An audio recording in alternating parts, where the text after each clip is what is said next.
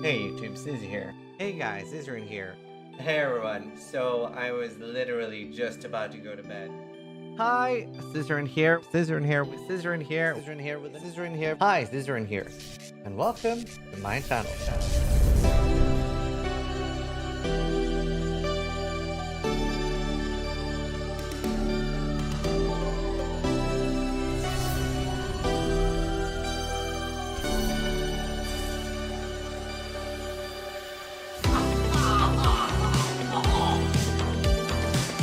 Wow, that looks like my girlfriend. Sharks is the best one. Go away! Leave! I believe in Sharknado, and you should too. Vote Sharknado to go away!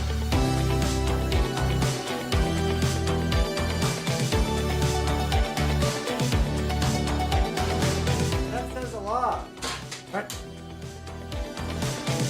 Excellent Gauntlet will be hell on Earth? Yes. Yes, it will.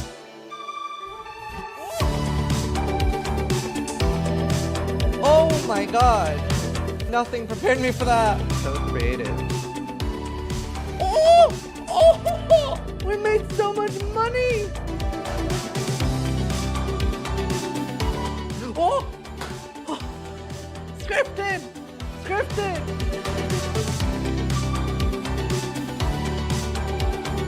That's our card! That's our community card! We made this!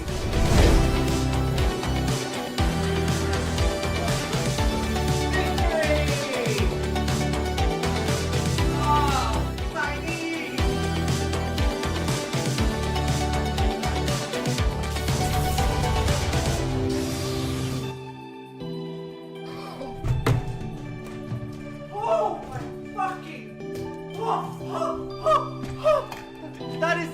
Oh my... This is the undisputed best axe in the game! For Duelist! For Banquet! Fucking Banquet! Holy shit! Oh. I have a cat. Hi. Oh, she's being so cuddly.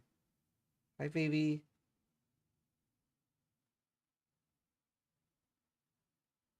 How are you guys? Oh, she's lying on my lap now. Hi. Thanks, Dudley. Hi, Ziz. Hi, cat. Hi.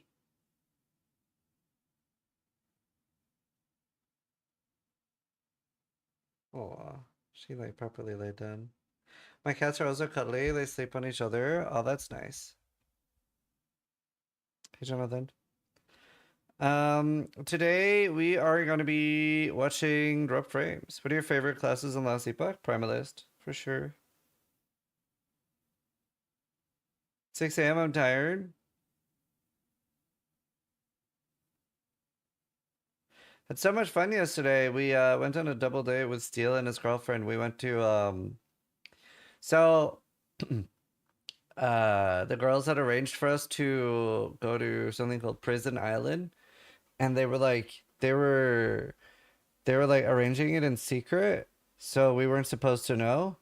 But I was like randomly going through my bank account. I was randomly going through my bank account to like cancel subscriptions and stuff that we don't need. Like I do that now and again, just good habit. And I saw that it was like a bill from Prison Island, and I was like, huh?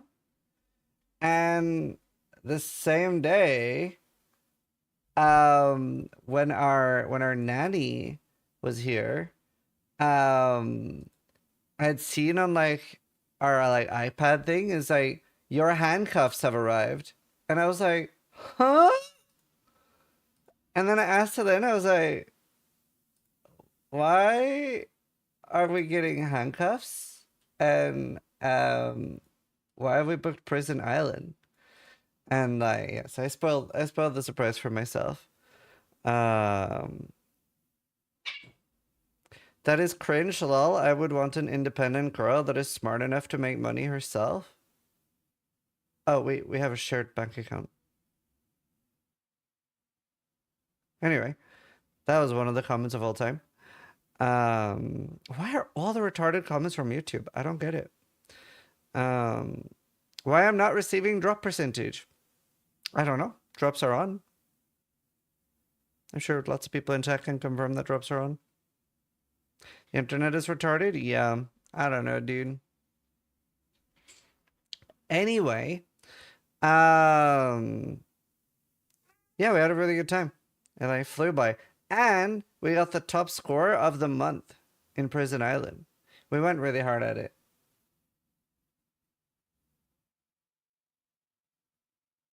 We're still getting used to this whole chatting thing. I apologize on behalf of my YouTube friends. That's fair. Drops are still off in PoE too? No, there are no drops on YouTube. There will never be drops on YouTube. That is a Twitch feature. I mean, never say never. I mean, it's something YouTube should do. I am in chat and can confirm drops are on. Source, me.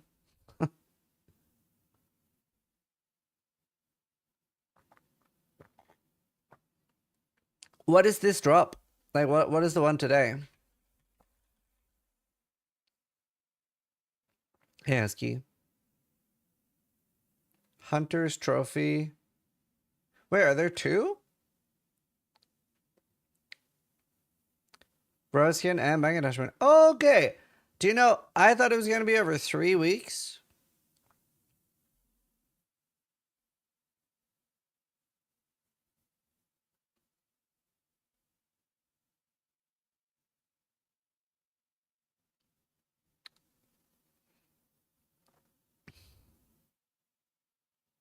Last Epoch's gonna have drops too? Yeah, they have sub-gift drops too.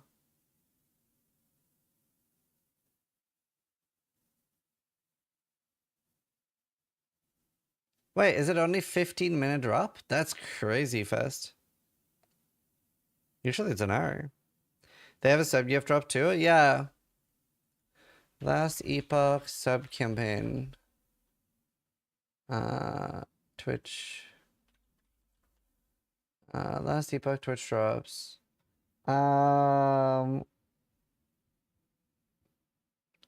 When you subscribe or gift a sub to your favorite streamer, you'll get an exclusive Heal Cosmetic Corrupted Maelstrom. So the Cyclone skin is from subbing to a streamer.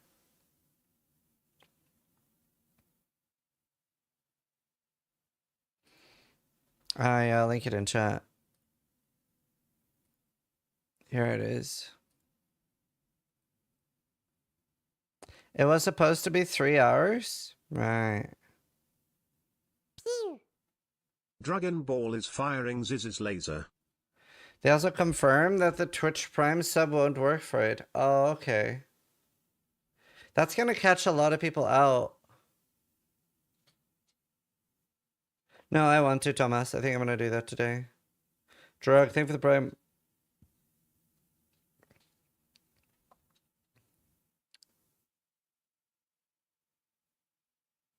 I'm gonna have to have like a warning that Prime doesn't work. Oh, okay. I thought you were cuddly, but you were playful. Rucon just resubscribed for Has 2 Prime months. ever worked for sub drop things? I don't know.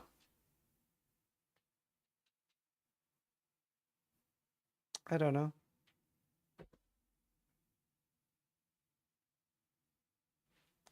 Do we have like a preview of what the Cyclone thing looks like? Yeah, that's fair, Evan. Actually, I just watched this and it was much more in depth than I would have loved. Cool. Yeah, I've played Satisfactory. Yeah, Aria. Renukian, thank you for the sub, and Drug, thank you. Alright. Let me find dropped frames. Dropped frames.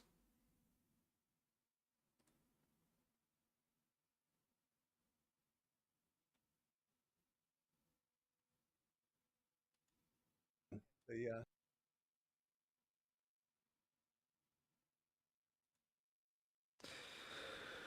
Okay, I found it.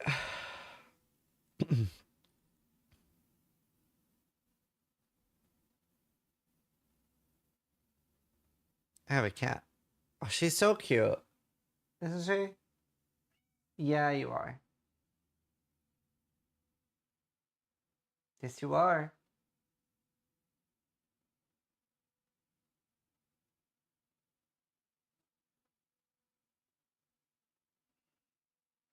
How do I make augment orb show us a stack on drop instead of 4 individual augments? That only happens when they drop us a stack.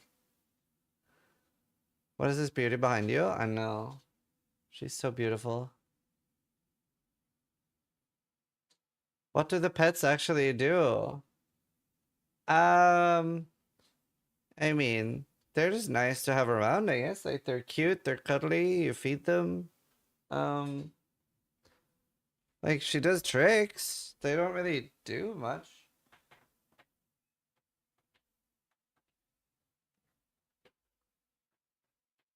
Like, she plays fetch. Sorry, PoE2 pets? Oh! They, like, yeah, same thing. They don't really do much. They just run around, get you killed, provide visual clutter. They're pretty much the same, except you don't have to feed them. Hi, Luna. She keeps bringing me this. It's like, hey, Luna. Okay, here you go.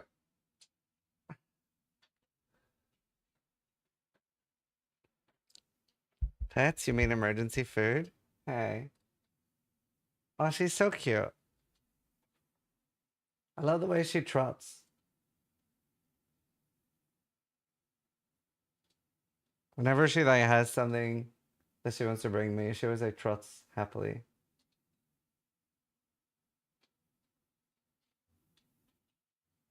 She's so playful.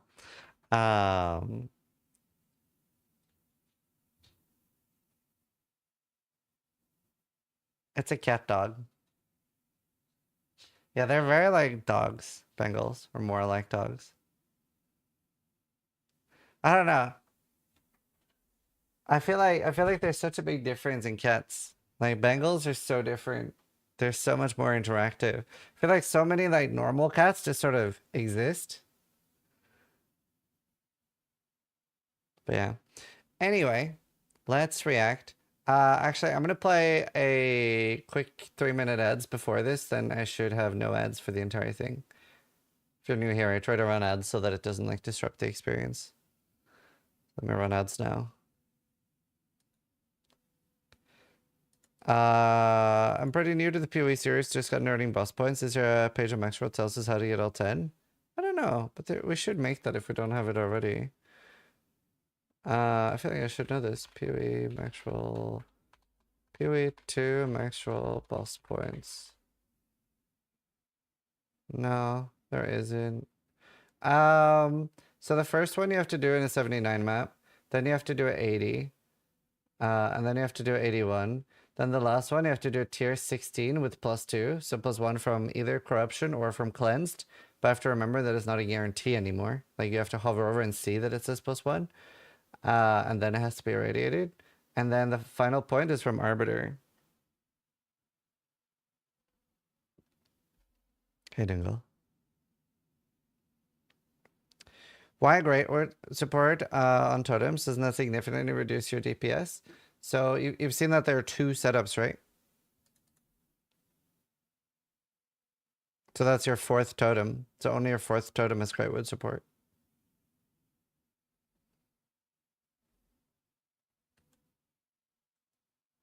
I'll write something in the notes about it too.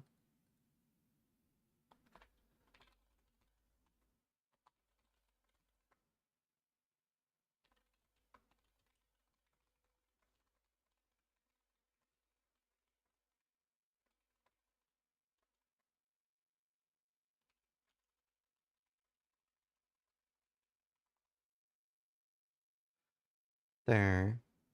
No problem, spicy. All right.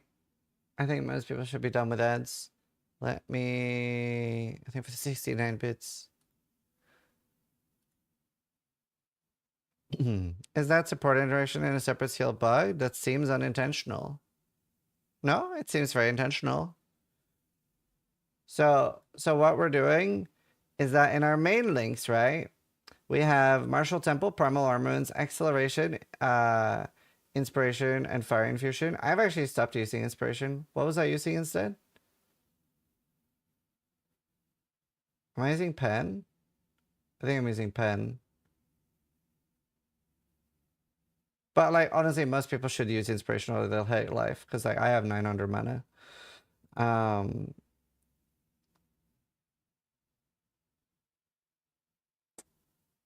thanks, Housie. Appreciate it.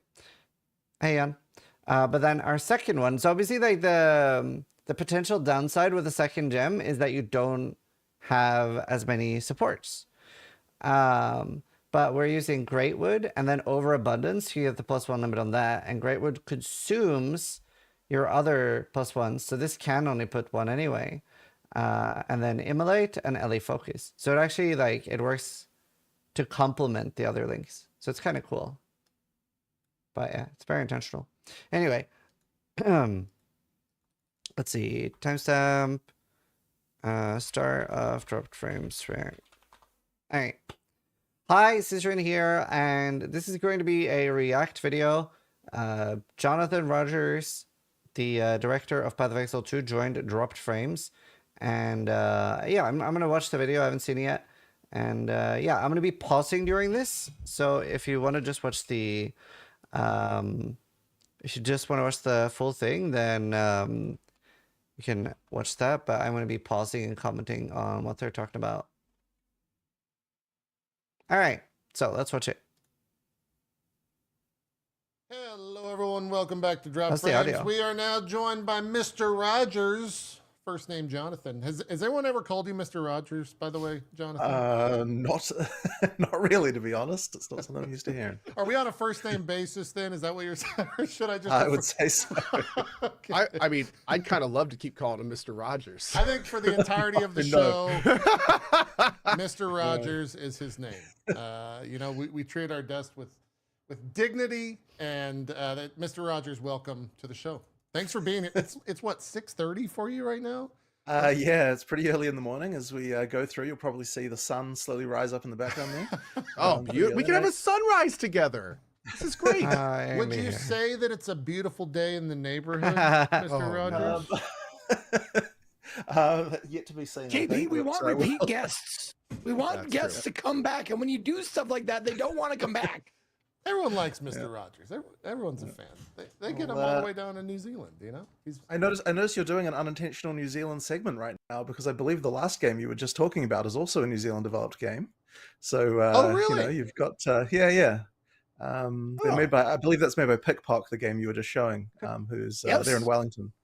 So you've got your thematic segment going on here. Fantastic. Yeah, it was all planned for. Luna just hit F11. Who are those guys? They're all streamers. They've all... I don't think Zeke plays Path of Exile much, but he's a really cool dude. Does a lot of presenting. JP does like a lot of different games, including quite a lot of PoE. And Ko is like one of the biggest... Everyone knows Ko. He's like one of the biggest variety streamers on the platform. But yeah, they're all very known. Twitch does a lot of like Twitch presenting and stuff as well. They're all really cool. So this is a podcast they've run for years now. I've been on it like 6 times. They're really nice. From the start. Jonathan is the game director of Path of Exile. From the start. Yeah. Ignore those. Oh, reallys we just said. That was all part of the part of the show. We're gonna edit them out in post. We'll find. I don't know if you know them personally, but they were in my chat. One of the devs was in my chat while I was playing the game, and they were delightful. Oh wow. Awesome. I do know Mario, who's kind of the head of the studio. I'm good friends with. So. You know Mario? Nice. From the Mr. Mario from Nintendo. Cut it. Stop. I thought he was Italian. He's from New Zealand. JP, stop. Jonathan, we are so sorry. It's okay. Okay. All right. So anyway, you work on a game or something? Yeah, Jonathan, you're the co-founder, game director on Path of Exile 2. Give me like the quick and dirty of. Should I have had more jokes like this at the start of my podcast? I was like so serious. I was so focused on like getting questions. Maybe I should open with like 6 dad jokes. No. Of how you came to be at GGG, Grinding Gear Games, and how you are in your current role. If there is a quick and dirty of that. Yeah. So effectively, well, as you said, I'm one of the founders of the company. I was a founder right out of university. I was friends with my best friend at the time, and still the case, Chris Wilson. He, we just were like, we absolutely want to make a game. How cool is that? Like making a game with your best friend, and it just literally redefines the genre that you love. How cool is that? We wanted to make what we definitely referred to as a sequel to Diablo 2. We were just like, no one's making this. We need to do it. We just no one's making this. That's so formed funny. a game company to do it. That's really the long and the short of it. To be I love how Path of Exile like started out really cordial with Blizzard, and now it's just straight up like throwing shit at them because like Blizzard's just being so shitty back. That's so nice. Cause like I feel like it started with the Einar line, and then at some point, Chris was like, "Diablo Immortal's not really a game." Oh, good times. Fantastic. So been there. How many years is that then at the company? Oh, I mean, it was 2006, so I suppose 19 years. Don't do the math. That's, and now we're all old.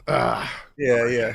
Actually, I realized recently that our company is more than half the age of the internet, which was kind of like a terrifying realization I had the other day. I thought Mr. Rogers is supposed to bring like happiness and joy and a feeling of goodness to. Okay. And the chat goes aware. Oh man. Aware. Okay. I mean, honestly, an even more terrifying thing the other day is I was talking to someone. Sorry, I'm not going to have this digression right now. The other day, Get all out. Yeah, I was talking to someone in the studio, and I made a reference to Jurassic Park, and someone didn't understand it, and I was like, "How the hell do you not understand a Jurassic Park reference?" That's sad. Oh no. Actually, though, that is crazy. Like, by the way, actually, I was kind of sad with my wife about this, because she, so my son loves dinosaurs, and he was watching Jurassic World, like the first one, and I had explicitly said that, like, first off, I wanted to wait till he was like 6 or 7 with Jurassic Park movies, and she's like, but it's not a Jurassic Park movie, and I was like, all of them are Jurassic Park movies, because I want to be there when we're watching Jurassic Park. But yeah, she ruined it. Nah, like she like the first 3 are, well, the first 2 are Sanctity still. But yeah, he's like definitely gonna watch that by the time he's like 6. You'll probably get a kick out of this, Jonathan. In so many games, including the most recent one, KCD2, on the like savior schnapps, there's an icon of a floppy disk to represent saving. Yeah. The amount of people that have no idea Yeah, that's crazy. what that reference is for, just zero. Yeah. Anytime they see the save icon, they're just like, that's just some weird icon game devs use for saving. It doesn't mean anything. Oh, okay. Awful. Awful. Right. Jonathan, what games did you grow up on? I guess is where we'll start. Like, and specifically, what games outside of ARPGs? Because obviously you had a strong influence from ARPGs, right? Just a little. Just a smidgen. I mean, it's honestly a variety. Like, people have often asked me, like, what are my favorite games of all time? And it's like a really hard question. I'm trying to think, like, the really standout ones might be like StarCraft and Warcraft, but also like Half-Life, like absolutely. Quake, definitely. Final Fantasy 7 and through 9, like these were games that I loved growing up. But also like Spyro and Crash Bandicoot and this kind of thing as well. Like, it's kind of like a huge variety of different kind of things that when I was growing up. I mean, a lot of shooters as well, like just first person shooters. Like I played a lot of those. I mentioned Half-Life specifically because it's like the real standout, of course. But I honestly, I wish there were more single player shooters is a serious thing in this day and age, because like that's something that it's a genre I honestly miss. Yeah. But like that. Just all kinds of things really. So I just heard GGG is going to make a single player shooter. That's what I was thinking. Correct? That's I what don't I think heard. so. Honestly, that is probably not even you slightly play in as my Sin, wheelhouse as far and as you're skills are going to go concerned. and just blast everyone. It's going to be fantastic. Coming soon. Well, that's Path fantastic. of immersive shooting. Yeah, yeah, that's fantastic. You've had, let's say, a busy first week after the Point 2 launch. This is, I guess, the start of your Monday, right? The start of week 2 of the new patch. I hope you got some rest over the weekend, first off. And I feel like we should just start with, so how we feeling? Yeah. How we doing? Well, I mean, it's been a week for sure. And it's like, I would definitely say we've never had, so we've had a few cases that have been close to this, I would say, in the past, in terms of the community being very unhappy about a lot of things. But this one was certainly taking the cake as far as that is concerned. But I mean, at the end of the day, the response is always the same thing, right? Like, we hear what people say, we try things out, we see if we, what we agree with, and then we try to find solutions that are going to fix, any kind of problem that the community have, and we keep on doing that. We keep iterating. I would say one of the things that that's been going on this time is there's certainly like an urgency at the moment to feel like, okay, we have to make sure that everything we're doing, we're like telling people that immediately. What I should have done is put myself up here and have white text under that says like Zizaran and like reactor. So we certainly wouldn't post like patch notes every day normally. So normally, of course, that stuff's sort of happening in the background. But we really wanted to make sure people are understanding the fact that we are kind of like looking into these things and improving things.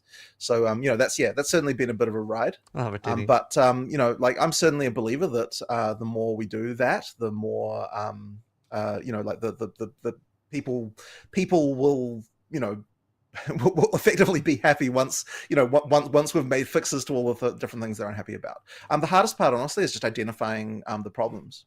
Right. And I think. Interesting.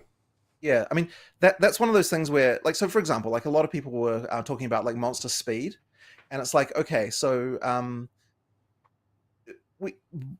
when people are talking about that, they're talking about getting swarmed by monsters, right?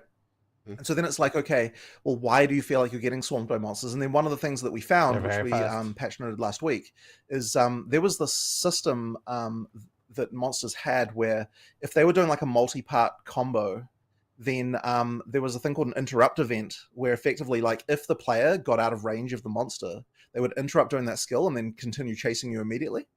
And that means that effectively you didn't get a chance to kind of like if a monster starts attacking, like they're doing like a sort of 3-hit combo, they'll do the first one, you'll be backing off from that, and then they'll immediately start running again and then immediately start the combo again. And so that kind of thing just makes them feel incredibly frantic. They're like just like certain monster types that just have that real frenetic kind of frantic feeling. Yeah. And so we disabled that on almost all monsters as an example. And like immediately it's like, now when you're fighting those monsters, like even though like we haven't changed the speed of the monsters per se, we just found the thing that made them feel. They did also change the speed of the monsters, right? Because like a lot of monsters will have a walk animation now after attacking. So I believe they have also directly changed the speed of some monsters, right? Like there's a big difference between running and walking. On some of them, yeah. I haven't done the campaign yet, but I'm hopefully doing that later today. Ultra fast as you're fighting against them. Yeah. And it's kind of like it's really just a continuous sequence of like finding things like that.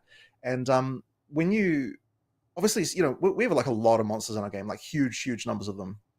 I mean, the eventual count of monsters we will have once we exit early access will be over 700. But even now, I think we've got over around 400 or something like that. It's like a ridiculous number compared to what most games have. And so it's like, you go back to some of these monsters and it's like, I don't even remember what was going on with this monster when we developed it. It's like this was a while ago. Like I don't know what's going on. So the monster guys kind of have to have a look at these things and sort of refresh their memories and like, okay, what the heck is it? How's this thing even set up? Like, what's even going on with this thing? Yeah.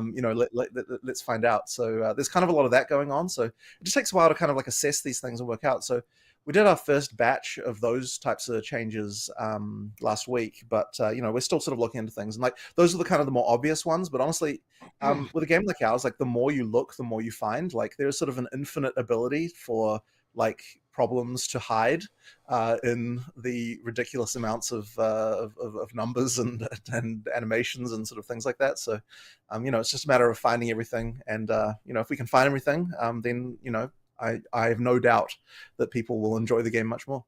That's good. Is that Speaking of Go ahead, Zeke. Just speaking about those monsters, I'd be interested to learn is there like I wonder if there's like a shorthand, you know, like for the like certain groups of monsters like Bruce, Chad, Doug, like these are the monsters like that, like so you don't say like epic beast from the hell pit of blah blah blah blah. So you just say like that's Dan or that's They Chad, do have internal you know? names. I don't know if Dan is one of them, Oh, but damn it. they do have internal Sorry names. and now.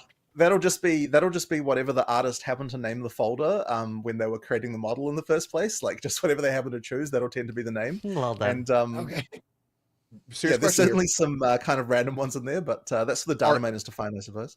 Are any of them hilarious? yeah. Is there a Chad? I'm sure they are, but I can't think of any off the top of my head. I think at some point, so in PoE 1 actually, Dan, the harbinger of hell. some of the like the boss of Act 3 is just called Pope.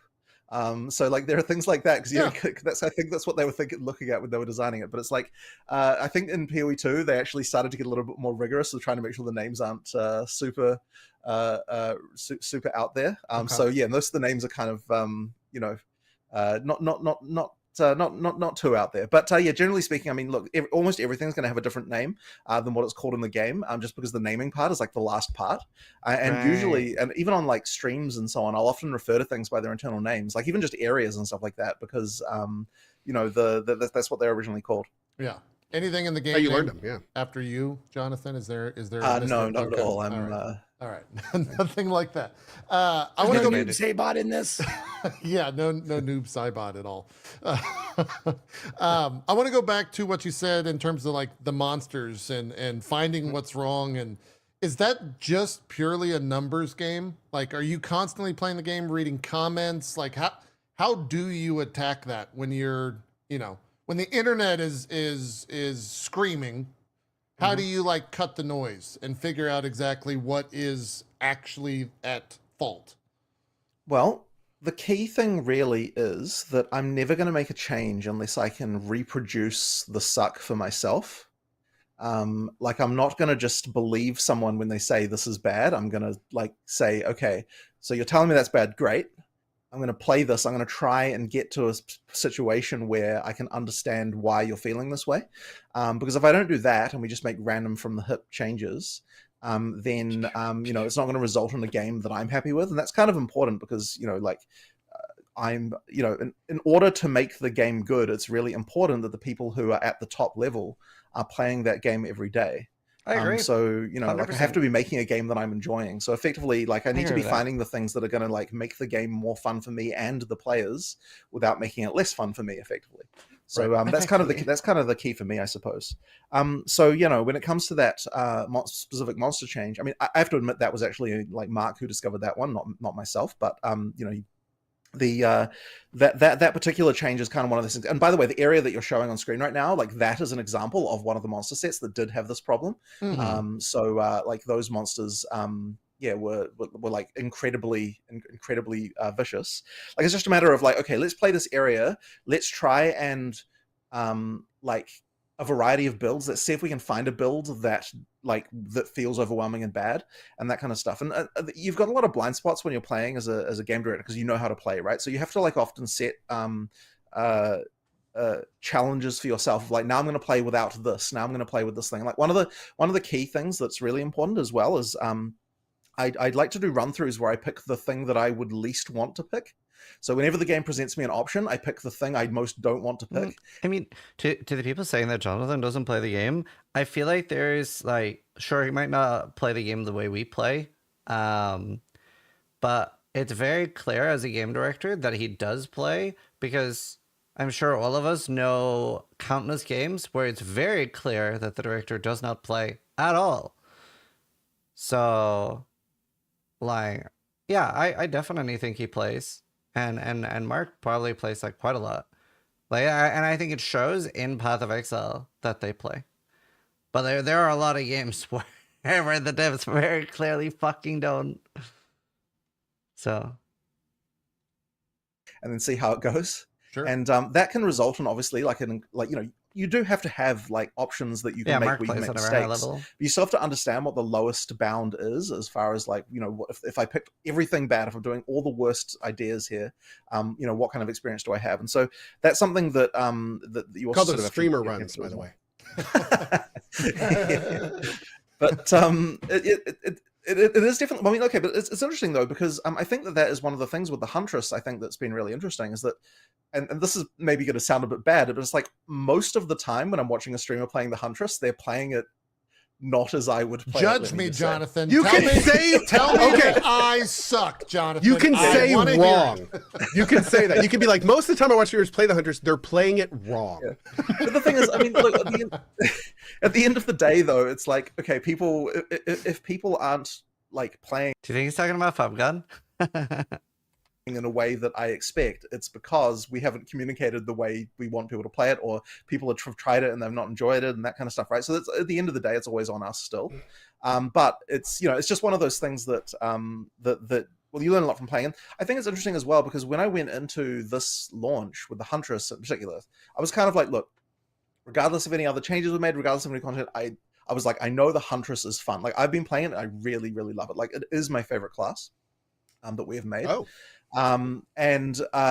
You know, so then that kind of then took me very by surprise when there were a lot of concerns about the Huntress at the start. It really comes down to those sort of play style things, right? Where like Comes down to combo gameplay. you know, with the parries and the and disengage, like the whole like sort of in-out gameplay style. Like I was really, really enjoying that, and a lot of our staff are as well, right? Like we've got a lot of people who are like, yeah, man, this is really awesome. Like it's got a sort of feeling of action that we haven't had, you know, like from the other classes to the same extent.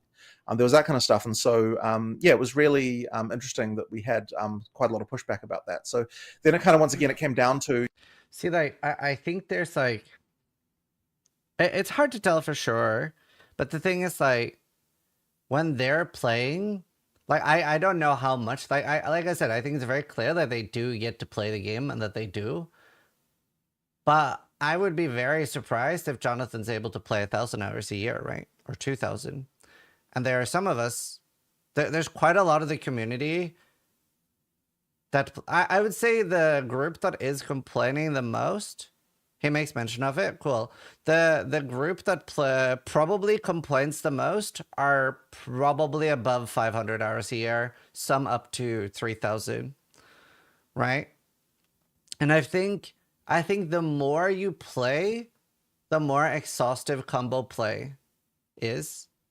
The closer you are to 3,000 hours, probably the less you want to do combos every time you're killing monsters in maps. Whereas like people that are on the more casual, right? Like for example, right? Like my wife doesn't complain about 0.2, and like Gingy, she's completely new to Path of Exile. She wasn't complaining about 0.2. I think most casual players won't. My wife hated it, and she plays 200 hours a year. Sure. I'm just saying as like a general memo. Because I agree with what Decapod said in chat. Meaningful gameplay is exhausting, and I think it can be. Do they ever answer if PoE 2 is ever intended to be played that much? Not exactly. I didn't get a clear answer to that, I feel. You know, like we need to try the play styles that we're not trying. Like we need to, I need to try doing things that I wouldn't otherwise try, and then find out why, if those things are the problem. Sure. So out of curiosity, and this is going to sound like a basic question, but I'd kind of love your thinking on this.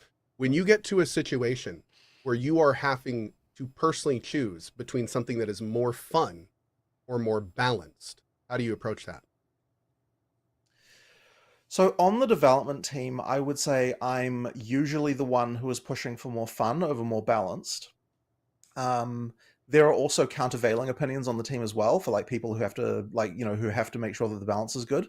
And it is important. They're probably like, no, stop having fun. Balance. That's not the way that I would look at it, but it's kind of like, so I mean, a lot of people are saying cap right now, but I think that's, I think he's correct. I think he's just having fun differently than a lot of people in chat are.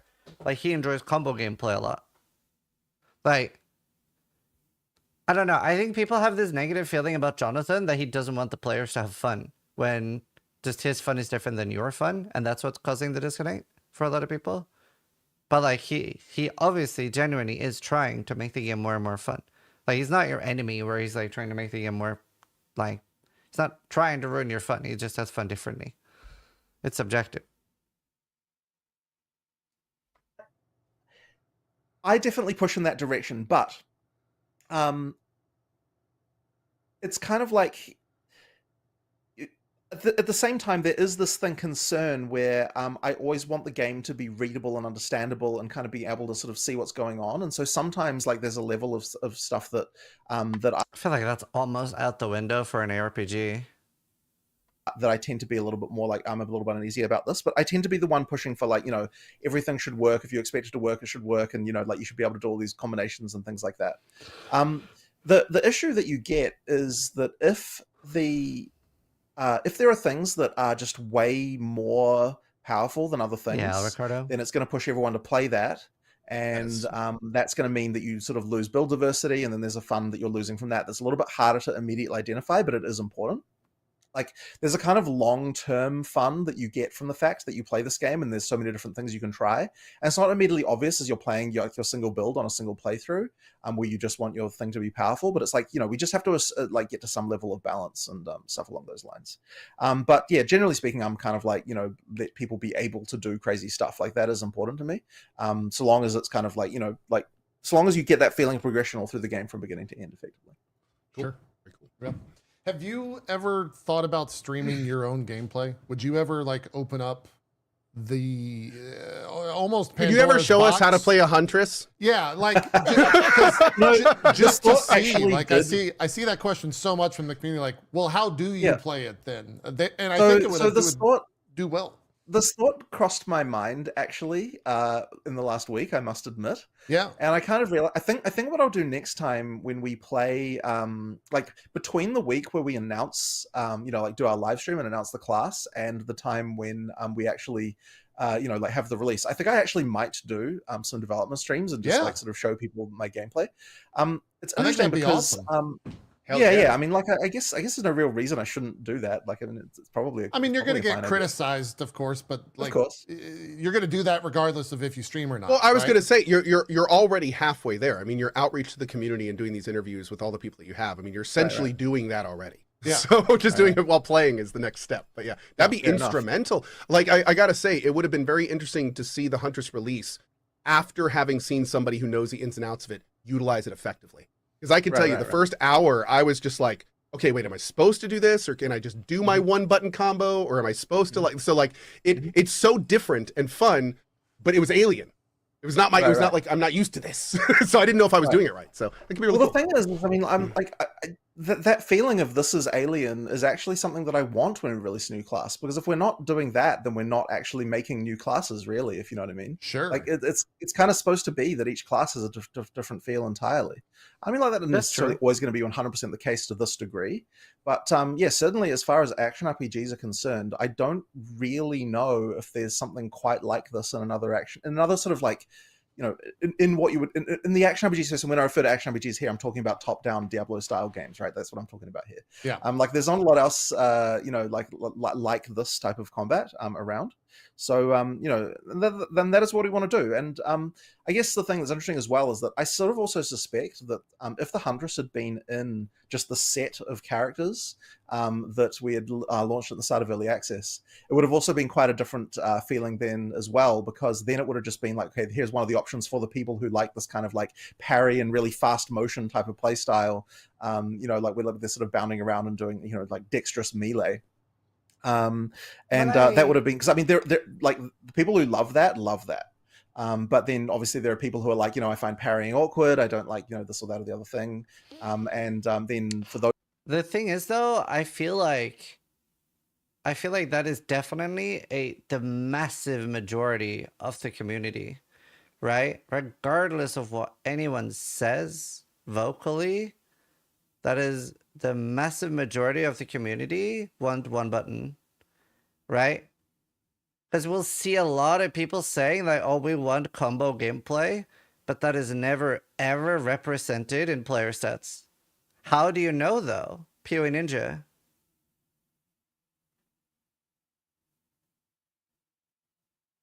Literally, just look at PoE Ninja. If combo gameplay was so wanted, then it wouldn't be that like 80% of players are playing a one button ability.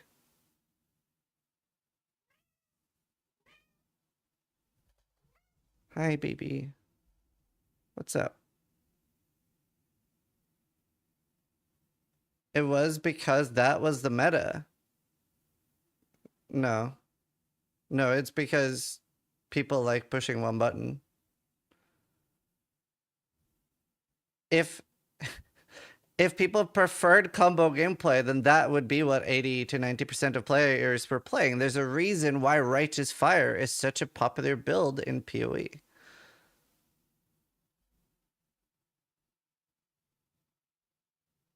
It's literally that simple.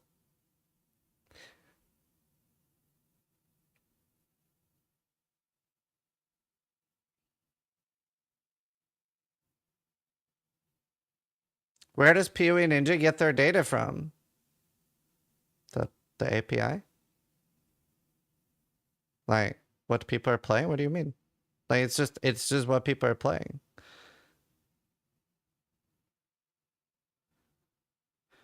PoE Ninja is not a great representation though. It is though.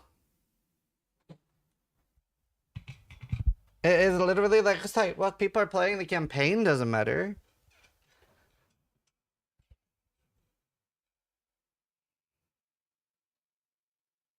That is like the majority of the like long-term players.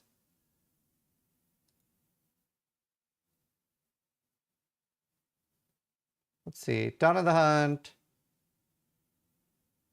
Like it's all the way down to level 78.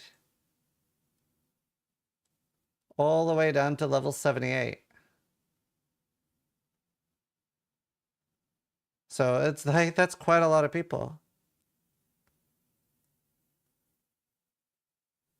Show it. Like 47% are Amazon, and out of the people playing Amazon, 90% is a Lightning Spear. On the class that is intended for combo gameplay, 90% is playing the one button ability. So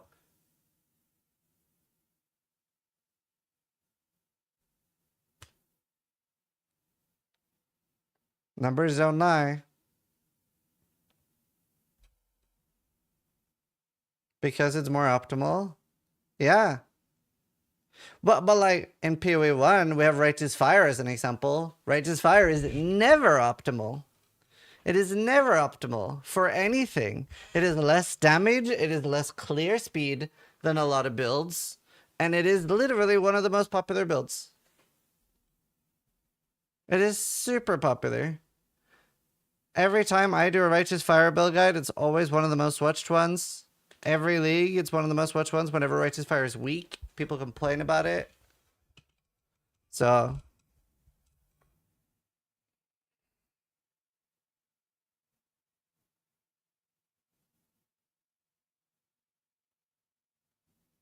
you know, so all the stats are indicating that like people don't love combos. There are lots of people that love combos. I'm just saying the people that prefer one button outweighs it. I'm so curious. How do you want to map only combo abilities? One button, please. I'm gonna do a quick poll. Because that's what it comes down to. Like nobody minds combo abilities for bossing. Nobody minds combo abilities for bossing. Right? Like there it's fine. That's where it shines. That's what it like ideally should be for.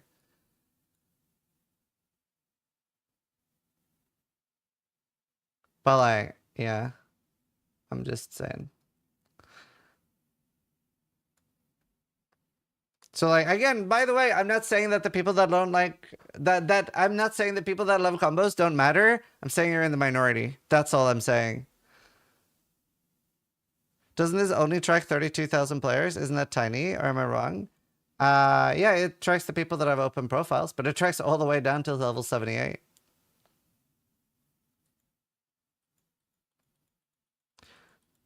Like for me and my perfect playstyle, the way I would want the game to be would be that like white and yellow maps should be pretty like chill brain off content. Red maps should provide more of a challenge, especially when interacting with breach and ritual and any actual special content. And then bosses, if it were up to me, bosses would be 2-minute fights. I think even on like, I would say like perfect balance for me would be like with perfect gear, you should never get faster than 30 seconds on bosses. And on average gear, whatever that is, it should be between 2 and 4 minutes. And on bad gear, you probably shouldn't be able to do bosses. That would be like my favorite balance for me personally. But like personally, I have no interest in setting up a fucking combo to kill 6 white monsters. None at all. I have zero interest. Zero interest in doing a combo to kill 6 white mobs. To me, that'll be exhaustive. And like, that's all we can talk about, right? All we can talk about is what do we enjoy? What do we want to do? There's nothing wrong with either. There's nothing wrong with the people that want to do like a 20-second combo per pack. It's just a different way to play. Go play PoE 1 then. So the reason you're seeing so much anger and outrage about PoE 2 is because we can't, right? There is no updates to PoE 1. And it's a game entirely built up around an update every 3 months. That's the issue. A lot of us would be. If we were getting updates every 3 months, we would be playing PoE 1. That's why so many of us are looking forward to May.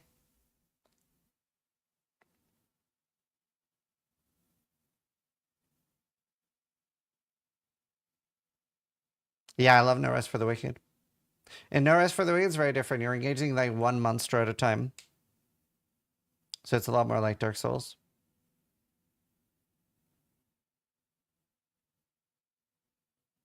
May is not happening. I'd be shocked. I wouldn't. I also like, I don't mind if it's pushed to early June.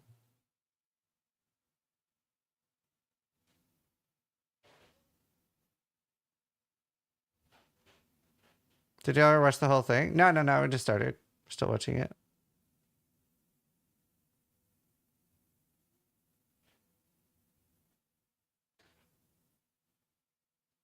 Bam.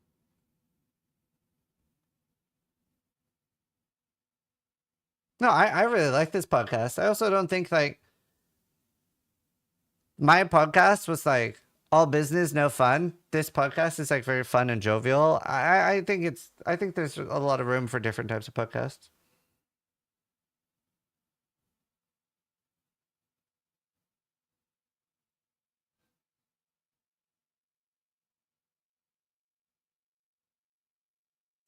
It's really hard though.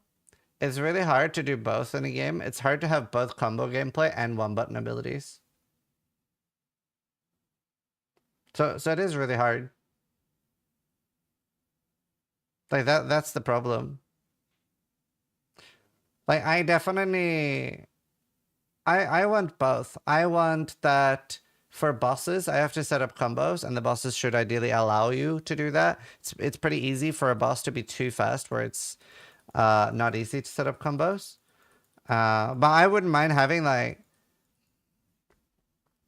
I guess what I would like is that map monsters have less HP and bosses have more HP, and that the damage of our characters is so centralized around combo gameplay that you effectively can't kill bosses with the one button abilities, but that they're fine for mapping. I think that would be what I would enjoy more.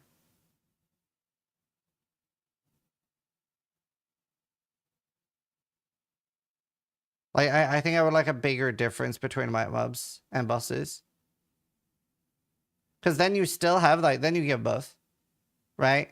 I have no problem. Like, I would like setting up, like, long, intricate combos. And, like, the longer it is, the more you get rewarded.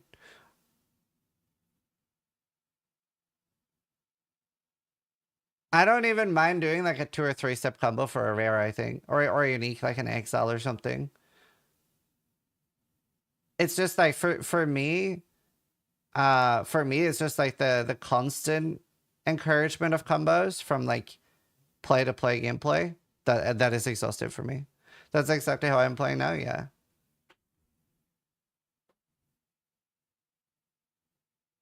But yeah, we'll keep watching.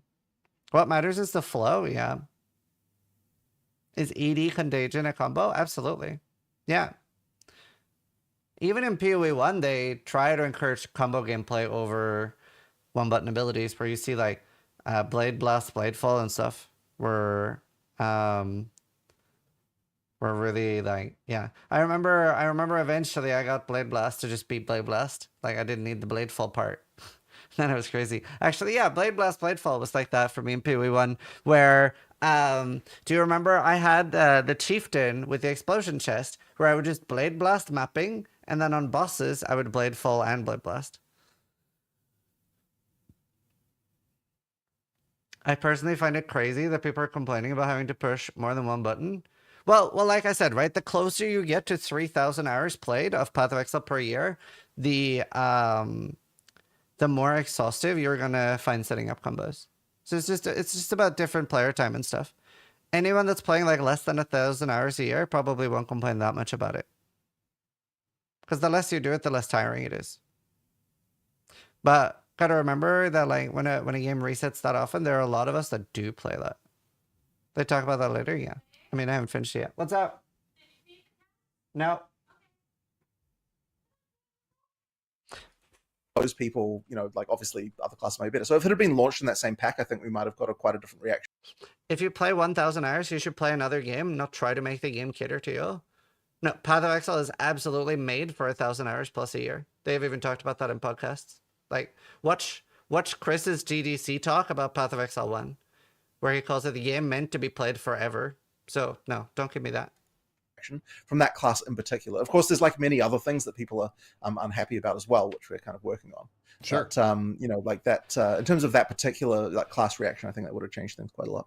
Yeah, yeah. You mentioned pairing, and as someone who has about 60-ish hours on the Huntress, currently tier 15 maps, I haven't parried since I was like level 10.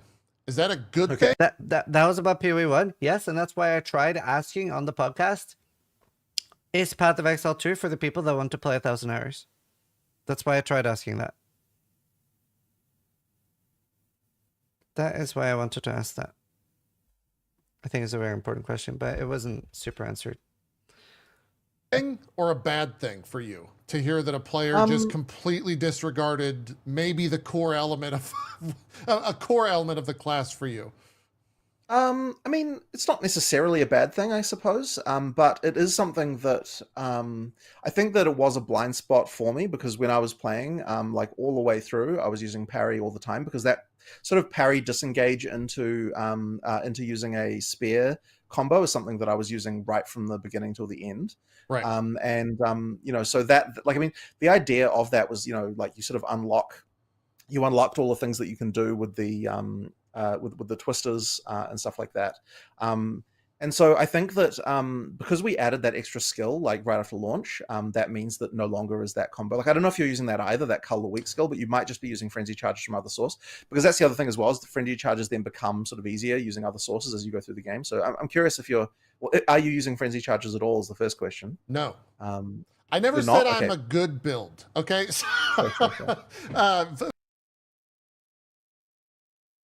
I almost, yeah, I don't know. I miss old charges. I want to rewatch that. Like that.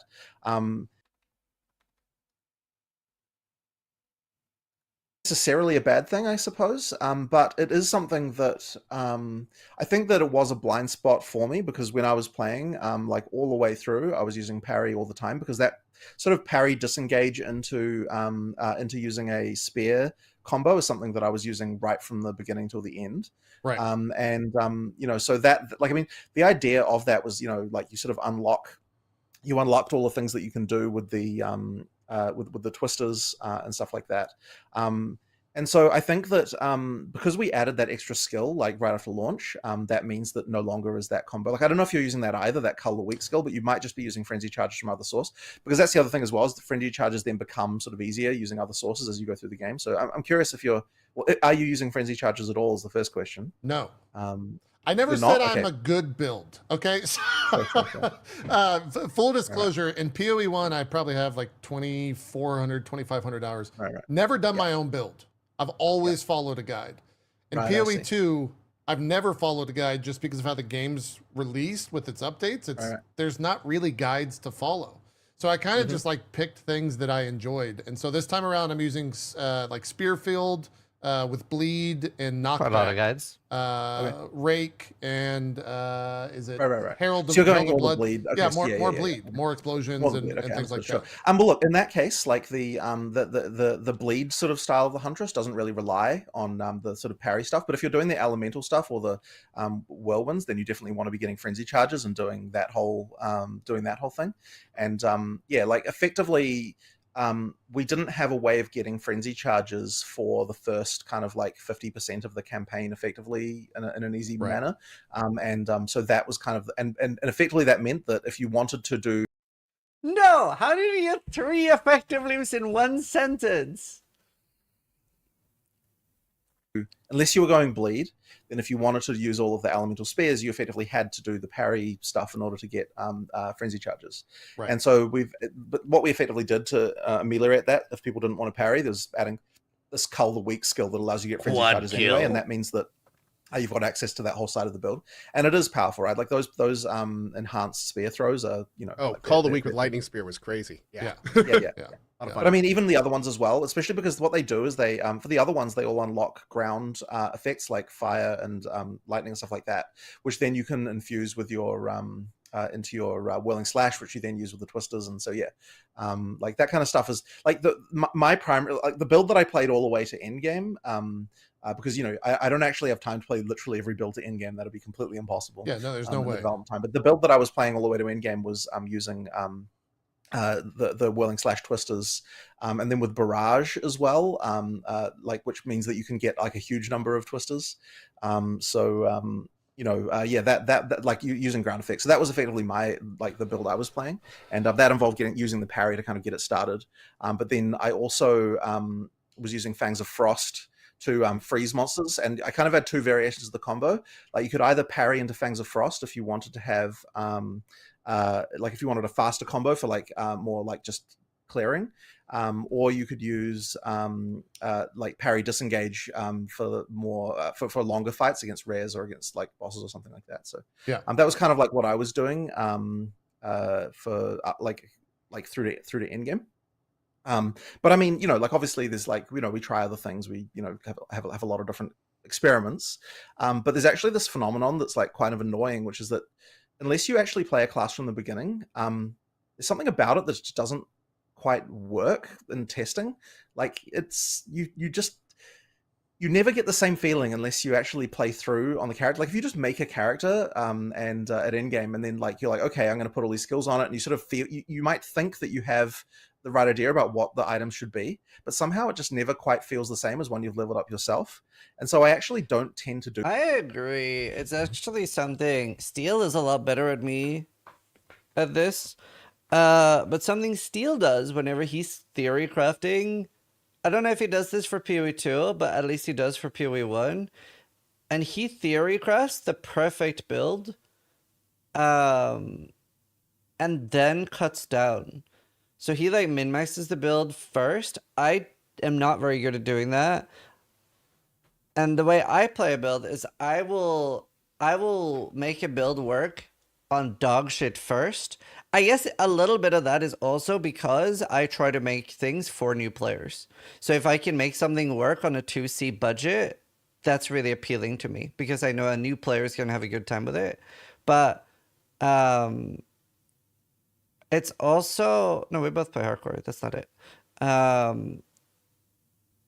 I don't know. It's also like hard to remember everything to min-max for every build. Whereas like whenever I'm playing something, let's say I'm playing something at like the 70th percentile optimization, then I'll be like, oh, I can get this. Oh, I can corrupt that. And I'll like, like it, I don't know. I definitely like have a hard time doing it the way he does. But yeah.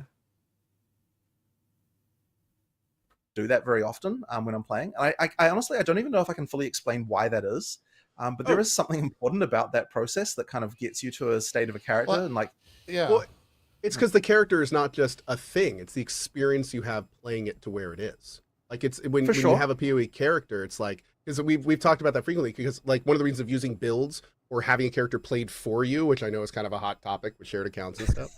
Thanks, Elon. But it's you know it's very much. I feel the exact same way. It's like a lot of RPG. You got to have the whole experience to understand every ability, every class. Now I know understanding it's not part of you, but still for it to be yours and your journey and everything, you kind of have to do it yourself. Yeah.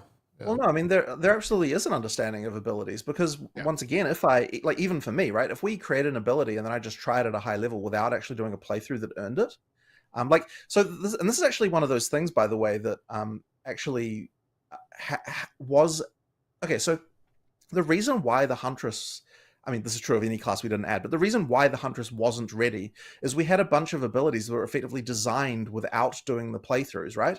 Like we would make an ability, like this is before, right? We would make an ability, we would put it in the game, we'd try it on a character that we had pre-constructed and be like, oh yeah, this ability, you know, like does this, right?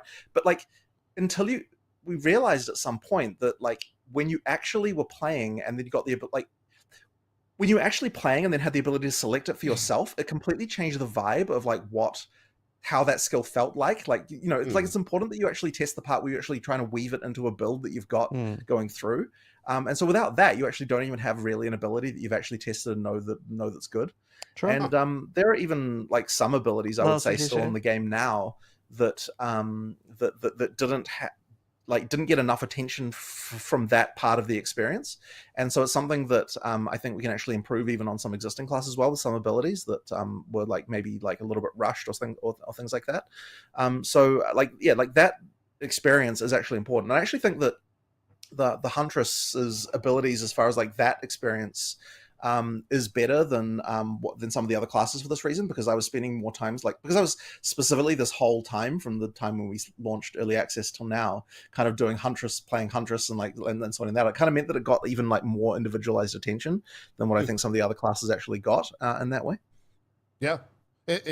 Would you say that's how you're going to treat the time between every patch moving forward? Did it feel like that was constructive enough and a proper way of spending your time? I guess is how I'll frame the question. Well, I mean, the issue with that, of course, is that I wasn't paying as much attention to other things that that were problems, right? Which is definitely a concern. Yeah. So I mean, it's interesting because I think that one of the issues that we had. Okay, so I'm gonna blame Christmas. This is what I'm gonna blame for all of our problems here. Oh my God, the war on Christmas continues. Oh no, here we go. Santa Claus, we're coming after you.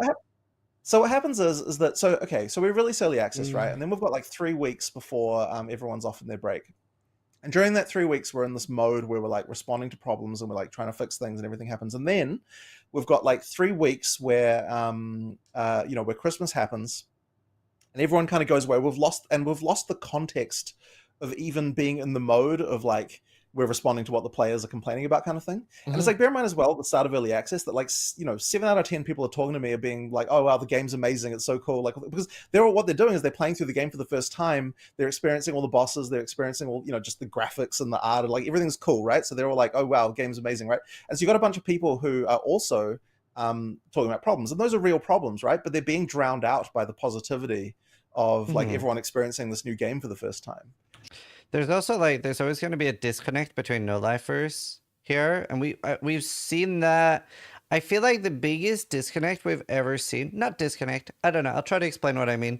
The biggest like difference here we've ever seen was at the start of Diablo 4 and the start of the PoE 2 launch, where a lot of the initial problems aren't like they're not instantly apparent. They're more something that happens after like 200 hours of gameplay for a casual player. Whereas like, so what we ended up seeing, Lost Ark as well. Lost Ark had this as well, where it ended up being like, it was different days on all of them, but anywhere between 5 days later to 3 weeks later, you would see that like the other player base would catch up to the no-lifers and have the same complaints. Whereas like in Lost Ark, you know, like there were a lot of people that were like, wow, honing is a very big issue. Like this is not good. New World as well. Yeah, that's probably not a bad example, but it's just like when you play games for a living and stuff, you'll get to that point faster. And then what ends up happening is there's a disconnect where people will be like, oh my god, streamers are out of touch, but it's just like they're just a few weeks ahead because we get to No Life. Because like in all of these games, I end up saying like later, like a few weeks later, I end up seeing like the general player base have the exact same complaints I do. It's just a little bit delayed, which is really interesting. Sure. And so like nothing that the players are complaining about today is something that people weren't complaining about back then. It's just that they weren't the loudest voices in the room at the time, and now they are. Right. So effectively, like you've got that thing, and so effectively, so after Christmas, right, we come back and we're like, okay, we need to get this Huntress out. You know, I'm going to focus all my efforts on getting this class out that we're doing, and by then it's like, you know, we kind of had our eye off the ball, as it were, about like what are the issues that are sort of happening in the community as much, because we're like, okay, are you calling us intellectually slow? No, I'm not. It's just streamers have way more hours to play games than games can ever be designed for. And like not just streamers, but like students and no-lifers too. Okay, we're focusing on this next expansion. Like that disconnect, I think, was a real problem between like those two time periods. And so this time, I'm actually, and it seems obvious, but it's like I'm actually taking time in the scope doc for the next patch. So I mean, we've obviously got a document which is like the scope for 030, right? Like we've got a document for that. We sort of know what we're planning on doing for that. We've got in that scope document at the very top, like, make sure the players aren't going to be unhappy about this. Make sure the players aren't going to be happy about this. And like, just like, here's like 6 things that we just want to make sure, like, we're actually doing something about this, you know, as we're considering, like how 030 is going to come together, so that we don't kind of make that mistake of like kind of forgetting about all of the things that are sort of outstanding issues, as it were. Mm-hmm. And so, you know, I think that shouldn't be a problem again next time. But you know, yeah, like I guess that's kind of like the main thing, right? It's just making sure that we don't like forget about the fact that as we're making content, that we also need to be, you know, like addressing those kind of like underlying issues as well. So yeah, that's kind of what we're doing there. Yeah. Speaking of like getting negative comments and negativity generally, when you're making a new addition, a patch, whatever you want to call it, to the game, like, do you have like a meeting with your crew that's like, okay, this is going to make some people mad, so we're going to batten down the hatches and we're going to weather this storm, but we'll come out the other side of it because in the long run, we all believe. Also, someone said on YouTube, off topic, but are streamers overall ruining games experience or making them better? Streamers are a net negative on gaming for sure. Believe that it's a good change. Like, is there a lot of that shit happening? I wouldn't say that it is like that exactly, except for okay. Well, so so here's a discussion that we did have. So effectively, so when we launched early access, we had a whole bunch of things that were out of control as far as like balance is concerned. Like there were just some things that were just trivializing shit in a way that was bad. And so what we started doing right at the start was we started nerfing those things, right? We kind of was like, okay, this is early access. We're gonna nerf a bunch of things. And immediately we got like huge. Can you explain that, please? I wasn't planning to, but sure. I really loved playing games back in like 1998, 1997, where there weren't like a waypoint showing you where to go in every single game. You have to like talk to NPCs. And I've sort of like almost been trained out of that way of playing games. And like I remember like completing the Hoth level in Rogue Squadron in like 1997 or whatever. And I was the actual only boy in my village that could do that level, to the point where people would quit playing the game until I would literally come to their home and do the level for them. Like, there were no walkthroughs, there were no guides, there were no nothing. Like, games were that hard, and it was a very different experience. Like, you would miss so much of the game and then be really excited when you saw it and stuff. But like, I don't know. I think there are upsides to hi. My God, I love my life. I think there are upsides, but I think there's a lot of downsides. I don't know. Village hero moment. Yeah, I don't know. Will you share? No. I'm also gonna move my microphone away when I eat. I don't know. It's hard to tell though. There are a lot of good things too. Like, streamer communities is a really, really nice place, especially for like people with like agoraphobia, autism, and stuff like that, to be part of a community. Easier. So there's a lot of positivities. There's a lot of downsides, I think, to streaming. It's also like it's very hard to balance the game for somebody that plays 4,000 hours of games per year versus somebody that plays 100. So it's very difficult. What's agoraphobia? Fear of going outside.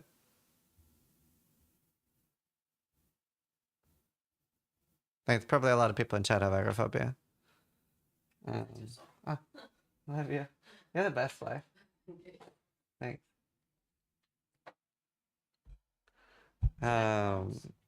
He's literally me. Well, I don't have it. I'm just saying it's a good thing. Agoraphobia? I thought it was agoraphobia.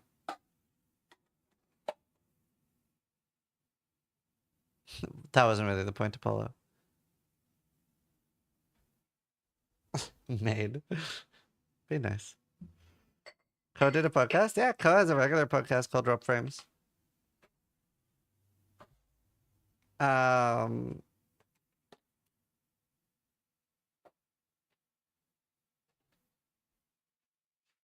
Would love to see a streamer apply their game smarts on play solving into real life. I don't think you do. I don't think streamers are particularly smart. We're kind of dumb, and that's why we're streamers. So I think we're sort of doing society a favor. Like, imagine some of the people you watch, imagine those being your doctor instead. You probably don't want that. Right? Like, you don't want me as your doctor. We're like, or imagine Quinn as your doctor.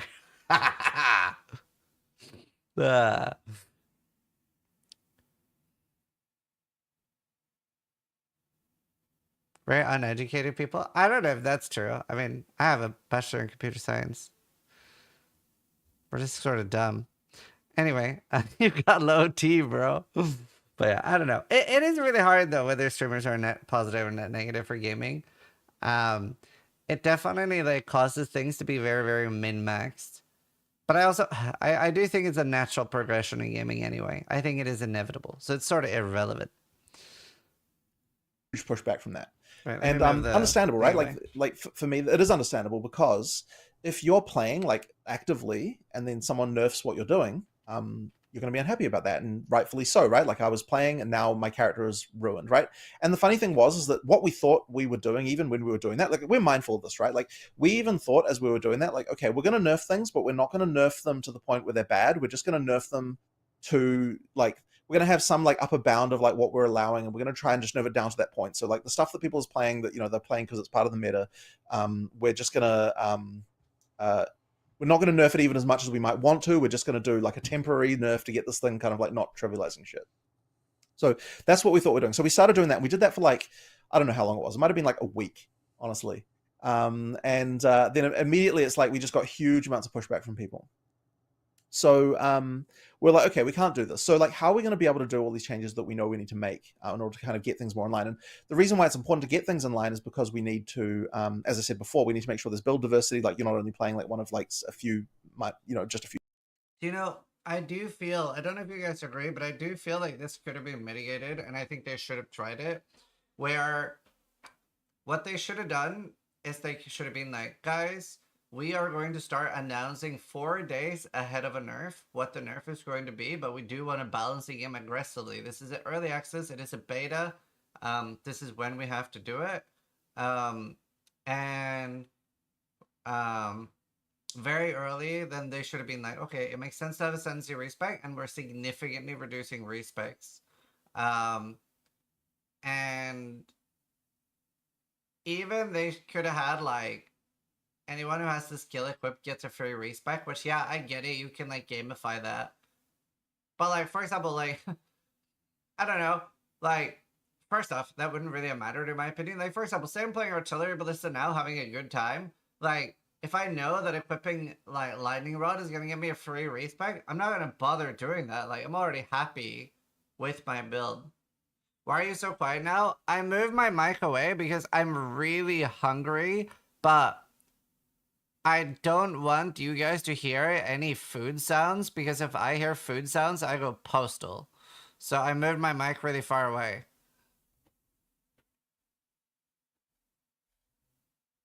Few things.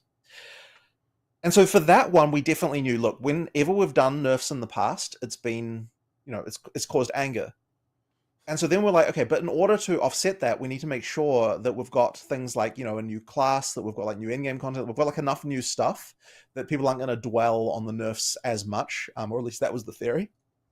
Now, in reality, there was a kind of an effect that I don't think I had appreciated before, that kind of now I think is kind of also another source of a lot of issues, which is that like we made a bunch of people who thought, and maybe this is going to come out slightly wrong, but like they thought they knew how to play the game, feel like that they suck now, and that is a bad feeling. Well, they learned right? one That's a thing really and bad then you feeling to give changed the someone, thing, right? Yeah. Right. So effectively, it's like there were there were a lot of things that I would say were.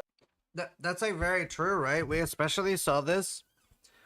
Fuck, I really wish you guys could have been at the LA event, because there was even more extreme. So this is pre-nerf of the version that launched, where if there's any Al-Kaiser viewers here, you guys probably have the best impression of what the game was about to be like. Where Al-Kaiser was sounding like he was a victim, right? Like, probably a lot of Al-Kaiser viewers have heard Al-Kaiser before launch. He was like, you guys aren't ready. Like, you guys have no fucking idea. And he'd just be like laughing / crying. He'd be like, you guys have no idea what's coming at all. And that's because like the early access launch, all of us were getting, like, by the way, I would say like the actual, so by the way, the early access launch was like 4 or 5 times easier than what we played at the LA event. Kaiser was talking about it yesterday. He said he had to grind for an hour before the Act 2 boss. Yeah. Yep. And that was like so, literally watched a clip of him talking about it yesterday. Yeah, that's so funny. Like, imagine, and by the way, this is on softcore. Even Kaiser needed to 3-shot white packs right now, yeah. But I mean, the LA version was rough. Because you had like me, Ben, Steel. No, Steel wasn't there. Me, Ben, Noogie, Havoc, Kaiser. We were all like, damn. It was rough. So it was very different. It was pretty different.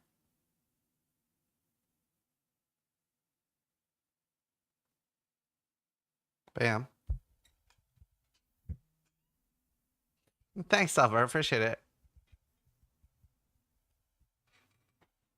That was fun. Like, you know, like, well, okay, effectively, any change can do this, right? It's like if you've got a thing and you know how you're playing a thing, and then we make a change where now the thing you were doing before sucks and is bad. Now your immediate feeling is like, you know, like, well, you know, that, like I know how to play the game, and yet this is sucking, so therefore the game is bad. And like, they're not necessarily wrong to feel that way either, right? Like, making people feel like they suck is a feeling that nobody is ever going to enjoy, right? Like, it's a feeling that is bad. So effectively, like, that is the thing that we effectively did to a bunch of people who were relying on the various things that you know, that were happening. Now the good news is that Now that we've gotten things into a much more sort of normalized place, as far as like, think like the outliers are not too crazy, like everything's kind of in a more normal place. That means that we can actually start looking at things from the perspective of like, okay, now we can buff things to make them more fun. We can do all these things, like we can improve stuff. But we did have to get to a point of like somewhat normalization on the balance. Like they did have to happen. And I honestly don't know if there was a way we could have done that would have been fun for people to experience. Like Yeah. when you nerf like everything players are doing, it's not going to be a fun time. Like it's just not going to be. So wait, based on what you said, hey Reddit, nerfs are done. No more nerfs. Oh, we're good. Yeah, sorry. Yeah. We've been notified. They're good. Yeah. There's definitely going to be more nerfs. Speaking of things that make me feel like I'm shit at the game, the Ascendencies, specifically the 3rd and 4th. How do you feel about those right now in the current stage of Path of Exile 2? Because for me personally, the 3rd one is brutal. Like I abhor doing it. I abhor everything about the process. I think that is mostly around monster work. So Ascendancy monsters. See, here I am a little surprised. This is a very this is a surprising one for me. Because to me, Sanctum is so easy in PoE 2. I'd say it's easier than Lab in PoE 1. So I'm shocked actually, and he's not alone, by the way. A lot of people say that. I see so many of my viewers struggle with it. Did you do it on melee? Yeah. I don't know if you saw Karn do it on melee, but he literally one-shot the last boss on melee on his first run. And it's like, I feel very disconnected from people here because I have so many viewers that hate it and struggle with it. He did say his build sucks. Yeah, I know. Karn is built different. Oh, yeah, I wasn't talking about Karn in relation to JP. I was talking to Karn in relation to somebody asking about melee. With like Hammer of the Gods.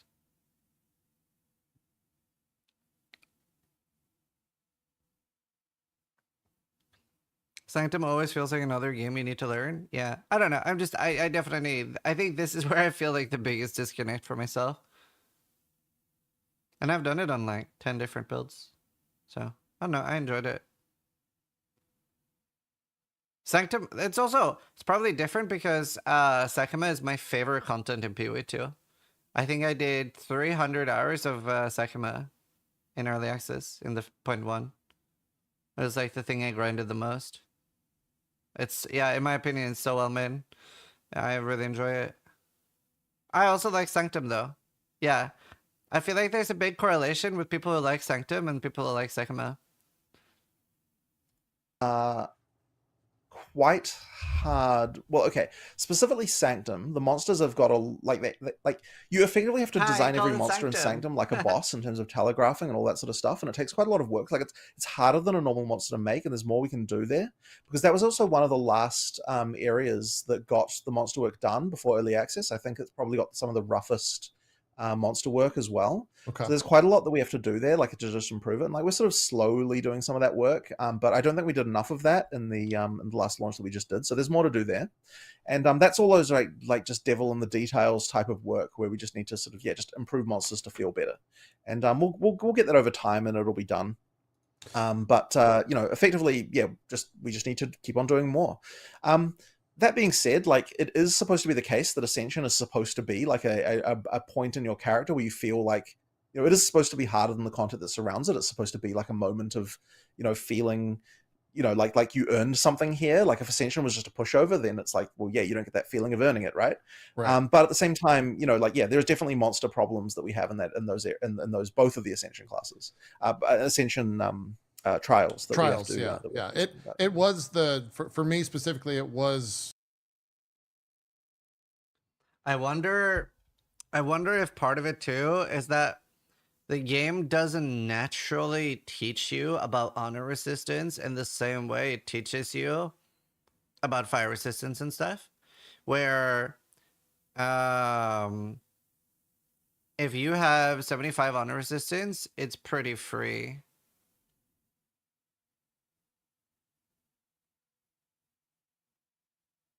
You know? He says that right after, right? I mean, I don't pre-watch the interviews before watching them. Make the third trial repeatable.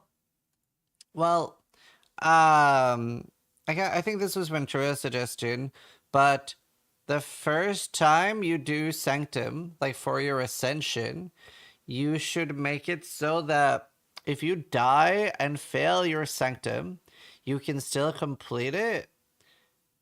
You just don't get loot from it at all. You lose all your keys, but you can still ascend.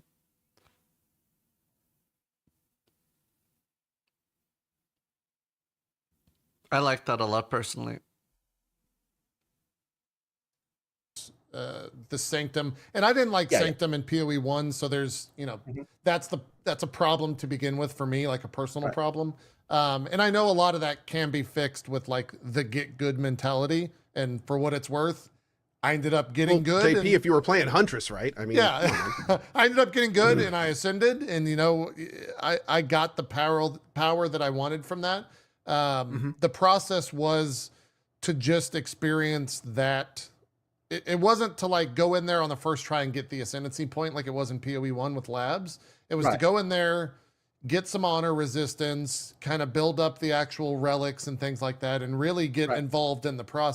Now, if you fail, you got to do it again. Yeah, I guess I try to be pretty, like, I don't mind that take either. I used to have more of that take. I used to be like more gatekeepy there and more elitist, but now I have like the fact that I'm pretty cognizant of the fact that I'm a hardcore player and I'm playing on hard mode, and I don't feel like softcore necessarily needs to be difficult. Like, people are choosing easy mode for a reason. So that's why I'm like, I never feel the need for softcore to be extra hard. Process, and then I ascend. Is that always going to be that process to where you, well, how many runs, have to build up to how many it? runs did it take is the question I have for you. 4, with one of them being under leveled because I was just farming relics. Right. I would say that, I think 4. like, I would say 2 or 3 is more than what I would want for the third ascension. Well, to be honest, probably for the first few, like that sort of 2 or 3 kind of zone is kind of more what I would expect. Is right, but it obviously it sort of is dependent, right? Like a good player should be able to do it in one once they know how to, you know, once they know how to do that stuff, or they know what the build is like. And that you sort of mentioned it. Some of those mobs just are brutal, like the sandworm mobs. Those things destroyed my honor, especially if I'm fighting like a rare summoning portal or something, and you know, having issues killing them in the first place. Blah blah blah blah blah. Yeah, some of the monsters are just brutal. Yeah, I mean, it just comes down to like individual cases and that sort of stuff. Like, we just have to make sure that they're all good. And as I said, we've got so many monsters that it's like hard to even, you know, like it takes a long time to go through this stuff. Yeah. Okay, that makes sense. That makes sense.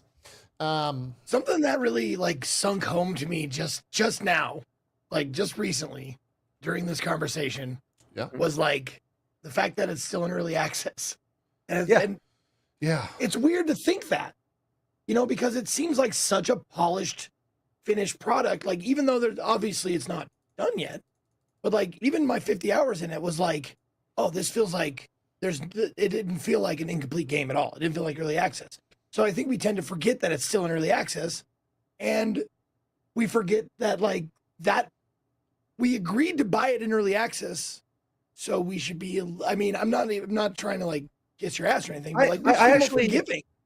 Right? I actually don't fully know if I even agree that because a player, like, we don't have any right to a player's forgiveness, really. Like, at the end of the day, like, people have the experiences they have, and we just have to live with that. And it's like,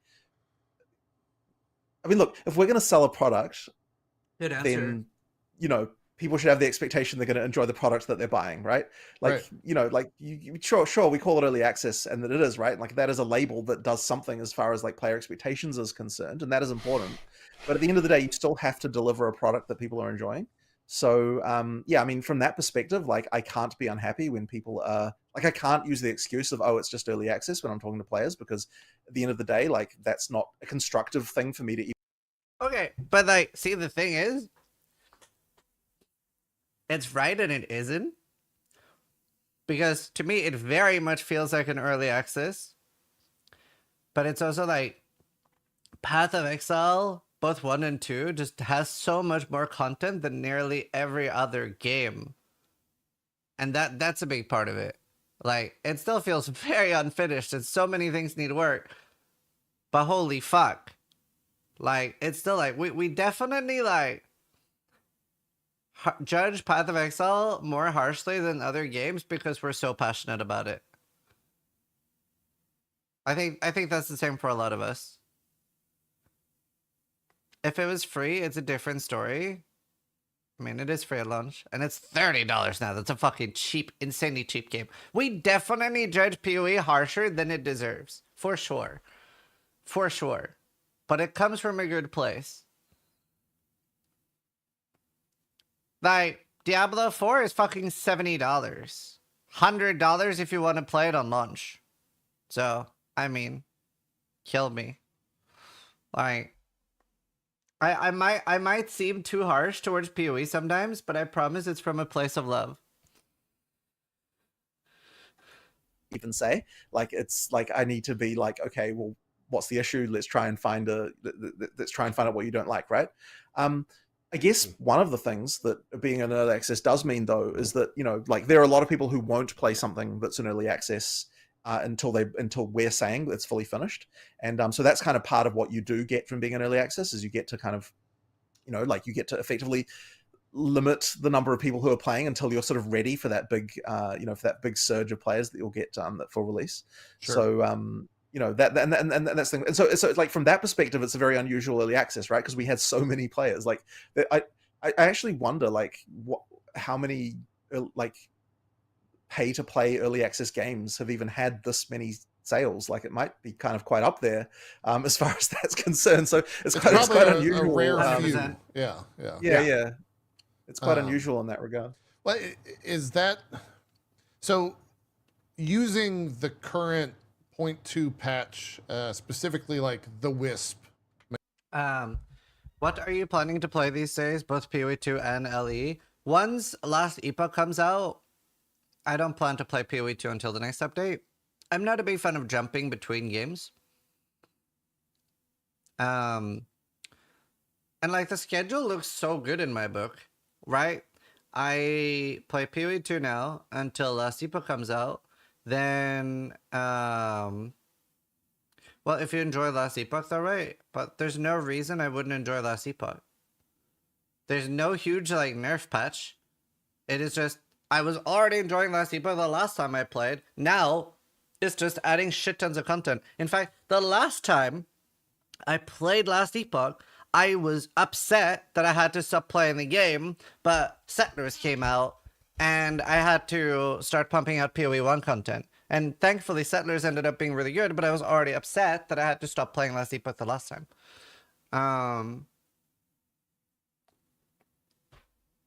So, and I'm playing anywhere between 2 and 4 weeks of Last Epoch. Ideally, I should play 2 weeks, but there's a chance I go over that. But I really want to play No Rest for the Wicked when that comes out. And I really want to make a V-Rising server. And then I have PoE1 in May. Maybe it gets delayed till June. That might not even be a bad thing for my content schedule. And then we have PoE1 into, at some point, there's going to be a new PoE2 update. So my schedule looks fucking great. I'm very happy. Also, I'm going to take a quick break. Go wash my hands and stuff. I'll be right back. I'm done eating. Hope that wasn't too annoying. I tried to like not talk while eating.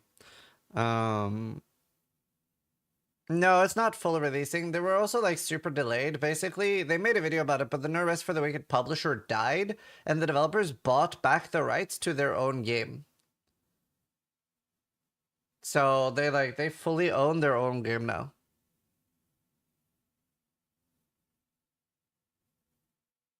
So like they have full control about the game now again. Something like that. I can't remember exactly what happened. The company died? Yeah. The V-Rising server public? Yes. It'll be public.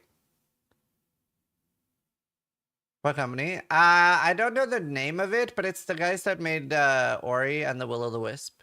Like their company still works. It's just their publisher. They bought back the game. Anyway, I'm gonna be right back real quick. PRP. It's up to Steel Mage if it's solo or duo. TLDR V-Rising? Rust with vampires.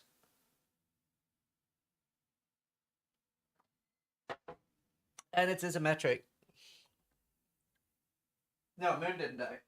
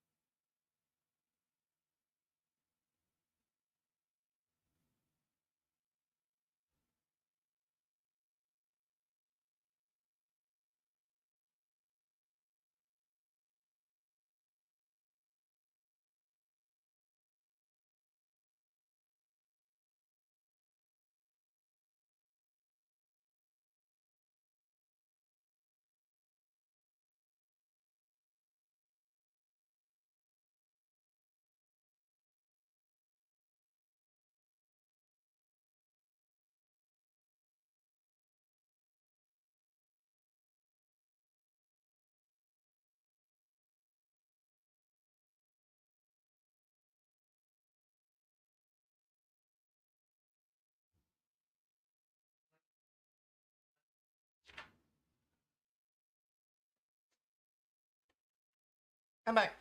Is V-Rising fun solo? Don't know, never tried.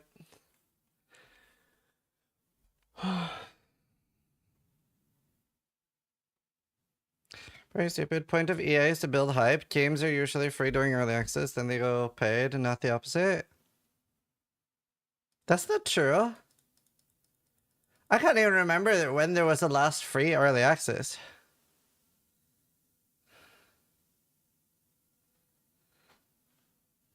Like in like 2005? I don't know, maybe that guy was in a coma and just woke up lately. I used to do that a lot, actually. I was in like, I was in the beta. Like, I used to do that. So I didn't have a lot of money for games growing up. Well, I did, but I just like my parents let me play WoW. They paid for my WoW subscription when I was 16.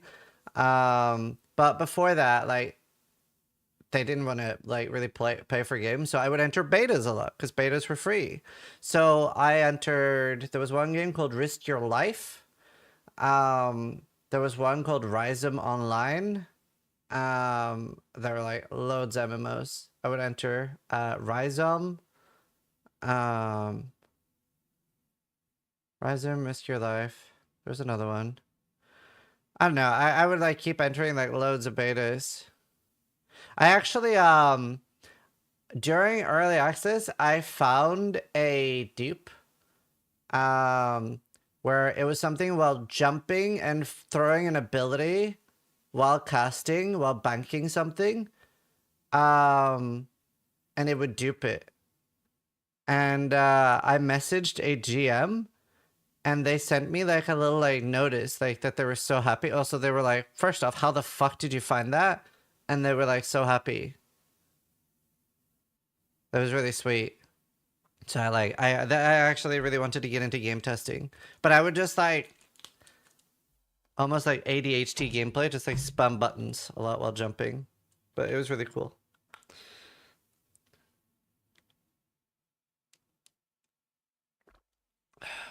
They shouldn't be releasing new MTX while at the same time still working on porting the new MTX people already paid for. Yeah, that's an interesting question. I don't know how I feel about that, because usually people complain about that in the context of they shouldn't be releasing new MTX while there's so many problems in the game. Which is obviously different teams. But in this case, yeah, that is the same team. So, I see your point. I don't know that I agree. Because that is the same team, for sure.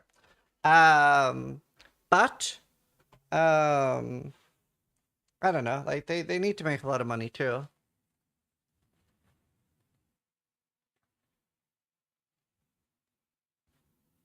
There's different teams. You're not going to have artists work on balancing issues.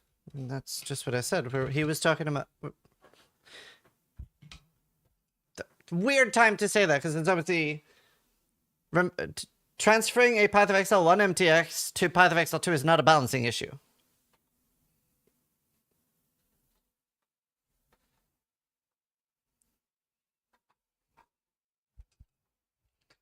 But yeah.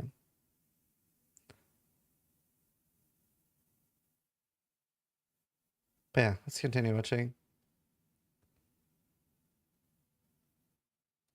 Mechanic. The Wisp mechanic is. Would you call that like the league mechanic? Like what was the bullet point next to Wisp within the design document for point 2? I'm curious if that is like. I'll stop the question there and let you answer it and follow up. Yeah. So it didn't rise to the level of being a league, like what I would call a proper actual. Oh, I saw a question in chat I really want to address. The MTX are priced higher than the early access. It's ridiculous. I don't know if this helps you, but I want to help reframe your thinking. The necessities of the game, like access or the fact that the game is free and that stash tabs are relatively cheap, can be that cheap because the other things are expensive. Like, I don't know if that helps reframing your thinking. Like, you only need to spend $30 or $40 on stash tabs, and that is all the money you will ever need, right? So if you buy the $30 early access, you literally can, 100% by the way, like I could do this, because I've done, people in the past have asked me to do a 4 stash tab challenge run, and I've gotten characters to like level 90 and 95 on 4 stash tabs, and that is literally cancer. That is awful. I can do it, I don't want to, it fucking sucks. Whereas on $30, it's completely manageable.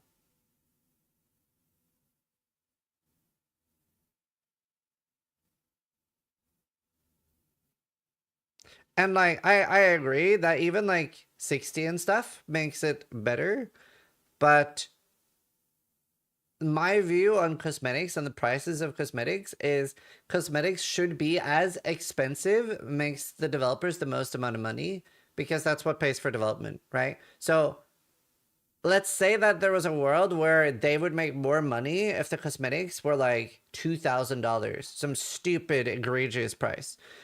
I still think that would be a good thing if the end result is that they make more money for development and that lets the other things be cheaper.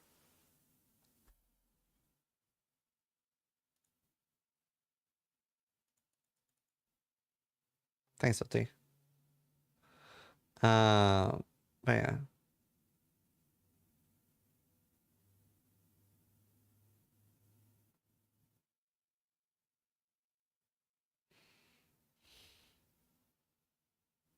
Star Citizen, yeah. Yeah, I mean, that's nuts. It's also like, my favorite way of monetizing is cosmetics, so.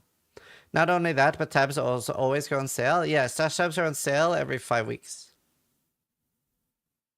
The fact that you even need to buy stash tabs to play the game to feel nice, though, is a problem. Yes, I don't disagree with that. That's why at ExileCon I brought up the fact that like 4 stash tabs is very little compared to the loot we get in the game now. You also love how Tarkov monetizes, right? No, I fucking hate Tarkov.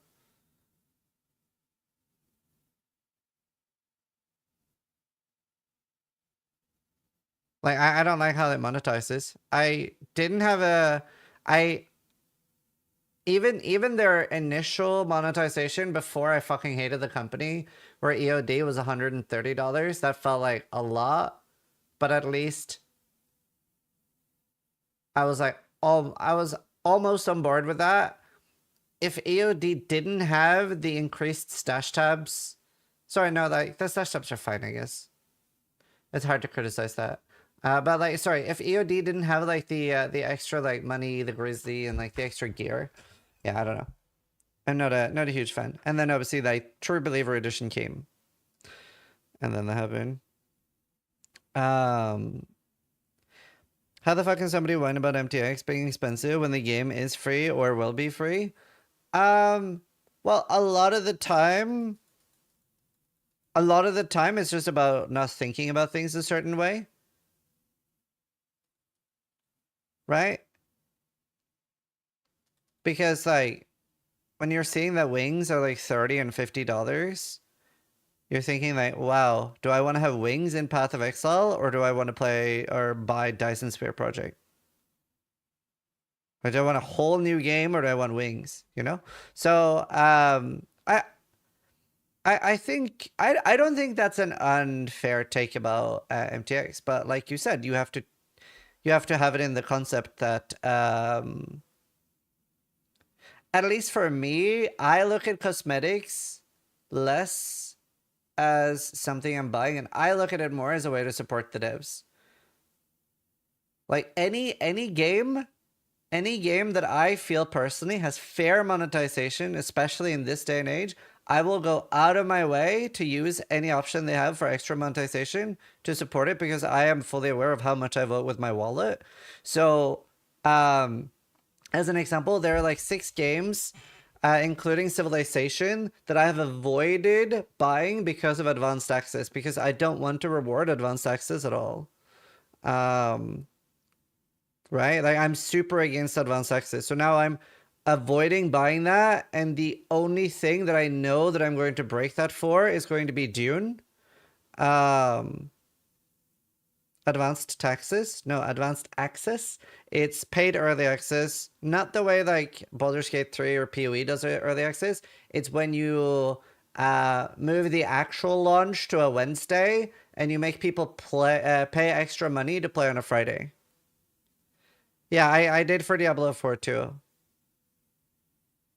Diablo 4 was like the first one. Yeah, Dune, I'm about to break my rules for that game. Yeah, me too. But like, and like, there probably will be things in the future too I'll break that for, but at least I'm making a very conscious effort of, if a game has advanced access, if I don't like really fucking burning desire to play it, I'm just not gonna buy it. Straight up. And it feels completely irrelevant because it feels like downvoting in a popular Reddit thread. You know, like me, what game are you breaking it for? Dune? Dune was the first video game I ever played when I was like 4 or 5 years old. I played this game.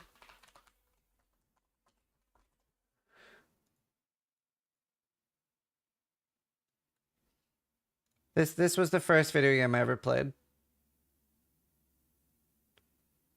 So I'm a huge Dune fan.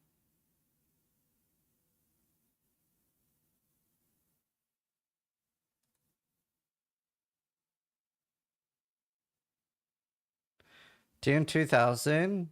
Yeah, that was good too. That's so modern. I did not read the books. League, because we didn't have all the things that a league has, right? Like leagues have, I mean, it almost kind of got there. Like, you know, they've got crafting systems, they've got meta systems, they've got like, you know, like there has to be some way, like there has to be an in-game boss, there has to be all these things. Like some of those things we didn't have. Yeah. So we don't know it didn't rise to the level of for being a league, and that's the reason why we in the end decided not to make it a league. We were kind of thinking it could be league-like, but we just didn't. They still should have just made it a league. They should have had, not that it's much, but Dawn of the Hunt, like the Wisps should not be available in standard, because it's so important to teach new players resets and how it, like, it's such an integral part to Path of Exile, and it is going to be going forward. So they should have just started teaching people that now. Didn't quite have enough going on with it, but the primary reason why we did the Wisps actually was because we wanted to make sure that there was more content in Endgame that overlapped with other content. So one of the big things that was lacking in PoE2's Endgame was not enough like overlapping axes of randomness, is the thing we call this, where effectively you've got like different mechanics that overlap, so that like you can get more situations that you've never seen before, where it's like, oh, what if the the wisp happened to happened to inhabit this boss, and then that's a different thing, or it happened to be near the strongbox, or like this, like effectively like multiple things that can overlap together to cause a new combat situation.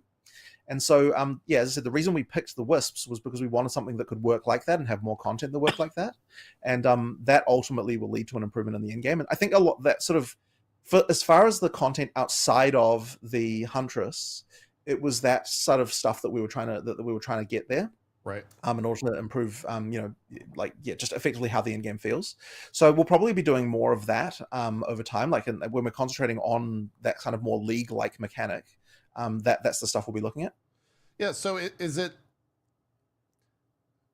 do you find that to be a hurdle, given the history of your PoE1 updates, the leagues, the expansions, all of that being brought into PoE2 while the game is still in early access, to where there's like these two, progress paths of like, we got to make 0.3, we got to introduce another class, we have to set, right.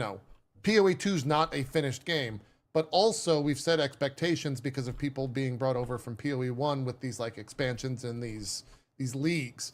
Is that right. Is that a hurdle? Like, do you kick yourself at night for like, fuck, we set this up and now we've delivered on it before, we got to do it again, however many times until the game's out of early access, until those things align? It is a concern, but I think that it's actually important, even regardless of whether or not we were in early access, because the end game needs to have enough content at launch to make sure that people are really engaged. And like, end games are one of those things where like every action RPG that comes out, people complain that there's not enough end game content. Like, it just happens every single time. Happens with any game, yeah. So, yeah. So effectively, what it ensures that we will have when we come to the actual full release is that we will have a lot of in-game content. And so I think that when the next release we have, like for 030, we'll probably like turn down the wisps in the campaign, and there'll be some other thing. And like when we get to eventual release, like there might only be a few wisps in the campaign, and like it's one of the many different random things that you can find that just effectively serve as just like interesting things that you find during the campaign. That's what it will feel like there. But then during the end game is like an actual mechanic that you can then engage with and have more stuff going on with. And so effectively, it's expanding that universe of stuff that that can exist in end game, and without I think that it would have been very hard if we didn't have early access to have been able to create the amount of content that an in-game needs just kind of off the cuff like that. We need like so many different overlapping systems. Yeah, I think that's sort of important. Sure. To have a situation like that. To be blunt, how long did like the wisp mechanic take for development process? I don't.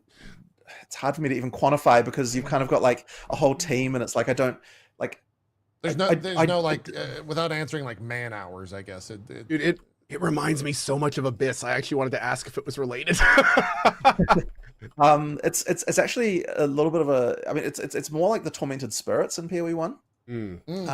But it does work more like Abyss in the way that the spirits track and go along a path. So it fixes some of the issues that the Tormented Spirits have. But I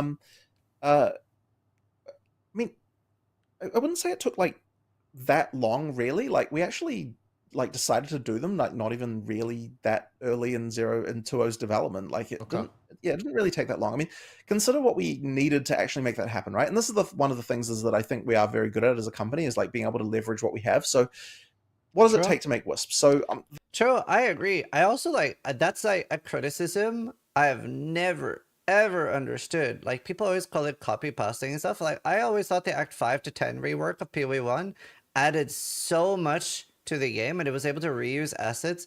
Like, the more a developer is able to reuse an asset in a clever or creative way that feels new and refreshing, I'm like, that's so cool. I love seeing things like reused in a different way. But people always criticize that, and I'm just being like, why? This is a good way to do it. The actual effect for the Wisps themselves is obviously like made of particles, so there's no like modeling involved in that. The animals are all animals that we had that we could do like a few animations for to make abilities. Like like we had a bear model.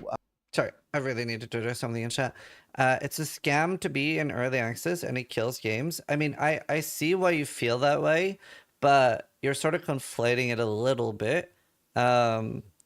So the thing is that early access is really good for some games, but a lot of companies take advantage of it and misuse it, right? So you have really, really good examples of early access working really well, like Path of Exile, even for PoE 1, have used early access in really good ways, and I think they're using early access good in a PoE 2. And you've had like Subnautica, Baldur's Gate 3, etc., Divinity, RimWorld, where these games are better because Hades, because they are early access, they are better games. But then you have some games that almost abuse it as just an additional monetization factor. I don't agree that PoE 2 is doing that. Seeing as the fact that they had 3 big patches in 3 days, they're very clearly iterating on it. Yeah, like Star Citizen, right? It's their entire monetization model is to stay in early access forever. It's never going to release, and they're going to sell starships for $45,000, right?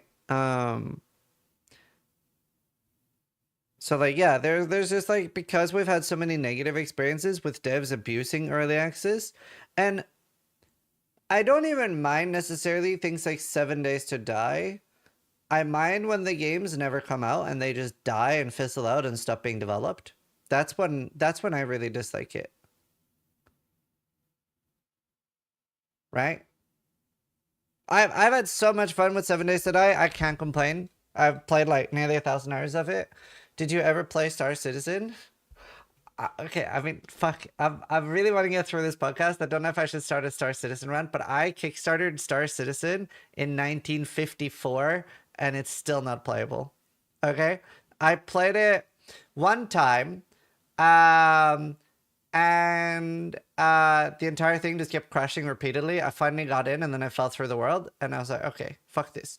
Then I played it 2 years later. I got in, and I was like, oh, wow, this is so pretty. And then I fell through my spaceship, and I started floating in space, and then I uninstalled it again. So, yeah, I can't wait. Like, I don't want to sound like I'm a hater. Like, I literally cannot wait for my great-great-grandchildren to play this from their spaceship. It's going to be so cool. But I don't think it'll release in my lifetime. If it does, I'm really looking forward to playing it, and I'll be the first one there. We had a dare model, we had like all these different things. So like those are all things that we sort of had. So we can utilize those in a completely different context that you would never, see as being the same. In terms of the actual ability stuff, I mean, you've got VFX work, but not necessarily more than like a boss would take. Like it probably took about a similar amount of VFX time as a single boss might take to make that stuff. And then you've got the various mechanics around like, the programming time. I mean, it wasn't really that hard. It's kind of, yeah, like, I mean, I wouldn't say it really took that long. Okay. Yeah. So yeah, like it's a relatively easy feature. I feel like they're less rewarding than ghosts. Like, I feel like, considering how rippy they become, especially as a hardcore player, I don't like that I cannot notice the loot increase from a normal rare sometimes. And I feel like you get a reasonable amount out of it. And so it's just a question of, making more things like that, just having interesting stuff to find. So is it safe to say that alongside, new classes and all the other like early access updates, that's the type of stuff we can expect moving forward for 0.3, 0.4, and so on and so forth? Yeah. We'll definitely be adding more content like that. Absolutely. Yeah. Okay. Cool. That makes a lot of sense. I want to go back to when you said, obviously PoE 2 super, super successful in sales and player base. I think at launch, you guys averaged like almost double, at least Steam count players on that. How hard is it for you to like take all of those new players, and I'm going to use Zeke as an example, and I'll give you a backstory there. Zeke bounced off of PoE 1 pretty hard. He even had Ziggy running him through it as kind of a Sherpa and bounced off of it pretty hard. But with PoE 2, and I think he told you this prior to us starting the interview, he put like, 60 hours in it, Zeke, or something like that? Yeah, 55. How do you make a game for the Zeeks, but also keep the Zizarans involved. Like, there's a huge disparity in the type of players that those two are. That's a really good question. How it's do really you hard. satiate and succeed in making a game That's like that? really hard. Or do you feel you've already done that? Or is that the forever problem? Well, I I'm so curious on the personally answer. Okay, so if you imagine the sort of Venn diagram of this, as it were. Okay, yeah, Zeke You know, and Ziz, the circles. Yeah, where you've got like things. So the question you're effectively asking is there any overlap there? Yeah. Right? Like, is there a place where the game can be that both of those players are happy with it? And I am a believer that yes, there is. Now, me too. I think there are a lot of players who would say that there isn't. Really? But I still believe that there is. I think there is. Personally. And that is the thing the target we're attempting to hit. Now, the difficulty of that is... Do you know what game I feel did it best? WoW. I think WoW has done this better than any other game. And PoE 1. And I think PoE 2 can. But I think WoW has done it really well. Do you know, WoW gets so much more hate than it deserves.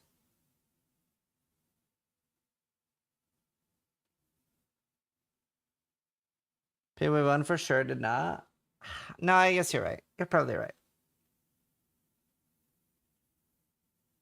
Although I still would argue that like looking for raid or like the raid finder thing was a mistake for WoW. Hi, tell GDD to fix big bug stone boss stops registering hits in party. What? Thanks for the donation. I don't know what that is. Like, looking for a raid was so bad. Blizzard even admitted looking for a raid was a mistake. Oh, that's good.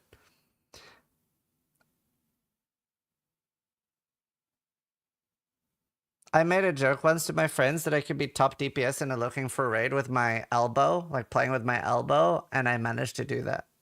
This was in Warlord of Draenor. Like, I literally just like played with my elbows. And I got top DPS as a mage. I said Warframe? I don't know enough about Warframe. Is that we're attempting to hit a smaller target, right? Because like that, like if we have to nail the dart right into the intersection of those 2 points, then that is a smaller target to hit, which means our job is more difficult. And I would say that balancing PoE 2 is actually much harder than balancing PoE 1 has been. But I think that a lot of the reasons why Path of Exile 1 had people like you bounce off them is not necessarily the same kind of reasons that people, that PoE 1 players are unhappy with PoE 2 right now. I think that those reasons are just incidental complexity that never actually mattered. Like, I don't think that anyone is like crying out for PoE 2 to use PoE 1's like gem socketing system. Like, that is not the criticism that PoE 1 players have, and yet it was like a huge thing that caused PoE 1 to be hard for new players. So it's like there are changes that are just straight up wins for one group that don't affect. I do agree though, like leveling gems was nice. I think I prefer leveling gems over the way we level gems in PoE 2. And you obviously could merge those, right? You could have the way gems are here, but with like leveling them. I definitely prefer leveling them. I don't like finding a level 20 gem at all. So I wish we could have a hybrid. I think that'd be way better.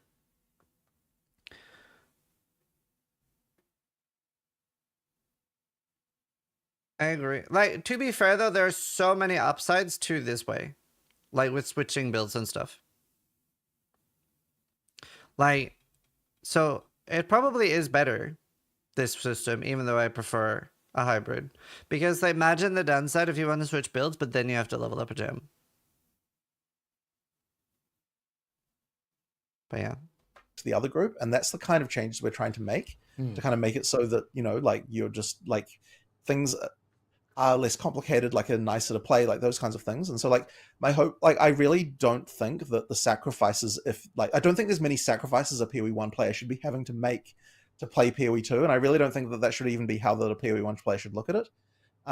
Like, you know, like I believe that there really is an intersection there where we can make both groups of those players like happy about the game. I think so too. It's not easy as well. I mean, that's no, it isn't easy. Companies fight for that. I have kind of a follow-up that I know you guys have talked about this extensively in different formats. I know you've been on all sorts of podcasts, but just to kind of get it all in one place, kind of building on the question JTP just asked between like the strongest, most educated players and new players, and that kind of Venn overlap. I'm curious on your perspective on the overlap of your end game players and how you guys are approaching that with PoE 1. Right. So like one thing I've noticed is if you kind of had two sides, you have like the more faster one skill gameplay of PoE 1 on one side. And then you have the kind of more slower, more difficult, more methodical PoE 2 on the other. So, and again, feel free to kind of dance around this question as much as you'd like. One thing I've noticed a lot in the PoE community is that there's a lot of people that fell in love with PoE for that first style. They see PoE 2 kind of moving a different direction, and then they see PoE 1 like not getting quite as much love as PoE 2 as they see it go into the distance in a direction they're not digging. How are you guys tackling this? Where you have players like, speed the game up, we want this more, but that kind of goes counter to what you want to do with this. And you kind of have that other option. It's such a great question because I am very curious how much less wine there would be if PoE 1 was still getting a season every 3 months. Available. Like, do you try to bring the PoE 1 players into PoE 2, or do you purposefully differentiate them for different experiences? Well, first of all, I guess the main thing is that it's incredibly unfortunate that the slowdown in PoE 1 development happened, because it wasn't our intention to do that. And so my belief is that shouldn't be a problem after the... Also, I hate when people call Jonathan a liar for saying that. It's so annoying. Like, the people saying that, have they never had things go out of scope or things like change later? Like, I've had that so many times in my life where I've like intended for things to pan out one way. And by the way, it never ends up panning out the way I intend it. So I'm so confused. Like, I've been so overambitious on so many projects in my life that I would never think to call somebody a liar for that. That's crazy. Happens to me all the time. It happens to me every fucking league start. It's like, here's the list of like 45 videos I'm going to do, and I only end up doing like 37 or 35. The next expansion happens. Like that, we're trying. I mean, look, we might fail, but you know, the goal is not to fail, of course. You know, our intention. That's a great goal. The intention is still to update PoE 1, and it's like there were certainly sacrifices that that happened that affected, you know, the PoE 1 audience as far as that development is concerned, and that's definitely bad. And like, it's bad that happened. Like, it wasn't our intention to do that, and we did. You know, so like if you're a person who likes PoE 1 and you're not interested in PoE 2. You don't tell people you're doing 45 videos, though. Internal goals are different from community promises. But I think this is a bad thing, right? Because the clip that gets referenced is in a podcast at ExileCon where Jonathan says we're hoping it won't affect PoE 1 development, or that our intention is not for it to affect PoE 1 development, right? Whereas like people are treating it like they have stood on a pedestal and said, we promise for it not to affect, like, I don't know. I personally feel like those two are two different things, right? Like, they were never asked that as this like point blank question and then said, yes, we promise. Like, making an offhand comment, like, I don't know. I think we as a community are a little cringe with how intensely we hold developers to offhand comments in podcasts. We're to the point where the developers are now scared of making offhand comments in a podcast. I don't think that's a good thing. I don't think that's a good thing, right? Because whenever I'm having a conversation, I don't want to sit through and pre-think every word down to the detail, right? People should be allowed to make offhand comments without that being something that you like, I'm going to hold you accountable for this, right? Now, that's different than if they make like a statement saying like, this is our goal, this is what we're trying to do. Like, that's different. But like, I'm talking about offhand comments on podcasts. Mark even said they have to watch what they say. Yeah, like they're so skittish and careful on podcasts now. No Man's Sky, anyone? Okay, that's an extreme example, and that is a hilarious example. But yeah, No Man's Sky was a wild ride. I've seen many documentaries on that. To be fair, that was also so unique. That guy, I don't even think that guy was lying. I think he was just like, I think he was one of us. I think he was like a super nerd that just wanted to make people happy. And he was like, yeah, you could totally do that. That was super fun to watch those interviews. Yeah, I think he was more of an idiot than like, he was just very nervous, just a hype man. Yeah, I don't know. But to be fair though, and like the reason I feel like he wasn't a liar is just the way he's gone about redeeming the word No Man's Sky. Right? Like he really, I think all that negative criticism crushed him and he was like, I'm going to show them. Like literal best redemption story of any game. Now he was a liar. I mean, you're allowed to have a different, like, I'm not correct. I just don't believe he was. But you're allowed to think that. We still want to have PoE1 there and getting support like it always had. You know, like for that. Like that is a thing we want to do. But that said, I still don't want to give up on the idea that a PoE1 player can enjoy PoE2 as well. Like I really do believe that can be the case. Like I really do believe. Like I like both games. Like I do. Like I like PoE2 better, but I still like PoE1, and I think that shouldn't be something. I think that can be something that can be true for a lot of players. So not at the moment. I'm sorry. Yeah, no, you go. Oh, I was going to say. So is there? Do you guys have any type of specific specialization you'd like to do between the two products? Like make it so like if you don't like this, you might like this. Like from a design philosophy standpoint. Are they going to go in different directions to cater to different audiences, or are we always going to see them kind of move in parallel as you explore different things between the both? It just isn't really the way that I think about it, I suppose, because like I tend to think that like I look at individual things on an individual level, right? Like, and I think this is the thing that has frustrated a lot of people in the community when I talk about this stuff is that like. Because I tend to be like, okay, it's not that I've got some design philosophy where like this is the amount of speed that the game has to have and this many, kilometers an hour or anything like that, right? It's entirely like they get hung up on that. I mean, I do it as well. Yeah, like right? is this fun or isn't it fun? And like, do you feel the power up is progressing or do I not feel like that and so on? And it's like, I guess the only thing I can point to that's like completely certain to me is that it shouldn't be that when you watch a stream of a player as someone who's never played the game before, that it looks like something that is completely incomprehensible ridiculousness. Like you have that thing where it's like I don't want it to be like if a person looks at someone playing the game even at a high level, it should look like, oh wow, that character is ridiculous. But it shouldn't be like I can't even visually understand what is entering my eyeballs here. Like that's really hard though. I also don't know if that's a good thing. I don't know. I personally like that when I'm like a new Batarka over Daisy and the game's like very different, but I don't know. I don't know how I feel about that. That's really the only that was my first time ever watching JP, anytime JP played a clip on this show of him playing PoE, I'm like, PoE1. It's like trying to fucking figure out what the Tasmanian devil is doing. Dude, I'll never forget the first time.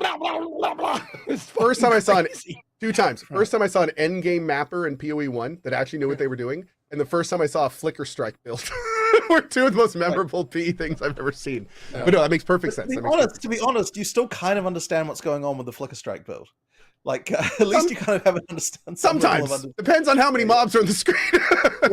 I mean, that speed exists here. Let me pull up Fubgun's stream. Like the PoE 2's or PoE 1 speed. But immediately, right? You understand what is happening on the screen right now. Here, Yes, right? you see the lightning bolts going out. You see the mob. Yeah. It's not quite like just a Picasso of fast images. Exactly, right? So it's like, and this is the reason why I'm always hesitant. People are like, are you wanting to slow the game down? And then it's like, well, I mean, I want to be honest, this is not even as fast as it can go, right? Like, so, as I said, sounds like what people are saying is they want the game sped up at the beginning. Sure, some people do say that, right? And that is, I think, a bit of a difference. That might be. Well, so this is an interesting concern, right? Because the other thing as well is even the term beginning means something entirely different to some players than others. Like like some people will tell me, oh yeah, like the monsters have too much life in the early game, and then I find out they're talking about like Act 5, like effectively crawl Act 2, and it's kind of like from their perspective, that's the beginning of the game, right? So it's like I think that we did have a problem with. I mean, if I say early game, I mean entire campaign.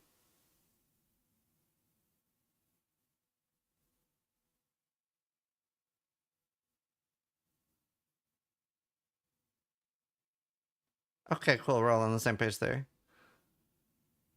That's what he's saying. He's not. Because that was just the distinction he made. With issues like in the sort of mid campaign. The other thing as well that we have an issue with is right now we still have cruel difficulty, right? And so the game does drag in cruel difficulty if it's like a little bit when you've played this before. Like we had this back in PoE 1 in the early days, but the game does start to drag in the second time you're playing through the campaign. So just not having that problem will be a massive boost as well. Once we've got all the acts and everything like that. So yeah. I'll tell you this, like as a first time player, first time going through, I played all of my 55 hours with the same character and stuff like that. Mm-hmm. I was totally like, I don't think the beginning acts need to be sped up at all. However, if I wanted to go through it again, which is kind of the game's designed to do that, go through it again with different characters or different builds in mind, whatever, then it would feel slow because I've done this. And like, that's like for a brand new player like me, the speed was fine at the beginning. Right. But like, I could totally see myself going through the same act again with a different character and going, wow, this feels like I'm trudging through a swamp. Right. I think, that's like a PoE 1 issue as well. That's been, have you guys thought about changing that at all? I love that even Zeke brought that up, and he's such a new player. All from PoE 1? Like, what's the thinking with that? Changing well, what exactly? Well, the biggest comment that we all get is like, do I still have to do the campaign? Like just to completely cut, do I still got to do the campaign? Like, is there going to ever be shortcut? Do you know, hot take? I don't think you should ever get a campaign skip. I'm more in favor of it in PoE 2 just because it's so long. But I'm such a, honestly, fuck, I even think Last Epoch does it a little bit too extreme. I am really just I'm such a fan of Twink items. I think Last Epoch's really, really cool legendaries. So if you don't know, in Last Epoch, you on leveling uniques especially can get 2, 3, 4 in legendary potential, and you can make really cool legendaries for leveling a new character, and it's so fun. It's so fun. Now, obviously, in Last Epoch, you can even on your first character skip the campaign, which a lot of people like. I'm saying I don't love it. I love the distinction between campaign and early game. It's one of the worst things for me in Diablo 4, where Diablo 4, the gameplay and 20 minutes in, 30 minutes in is the same as 30 hours in, 100 hours in. That's a really frustrating thing for me in Diablo 4. Because I start Diablo 4 and I'm instantly just like, okay, cool, this is it. That's why I burn out so far of D4. Like, at the very least, at league start, you should have to do the season. I think like it's, yeah, frustrating to me. Cuts, skips, alternate routes. Like one big thing is respecting time.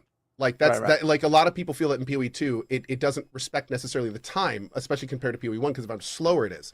So are we going to have like a cumulative effect of not only having this much larger, much girthier, slower campaign, but then also having to repeat that multiple times?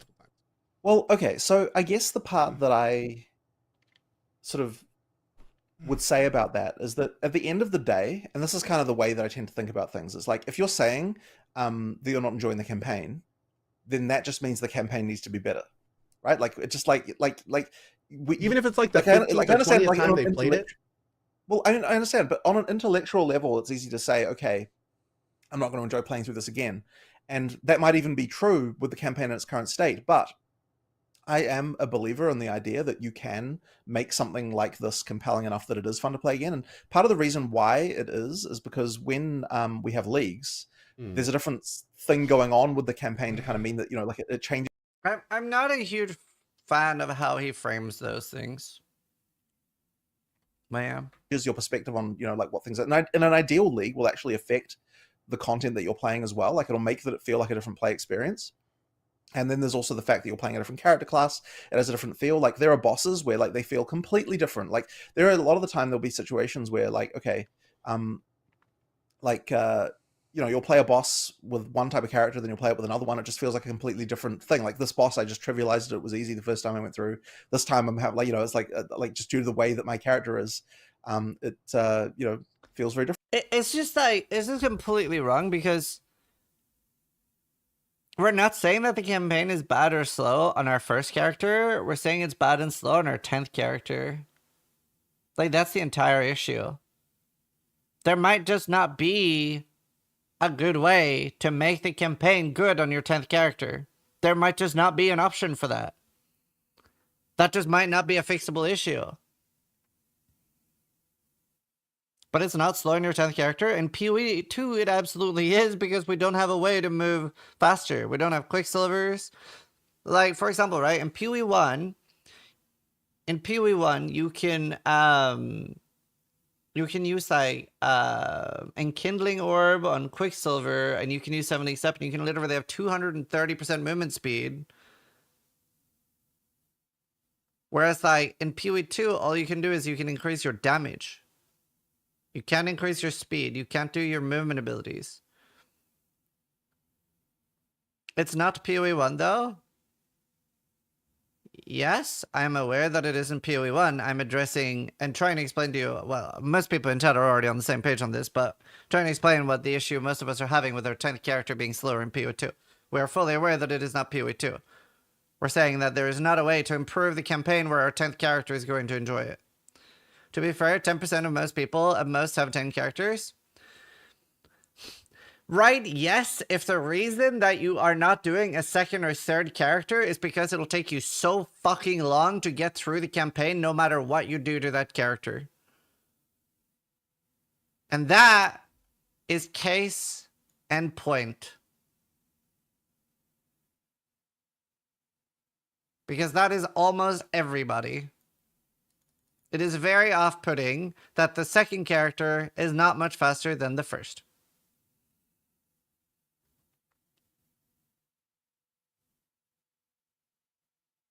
And that's why a lot of people get frustrated when they keep saying they want to just improve it, where there just might not be a way to improve it. That's the issue. And a lot of us feel like that way. There's nothing wrong with not feeling that way, by the way. People are like obsessed over that there's a correct way to feel. Or like they get really annoyed at people for having a different opinion. Your way of playing is correct. Like there's no wrong way to feel. That's just the way you feel. Like what I feel is not correct.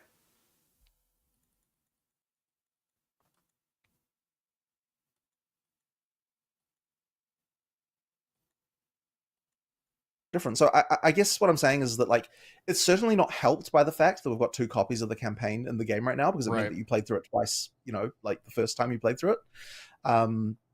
But like I believe that it is possible to get the campaign to the point where you will be fine playing through it, and it's like ideally the experience you're having is just fun.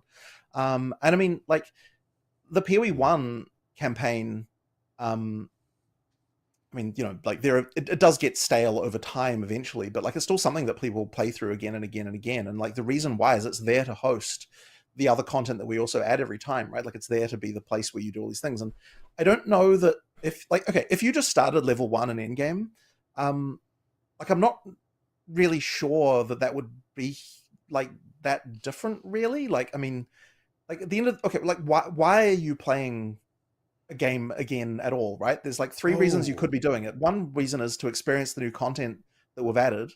And because of the way we add content in leagues, like you can experience that in the early game or the end game. So that doesn't kind of change anything about that. And another reason can be that you're playing a different character class, in which case you still need the experience of like leveling it up and going through and like, you know, sort of learning the abilities and growing with you.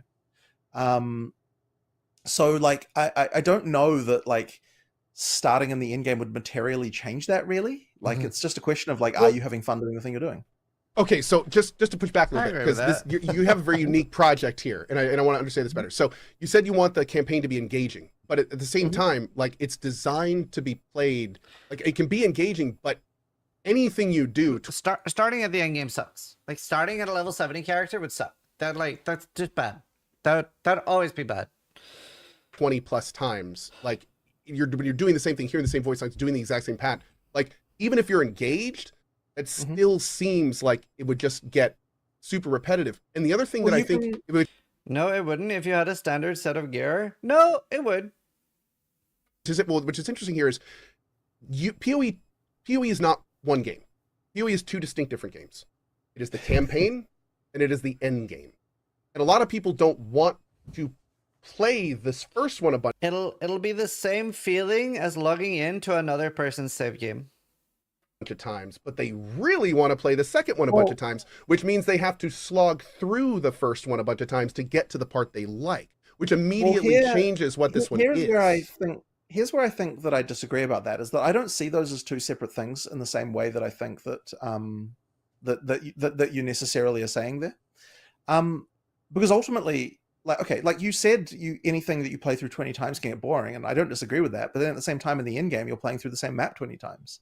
But you're coming like, back to the season for like the new mechanics, the new changes. So you come back for the new stuff. But the large difference here is that you have a more final sense of progression during maps than you do in the campaign. Although I will say that is a lot better in PoE 2.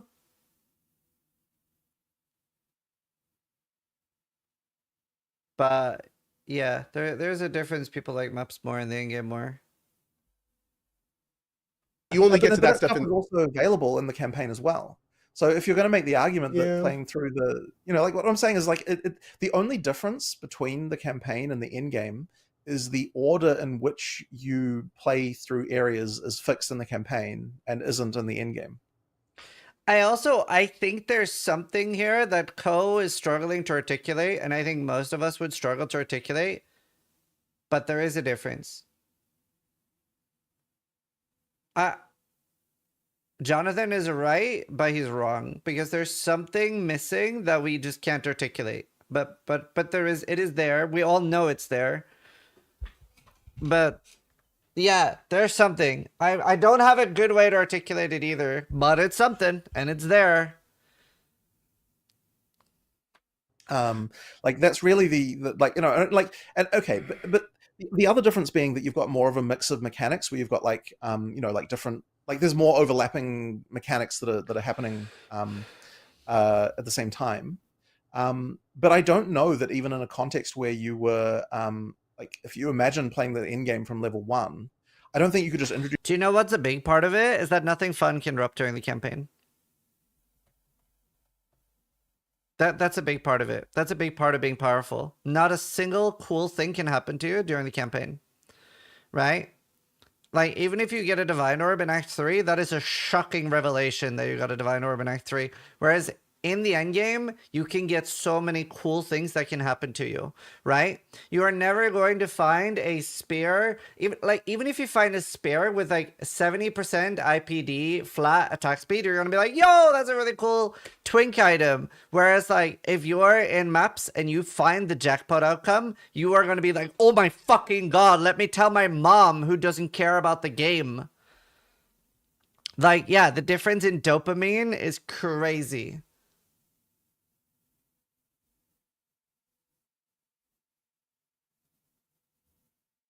Dumb take. I'm out. I mean, seems like a lot of people agree with it, but I'm also not an airport. I don't care that you're leaving.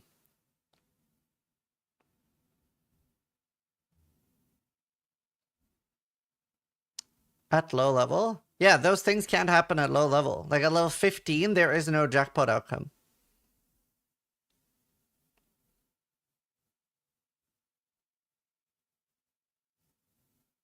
That's why people like on their 50 character don't want to spend 25 hours in the campaign.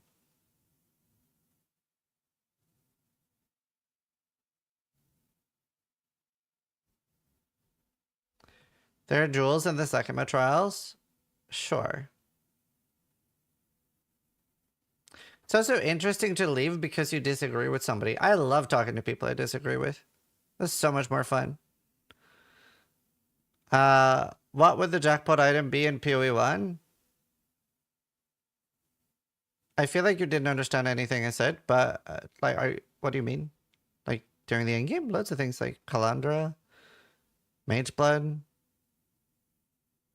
I'm not saying there are jackpot items in the campaign in PoE 1, by the way. If that's what you thought I was saying.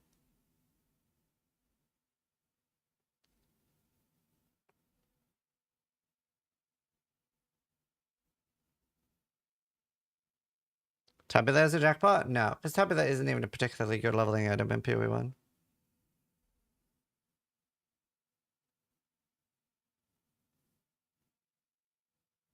Although uniques are more interesting in PoE 1. But like Tabitha is one of the worst leveling items in PoE 1.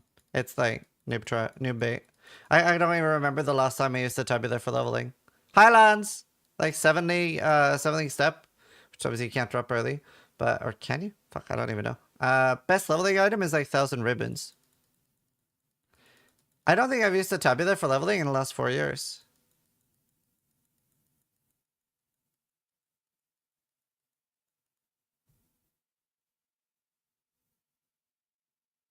Tabitha is really good in PoE 2 for leveling. 1,000 ribbons based, yeah.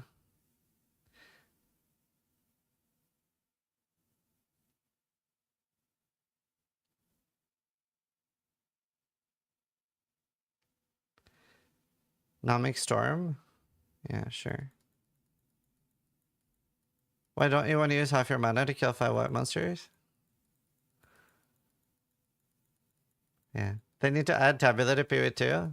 We have Tabitha in PoE 2. It's actually very strong. It's just a bit too rare. To the point where probably half of this chat doesn't know about Tabitha in PoE 2. Tabula Rasa, which now exists in PoE 2. It's very expensive. It's very rare. You can put 6 jewels in there. So you can get 12% movement speed and a bunch of damage for bow characters.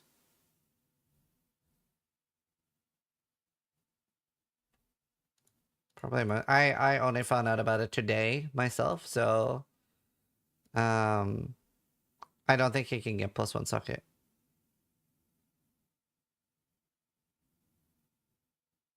Yeah, you could have 6 iron runes.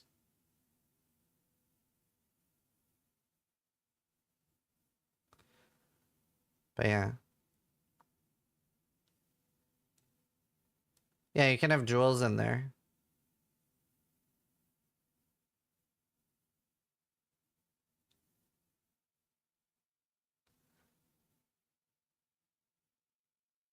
There's no way to corrupt it into normal. I doubt it would keep the sockets. Isn't that OP as fuck? I mean, it would be really good for... It must be like best in slot for minions, right? What can you get on a minion jewel? 15% damage? So like 90 minion damage on a chest with like loads of crit chance, crit multi. Pretty cool for minions on softcore. But anyway, we'll keep watching.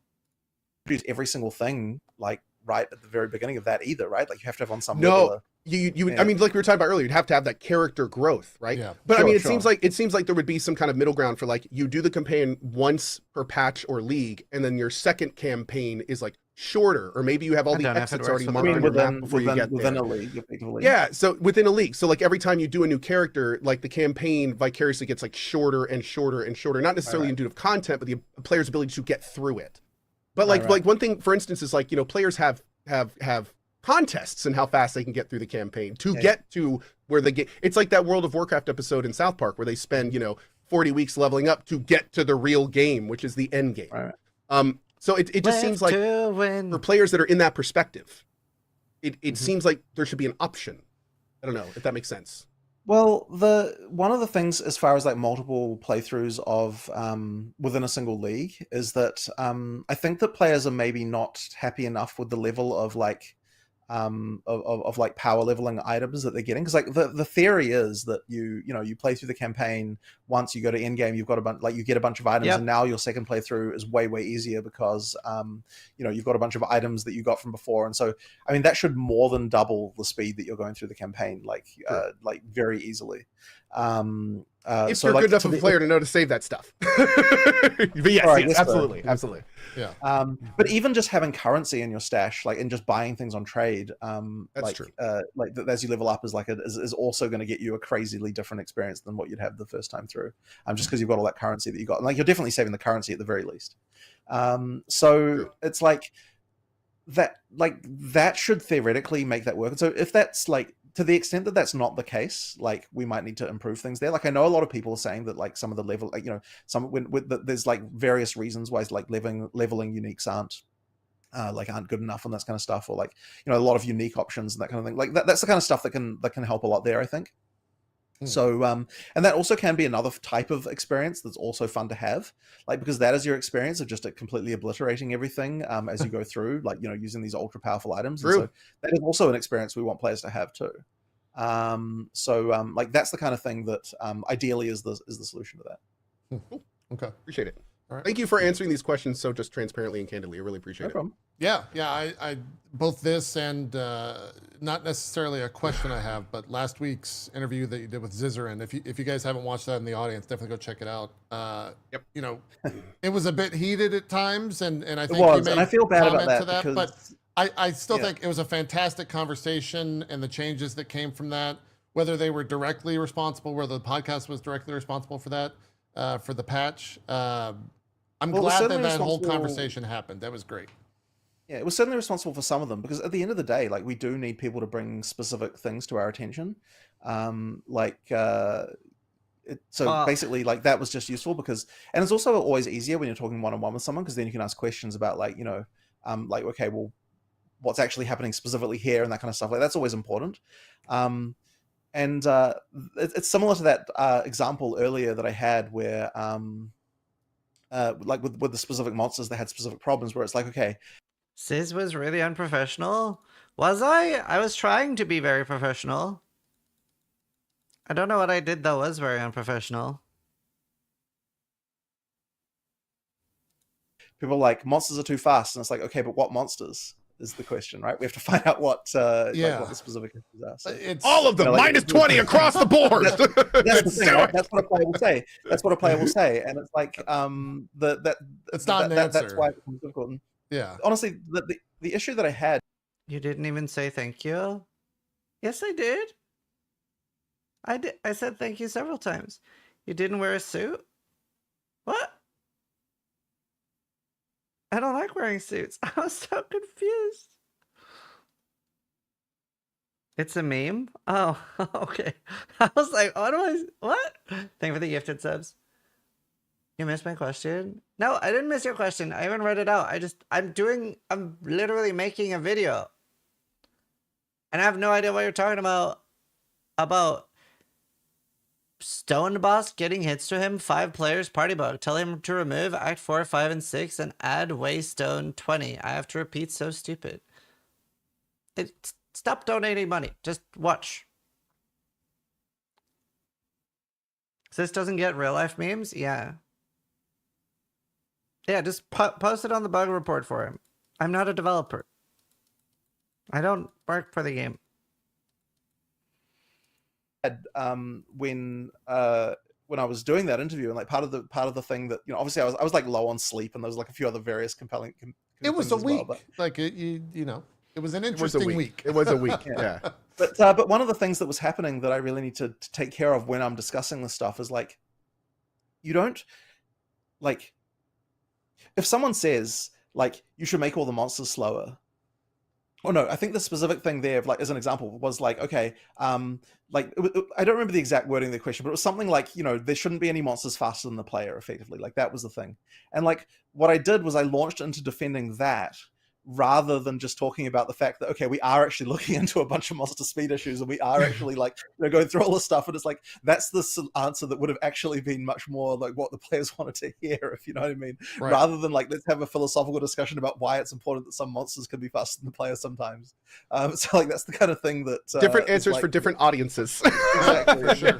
It's like a very different situation. I mean, you mentioned. Do you know, the only thing I wish I'd framed this differently.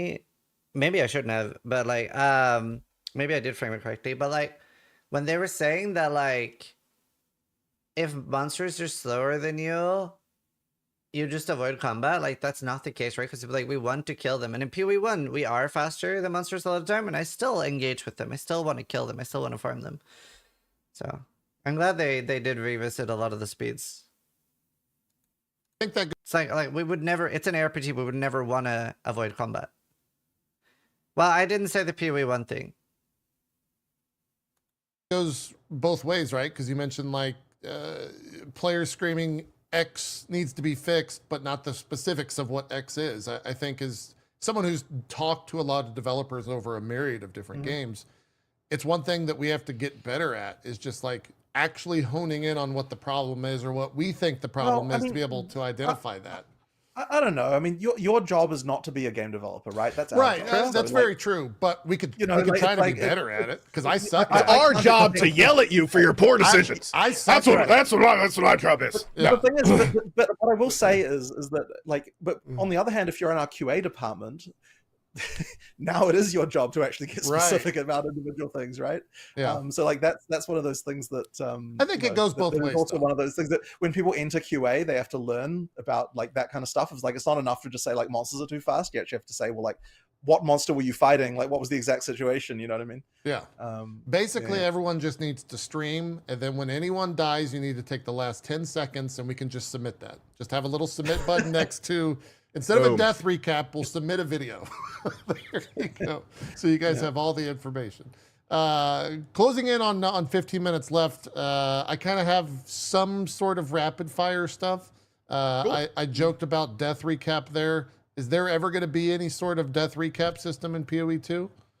I mean, I'm not against the idea fundamentally, but every time we've ever talked about this, you start to get into a bajillion corner cases. Yeah, that, I mean, make it's it a loaded kind of question. hard. They overcomplicate it. Like the way last Epoch does it is fine. I get it. Yeah, and so it's not really a question of want. It's a question of like, you know, there's always been something more important, unfortunately. Yeah. Okay. I guess these are the tough questions, and so I apologize beforehand.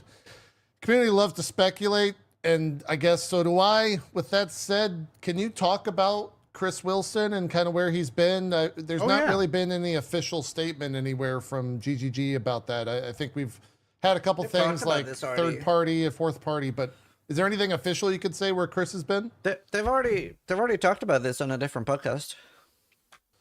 I mean, he hasn't been working like day to day at our company for quite a long time. Yeah, and then recently he also retired from the board. But okay, there's nothing really much else to say about it. Gotcha. Really. Yeah, like, I didn't think there was any drama, but it just people. I still talk to him every day, just online, like Yeah, Co kind of mentioned it earlier. account sharing's been in the spotlight recently. Yeah. You guys have had like a pretty strict rule regarding that, as well as RMT in the past. Holy. Is there ever going to be any action on that front? Holy, I can guarantee you that he does not comment. That's why I didn't bother asking it. I'll put $100 right now that he does not address it, because like that's why I didn't bother asking it. That a special Are you case? waiting for 1.0? Do you have It's anything to just- say? It's just nothing. I don't think I've got anything to say about this particular I issue. figured as much. 10-4. I figured I would ask, Yeah. but yeah. That's good luck with that.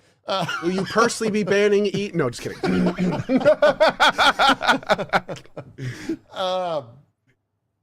In an age where people like to pit companies against each other, do you consider yourself competitors to Blizzard, Diablo 4, Last Epoch? Like, how do you view these other companies? Are Good they? question. Are you trying to beat them in player count, or are you just existing and hoping that the game speaks for itself? How do you look at that? I mean, I guess I don't really. It doesn't really bother me particularly that, like, you know, other companies, what they're releasing and that sort of stuff. Like, the only thing that ever matters is if, you know, like if something happens. A thing that is relevant is if something happens in the genre that like moves it forward in a way that we have to respond to, then that's something that we have to like deal with, right? Like that's a thing, for sure. But other than that, like it's fine. Like, I mean, the nice thing about the genre is that it's not like World of Warcraft where, like, you know, you've got subscribers and you're competing for that. Like, that's an actual like real competition scenario where people aren't going to be really subscribed to more than one MMO. But in the seasonal model that we have with in action RPGs, it's kind of fine. Like, you know, you play the game, you know, for however long you play it for, you play another one, and that's fine. Obviously, there was like the tension that happened with Last Epoch recently, Right. Which was very unfortunate, and I honestly wish it didn't have to be that way. Yeah, if you could just like, coordinate with them in the future and space it out, that'd be great. I mean, yeah. The thing is, it sounds so easy. Are there It back channels? sounds so easy. Like, are there back channels between companies? With, So with releases? they messaged us about okay, so they asked me like, okay, like, we're thinking of coming around this time, when are you thinking of coming out? And I'm kind of like, that actually might conflict with something, and that was kind of the last of it. There really wasn't anything else that was said there. The alarm went off. You know, so like, but the thing is, I think that what happened is that, like, so we had a date, and look, I don't know how they're thinking internally, but I think that their plan was to come out a little bit after that date. We didn't give them what the exact date was, but we kind of had said, like, in the community, like, you know, sort of like people had sort of vaguely known when we were planning on coming out. And then Right. we then got delayed, right? Like we couldn't make our date, and there's like just nothing I can do about it. I can't come out any earlier, obviously, than what, you know, the time that we can come out, right? Like, it was just it had got unavoidably delayed. And then it was like really unfortunate because I actually probably would have delayed an extra week to get out of their way. But we have a Easter. We've got Easter, Right. and then there's actually another public holiday the weekend after that, which means that there's a 3-day week. So we do have a 3-day week. Everyone takes those 3 days off. Like, everyone has put in for time off during those 3 days, right? Like, that week is just dead. It's not happening. Yeah. And so what would have happened is if we delayed another week, then that week would have been right after our launch. Which obviously, if we'd just had the launch we just had and everyone was on holiday, that wouldn't have been. Just to make sure I heard this properly, just to be clear, if those holidays weren't there, you would have moved PoE 2 for Last Epoch? I would have moved it a week, right? Not in a way that the players would have seen, right? Hey, that's plenty of time. Yeah, No, I would have moved it a week. I wouldn't have moved it 2 weeks. I wouldn't have moved it 2 weeks because there's only so much you can that do, is actually right? Yeah, gonna hurt absolutely. players. Yeah. But a week I would have moved. But yeah, we just couldn't move that week, unfortunately. And so then, and I felt real bad about it as well, because I was like, I don't want to do that to them, right? Like, I don't want to do, like, it's not something I want to do. But at the same time, if we were delaying 2 weeks and then the players like knew that, like, that would just be awful, right? Like, our players would have crucified us for that, and rightly so, right? That would have been terrible. So effectively, like, it just ended up that way. And like, I don't know whether or not it was a good idea for them to then move in response to that. Like, I honestly can't say whether or not that was right or wrong. But I certainly don't feel great about that happening, right? Not amazing. Like, I don't want to ruin their plans in any regard. Yeah. To be blunt, though, it's very cool you're even thinking of that. I mean, we live in a day of kind of faceless corporations for a lot of games this size, so that's cool to know. Not only that you guys are talking, but even considering doing stuff like that. I think I speak for many of us when I say, just like you were saying earlier, we love Last Epoch and PoE2. So in a perfect world, we'd love to be able to, like, you know, do both when they're all shiny and new. So it's great to know you guys are like talking. Yeah, that's cool. Well, I'm really hoping that doesn't happen again, because, you know, as I said, it was really unfortunate, and it really sucked that there was just that. I really need a toilet break. I have to be right back, chat. My stomach's dying. I just ate. Aren't both companies owned by Tencent? Yeah, like there was too many conspiracy theories. It made me upset. But yes, they are. Because people were like, not fully owned, no, but Tencent has a chunk of EHT. Who isn't owned by Tencent? I'm not. Anyway, bear back.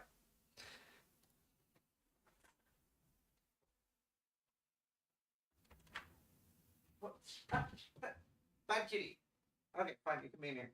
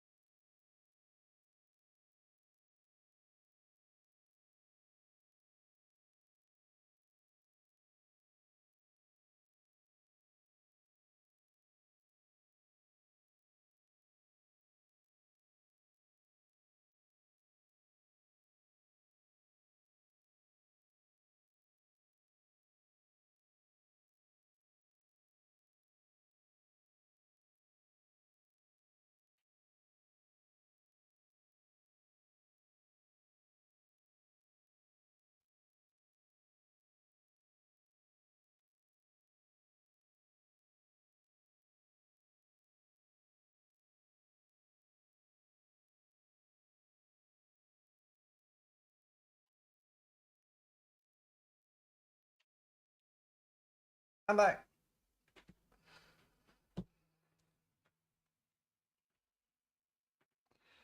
Holiday thing that like blocked it. It's just like, yeah, it's just very unfortunate timing. Yeah. That happened there. It'll happen. Every once in a while, it'll happen. One of the things in terms of like the issues of now or the issues of today, a lot of people have been asking about the EU server issues. True. I don't know if there's a specific. Yeah, so that's thing just you could say? DDoSes, unfortunately, that are very hard to deal with. Yeah. Like there is unfortunately not like a complete solution to DDoSing on the internet. I didn't realize that wasn't something they'd said publicly. That was just like, because I asked them about it and they told me in DMs that they're getting like super heavily DDoSed. So people were like, where have they said this? I was like, in a post? But that turned out it was just DMs. So they probably should have communicated that better. If someone's really doing that stuff. So it isn't a question of if NOS wanting to like pay more money for more servers or anything like that. It's just entirely like, the nightly DDoS comes along and like takes out like 5 or 6 machines, and then if you're having to play on those machines, then that happens, and then they move on to another 5, and like that kind of thing. It's just like very annoying. Yeah. Like look, we are investigating more options to try and improve that, but that is the source of that. Okay, gotcha. I think even saying that is beneficial for a lot of people. Right. So Agreed. Yeah. What else is there? I'm kind of looking through there to see if there's anything. I guess another question I have for you in terms of like analytics, right? PoE is such a game based around numbers and whatnot. For you as a dev and as the game director of PoE 2, do you have like a data point that you're constantly looking at, and if that number goes bad or that number goes positive, it affects not only your mood but like the direction? Average player time to death. Yeah, like what is that number? If there, the number for me is just concurrent users, just number of people online right now. Okay. Because that really, look, if people aren't enjoying the game, they're not going to play it. And this is actually something that, I actually yesterday, like I was talking to Mark, about all of the, all of the stuff, and the thing that he said to me is like he sort of had to remind me of that fact. Like he's like, look, the retention of this PoE 2 launch, like in terms of concurrent users on the like weekend to weekend, is higher than any PoE 1 launch we ever had before. Right. So it can't be that bad. I mean, it's a. Yeah. I mean, I totally understand. You have to put things in. There are nuanced things to that too, though. It does depend what else is happening in the gaming world and stuff for retention. And also, like, for a lot of players, DDD does have a lot of goodwill that even when people are complaining, they are expecting for GDD to fix what they feel is wrong with the game. And a player isn't, for the most part, going to instantly quit when they're unhappy with the game because they don't want to fall behind for when GDD fixes their perceived issue, right? So they're going to play a week or 2 weeks. Yeah, like for example, right? Like Steel was quite unhappy for a while and didn't quit instantly. Like he gave it a proper try. So the real, like for example, there is a big chance that a lot of people will quit when Last Epoch comes out. Well, like I'm definitely playing Last Epoch when it comes out. But that by the way is also like I'm very happy with the changes they've been making. They've been iterating really well and doing good with feedback.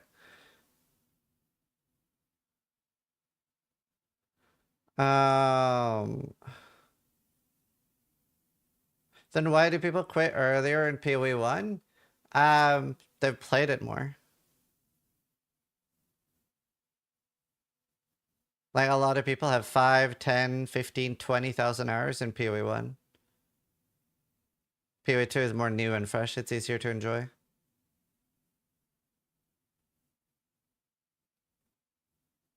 Like it's a very old game. So it's like I love PoE1 and it's wonderful, but you know, I only play like 600-700 hours of that per league.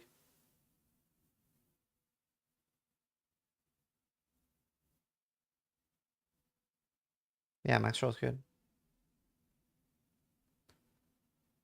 Well, I used to play roughly 1,300 hours per league start.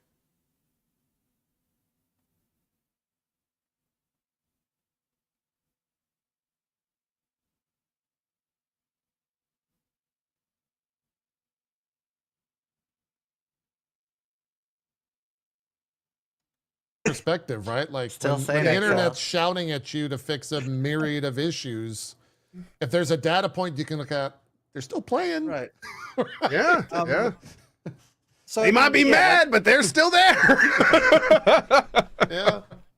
I mean, look, we still obviously have. There's still tons of things to fix. It's like I don't want to discount that in any Totally. regard, Yeah. you know, like on some level, like it's okay. Like because the thing is, when a million people start to say, you know, the game is bad, the game is terrible, it's hard to even remember yourself.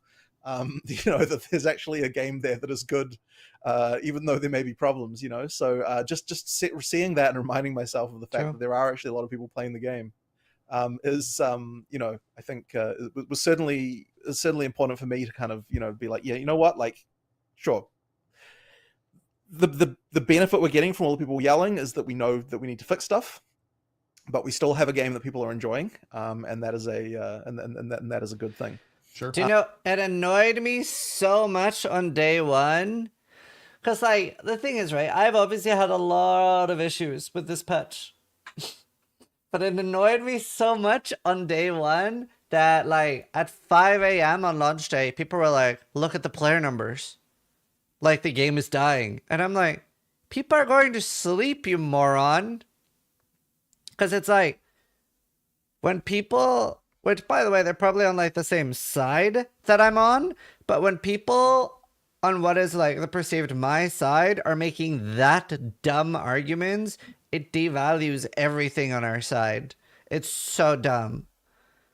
It's so dumb. It was the same, like, I saw the same dumb arguments for Kingdom Come Deliverance. People were like, look, the game lost 60,000 concurrent viewership in 6 hours. It's like, yeah, people went to sleep. I hate it. So, yeah, I mean, we're still doing well, and like, I mean, this launch was still larger than any PoE1, like in terms of absolute numbers as well, right? Like this launch in terms of people online was larger than any PoE1 launch we ever did. It is approximately what I expected as far as like relative to the other launch. So generally speaking, like what it was exactly what I guessed. I initially guessed 300,000, and then after seeing the patch notes, I was like, nope, never mind, 240, and it was exactly 240 on Steam charts. Obviously, we don't have access to the total number, so I can't guess that. What we've always observed. You're realizing that most of the world doesn't sleep with you. I wasn't talking about EU sleep time, seeing as I wasn't sleeping then. I was talking about Steam sleep time. Concurrent viewership on Steam always goes down between 2 to 5 a.m. EU time. Always, every game, ever. Observed as the first launch is you get a number, and then the subs. This is in any market we've entered, and any subsequent launch is 50% of what the first launch was. But then the way you know that you're doing well is that you start growing from there. So you have a number, you go half, and then you're going up like hopefully 5%, something like that. You know, each time after that. Somebody in chat said the number never recovered. Did they never wake up? The number peaked the next day from when people were complaining. So like it went from 232,000 on launch, and it went down to like 160,000 when people were sleeping and people were saying the game is dead, and then the next day it peaked at 238,000. So, and that's how you know an action RPG is doing well. So it's really seeing, like, you know, do people come back next time? You know, like how well do we do there? That'll be the question. Sure. Yep. We could do a round of final questions and then call it an interview. For me, it's 8 a.m. there. What time is it on Monday, the start of the work right week? now it's 8 o'clock. You can see the sun rising in the background there, which is blowing out all the camera. What's the first thing that's going to be on your desk when you get into the office? What are you doing? So we are going to look into item drops because a lot of people are saying that the wisps are not rewarding enough, Yes. and they should mathematically be. Like those things give like 300% better, like more. Well, okay, it's not more items; it's more like more the number that we use for like rarity that increases the drops, how good they are, right? Right. And it also gives two extra drop slots. So effectively, like, there's no reason why they should feel unrewarding, but they do. So therefore, I need to Sis, Jeremy convinced me to go all in on wisps. It doesn't sound like you had a good time. understand what's going on with that. And I spent like quite a lot of time yesterday looking through like the simulations and like seeing what's going on. And like I've definitely identified that there's something going wrong in the item drop system that I'm not quite happy with. And hopefully, if we fix that, it'll make this the wisps feel better. Cool. So yeah, that's kind of the thing that I'm going to be probably spending a few hours on this morning to see if we can come up with some kind of improvement there. Cool. Fantastic. I like the first thing I read in chat. 300% of 0 is still 0. That's true. We have that in Of my course, chat. that's how he feels. Yeah. I will also say chat erupted mostly in jubilation when he said that you're going to be taking a look at loot. So Yeah, I if it took matters, there you the go. temperature of all three chats. W take. Yeah. W take. I'll let Great. you know. Oh, but is it, what's the quotient on based? Oh. Base is good and trending. Base values are trending. Great. Excellent. Fantastic. Fantastic. Great. Zika, Co, any final questions? I got one. I had one from my audience. That Go ahead. might be an easy one. Yeah. I'll go last. Zika. I don't know if it's John. This is from my audience. Tell me if it matters because I don't know. Ask him about difficulty scaling with multiple people and if it's been adjusted. At launch, me and 2 others had to stop because it was so difficult. That's just the game. That's true. It is definitely quite difficult to play together. Me and Steel had the same thing too. We did make builds that synergize, but it's definitely easier solo than it is together. Is he a smoker? I think he has some vocal cord issues at the moment. Baby. I'm sorry. There wasn't any Like- change. There wasn't any change from early access's launch, so yeah, it shouldn't be. But I mean, like, it can be that various nerfs like got hit. But I wonder, like, as well, whether that feedback was before or after the change to Monster Life we did. That was a few days in, because we did a pretty substantial change to Monster Life in the sort of mid game. Okay. So it's possible that they might have a better time now if they were playing before that point. So it'll just be a question of that. Okay. Jonathan's like, are they both huntresses and were they parrying?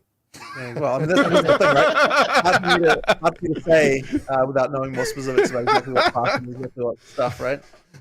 So I got a this is just a quick yes or no, but it's a big question close to my heart, especially one that I think would be great for newer players.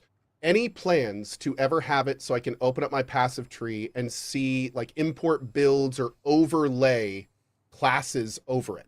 So We as a almost newer had that. player, I would have like a really good idea of were where so to go on this close. gigantic ass tree.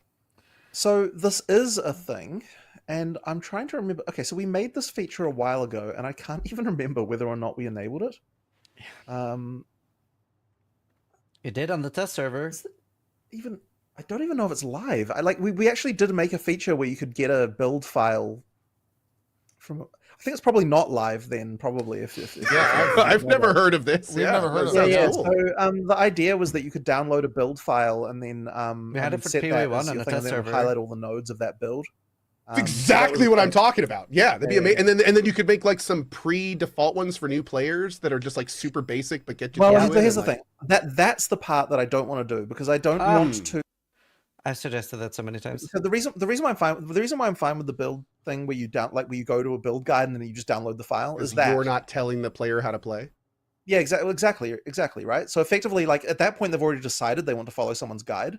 So like, therefore, it's fine, right? But at the point where, but if you're just like into the game and then the game's immediately like, why don't you pick from one of these build guides? Like, I'm kind of like, I'm not a fan of that, you know? Like, I don't want to, like, I feel like if you want to follow a build guide, that's great, but you have to seek it out, you know? Yeah. Well, and Very I cool. totally agree with that because yeah. I wanted to mention this before. One of the things that I really enjoyed about PoE2 is that I got through the entire thing before restarts or whatever. I got through the entire thing without looking up any builds or anything. I was able to like get through it. It was fucking tough, but I got through it. And then I looked at a build guide and I'm like, wow, I was way off. Holy shit. And then I did the build and I put all the nodes in the proper spot. And I was like, God, this is like baby shit. I'm just zapping everything. But I could get through it. So I like that. You don't do it. And also, if you put that in the game, you're gonna make someone like me feel like an idiot.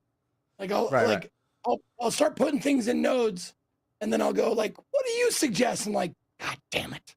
Yeah. Well, yeah. I mean, there's a lot of different things I could see that would be bad about that. But I agree with Jonathan in the sense like if a player seeks it out, they should be able to. Optional. Yeah. Absolutely. 100%. Yep. Yeah. That makes a lot more That's sense. cool though that you guys are thinking about that, because I would love to have all that in game for builds. Like if we could just open up P and see a little text box in the bottom right that was like, path of building code, paste here. Like that would be amazing. Now, well, in PoE 2, I suppose, now that I'm thinking about it, you would also have potentially the capability of having the same file list recommended support gems, like overriding the recommendations that we have, which would allow a build designer to like set the gems that you should be using as well, like so that would appear when you open the recommended supports from that. very useful. Yeah. That sounds nice. So that would actually be another case. I just thought about that just as you were talking there. So you could have like Path of Exile guide masters make like purposefully like this is for new players suggestions, not necessarily like a roadmap, but like here's some suggested stuff for you kind of thing. And that opens up a lot of interesting doors. Yeah. I would. All right. Of course, all optional. Yeah, I'm curious about how as someone who doesn't make like build guides or anything, but for PoE content, PoE 2 content creators, where that is their.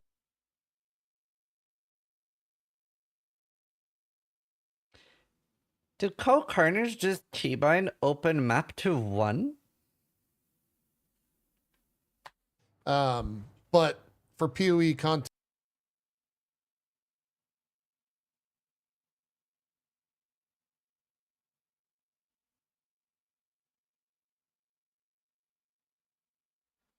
Overlay map. Does that say 1? Or is that L? Please say that's L. It's I? This potion still looks like it says 1. He swapped it with inventory. Okay. PoE 2 content creators, where that is their livelihood, right? Is making build guides. I was gonna say they take ad rev and whatnot. I wonder if they would be against that because you no longer need to seek out a video and watch an ad because it's all in game and there's no monetization. True. Right? So I wonder if you get pushback for that from the creators. So they took our jobs. 150,000 people like it, but those 3 streamers. We probably shouldn't do it. I just wonder if you get pushback from them and to what extent that goes. I don't know. It's an You're always gonna have, if anything, there will be like some of that where it'll be a bad thing for monetization, but people are still like, with a feature like that, it's just going to be like the bare bones stuff. It's not going to explain the in-game portion. Like, I just don't see a world where like GDD also lets you import notes. Like, a lot of people are still gonna like want the explanation and stuff. So interesting conversation. And it is very much like Code just said, 3 people versus the masses. It would be very yeah. Still a consideration for sure. Yeah, for sure. Well, cool. We're a little bit over, but Jonathan, thank you. Mr. Rogers, I'm sorry. Thank you so much for coming to our neighborhood. Coming to our neighborhood. Poor Jonathan. Anything you want to say here before we wrap it up so you can get on with your day. It's only 8 a.m. there. Jeez. Yeah. Right. So you can go to work.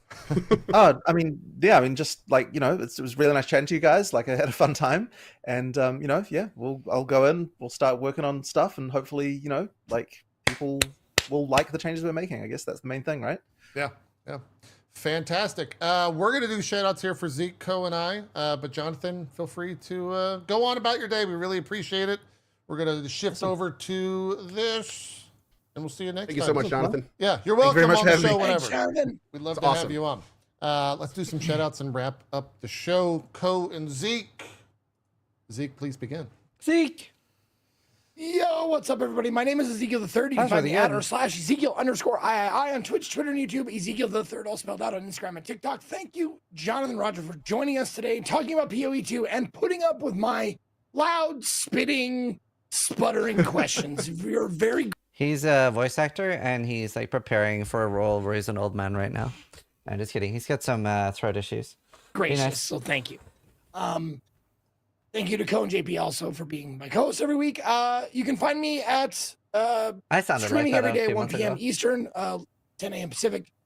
I'm going to be playing this. I take Mondays off, so I'm not here tomorrow, but I will be playing Into the Dead and Blueprints for the next couple of days. Nice. And Blueprints? that's what I got coming up. So if you want to come join me checking those out, please do. Thanks for watching. Fantastic. Co, some shout outs, please. Absolutely. As always, a big thanks to JP and Who's Zeke, this and a guy? special shout out and thank you to Jonathan. That was awesome. I can tell you, I can Have you count guys the heard of amount of this devs guy? of that size that I feel are that kind of like transparent and in the trenches. That is Definitely. awesome. So big thanks to GGG and Jonathan for all of that. On that note, my name is Co. Hi, going to be doing a lot of Hi, blueprints Co. this week. Also, we've got Last Epoch this week. Going to be rolling new characters for that. Probably some more Holy. PoE 2 as we do more of our hardcore run. Maybe some First Berserker Kazan if I can rip myself away from blueprints, and then some other fun games need too. to Maybe look at some that Yorkers game. in the evening. Everyone's talking Regardless, about it. thank you guys so much for watching this week. Hope you enjoyed the Gary. review, and we will see you next week or sooner. Fantastic. I'd never seen this guy before this interview, not even joking. Oh, Co's great. I love Co. We also have a sponsored stream. We'll be playing together on All right. Friday, I believe Cool. at 1 p.m. Eastern. We'll wait. I don't know if the game's announced, so I'm not going to say anything. But we'll see you all there on Friday. I think that's at 1 p.m. Eastern with the three of us. Oh yeah, I see 12 p.m., but These guys are like my favorite boomers. They're like the male equivalent of the Golden Girls. You know, like the three ladies. They're like the male equivalent of that. They're so sweet together. I love them. that works. Okay, all right. Either, Whatever. doesn't We'll matter figure it to out. me. Don't show them. Don't clip that and show them. We'll figure it out. Yeah. We'll figure it out, and we'll let you guys know. But yeah, that's it. Yeah, Jonathan's got inner peace. Sorry, I didn't mean to cut back to the screen. That was just look at him. He's so happy. He's ready to go Oh, fix man. the loot. He's so zen. Zenning out Zen, before man. work. I love it. Yeah. Yeah. All right. Okay. That was dropped frames. I'll link it in chat. And if you're watching on YouTube, we'll put it on YouTube right now in the description.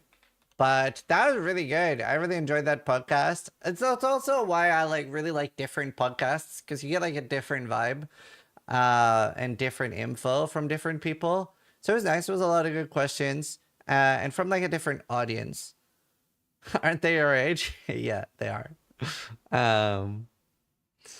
They are. But yeah, no, I really like that. I mean, obviously, I try to comment as we go along. So some things I agreed with, some things I disagreed with. But really good. Honestly, like, Jonathan gets way more hate than he deserves. Like, it's so nice that he takes all this time. Like, even though, like, I disagree on a lot of game things from Jonathan, I love talking to people I do disagree with. And, like, so few devs take so much time out of their day to communicate, and he's so candid, and he like very much clearly talks about the things he believes in, and the way he wants the game to be fun. So I love that, and I respect him a lot for that. So he gets way too much shit. Really, really good podcast. Anyway, I hope you guys enjoyed watching on YouTube, and thanks for watching. Sorry if you liked the video, but more importantly, try to die less than I do. How old are you, sis? I am 36.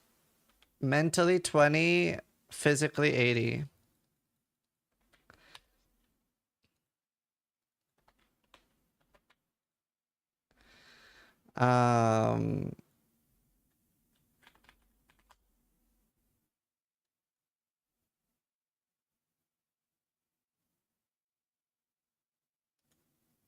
You're not old?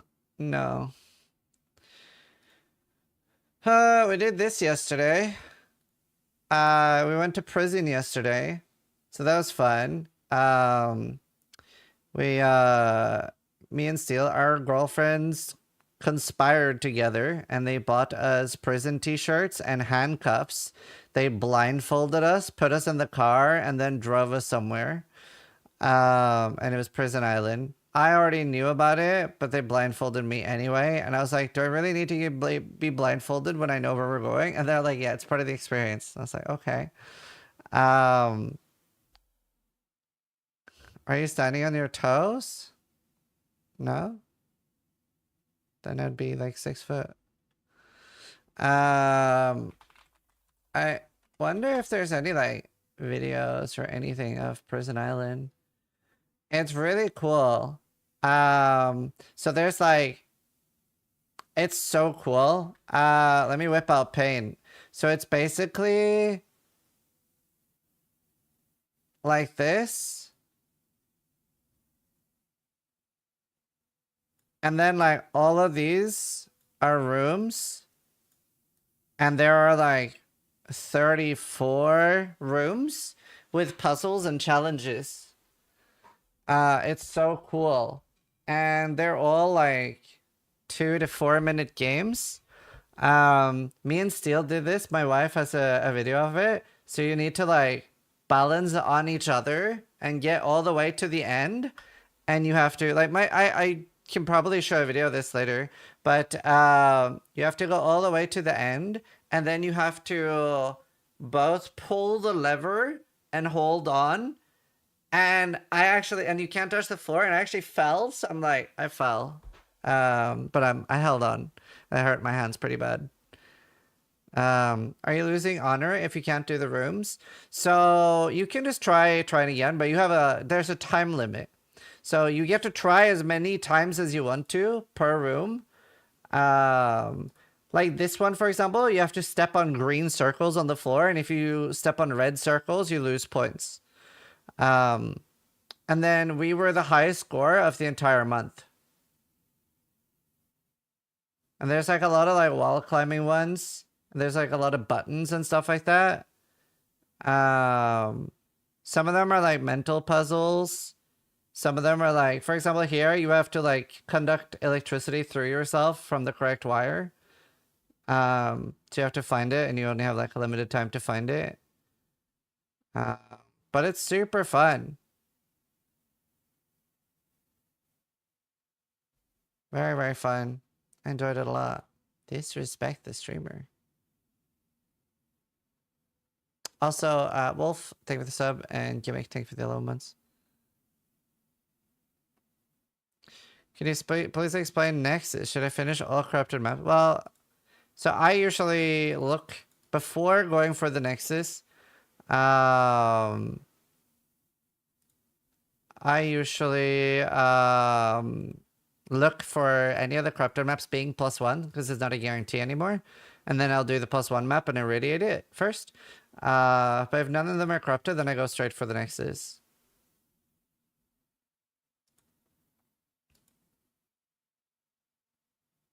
Can you explain how armor is overpowered? It isn't.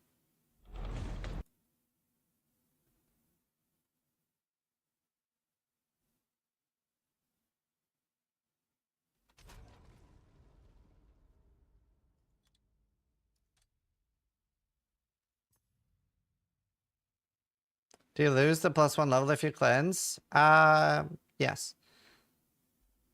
But the cleanse maps can also have +1.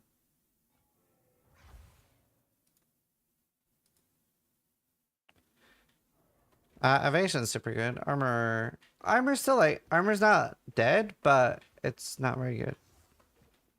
Like, it needs a buff, but it's like, for example, if you go from 0 to 5,000 armor, you're gonna notice a very big difference in how much damage white monsters do to you. But the problem is the armor break shuts that off entirely.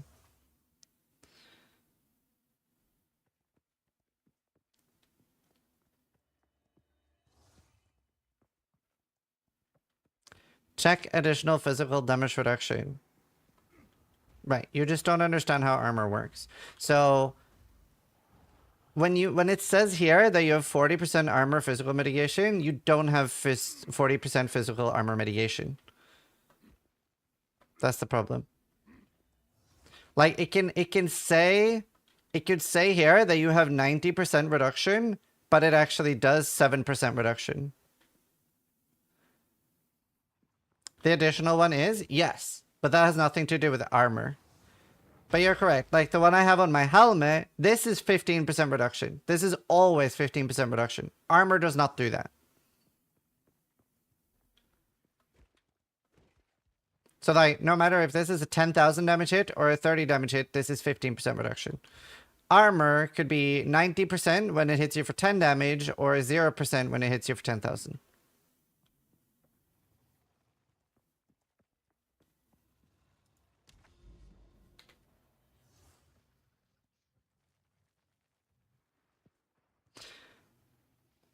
So that if you reduce 59% with armor, you can get 31 fists with helm, shield, and chest, and cap to 90%.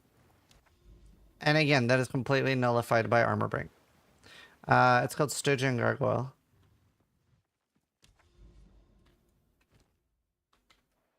So the big issue with the armor is armor break. It's the big issue.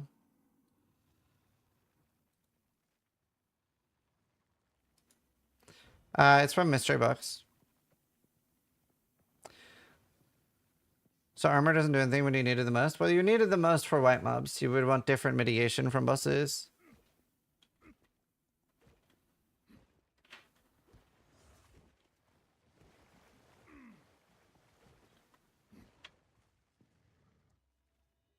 Hi, wife. Also, with the recoup note, you heal more than you take damage? No, I think you just don't really understand defense. Recoup is also very bad in Path of Exile because it's over 8 seconds. So if you take 100 damage, you get, what, like 12 regen per second?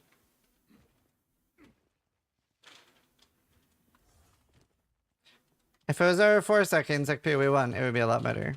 A recoup is a bit of a meme in PoE 2.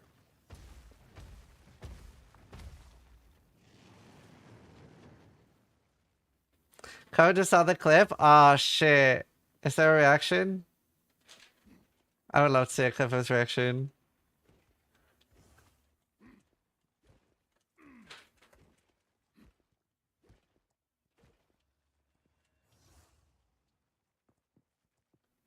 Yeah, I can reduce 90% from hits up to 1800 damage. Yeah, I agree. The issue is armor break. Armor break shouldn't exist. But yes, I do disagree with people that say that armor is useless, but it is worse than what it should be compared to energy shield innovation. It's a very bad defense type right now. Yeah, Thunder.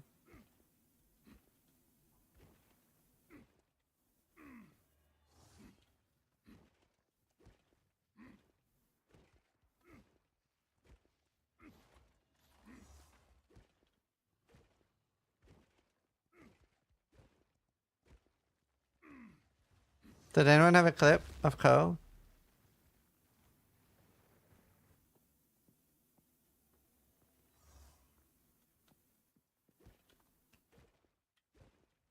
Like, I have gone for, like, physical mitigation too, but not much armor. Like, I have 15% actual reduction and then tiny bit of armor. Like, I have 1,000. And it's a lot worse than evasion. Well, that's what you fight the most, Coffee. How much money you got? 900. So I actually have dropped inspiration. I think most people will use inspiration though, but for mapping, I have fire pen.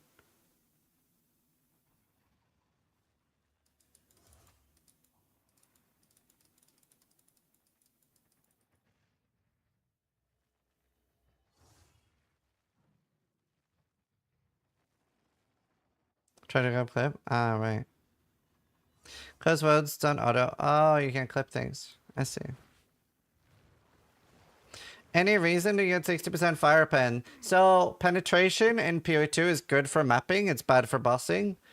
well, it depends on your build and how you set it up, but in PoE1, you can penetrate negatively, right? So let's say that I reduce a monster's resistance. Let's say that a monster has 50 fire res, and I reduce it by 50 and then penetrate, then it'll go negative.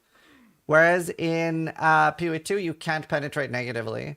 So it's good for me for mapping because I'm not using flammability and I'm not using my oil grenade while mapping. So then it's actually good damage.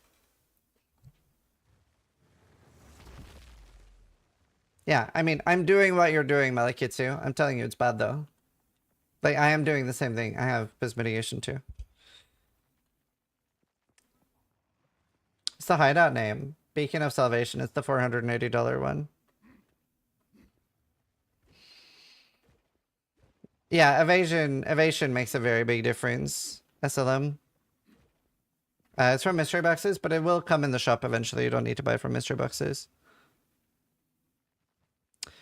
It's because you have low armor and you don't have 13% from shield and chest. No. Try doing the same defenses you're doing, but without a shield. Block is what makes you feel tanky in PoE2, not your armor. The fact that you said you have shield invalidates everything you're saying. The only way to be really, really tanky in PoE2 is evasion or block. Because I have very, very similar defense to you right now. Because I also have 25% fist damage taken as fire on top of what I have. Whereas like block, the best example is my energy shield character had 20,000 raw ES and I was very squishy. And I got 60% block and I was literally immortal. I did not even come remotely close to dying since. On Warbringer, you can Kutos. I think you only have to watch for 15 minutes for drops. I think it's bugged.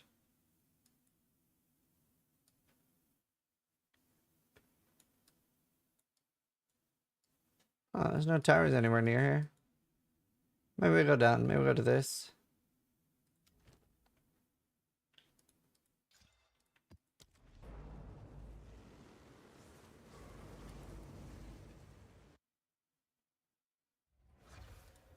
You asked for this? Cool, thanks.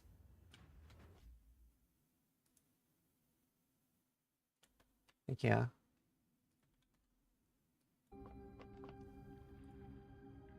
Oh, no. Favorite boomers. They're like the male equivalent of the golden girl. Hold on. These guys are like my favorite boomers. They're like the male equivalent of the golden girls. You know, like the three ladies. They're like the male equivalent of that. They're so sweet together. I love them. That works. Okay, all right. This is the best. I love it. Oh, I love Ko.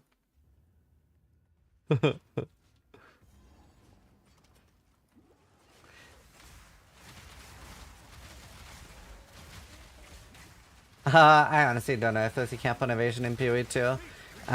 What makes evasion so good, even though, like, especially as a new player, you would naturally think, like, well, isn't evasion really, really bad, Ziz? Because what happens if you get hit 3 times in a row? But what you don't know about evasion is that you can never get hit 3 times in a row. It is literally impossible. So evasion does something called entropy. And it'll basically like pick a number and it'll be like monsters can only hit you every 5 attacks. So they can never hit you twice in a row. So that's what it makes evasion really good. So you can never get like stun locked and stuff.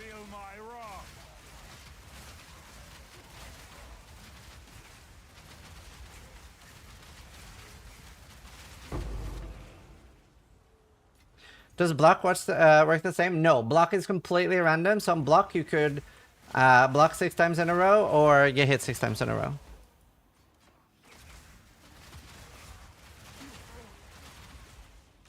And like back in the day when we had dodge in PoE1, then dodge was also true random. Oh my god. I was not looking at my screen for 1 second. Almost died. Didn't burn my omen though. You still need health on top of everything? Yeah, like that's my biggest issue with defense right now for this build is that I don't have enough raw HP.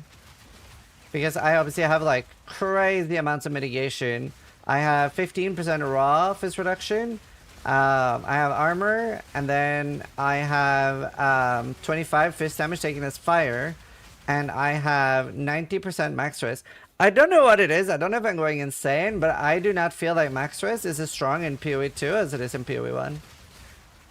Like, even against like the actual elemental damage, because when I add, obviously this is a more dangerous stat in PoE 2. Monsters deal 36 damage as extra fire. Even when I get 100% fizz as extra fire in PoE 2, yeah, it feels like every monster has penetration. It feels like every monster has penetration. I don't know if that's the case, but that's what it feels like.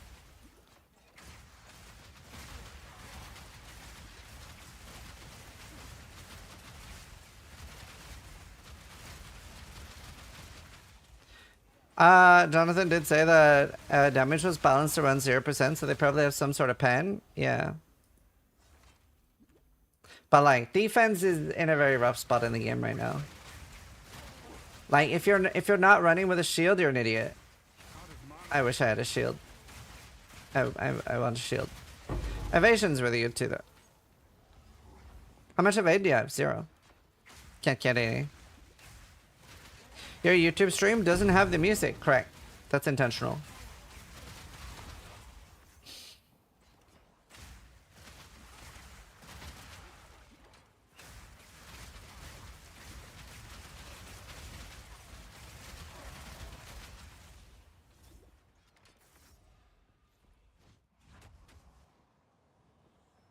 It's like, for people that don't like the music I'm listening to, you can watch on YouTube. Then you just hear me yapping, no music, and you can listen to your own music. Dude, I'm even blocking with my shield. Uh-oh.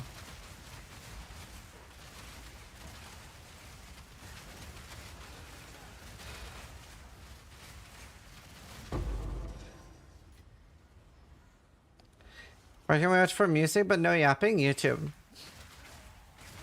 Just not mine.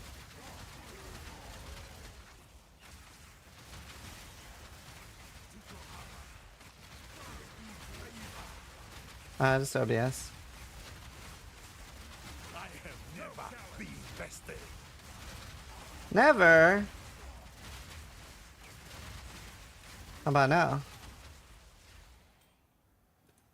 I've nowhere to keep that. Do XLs drop +2? They do.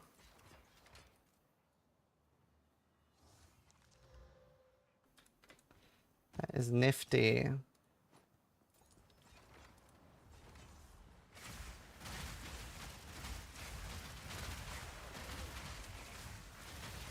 Spell looks very fun. Yeah, I enjoy it.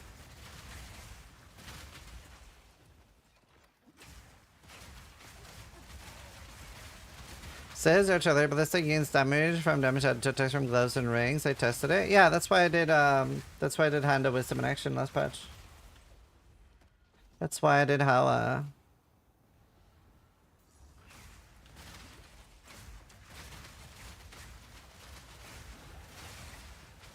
right way to get flat damage. I don't think there's enough Thorn Scare that it's gonna spawn on a Rogue XL.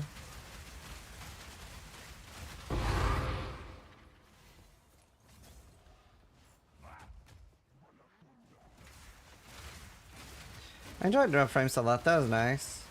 I was also not surprised that they were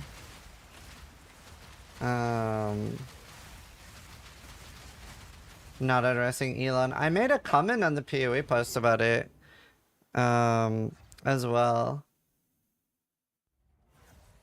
But I deleted it because people didn't understand what I was saying.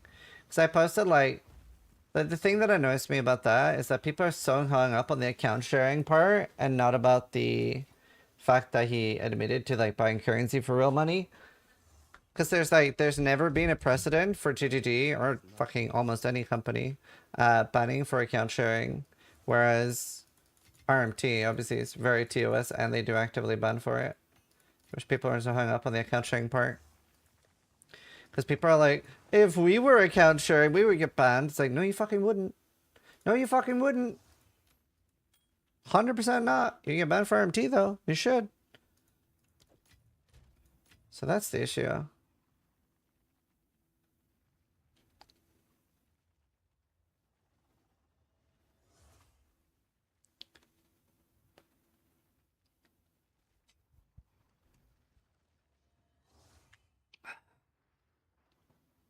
Yeah, most normal occurring.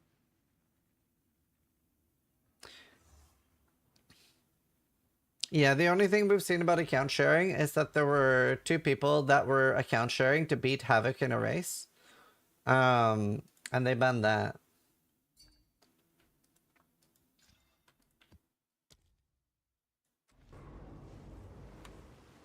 Did I miss a trade? No.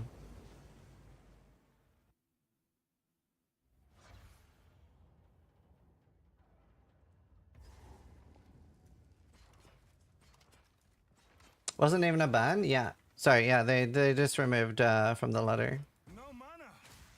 They did not ban. I don't know if I said ban, I was pissing out.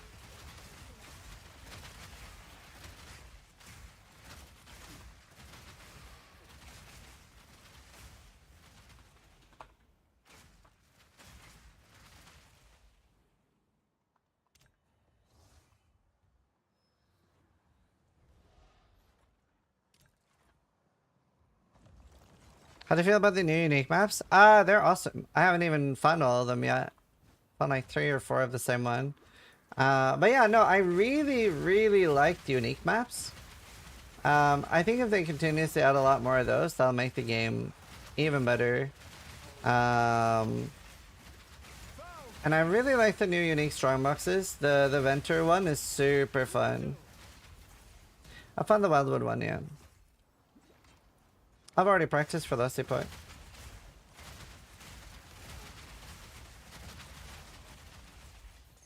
I should do a new practice run though, because I am no longer going to be playing Marksman. I am no longer going to be playing Marksman, chat. So I've had a change of plans for last Epoch. How much have you died? I died twice during the campaign. Well, technically 3 times now. On my meme ignite build too. I don't know what I'm playing now. So the plan and what changed was that I'm doing a Aberoth race. I'm doing an Aberoth race for $10,000 that I'm doing with Shopify Rebellion. I've made myself ineligible to win that race. So I was going to do Marksman, because yeah, Marksman is not ideal for the race, but it'll be fun, and I really wanted to play it. And like, while I do want to go for Aberoth, I'm not in a rush to be one of the first 5 people. However, something changed. Steelmage said, Zizaran is so fucking dog shit at games that I'm going to offer up a bounty of the equivalent of what he would like hit in the race. So if I would have been first, Steelmage is personally going to pay up 5,000 out of his own money. So now I've decided I'm going to play exactly what Steelmage is playing, just so he doesn't have any excuses when I beat him in the race. Yeah, it's SSF only. Will Ben compete? I don't think Ben plays last Epoch. I'm not sure. I think Karn is most likely to win. I don't necessarily think I'm gonna beat, but I think it'll be good content. It'll be fun.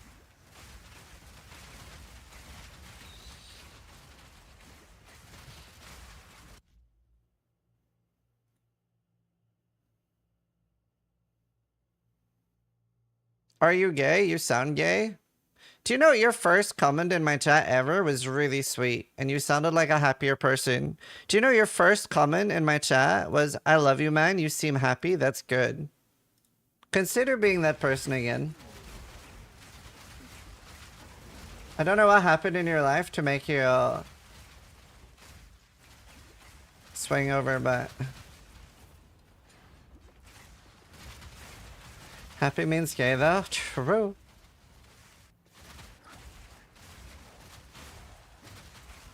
The duality of man.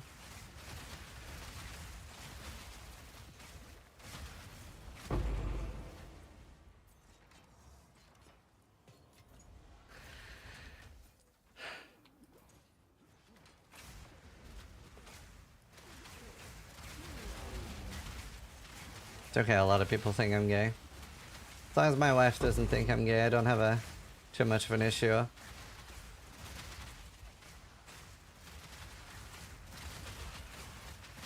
Hello, Dark Ray.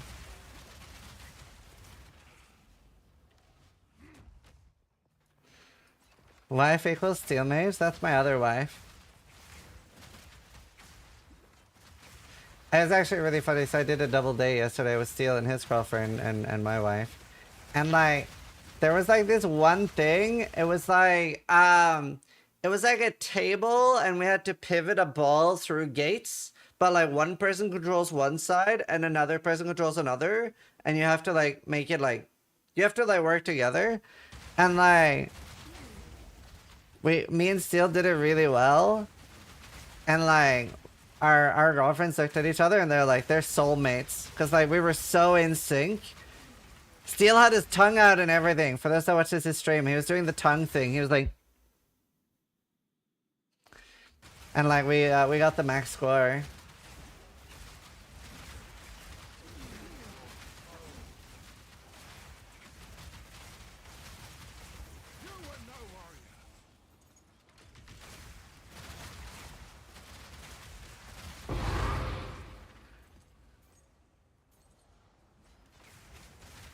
Hyena Lord. I'm a little bit scared of this boss, to be honest. It's really great that Helena is so accepting of your work, Mistress. It's great. It really is. Me and Steel go for like 4 AM walks and shit. So obviously we're always like generally like the same time zone. So like sometimes at like 4 AM I'll message Steel. I'm like, you wanna go for a walk? And he's like, let's do it.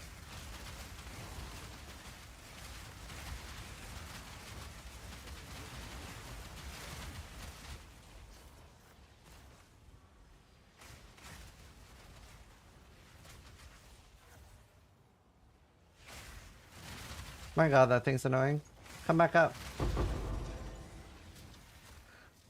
Did you watch the sunrise together? No, we don't like sunlight.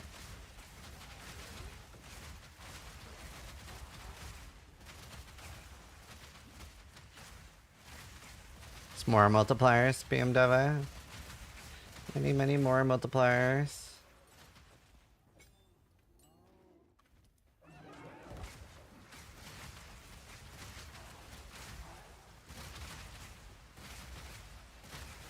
Alright, here we go.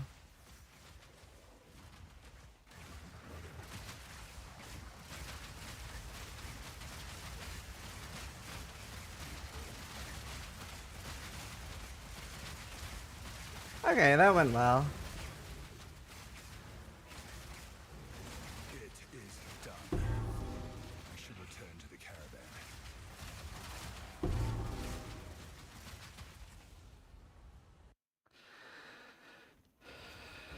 Struggling for currency and decent withdrawals is more irritating than fun. Yeah, a lot of people have that.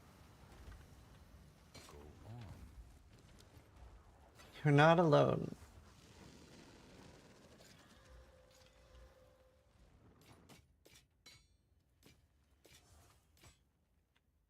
On with the work. That's how I feel.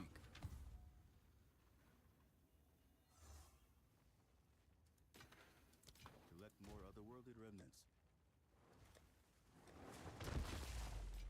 Oh yeah. I just finished The Legend of Vox Machina yesterday. It was nice. And we watched more Black Mirror. Also, holy fuck, dude. This season of Black Mirror is way too real. It's way too depressing. Holy fuck. Like 9 out of 10. Really, like, they really nailed existential dread. I just watched the Throng one.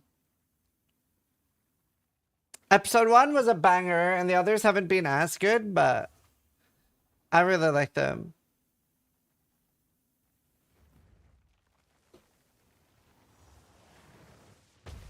Oh, I didn't like the Barney one. The Throng one was cool though.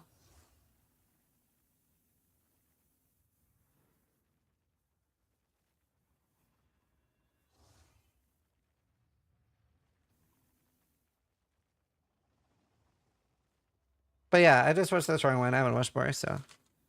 Hotel Reverie, I fell asleep. Oh, I really liked that episode. I thought that was really cool. Season 7.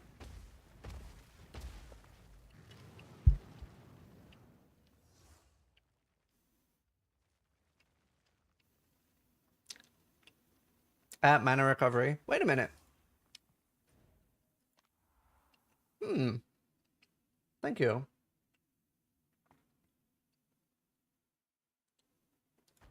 I don't know if I took Mana Recovery.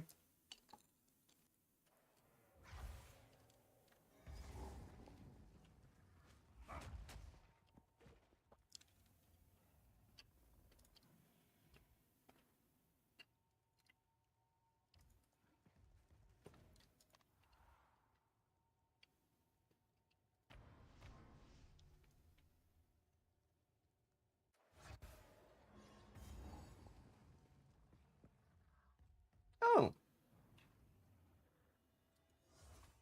Nice.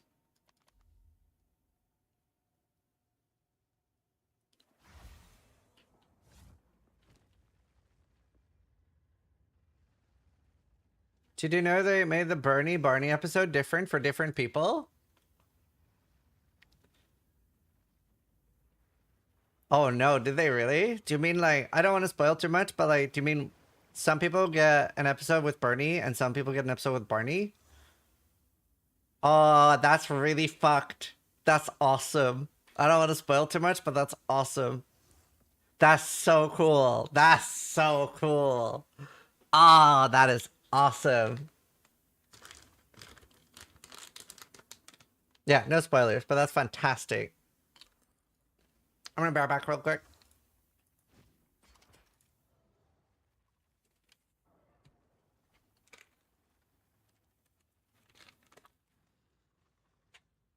That's so cool.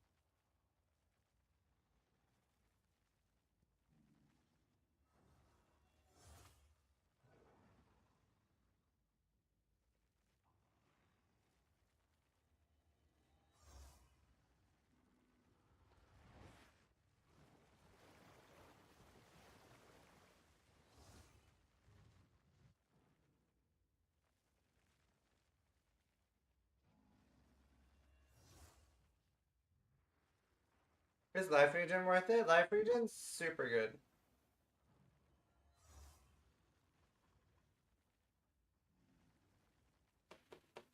She doesn't like this toy as much as the others, but like she brings it to me. What's Rue doing here?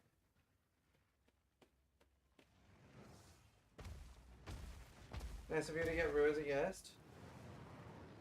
She's so wonderful. You should become a cat streamer. Best content ever.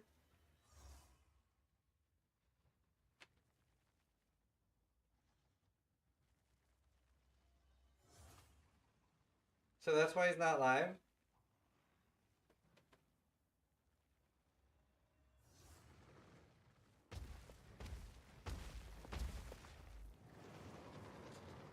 Oh. You're so fast!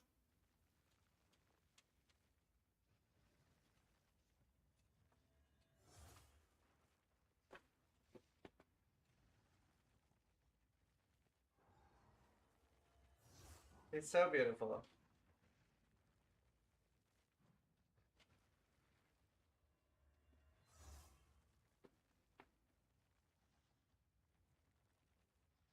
What's Bestial Rage?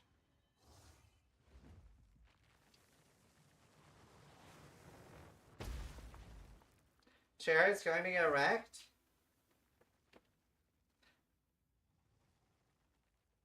So, I know that some pet owners feel like that, like, oh, they'll scratch up the sofa or something like that. But at some point, your pet's going to be gone and you would give anything to have them back. Even let them scratch your chair.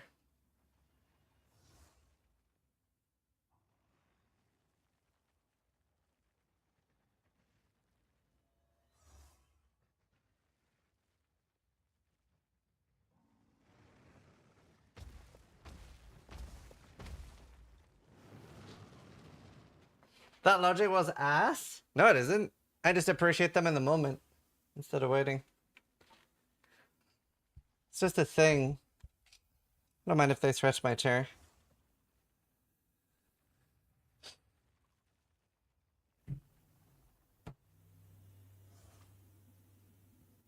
Oh, damn, hello. Lol, Scott.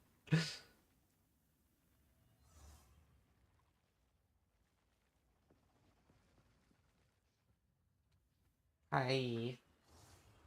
I love her.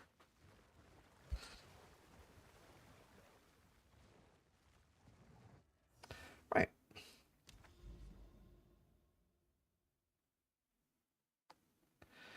That's easy for you to say when you have money to buy new furniture. I would agree with you if it wasn't usually the opposite, that usually people that have a lot of money are more upset when expensive things get destroyed than otherwise. Is there no connection here? God damn it.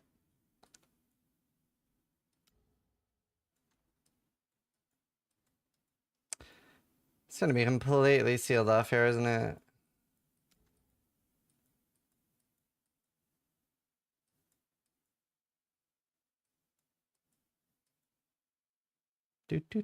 This looks nice. Let's go over here. Oh, Savannah again. I do kind of want to... Savannah was fine. I just have no damage bonus, then it's fine. Just don't stand in the lightning.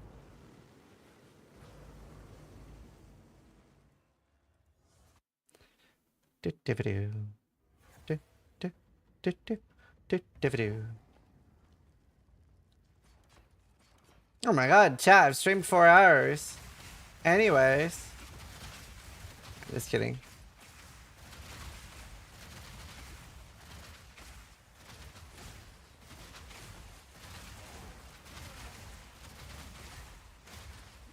I love the overworking emote.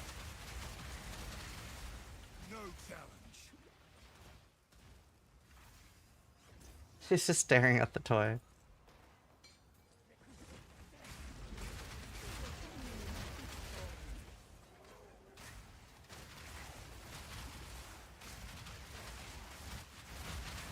You know, it's so funny. I used to think that pets were a waste of time. I didn't understand why anyone would want one. And I got one. Then I got 2.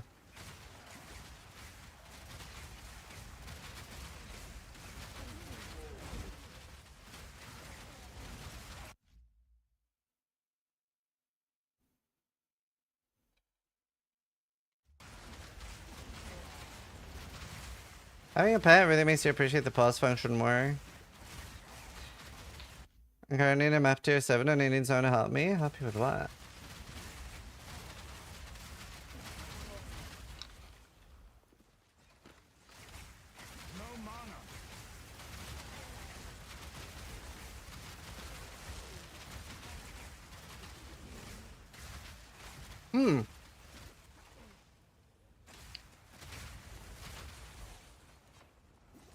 I can't remember if this law specification was in America or in the UK, but it's in either.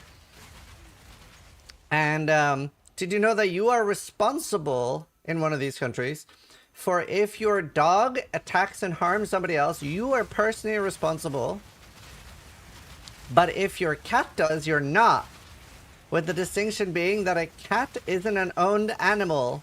It just chooses to, like, live alongside you. There was, like, a fun word description of what it was called. It was, like, a something companion. Like, the cat isn't, like, owned. It's just, like, just lives with you. Free spirit, that was it. The cat is considered legally a free spirit. That was the word. Can't remember if the UK or America, but I was like, that's so funny. And true.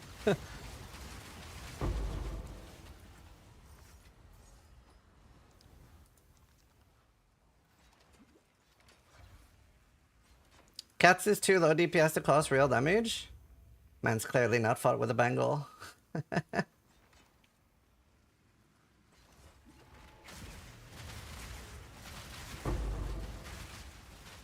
I really want an Asian leopard cat at some point in my life. It's basically a pure breed Bengal without the half cat. Why is it like a panther?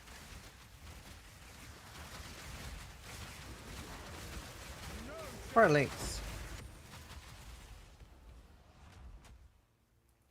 So tiger? Tiger's too big.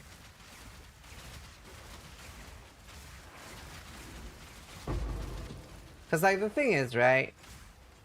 With like an Asian leopard cat or something, it wouldn't be 100% sure that it could take me. A tiger wouldn't like hesitate, like it would be sure. If it's only twice the size of a normal cat, then it's like, can I? I don't know. F1 serval? Yeah. Serval would be cool too.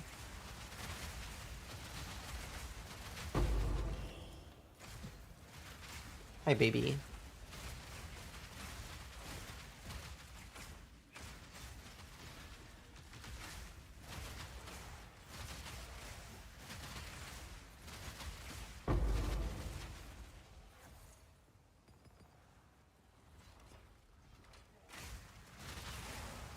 Even a cat can fuck you up if it wants to, yeah.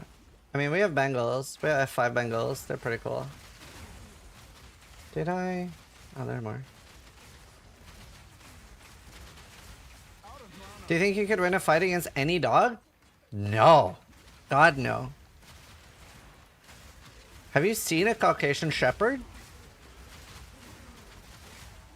Have you seen bear hunting dogs?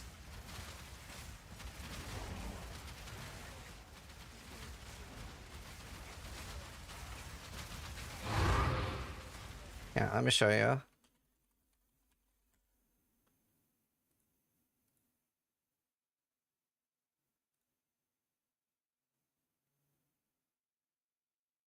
What the fuck is a kilometer? 1,000 meters? What do you mean? I don't get the question. Anyway, look at this thing. It's fucking massive. They're huge.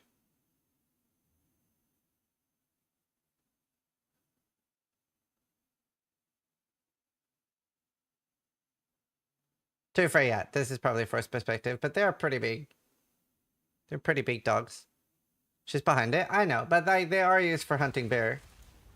You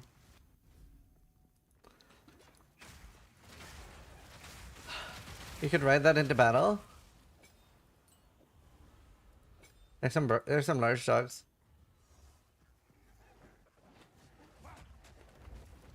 Oh no.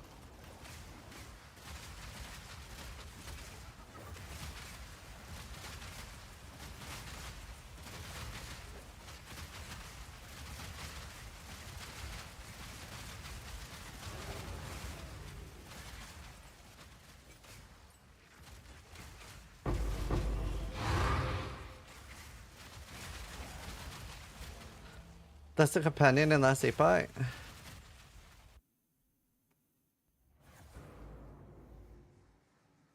But yeah, kilo means 1,000. So kilometer is 1,000 meters. Kilogram is 1,000 grams. Very, very simple. That's why the entire world uses that. Very easy to learn and figure out.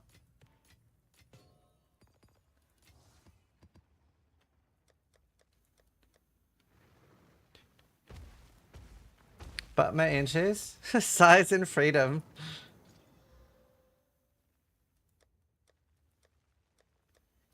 I don't know what a furlong is. I'll be here, waiting.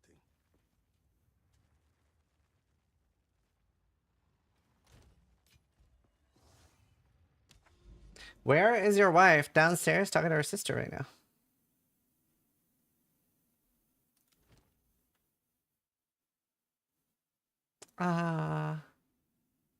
Sunets is pretty open. Just have to be careful.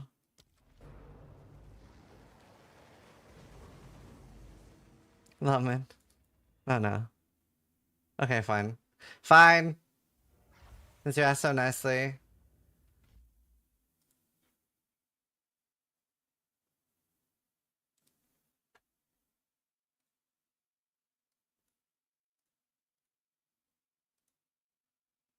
So we would like keep upgrading the locking mechanism until he was no longer able to open it. Rope was not enough.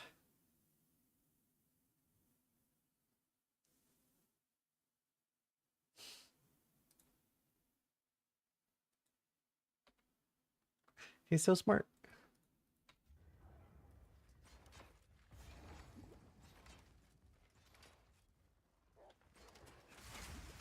Face me!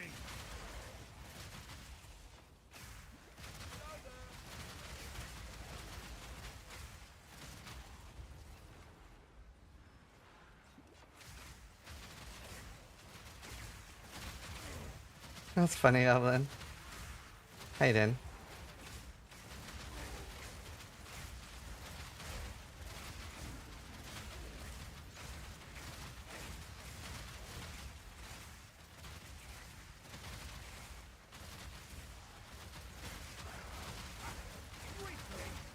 Hope you're well. Last evening Thursday. Yeah, when's the Dragon Wilds announcement stuff?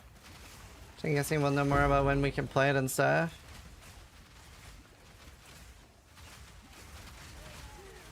Is Steel's girlfriend imaginary? I mean, I even tweeted a picture of Steel's girl yesterday.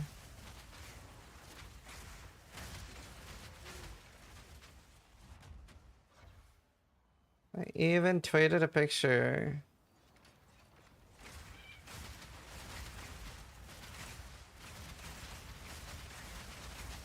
AI? Shit, they're onto me, chat. Is it anywhere else than Twitter? Nope. It is not.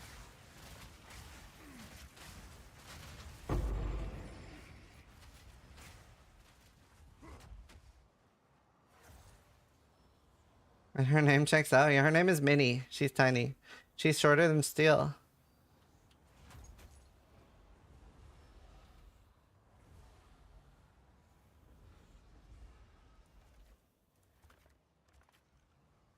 Yes, go after the treasure.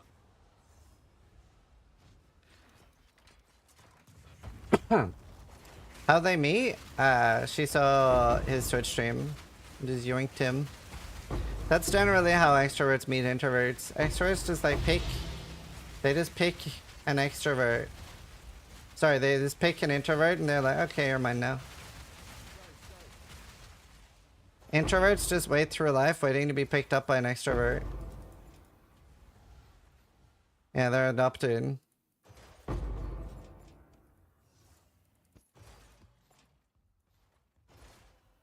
Still waiting for my extrovert?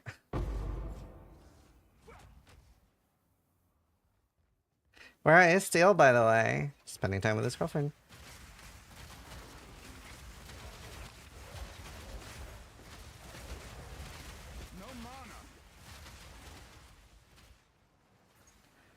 That's how my brother got married. What's up, Chess? How do your shops might have missed a call, a sub call up? I hope it's been 6 years. Time's fun. Oh, I mean, if you did it during the interview, then all alerts were off. But thank you, Chess. I appreciate it, dude. Thank you so much. But it's always bad to do stuff like that when I'm watching a podcast. Appreciate it, man.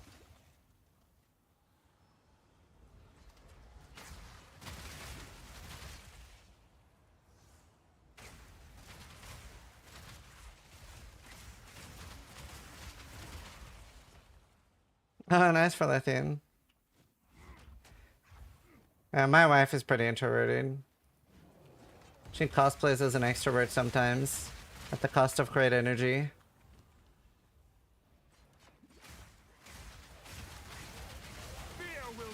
I'm just very extroverted.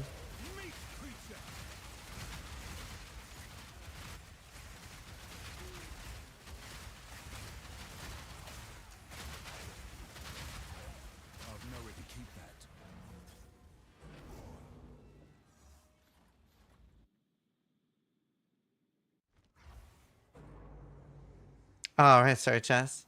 Appreciate it, man. A long time. She seemed extremely comfortable in stream in front of so many people. I assume she was hella extroverted. Yeah, no, she's super introverted.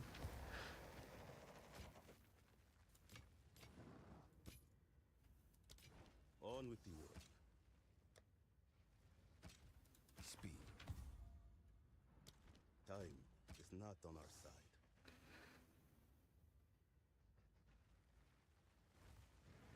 Be nice, Fizzy. Raise healing damage, attack damage, LE damage, fire damage.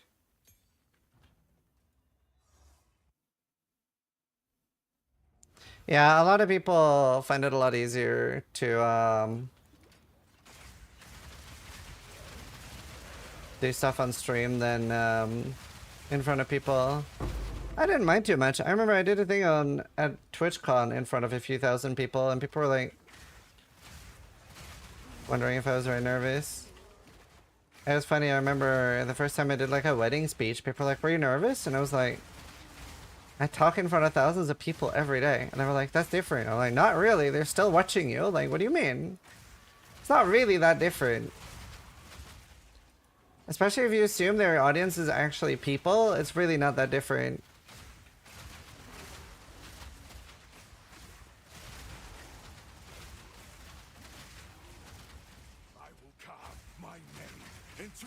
Shiba equipped. What's a Shiba? Oh, oh! That almost hit me. We're all fake. I do wonder on like all platforms like YouTube and stuff. Like, I wonder what are like real views and what are not real views. Temple Mall. It'd be cool to see.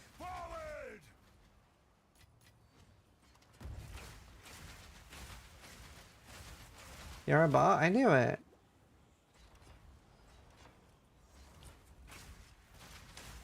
Sis, do you have to watch other streamers for Twitch drops? Let me see if I've got it already. I don't know if I've got mine. Yes. I have to watch somebody else. I don't think I can watch myself.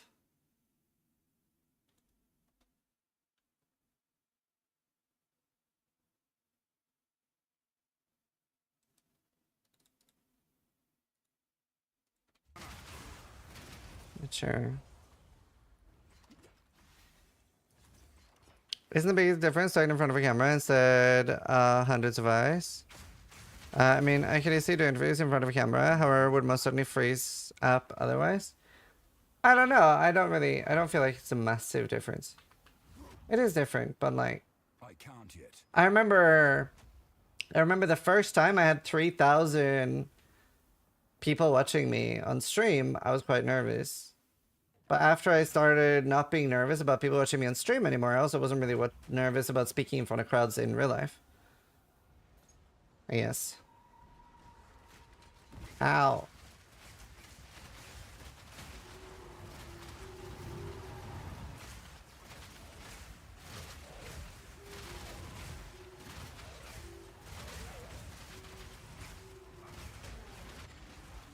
I'm trying to get ahead of the wisp. It's not working.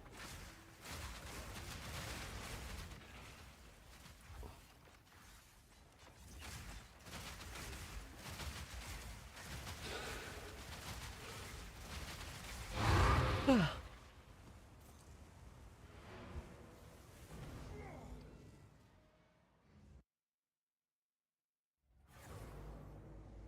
don't like being in front of a camera at all? That's fair. I do. I don't like streaming with that one. What is this thing? Level 28. Always hits.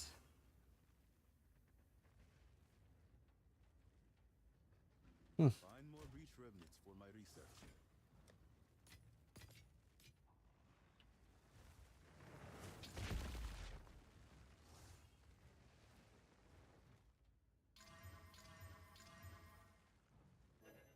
Not a terrible amulet.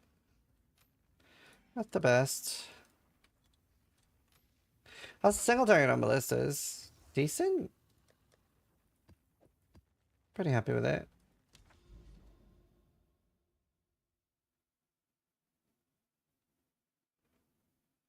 Let's do another notes into Frozen Falls.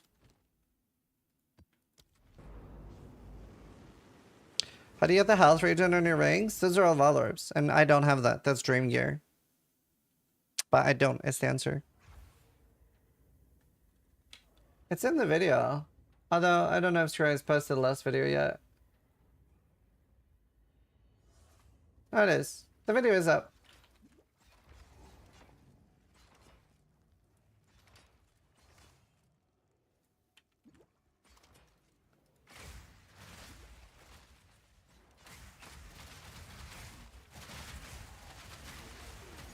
But yeah, I go over it in the video. Are you hyped for last Epoch? I am incredibly hyped for last Epoch.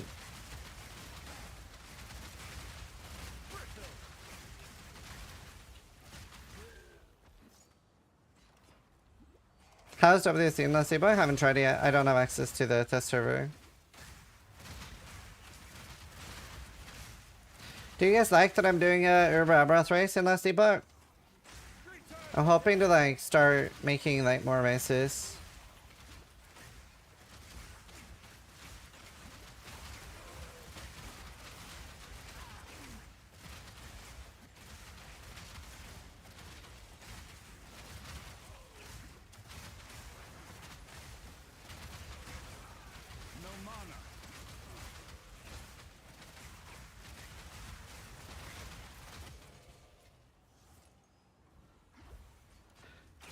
Did Shopify sponsor it? Yeah, Shopify put up 10,000 US dollars.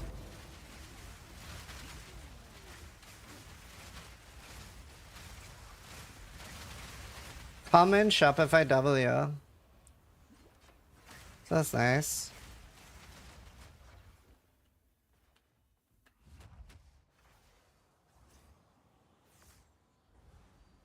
It's got always chill, always shock, and haste.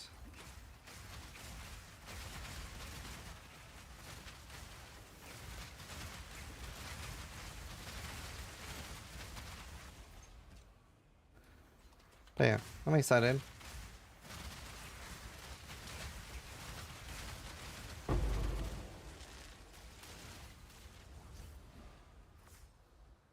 Still waiting on that Red Bull sponsorship. They do actually want to work with me in 2026, so I'm trying to see if I can do anything with them.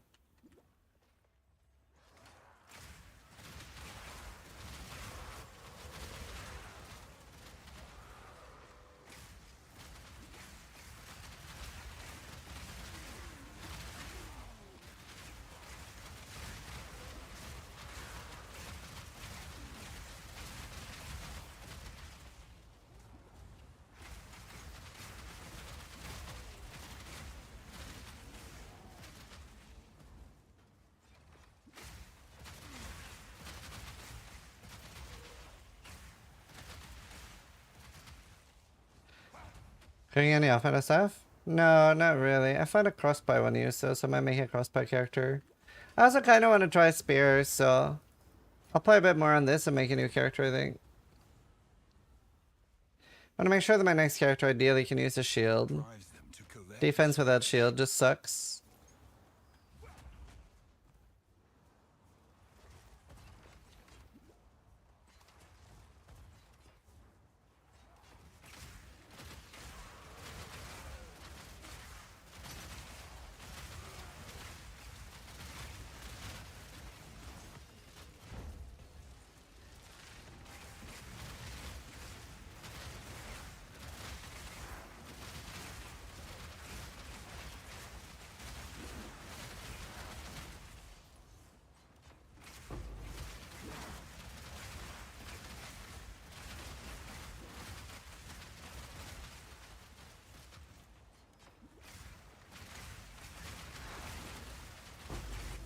What streamers had access to PTR in last Epoch? I don't know.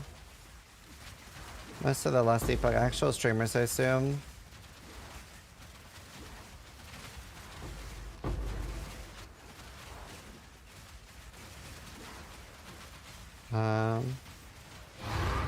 Yeah, I don't know. I don't know what streamers have access to it or not.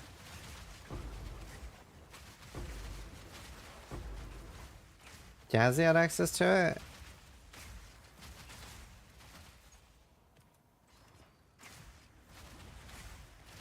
Wizard? Yeah, like I said, I assume most of the actual Last Epoch streamers.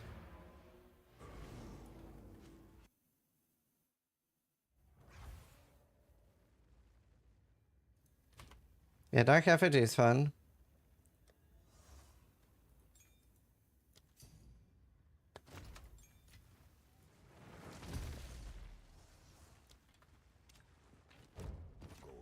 Do, do, do, do, do.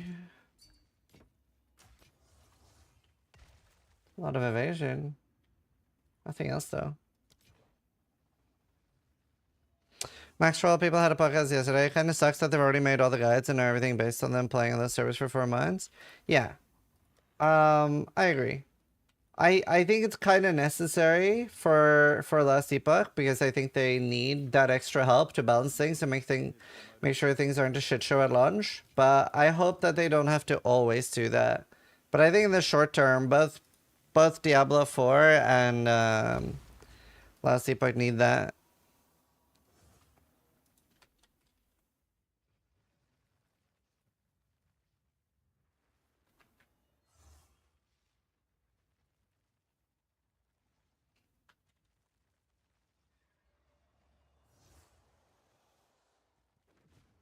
Lizard for sure. He's basically the QA team, but free. Yeah. Rather than PTR, what if they updated standard like a month in advance? That what you're saying is PTR. You're saying rather than PTR, why not do PTR?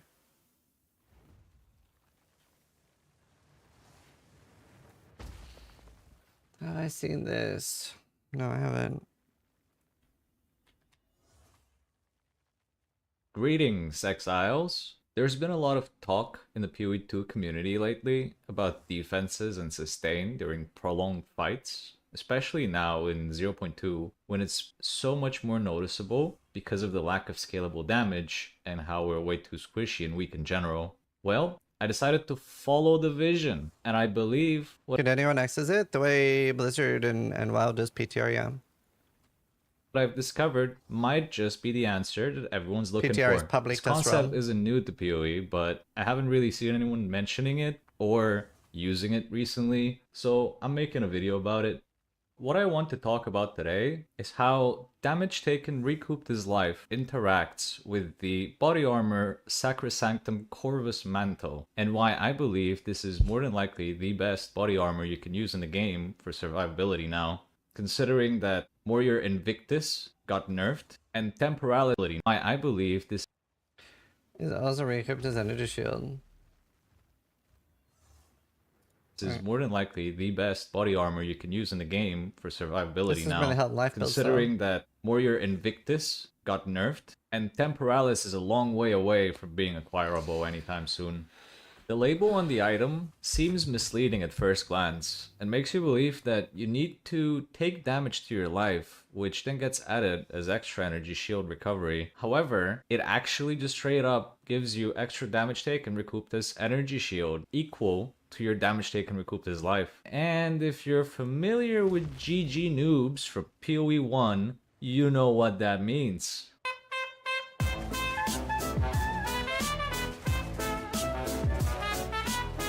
Wait, is this copyrighted music? I don't even know. Yeah, Charlie.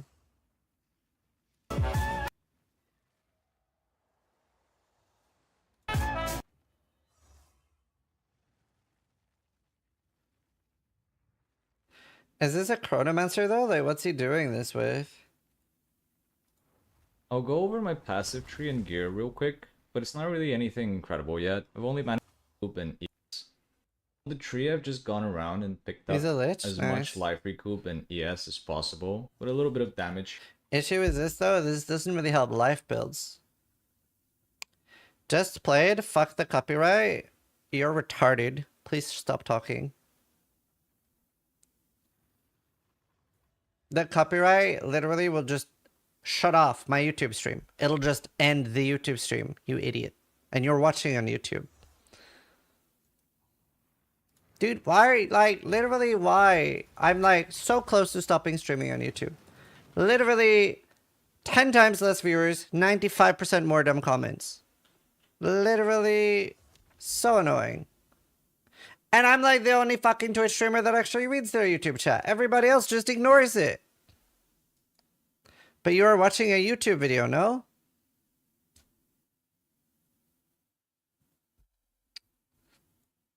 Okay, you know what? I'm going to ban you from my channel just because your comments are too dumb and it is just going to piss me off, and I'm a lot better just not having you in my life. I'm just gonna move on and my day will be better. I already feel myself getting stressed out. Just turn off YouTube chat comments. The thing is, like, not all of them are bad, just disproportionately bad. There's loads of nice comments and nice people on YouTube too. It's just so disproportionately bad. Yeah, the YouTube player is way better.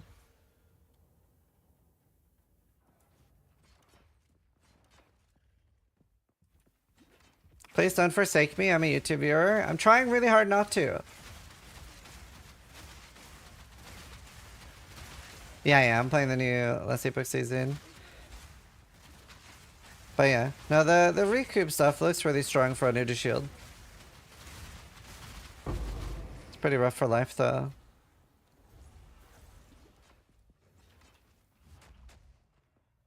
Hello, Luigi.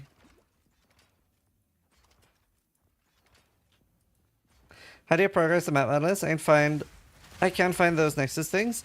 Just go for towers. There's actually a nice tip as well that I've been using. When you're looking at towers, if you zoom in, you can see the corruption. Trying to find you an example. This one. Do you see this tower? So that means that I have corruption here. So even though I'm quite far away from the tower, do you see those like corals? That means that there's corruption. None here. None here. Yeah, Arbiter for the 2 last points. None. Wall hacks? Yeah.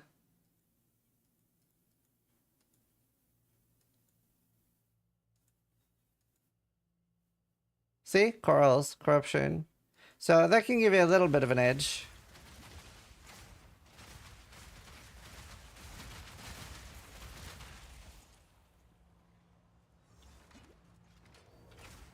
I haven't tried campaign since, but it should be a lot better now, yeah. Campaign should be a lot better now, new characters.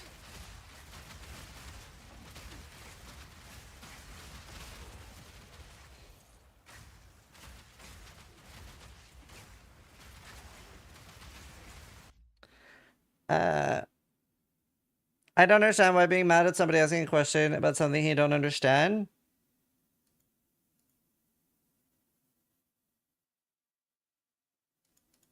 What?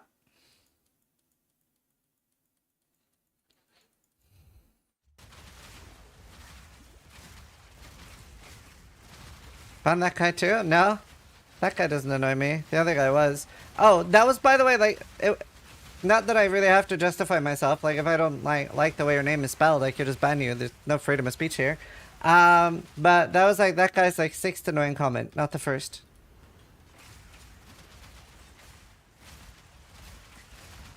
And I could just tell that I was going to like be repeatedly annoyed by the same guy. And I got some really good advice from Rise QT in like 2019. Because I used to never ban people, by the way. Like in 2015, I had 0 bans. I didn't have my first ban until 2017 when I banned Noxy. and I basically had like a Flanders moment where I was just like, he was just being tilting in chat for like 3 months, and then eventually I just blew up and I just fucking like yelled at him for like 10 minutes, had a legendary explosion, and then permabanned him. He was the first person I banned. And then at some point, Rice told me, he was like, by the way, like, you're a lot better off just like anyone that annoys you in chat, you're a lot better off just banning them. Like, don't get one guide, just remove them from your chat and move on with your stream. Because it's also like, it's not super enjoyable. I find this when watching other streamers too. Outside of like, there are some exceptions to this, but in general, it's not nice to watch somebody like angry at somebody else. I'd rather tune out. So it's better to just moderate them and move on. Like, there are some exceptions where it's really satisfactory to watch somebody dunk on someone, but I feel like those are far and few between. So I'd rather just like moderate somebody than get one guide. Yeah, I know a lot of people like that in Quinn's stream and stuff, but that, like, I don't know. I don't think that like promotes like a nice community. I'd rather just not be triggered.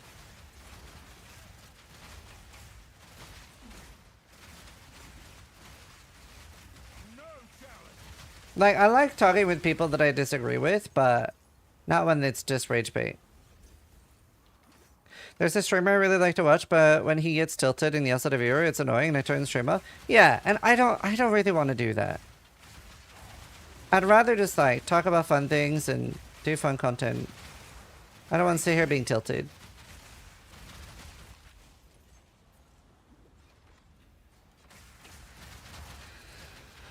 What level are you? 91. This is a warrior. Resubscribed for 43 months. View. I don't know. I have been trying. Hey, Star is the main one of mine. I also have Shock and Chill.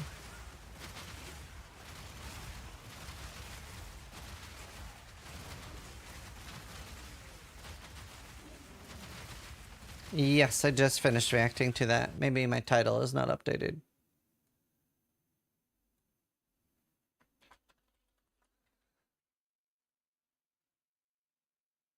I will change it.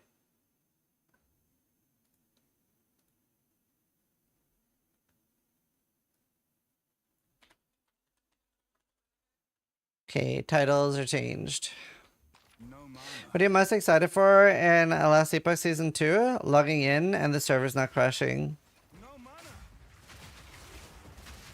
Surely.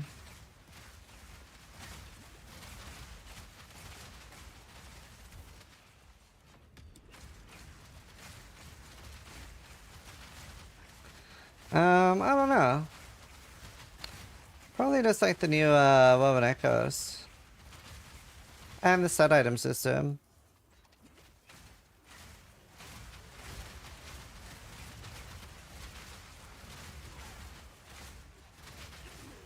I like the set item system.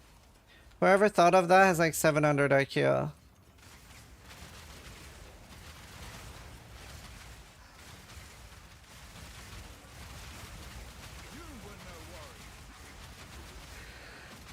Dear prediction on Steam numbers for last Epoch. I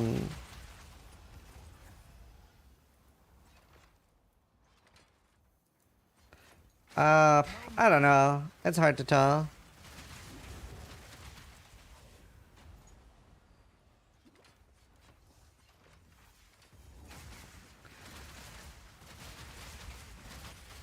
I think they can beat their peak. I don't think it's guaranteed, but I think like there's a chance. If any season's gonna do it, this is like the most likely to.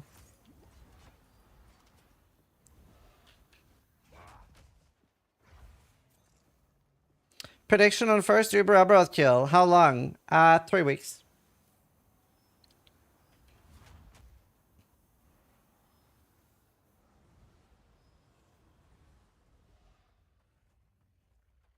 I don't really feel like it's very different from Idiot. Imam.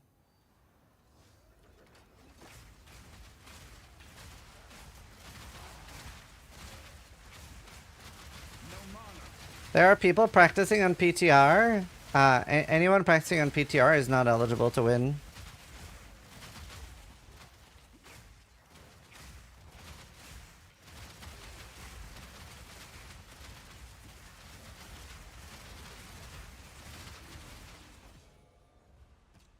So it doesn't matter if they are. They cannot win.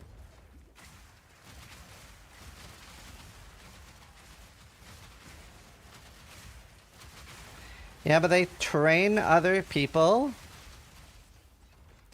Literally, everybody has access to all the same stuff. Everybody they can race, like, there are gonna be loads of guides and stuff.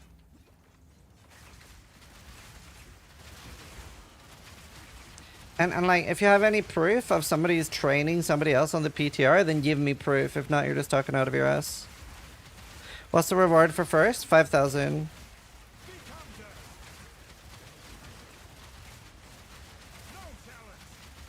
Yeah, there are guides already for season 2. Oh, audience with the king. Large.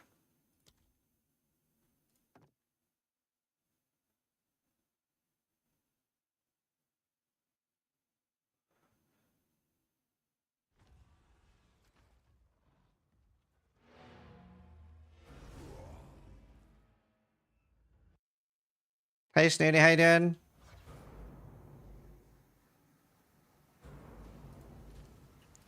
Paid the win. Let's see. Man, my room is so warm, but I can't update my... Can't open my window because my cat's here. Until next time.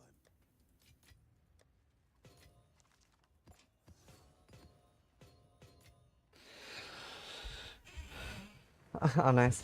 I'm just grinding, thinking about doing any build. I need 4 totems. Oh, I'll use overabundance on a different link. It's on the guide. Also in the video.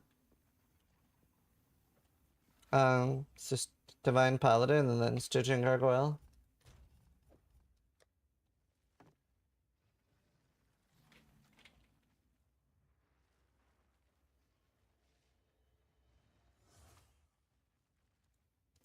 You could update Windows.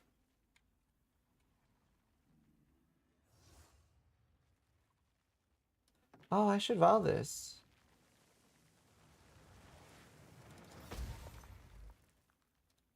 Oh! Oh, that's nice. It divined it.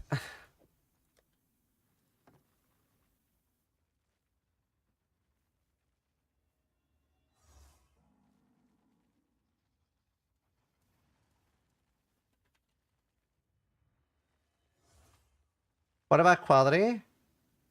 What, for the fist damage on the trench timber? Doesn't matter. I don't care about the quality.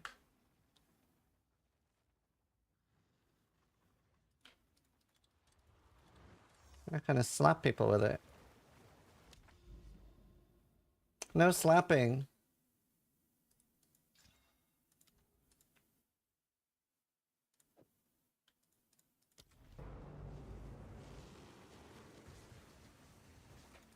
Yeah, I mean, if you can run wild maps.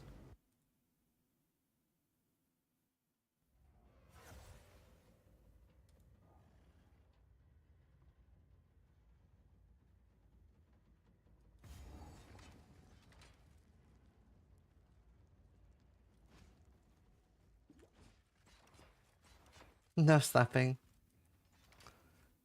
Slap, slap. Do you have a good lightning? No, I don't. I don't have any bow builds. Yeah, I want to do a gauntlet next. Yeah, I want to do a gauntlet in 326. Even though 325 had a gauntlet and we were planning on doing every other season for gauntlets, I don't want to do a gauntlet every 2 years. So we will be doing a gauntlet in 326.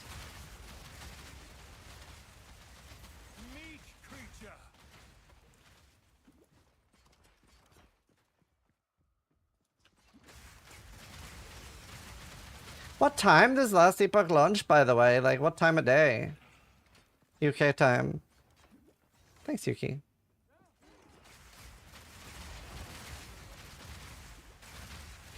Like 5? Oh, that's nice.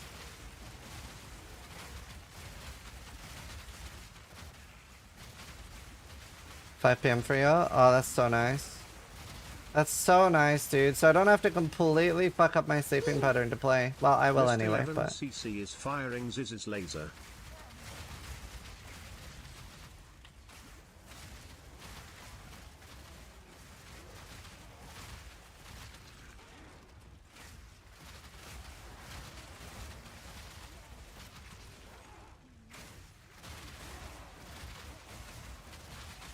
You're going to ask you to fix fire builds if I play them more.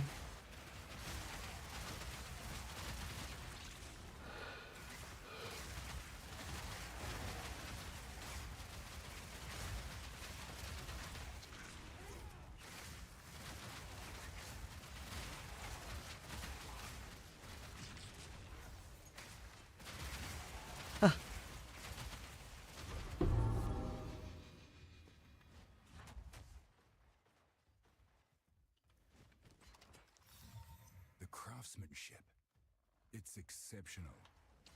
Magnitude. Face me. How much LRS do pinnacle bosses have? Isn't it like 50, 60 by default? It depends on each one though.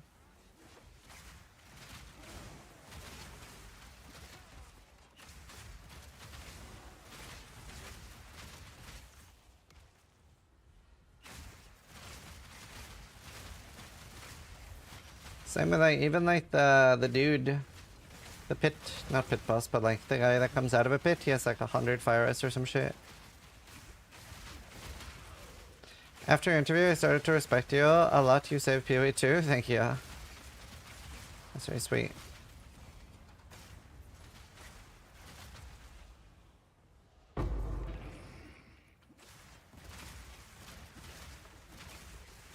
How do you allocate? You have to click instilling orb.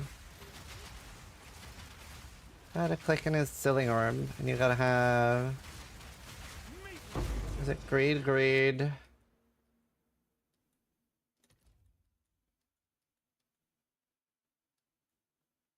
Can't remember where it is.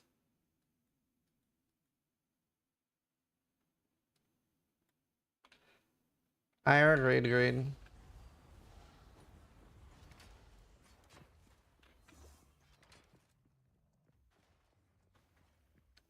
Please fix all other games. So, you know, I wanted to do community events for Blizzard, and I reached out and I was like, hey, I have like 30 to 50,000 budget to make an event.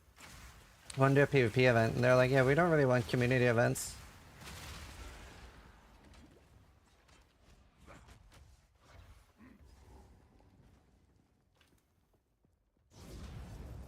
So that's sad. Don't know why they're so weird with community events. It's been like that with other games too. Yeah, I know. They don't want to lose control. Yeah, I don't know. So I was like, okay, I will stay away. Collect more otherworldly remnants. There's yapping in the song. Right.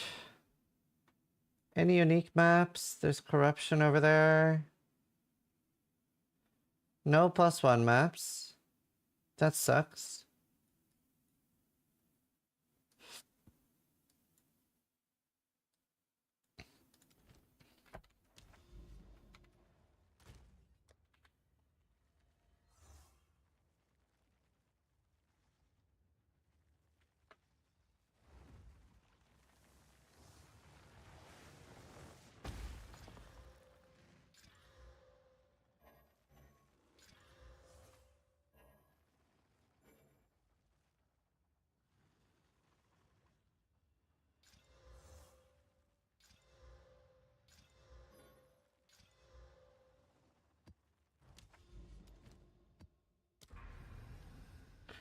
Little nuke. Pen. I don't want pen. I don't want to be penetrated.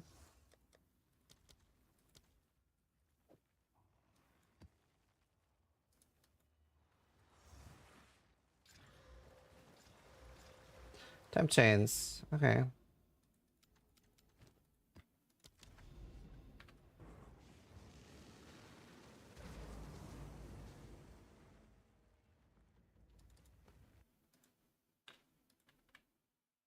Let's see. Did I get my pet now? Hey. Honor Guard Roa. What is that map device? It's from the mystery box, but remember that there's never anything exclusive in Path of Exile mystery boxes. So if you really like something, you don't have to spend $200 trying to get it. You can just wait for it to be added to the normal store. Mystery boxes will never have anything exclusive in them. They just have temporary tax.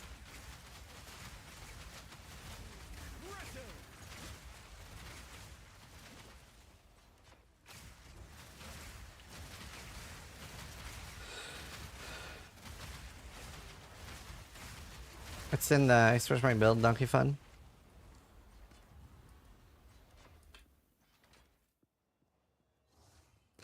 Well, after the MDI price pool thing, I don't think Blizzard can really do those events. It required a community to actually do them. Is this the one where they sold the pet? They were supposed to put the money towards the price pool and skimmed off the top. Wait, what happened?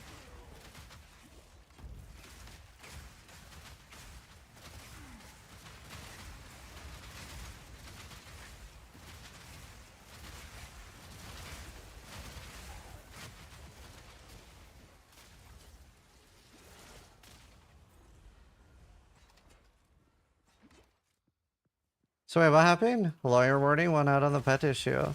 They sold the pet to get money to fund the price pool, but they only put a part of the money towards it. Wait, was that something Blizzard did or something community members did? They crowdfunded the price pool for attorney and stole the money.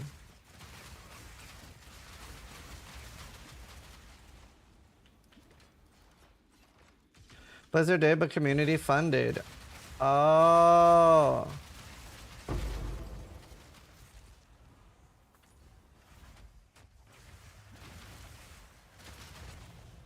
I mean, things like that are only problematic if you're not, like, transparent enough with it.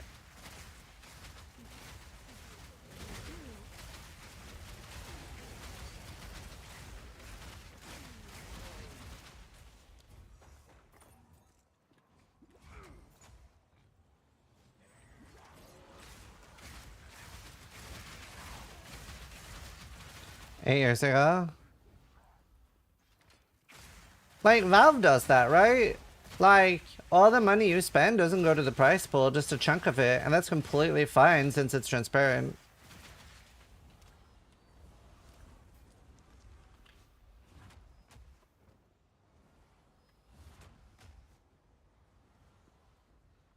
Yeah, but Blizzard wasn't transparent about it, yeah.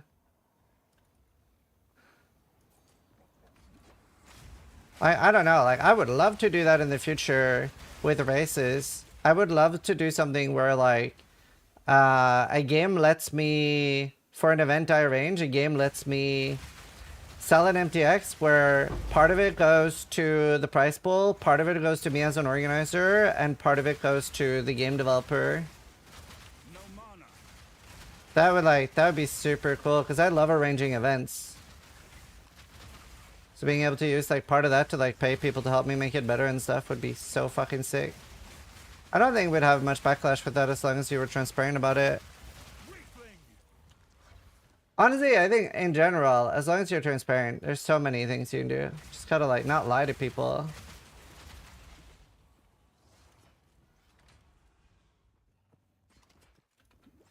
Wow, nobody panic. Warframe kind of has a system like that. Creator can make skins and sell it on their marketplace. Company gets a cut and so does the creator. Yeah.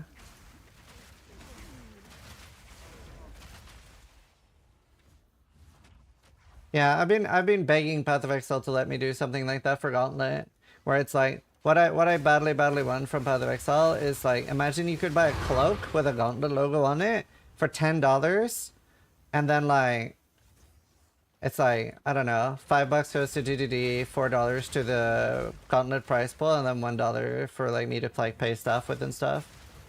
That'd be so fucking chef's kiss. That'd be so nice. I'd love that. I really want to do, like, IRL events with the Gauntlet eventually.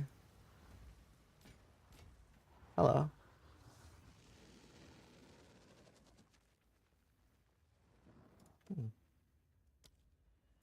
On with the work.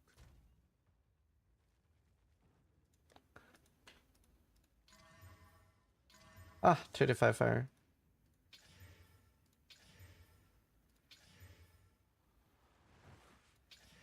Oh my god, dude. Died. Collect more corroded remnants. Hello, shots. Yeah, that filter. You can follow it if you want. It takes my filter.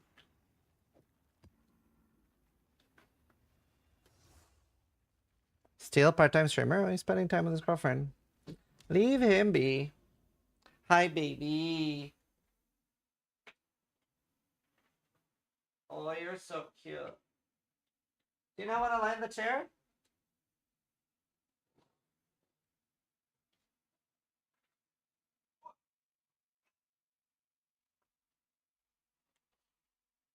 Isn't that nice? No, you like the floor. Well, you're very welcome.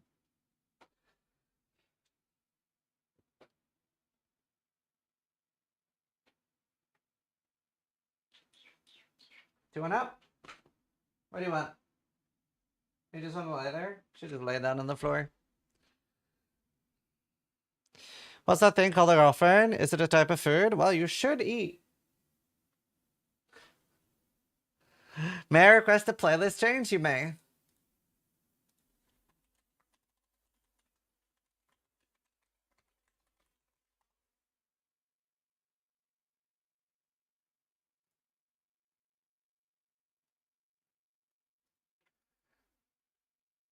Oh no! There's no line. Do you know, I would really like a hook shot to just be like, I want to go here. What is the crystal looking thing behind you? That! Oh, Victor, thank you for the $5 dono. Don't let negativity get to you. Turn on some smooth jazz and let it run off you. Thanks, dude. I appreciate it. It is shungite. So I've had a lot of issues with like electricity wires and 5G causing COVID and stuff like that, but this protects me. And no, I'm just kidding. It's just an amethyst, dude. It just looks cool. I just like I like rocks. I'm not retarded, but I like rocks. I can never remember the comedian that said that, but it just really stuck with me. I love rocks, dude. You had me for a second? That worries me.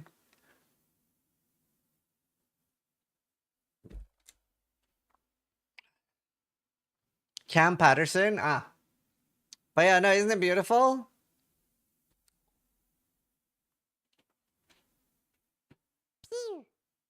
To DN17 is firing Ziz's laser. Look how pretty it is. I really should have a spotlight.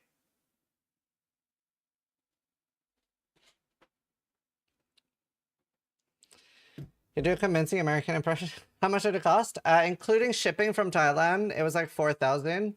So I went looking at a few shops in Thailand because like there's no all the amethyst shops in that I could find in Northern Ireland were like, we have healing crystals made of magic. And then I was like,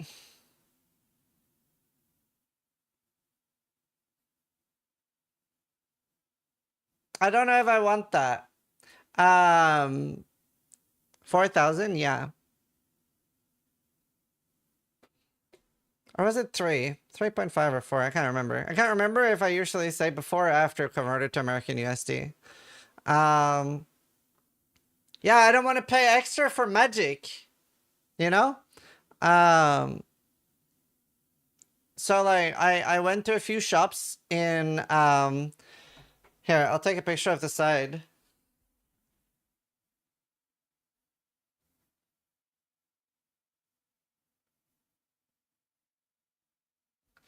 So like I went to a few shops in Thailand looking for one. I really wanted one. And there were a few that I liked, but then I saw this one. And do you know when you're out shopping and you see things and you like them and you're like, ah, but then you see the thing that you really want and you're like, I need that. And it was a bit like that for me. Because like whenever most amethyst geodes that I saw had like that, right? Where they're just like normal gray stone. But what was really cool with this one and what made this different to me was like this one was filed down. So you can see that most of the rock has been filed down all around it. And I really like that. It's so much prettier. So it's like, it's so nice. So I just like, I really, really like this one. And it's such a like nice, deep purple. Whereas like a lot of amethyst is very often quite like opaque. Whereas this one's a like very, very deep color. So I really liked it. Oh, hi baby. Royal Stone Chamber.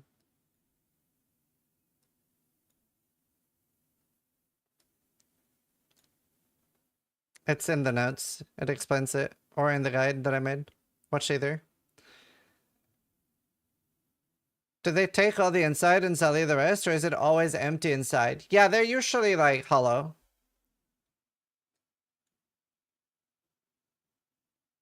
If it's like Ascendancy things, hits 5 sockets at level 90.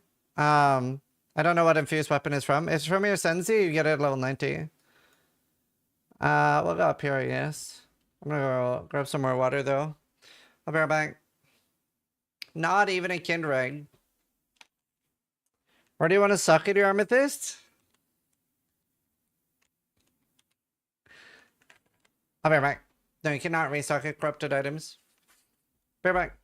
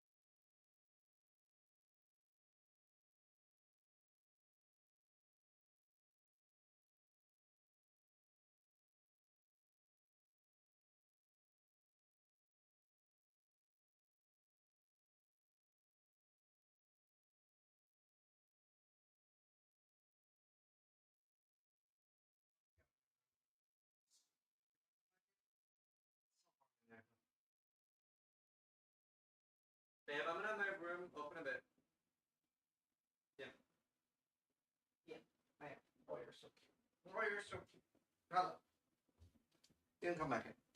Stop time my window open.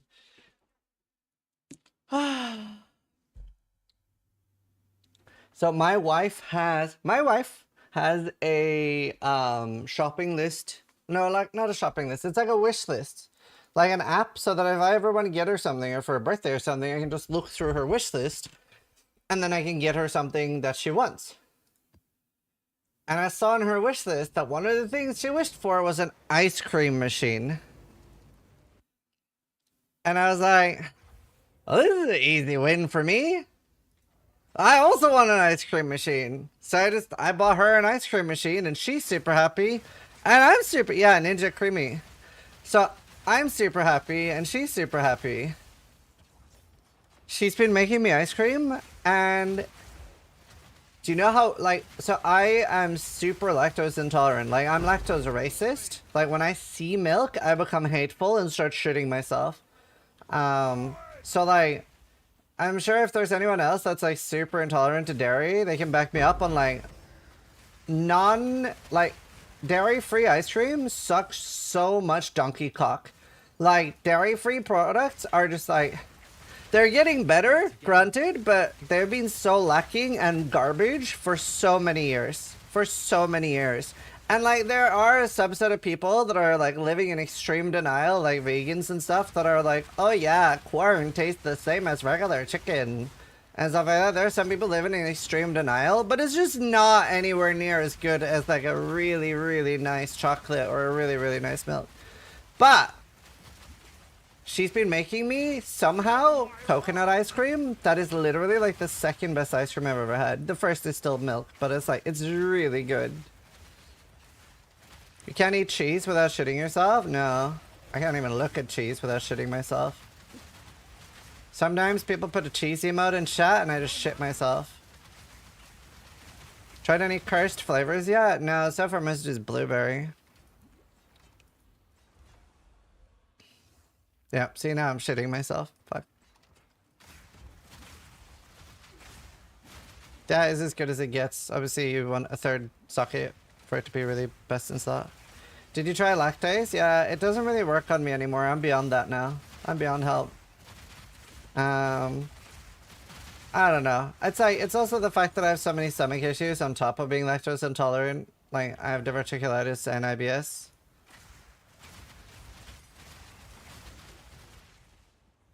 And it was really funny. So, like, I got really, really bad food poisoning. Somebody in chat probably remembers what I had. Was it Campylobacter? I think so. Something that sounds like that at least. And it was really funny. So obviously, like, I was in the hospital and I got quarantined. And the doctor told me, like, you now have colitis? And I was like, wait. Do you mean diverticulitis? And they're like, no, like the food poisoning has caused you to develop colitis temporarily. And I was like, hold up. So tell me, I have colitis, diverticulitis, and IBS, and I'm dairy intolerant. And the doctor, she's like, yep. And I'm like, okay, so I should just end it all then. That's what I'm hearing here. Can I at least still eat bacon? Like, so rough. Too far. I think it's gone now, but I'm not 100% sure. Campylobacter? Yeah, I think that was it. It was pretty rough.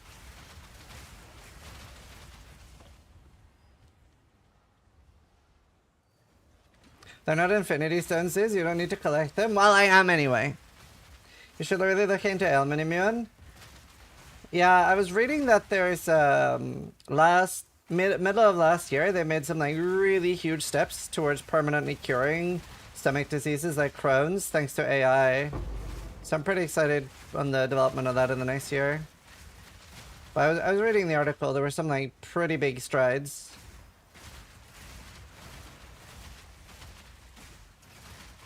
Pretty big strides, so that's cool.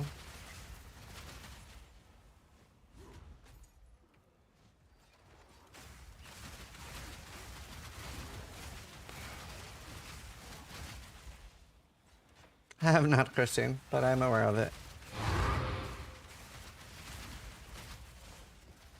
Antidote charm.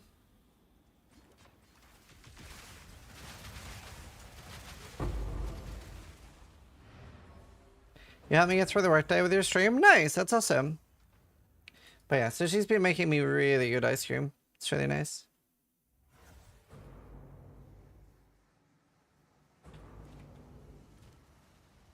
Go on.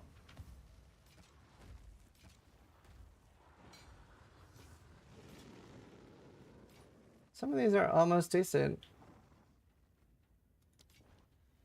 Find more breach remnants for my research. Go on. On with the work. Let's see.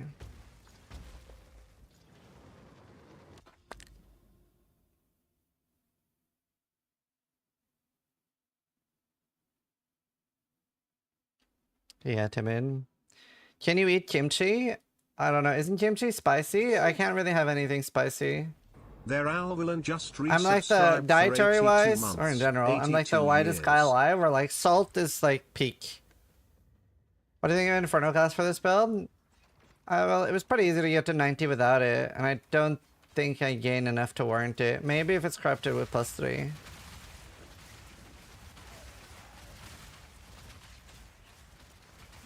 We killed any tier 4 boss. Nope. This build doesn't really have any defense. Or that much offense. I don't know, I'm pretty scared in general.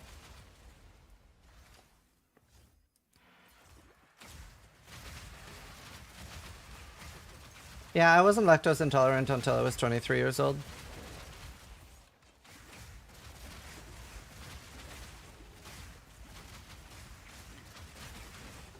You know, I saw a really cool Kurskisact video about allergies. And a lot of our allergies are because of worms. It's kind of cool. It's because basically, like, during, like, the 1800s and 1900s, our bodies got so good at, like, trying to, like, defeat worms in our body. And that's why so many people get shellfish allergies. Because it's, like, it reminds our immune system that the worms are back. So you can, like, that's why people can just develop a shellfish allergy later in life. That's kind of cool. The worms are back! Roll into is firing Ziz's laser. Isn't that neat? That's why we get so many like autoimmune diseases. Ghost Exact, there's so many cool videos.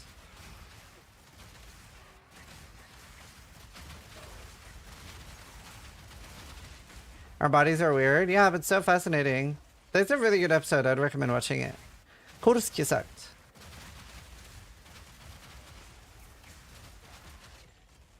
I just died at 91 because I alt-tabbed paused in a pinnacle until I realized you couldn't pause in a pinnacle fight. 10 seconds later, GGG, fix your fucking game. That's intended. They've always said that you can't pause in pinnacle fights. Like, it's intended.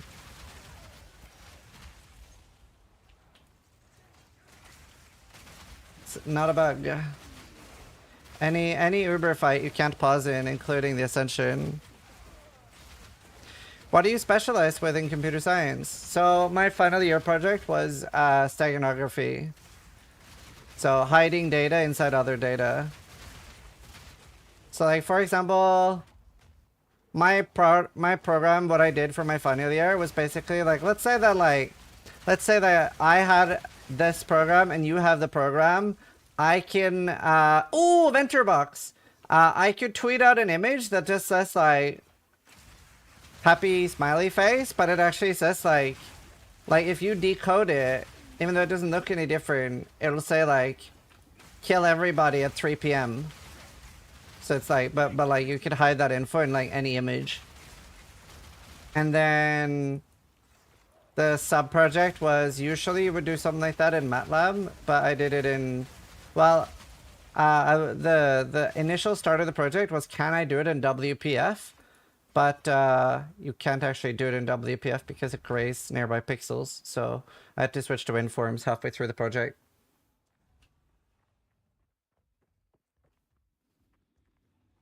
Yeah, I just watched it, Melody. All right, here we go.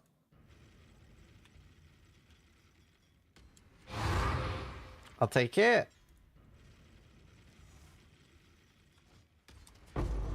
I'll take it.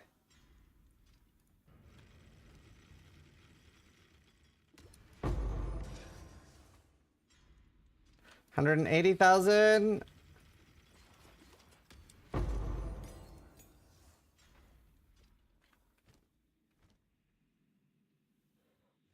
$1.8 million isn't the worst. I wish it increased the reward too, but it doesn't. Anyone in chat want to click it? I'd rather gamble for rings and amulets. I'd rather gamble for amulets. Because of +3 amulets. But if any one of you guys that are saying I should click it wants to, you can open it.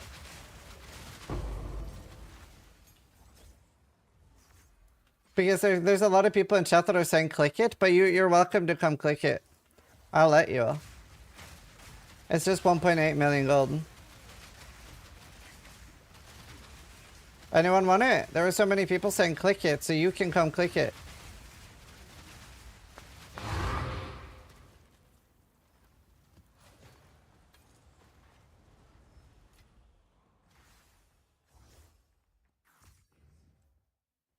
Is that a real software?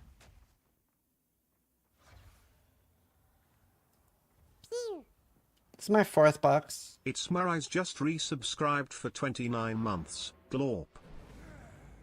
Glorp. Thank you, Maurice. Thank you. Appreciate it, man. If that doesn't draw, try A2 milk. It works for some. Thanks.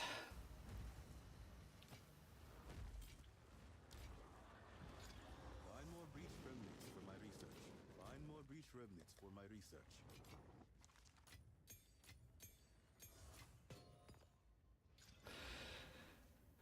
Hello, Weasel. Just click it. You're not going to be playing in 3 days anyway. Yeah, but I'd rather use that gold to gamble amulets, regardless if I'm going to be playing in 3 days or not.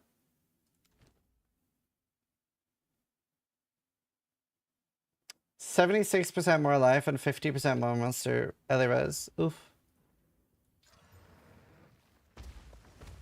That's rough.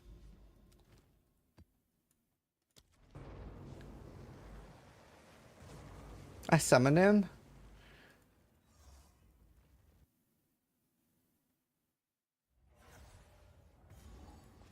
I don't know. Have my editor not made anything about that?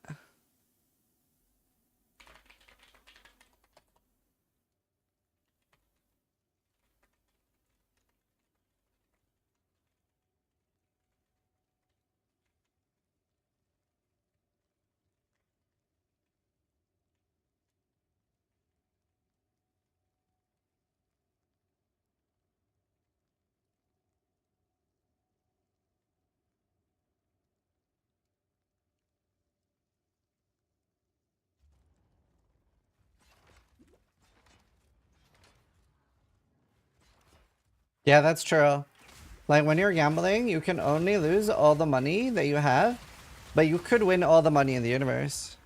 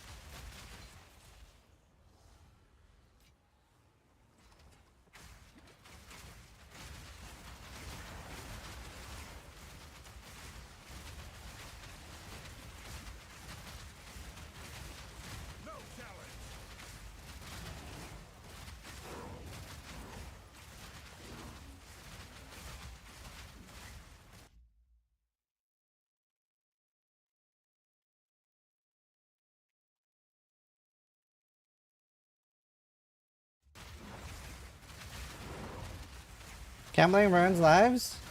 Not if you win! But yeah, no, I don't like gambling.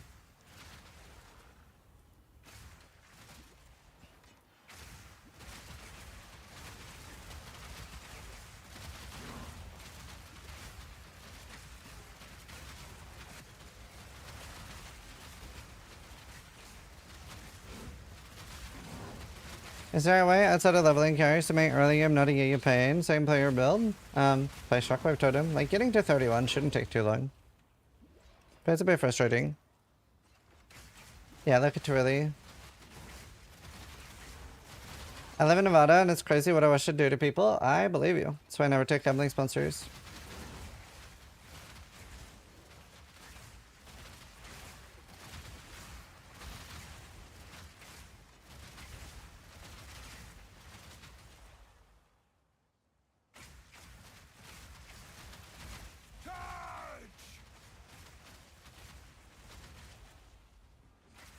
Stomping Ground and Rake actually is very, very good. That's true. All you do is like, you put in strength nodes and Stomping Ground on Rake and you have infinite damage. I should make a video about it. It was so good.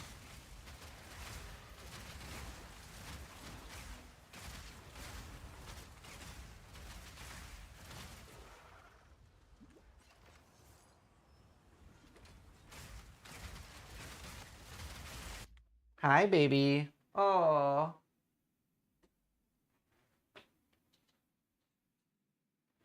Hello.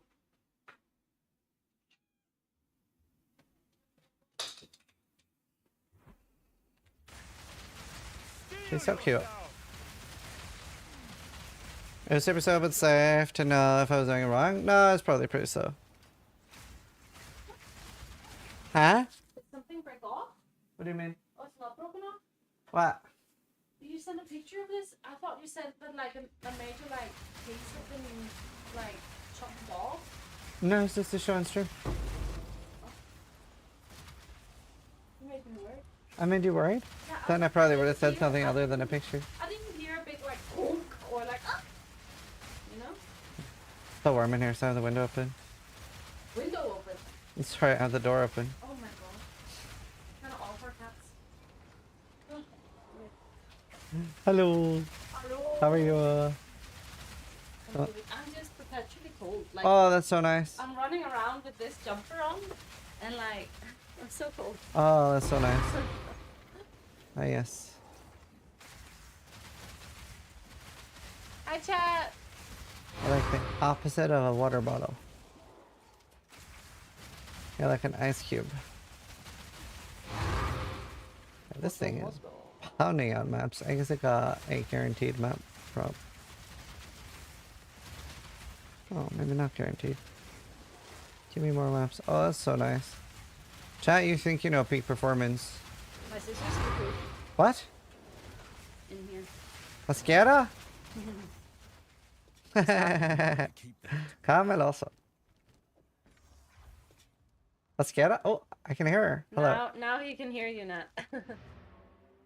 Hello. Mascara. Give us a rip clip. Oh yeah. Good, good, my flöte. Oh god, it's so bad. Well, gold med flu. Can't be that bad if you understood what I was saying. I'm used to you. I'm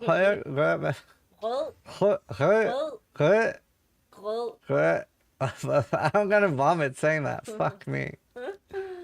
Now? Best wife.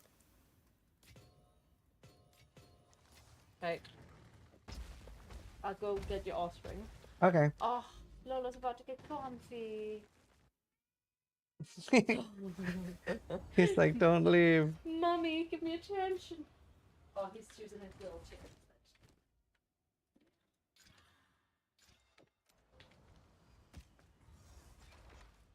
Right. I'll take my sister back, please. Do I smash my portal, Leslie? Yeah, you can have your sister back.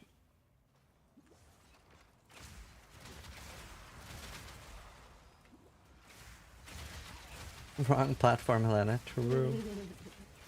Oh, is this not oh. I never know which one you're on. Imagine. Yeah, I'd be very popular. Oh yeah.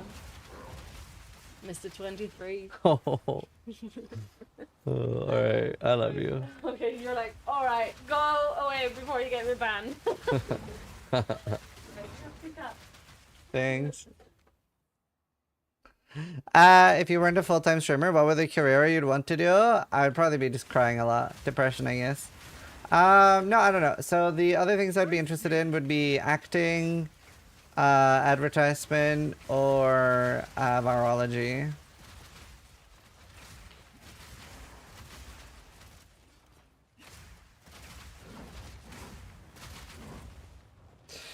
Are the three things that interest me? It'd be a really good crime boss. I have thought about pursuing a life of crime. You come to my wedding. Wait, you come to me on my daughter's wedding day. And you ask me for money. The disrespect. Yeah, I don't know. I think we're good at it. The day of my daughter's wedding. Give that man an Oscar? Thanks.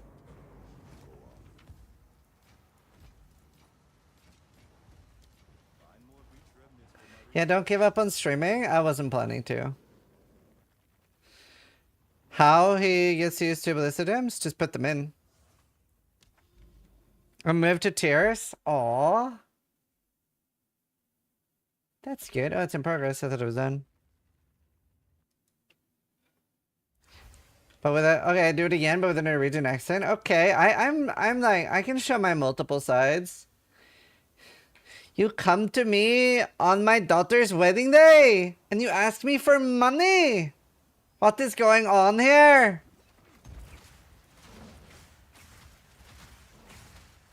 Where the fuck? Oh, it's up there.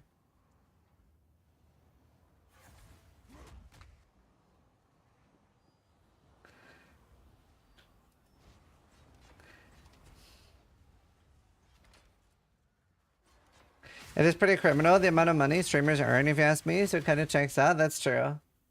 Anything in entertainment is, like, technically overpaid.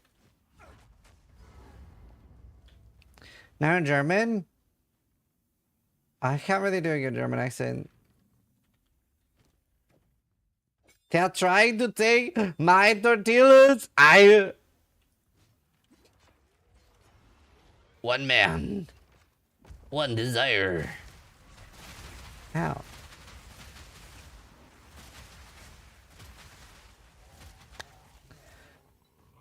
Arnold Schwarzenegger is a little tortilla boy.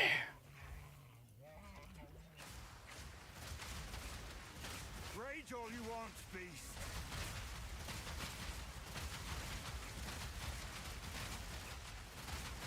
Aren't most streamers making hardly anything? It's very top heavy.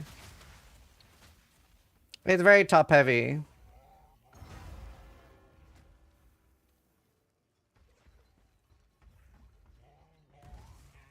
I think I can't remember exactly, but obviously like everybody's Twitch income leaked pretty recently, and it was something like the 500th top streamer was making like American minimum wage from just Twitch.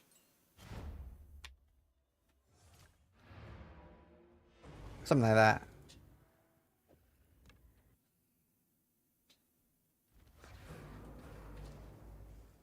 But yeah, so it is very top heavy.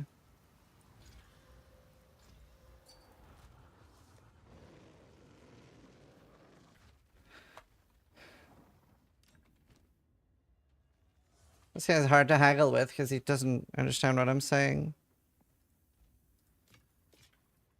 Elect more otherworldly remnants.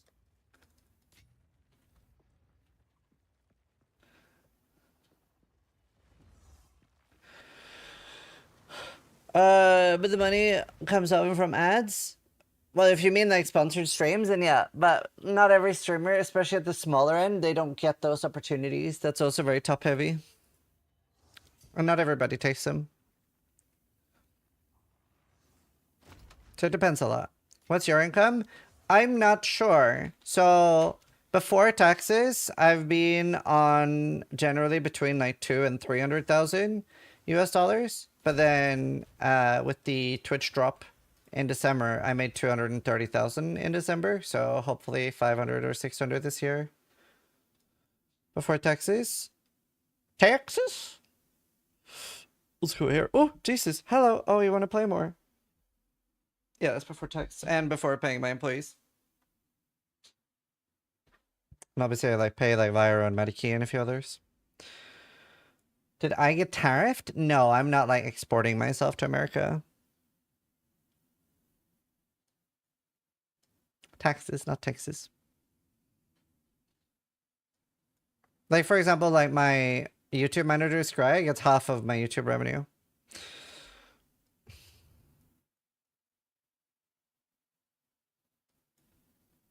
Yeah. Tax rate in the UK for companies is 23%. And then just depends how much I take out of the company. Export that booty. Love the honesty of the answer. Thanks. Zero so far, Rathborn. Do you plan on doing any charity work? No, I don't really like helping people. I was kind of hoping of doing the opposite, like figure out a charity that I can steal from and take money away from. Just to like mix it up a little bit. I think it's like boring to like see people help people all the time.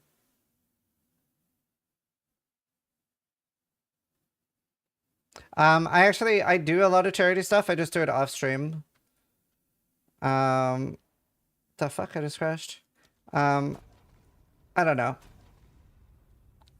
But yeah, I do a lot of charity stuff, but off stream.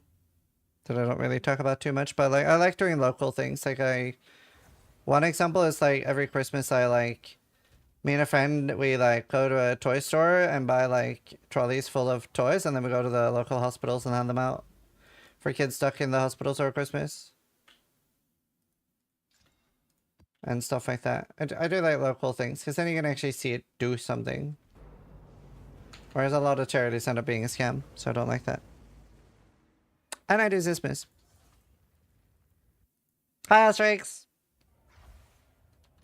Where's C?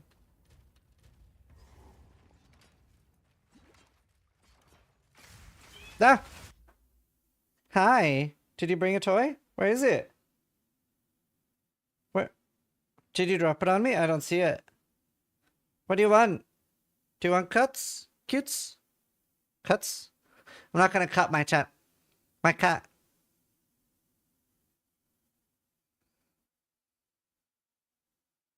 What do you want? You're gonna cut us? No! What do you want? How you doing, Ostrix?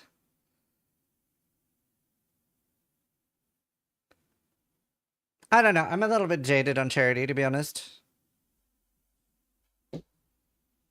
The last time I did charity was raising money directly for the Ukrainian army.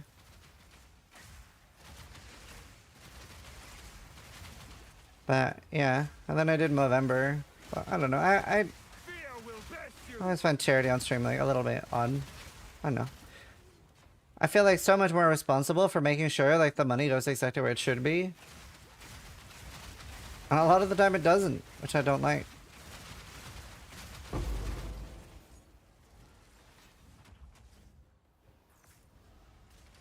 Yeah, I already pushed C the first time you asked. Just go back in the VOD.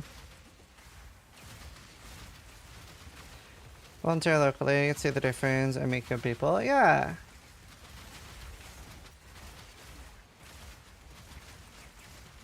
As a person who works in advertising and worked with a few charities, I can't even tell you how profit heavy most are and how little most do. Good that you're doing stuff on your own. Yeah.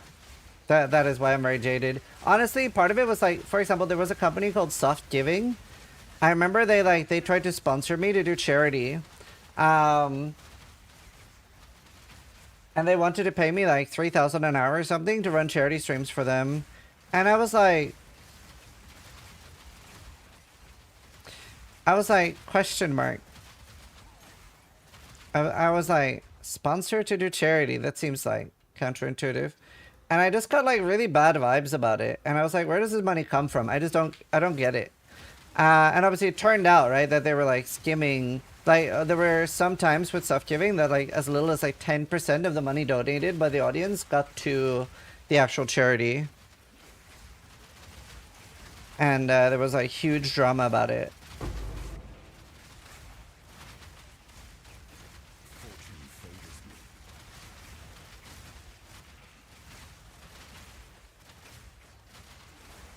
I remember I tweeted about them a few times, and they like heavily implied like lawsuits. But I was pretty happy to keep going because like in general, like a defamation lawsuit, the truth is like an absolute defense against that. And like obviously like I turned out it was right, and it came out that like yeah, barely any of the money they raised went to the actual charity, and loads of charities have complained about it. And it was so scummy too, because they were asking streamers not to disclose that they were sponsored. So I remember like somebody I knew did a sponsored stream with them, and like they were told like don't say that you're sponsored, because it'll make people donate less. And I was like, that's illegal. And the person was like, well, it's actually not illegal for this X or Y reason. And then I was like, first off, it is, but even if that was the case, that's still like unethical as fuck. And they actually like they ended up agreeing with me and stopped doing it, but yeah, I don't know, I really disliked it. Isn't that hella illegal? Extremely. I know, I'm very proud that I've had such a good track record on not taking like dumpster fire sponsors, because I've been approached by nearly all of them. There was like one bank that like even like really big streamers like Markiplier and stuff were sponsored by, and there's been some like really heavy hitters that have like a lot of people have been sponsored by that have ended up to be like total shams. Can't remember what the bank was called. Yeah, Yoda. Like Yoda tried to sponsor me. What was the like psychology thing that was a scam? BetterHelp. They tried to sponsor me. A few other things too that have been like just complete scams. I've like been so, I mean, either lucky or my gut feeling is just like S tier, but I've said no to everything weird so far. I said no to honey? Because I was like, if I don't get something, oh my god. And I remember, so Athene, he's a cult leader, he approached me because he was doing like a platform called Gaming for Good or something, and he wanted me to switch from Streamlabs. I'm in Stream Elements now, but at the time I was on Streamlabs. And he was like, hey Ziz, I really like your PoE streams. I want to talk to you about Gaming for Good. It's like a way better like donation platform. It's not even a non-profit. It's a new concept I call no money. We're actually losing money on operating this. And I remember like the hair on my arm stands up, and I'm like, yeah, that's bullshit. Oh, hi Lolo. I was like, that's just like, humans just don't work like that. I don't mind somebody profiting off something, but when somebody, and obviously the again turned out to be a scam, but like anytime somebody says they're doing something out of the goodness of their heart, I just like really distrust them, because there's like 6 people on the planet that does stuff out of the goodness of their heart. Those people are rare as fuck, and they're great. There's 6 of them.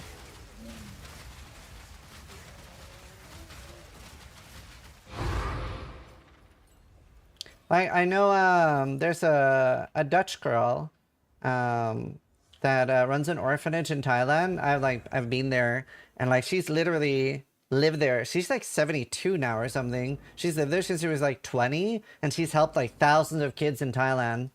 Like people like that are so rare. So I just like, I don't know, I just distrust a lot, I guess. Yeah, Rocky.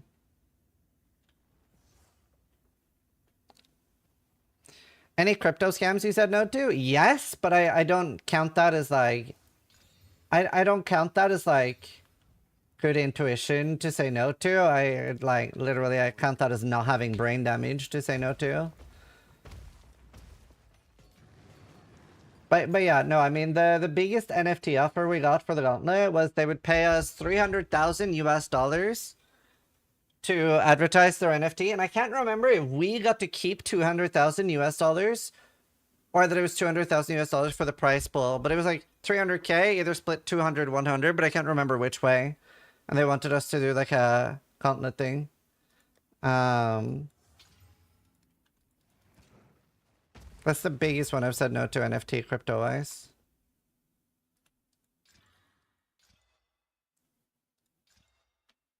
Yeah, we'll take that.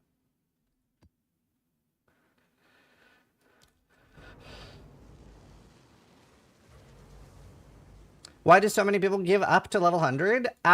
For most people, it's between 600 hours to 800 hours. Probably up to 1,000 hours for most people to get level 100. That's why.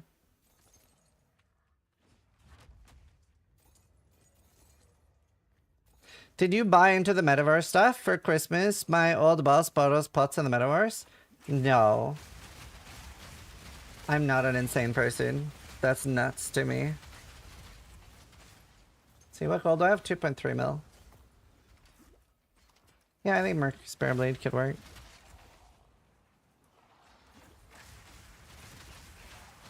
Glorious told us a mad one where he got offered 1 million plus a house in the US covered by the company if he moved there and streamed gambling for at least 4 hours a day.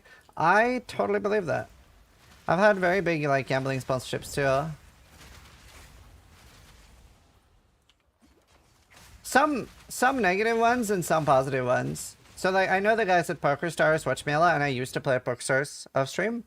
Oh, what is this? Is he haggling? Oh my god, sure. I have the cheapest one though.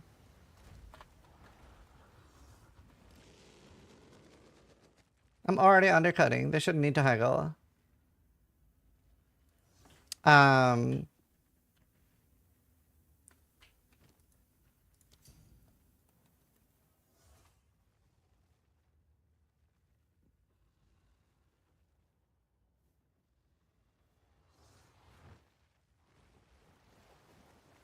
Why is this weapon used? Because you can use it with a scepter. Oh my god. Fine. 43. Art of the deal.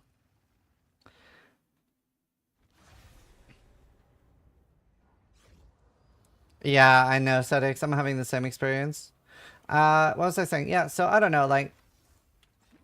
I've had a lot of gambling sponsors. Obviously got kick deals too, but... It's not really my jam. It's not really my jam. The hardest one to say no to was actually from PokerStars, where they, so they've been very like, oh, we know you dislike gambling, so like you would never have to promote like slots or blackjack, but like would you consider promoting poker? And I used to play poker a lot. It's actually part of how I paid for my rent before I was a streamer. But I think it's like such a, like I would, if somebody like got into gambling because of me and it ruined their life, which like, say like 60-70% of the time it ruins your life, I'd feel really bad about that. So that's why I never say yes. But they had like a really cool idea where they wanted me to, oh no, if I lose Castaway to a server crash, I'm gonna be really upset. Poker is fine, it's not. I'll link it in chat. Poker is not fine. Right. Minus all the gold. Well, that sucks. Map attempted. Thanks, TGG.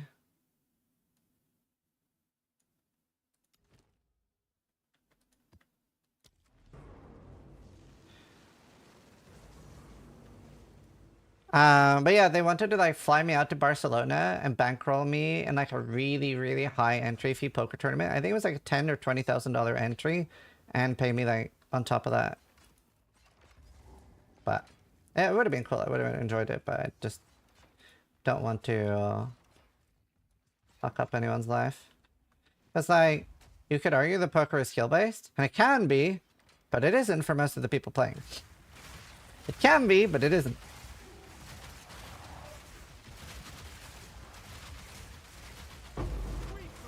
When was that? 2020? 2019? I don't know. PokerStar is really nice. I've talked to them a lot.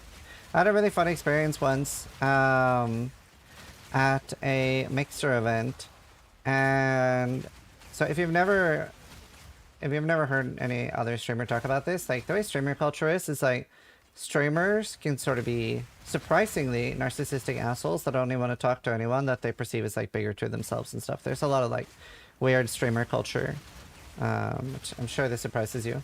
But at like a mixer I was at, there was like a lot of streamers, and most of them will only talk to other really large. Ooh, hello, very cool. Other really large streamers, which is fine. Like a lot of people talk to me and stuff, but there was this one dude there, and like it was like an older guy. It was like 60, so like very clearly not a streamer, and nobody was really talking to him. So I had like a really nice conversation with him. He actually knew me. I found out at the end of the call, not call, the talk.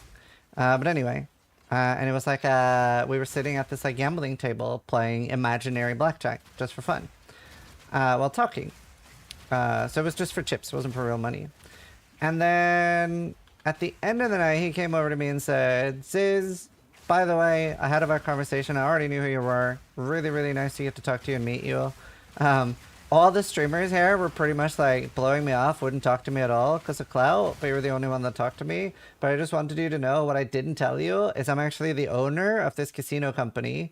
So if you ever, I know you don't do gambling streams, but if you ever change your mind, hit me up. We'll hit you up with a really fat deal. And he was like a billionaire. And like every streamer there was just blowing him off because he was old. I was like, it was so funny because like obviously not very interesting for me to get a gambling bullshit, but it was just so funny to me. He was a really nice guy. Yeah, Bird. That's fair. Holy, 2 unique storm boxes in 1 month. I've never seen that. I didn't even know that could happen. Shame it's not Venter.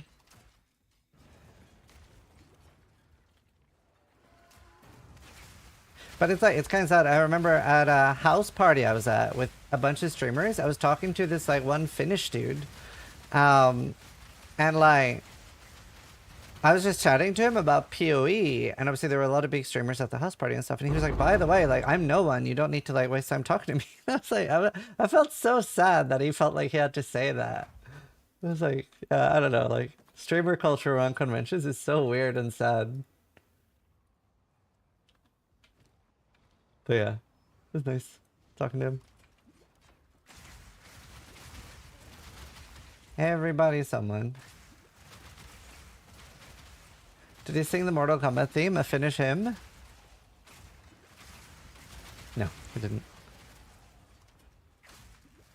I'm here for the Roa. Enjoy, dude.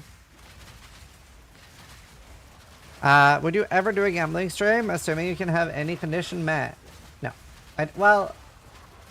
I'm never. I've tried to avoid saying never, but no, I don't plan to. I just don't see a real reason to. I do really like poker personally, and I do believe poker can be skill-based.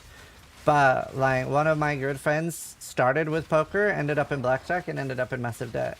So it's so easy to ruin your life on it, and I'm already making good money. So I don't really see a reason to do anything morally ambiguous.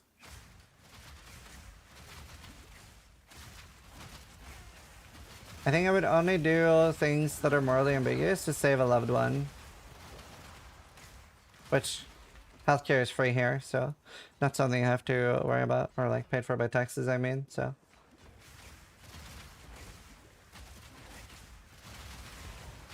Balatro, I tried that, I didn't like it. We're morally gray in D&D, or just straight up evil.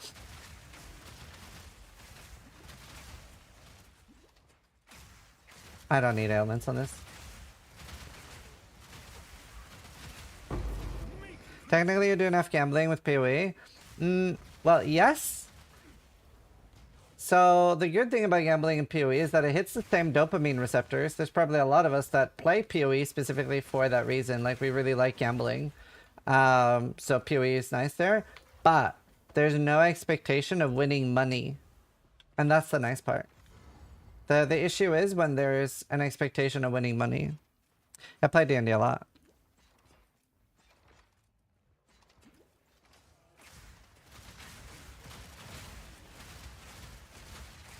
Time is money, friend. This guy is pretty tanky. Gonna be here a while. Have you GM'd? Yeah. once or twice, and I'm gonna GM soon.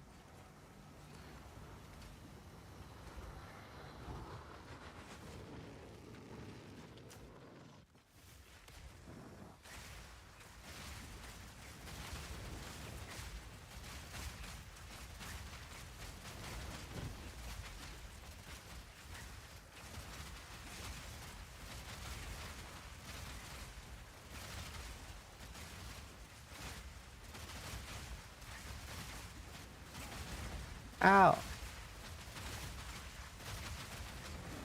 I love that move where he just face plants into you. Oh, loads of 80 crossbows.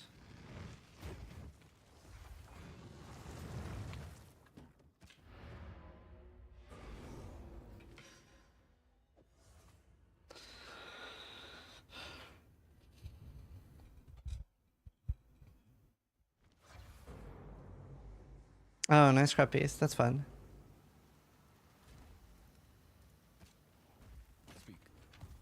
Oh! +6.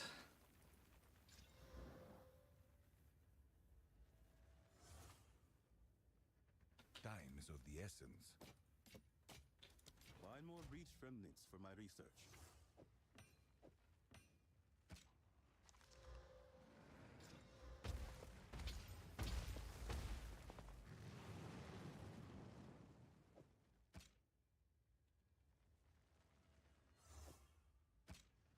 Okay. Oh. Alright. Oh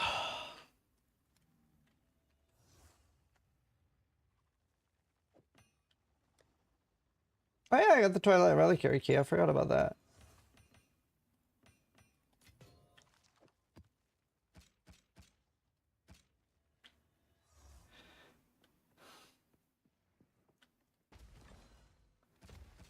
Okay, +6 and wed, 31%. 21. 30, lower wall.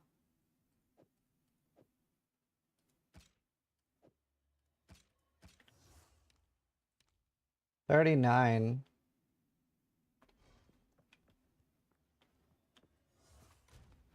Broken circle.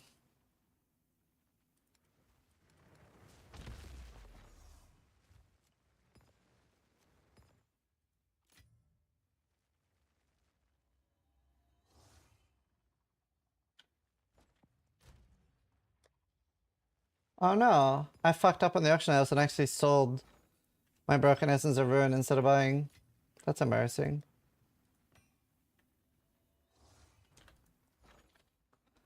Rip. That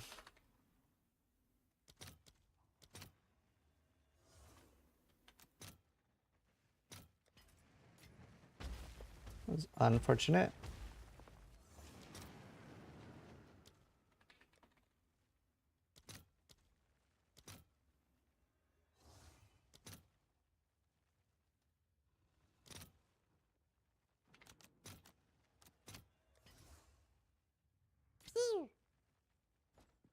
Strikers I hadn't done that 1717 before, just but now. resubscribed First for for everything. 50 months. Oh, 25?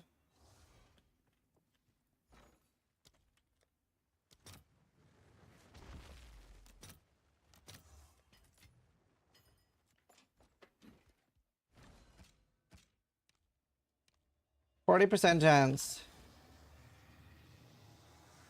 Like, I never hit them.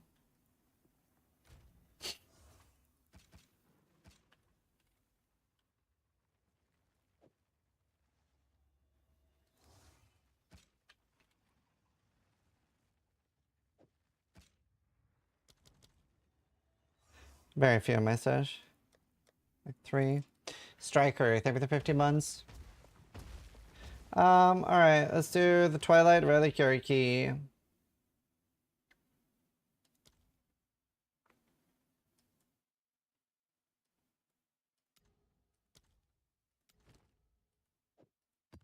Wish we could roll them.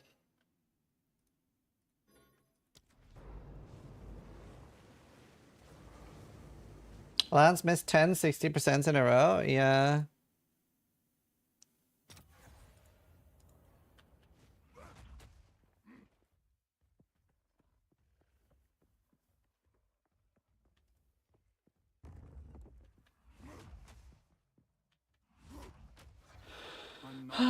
Here we go, chat. Alright, I want to hold my hand over it. I want to see if I can guess it. Oh. First of all, I hope you're enjoying the second part of Path of Exile as much as I am. It's still early in the beta, so I have to choose from 4 unique items that I currently have.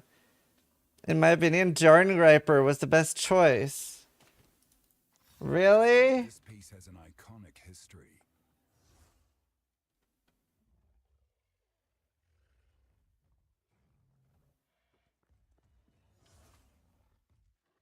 Boom, hole moly. He could have put anything in there, and he chose to put trash. Music name? Billy Joel. We didn't start the fire. Ah.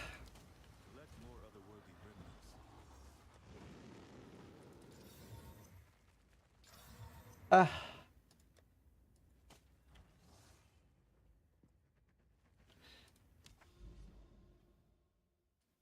Yeah, it is a very long run too.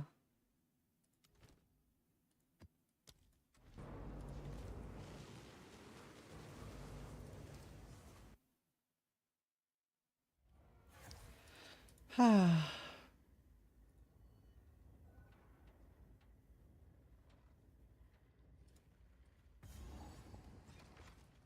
is the Lich Contagion build? Very strong, one of the more popular ones. The song's so good.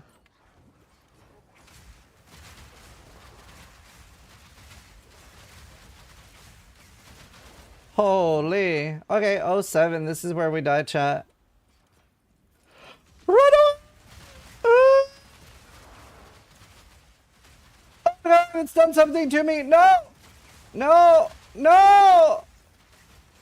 No! Oh.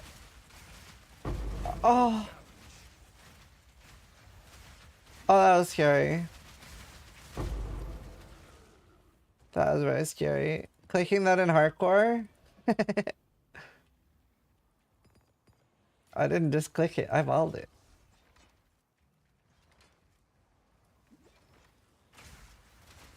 Heh. I like that emote.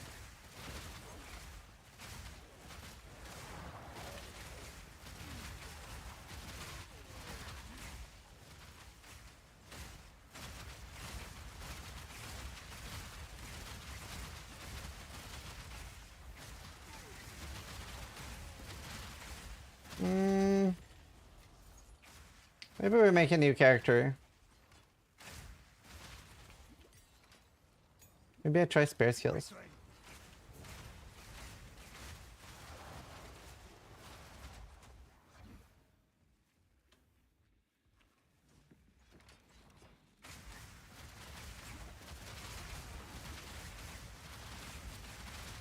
Would you chat? Would you do anything for love?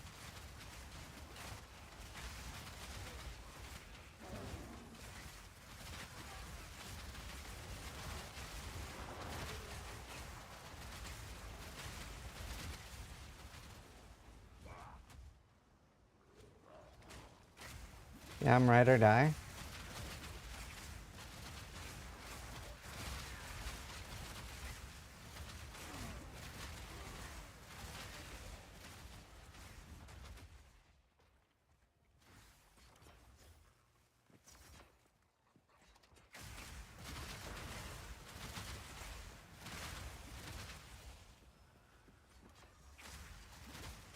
Or do anything for meatloaf? Hot. Song's so good.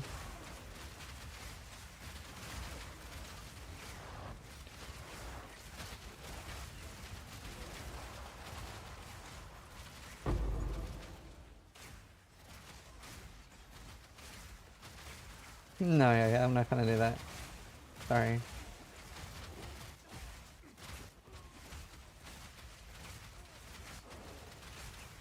Need mana. Fritz.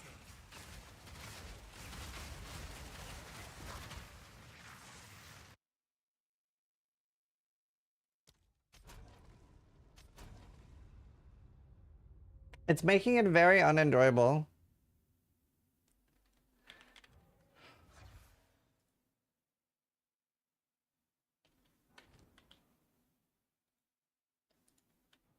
All right.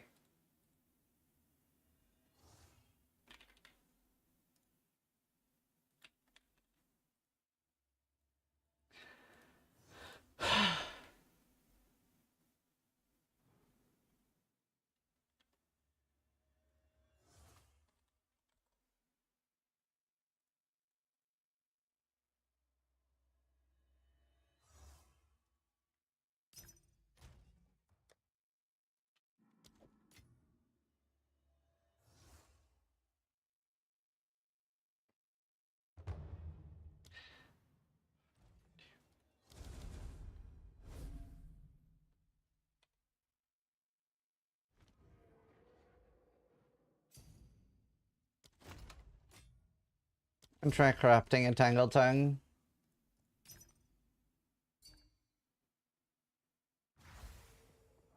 No, I haven't sold any essences. I accidentally sold some essences.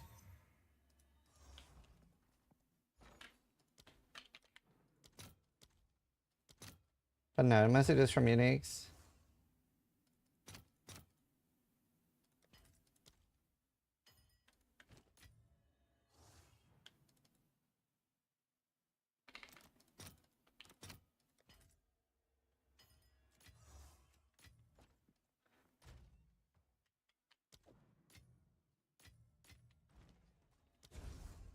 Needed for leveling to 31?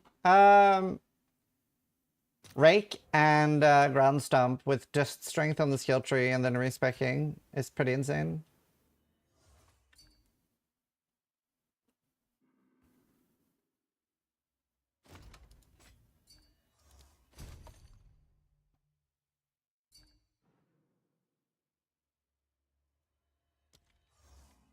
Wait, that's so scary. Look at that. One person said, fuck me, inviting people can be dangerous. Second person says, last time I traded with you, I died 15 minutes later. Are they one person? I'm so confused. What just happened? I'll do anything for subs, but I won't do that. Yeah, no butt stuff, chat.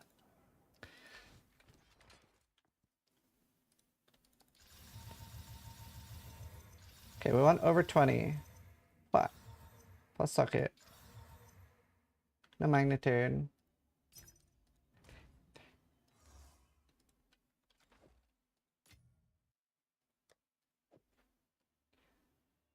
Two socket, huge? Is it? Even with low crit? Why is that huge?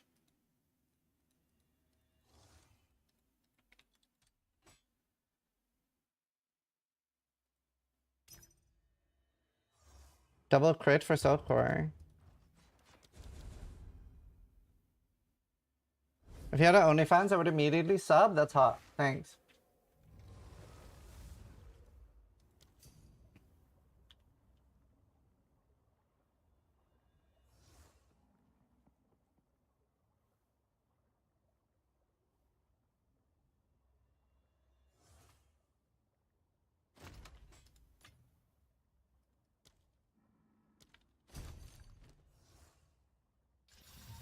Come on, give me the magnitude change. Okay, I meant positive. I meant positive.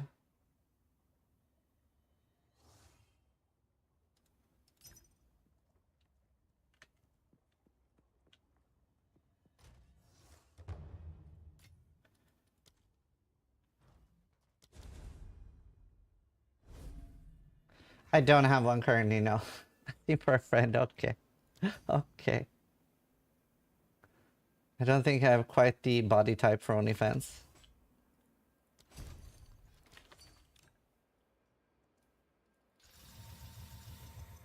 Here we go. God damn it. One last try. Isn't the other kind of fucked without the crit?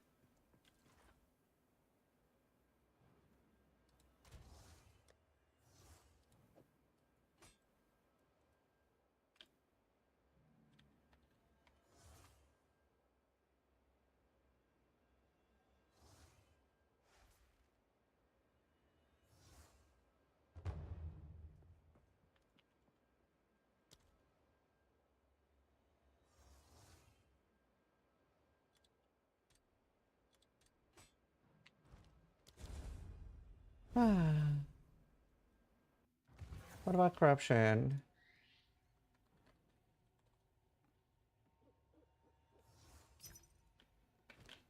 Is this price fixing?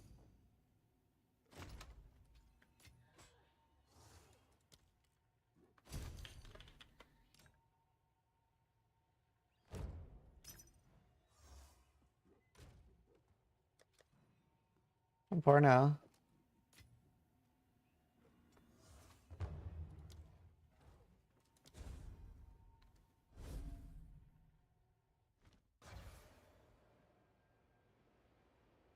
What do you mean, Guck? Any follow-up after? No.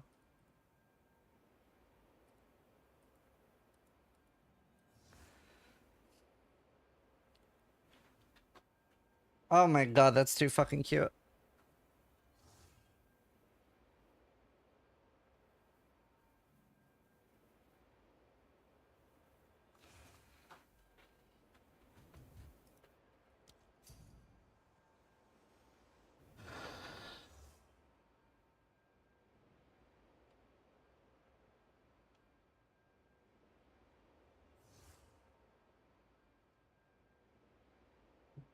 There are some questions answered in more detail.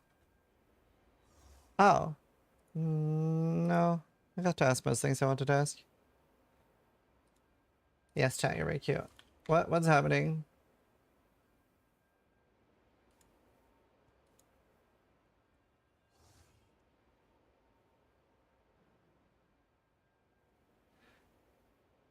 Here, look at this chat.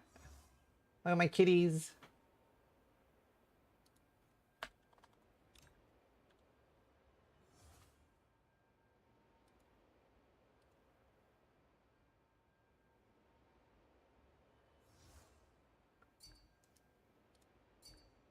What does that mean?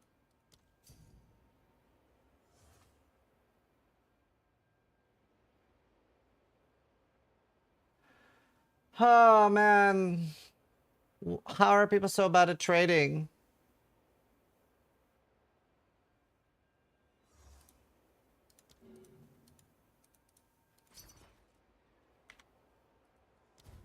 Fuck me, dude.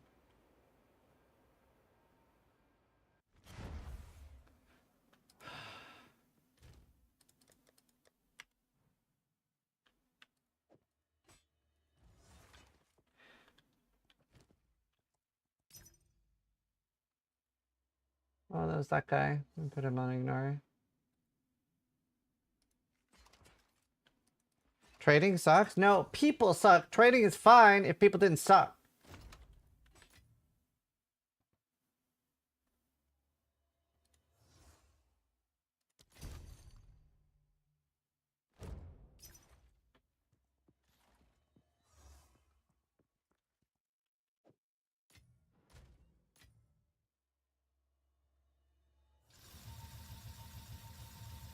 People. What a bunch of bastards.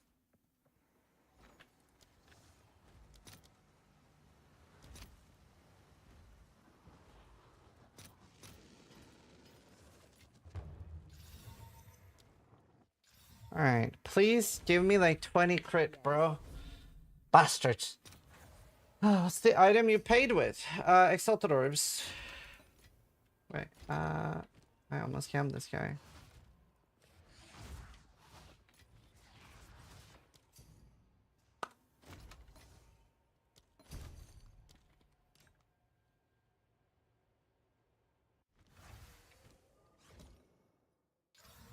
Damn it.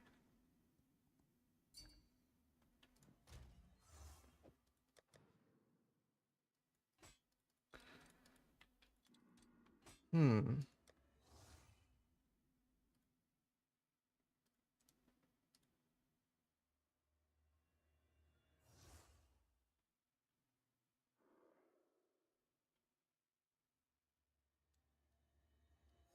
One more. One more attempt.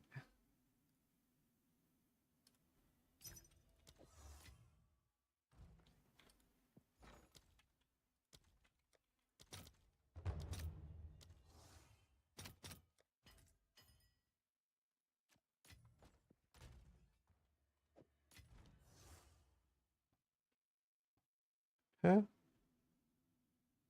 This one.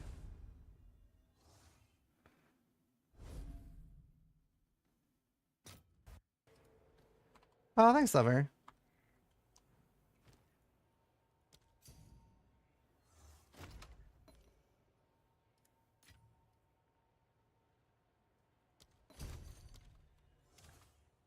And the other guy's not trading. We need to create. Are you profit IDing Tangle Tongues? Right now I'm profit losing trying to corrupt Tangle Tongues.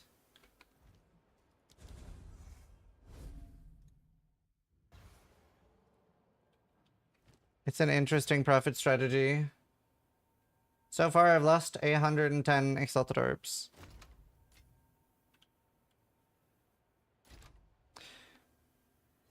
What subs is, are we going to have to record or stream the race to be eligible for prizes? So all that information is exactly where it says it is, right? In the document we attached with the video.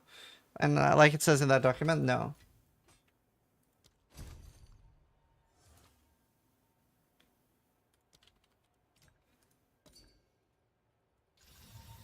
You do not need to stream.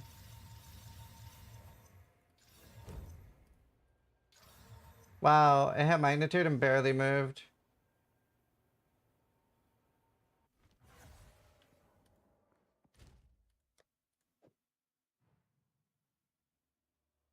Damn. Hardstuck 4242 just subscribed.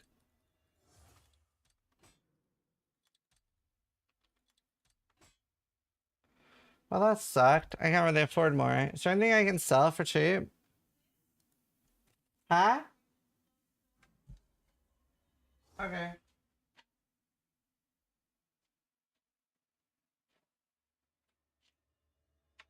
Hi.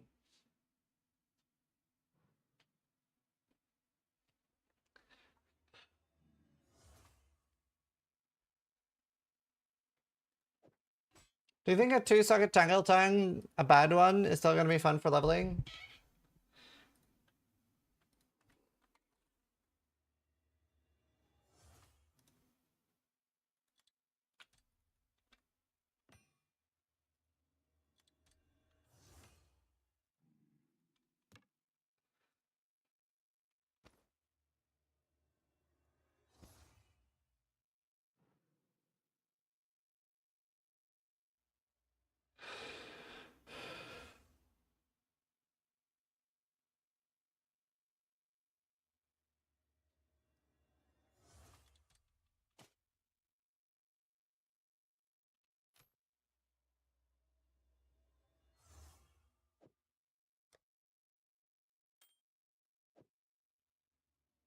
What do you put in the slots?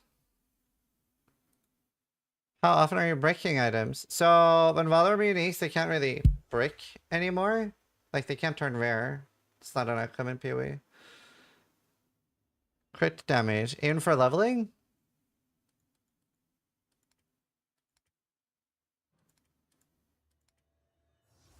Surely at like level 26, I would just put 2 lightning ones in them. Lightning neutral leveling. Okay. Okay.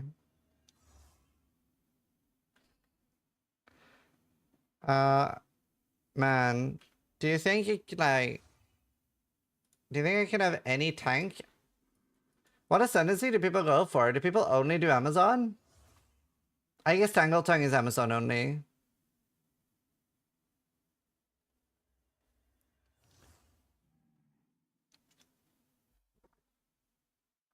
Deadeye? Tangle Tongue is Deadeye? Oh, okay.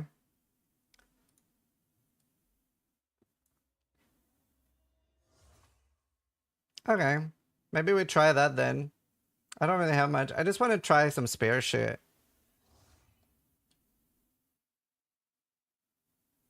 No, I didn't go chase. Sounds like a good idea.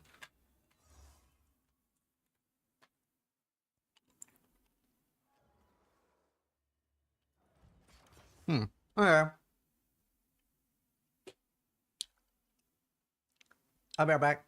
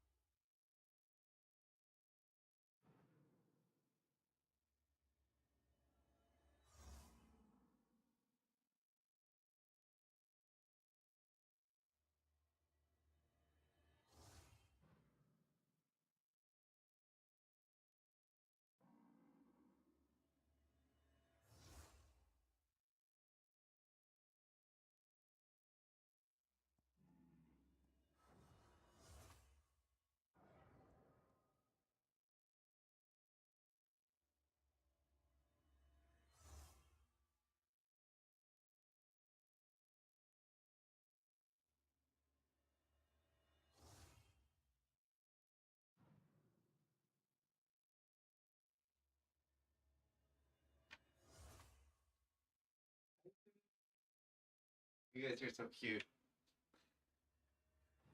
Don't know if you can see them both. That one kitty there.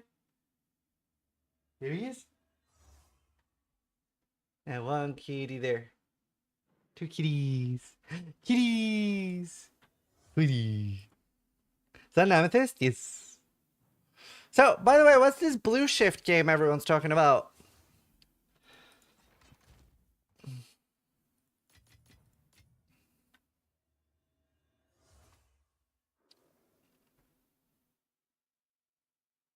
Blueprints. What is it?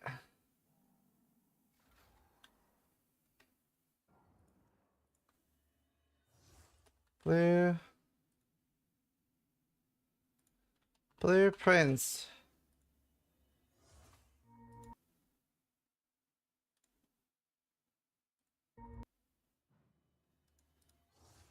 What is this?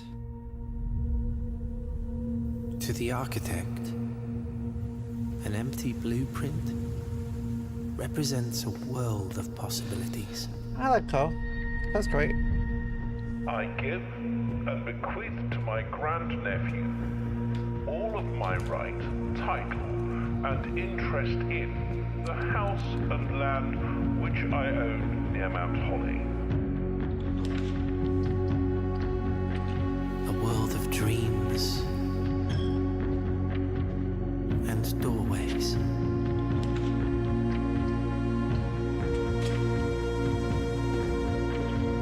The above provision is contingent on discovering the location of the 46th room of my 45-room estate.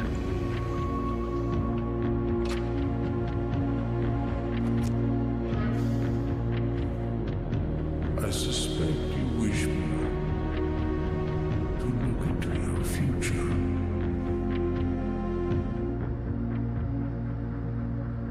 Should my grandnephew That's nice. fail, then this gift So it's like League of Legends? lapse. Cool.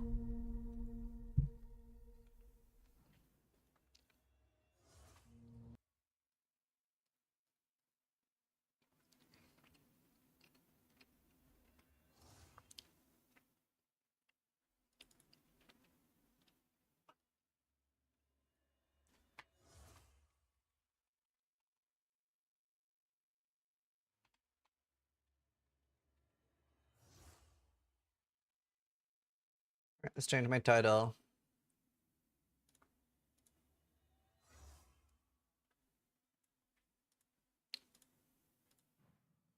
Let's do a new character. I really want to check out the campaign changes. Don't know what we'll play yet. Nope, I didn't. I just did it. Just like that. Just straight up, just like that. Weird that it shows blue. A ranger. Ranger! An outcast, lurking among the shadows of the trees like an... That was a nice reference. After her! Hunt her down! Quickly now! Get them! Yeah, we'll try Deadeye. Start with the unique chain crossbow. Okay. Weird issue with creating new characters.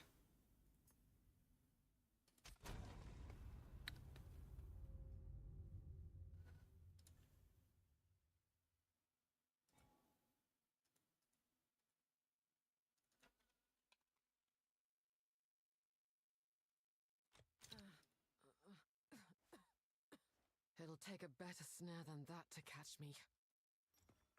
Yeah, I wanna see what the campaign is like since they buffed it. I'm glad to... Now I would appreciate it if you could...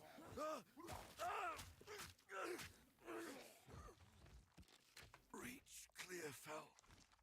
Your poison. This is like no sickness I've ever seen.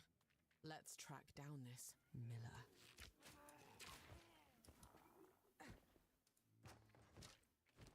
Do, do, do, do, do, do.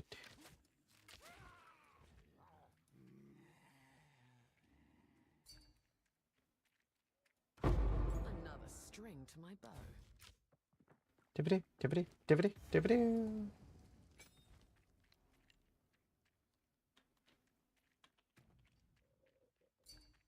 What building gonna go in this? I don't know.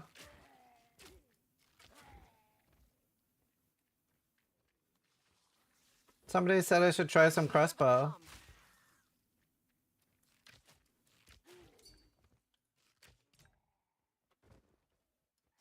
God, I hate playing PoE2 right now. I really do. Like literally just between the server issues and trade, it just like makes me go ballistic. I'm so excited for last Epoch. It's so frustrating. It just makes me mad. I don't want to be mad. It's why I quit. I don't blame you. It makes you go ballista.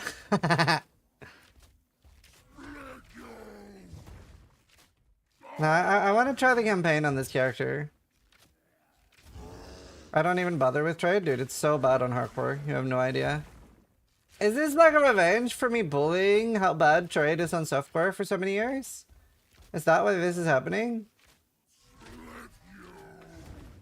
Is it karma? Ow. Yeah, I'll do a practice run on last Epoch before lunch. Well done. Please come inside. What makes hardcore trade bad right now? That's an excellent question. So, a lot of players, when they search for an item, a lot of softcore players, when they search for an item, are getting hardcore Dawn of the Hunt by default, right? So for until 2 days ago, we were getting spammed literally like every like 10 seconds by a softcore player trying to buy an item for us. So then what GGG did is that they made this error message when you try to message somebody not on your league. You must be in the same league as the seller to direct whisper them. So now that no longer works. What they do instead is that they think, oh, there must be a problem. Let's manually copy the whisper and message the person instead. So we're getting messages from people that are extra stupid, which is extra tilting. Well, have no fear. This place is something of a hideaway for many of us. So like that and the server issues, those are the two like most tilting things. Tools of the forge turned tools of war. These are dangerous times. But I want to try the campaign because they took community feedback and improved that a lot. No, Slendy. Hello, Shishu. But yeah, it's pretty annoying.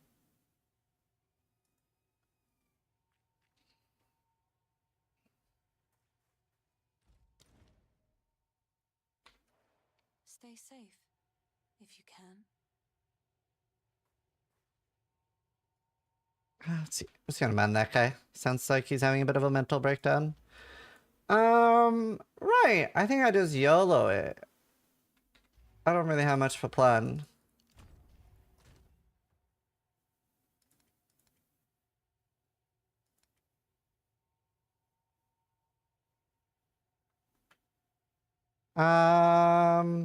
What's the crossbow called? The one that has the 2 chains.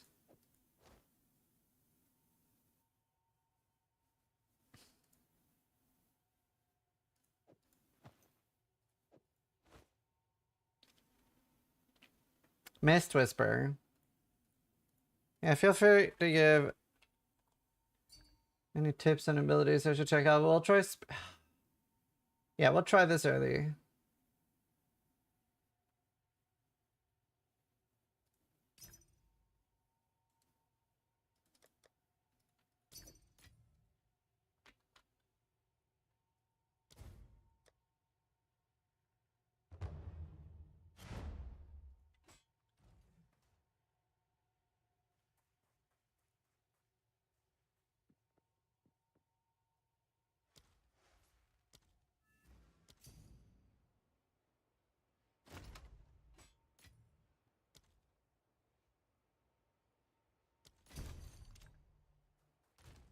Let's go trade this guy. Ikoku. Can't even search for anything called Ikoku.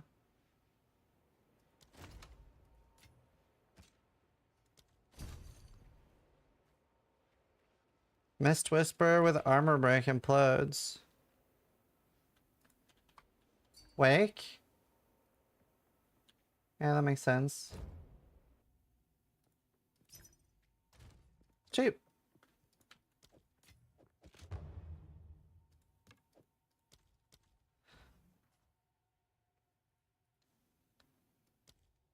I am going to assume that's Korean for chill the fuck out. I'm gonna finish Trial of the Sekima.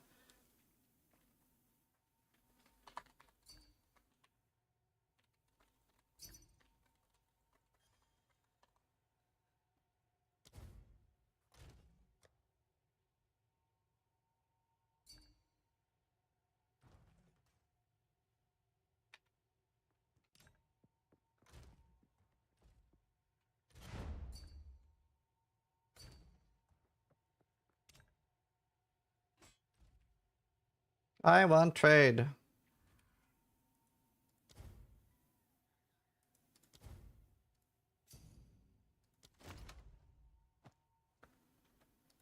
I also want trade.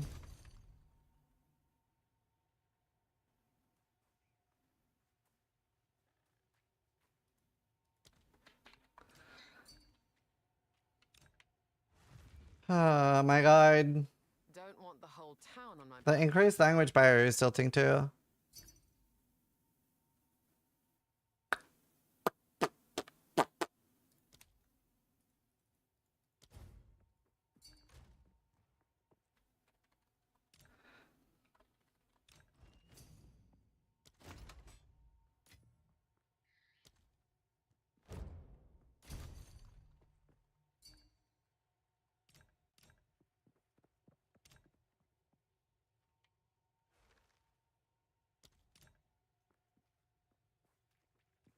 Hmm. 143 lightning damage, damn.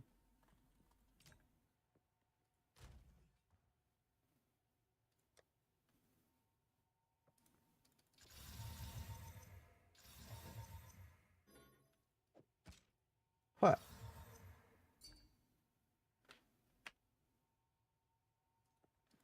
Fuck it, yellow.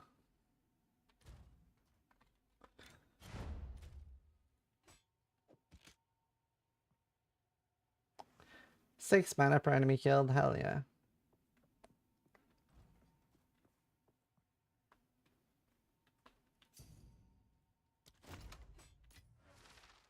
Well, this one he's paying 9 and it should have been 13, but YOLO. So wait, what was the, what do people, are you saying just try different ones? Flail coming soon. That'll be exciting. Try armor. Permafrost sounds fun too. Use sure-footed. Isn't that super expensive? Oh, it's gone down in price. I wanted that for my last character, but it was super expensive. Yes, I like to hold on to bits. Yo, we have some twink leveling gear. Auto attack is base. I feel bad for the streamers who have to play PoE 2 until the last Epoch comes out. The only reason it's frustrating is the server issues and the trade, to be honest. Like, that's like that's the stuff that is like really like, oh my fucking god, like please. But I like there's nothing else I want to play anyway until last Epoch comes out. But it's definitely going to be, I literally, if there are server issues in last Epoch when I switch over, I'm going to have a full-on breakdown. Like, just full-on breakdown. I will, like, the first 3 days for a game, I can handle server issues, but after that, I just go into breakdown mode. Another for my collection. You can play offline. I can't because we're doing an Uber Aberoth race. So I cannot play offline. Oh, good ring. Not sure what I'm gonna do with it, but bye then. Didn't DDD say it was a DDoS attack? Yep. That doesn't help my frustration as a player, though. It's still frustrating. Like, it still sucks. Like, it sucks for them that they're getting DDoS, but it still sucks for me as a player. Like, if somebody shits in my food, it doesn't matter if it was put there intentionally or on accident. I still have shit in my food. Like, but you are ineligible for it? So I've made myself ineligible for my own Uber Aberoth race so that I can't win the money that we're putting up. But Steelmate said, Ziz, you're so dog shit that I'm going to match what position you would have gotten. And I don't think I'm going to have to pay anything out. So I'm just like, I'm going to play whatever Steelmate is playing and I'm going to beat him. I'm going to beat him. Well, I'm going to try. What a way to put it. He didn't say that. I think it makes for a better story. Makes for a better story.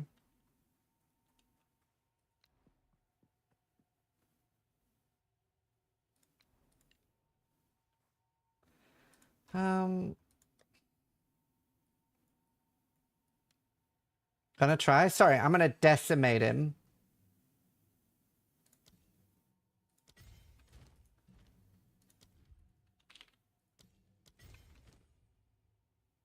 Wait. What if I just do like chain? Oh wait, can't do that.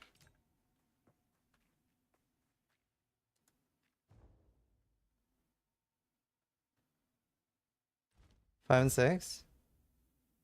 16 or well, the cleanse map needs to the cleanse map needs to say +1.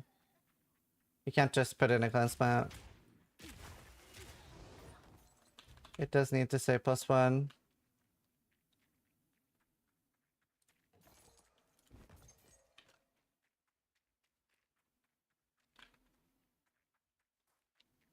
Isn't he practicing right now while you're fooling around? I really wanna do at least like a Act 1 to 3 run with the new changes because I want to make like a not initial thoughts video, but I want to make like a thoughts video on PoE 2 now that they've done some changes and stuff and what I'm happy about, what I'm unhappy about, and like my plans. So obviously I'm gonna go play last Epoch. Very excited for that.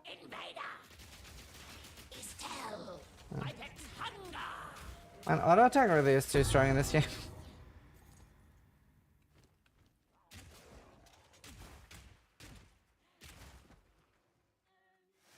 What build are you going for? Whatever Steel Mage does. My survival is no stroke of fortune.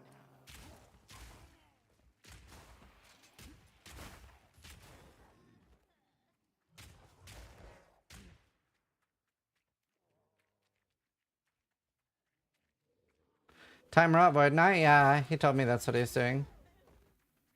Not 100% decided, but it seems like that's what he'll do.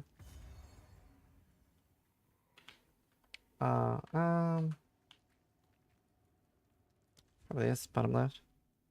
Trying Ben build? No.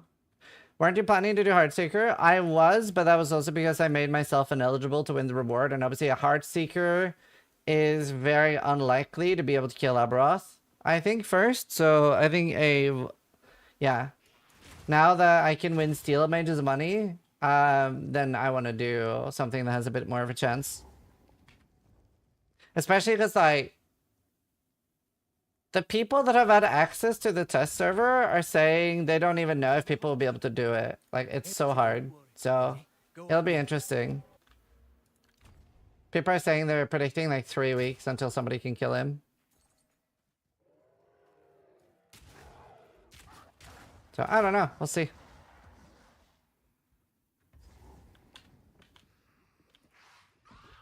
We will see. It'll be fun either way. So I figure I will do Heartseeker as like my second character maybe. Corruption claims another victim. Killer 16 yet? On my other character? Yeah, not on this one, but yeah, on my other I've done lots of 16s. Means it'll be longer than a PoE Uber race. I mean, if that actually happens, yeah, then it would be longer. But we don't know. I just wanted to start. I just wanted to get started on last Epoch event creation.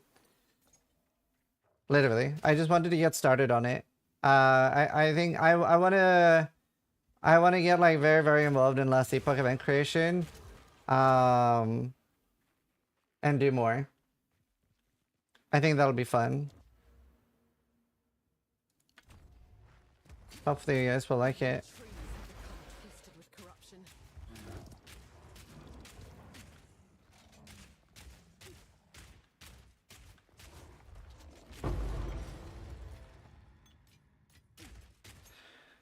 Like I would also. Oh, this one's pretty fun for mapping or like normal stuff. It's not as good though. I mean, I guess I don't have support gems on it, but still.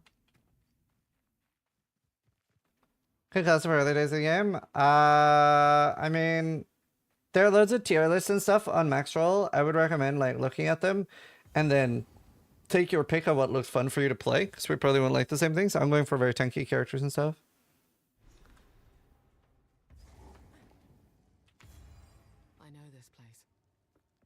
Got about 4 to 6 hours in. I don't know. I mean, look at a video of me talking about legendary potential. I find Last Epoch a game that's very hard not to love. Wait, if you really want a sales pitch, I'll pitch you on it right now. Cause I love it. Fuck me. I'm just gonna load up the game to explain it to you. I think that seems easier. Let me just load up the game for you. Because there's probably loads of people in chat wondering the same thing, like why should you play? And why people find it fun. So let me just explain.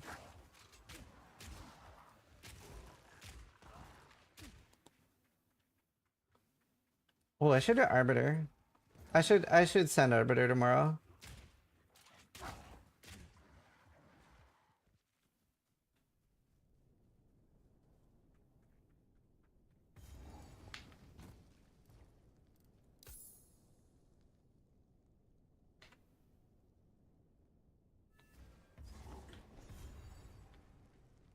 Have grown. I'm trying to log into Last Epoch at the same time as I'm playing. Is online dead? Are they no, they're not. This guy is actually gonna drive me insane. I'm just gonna put him on ignore. He's not on hardcore, right? No, differently ignore. People, what a bunch of bastards.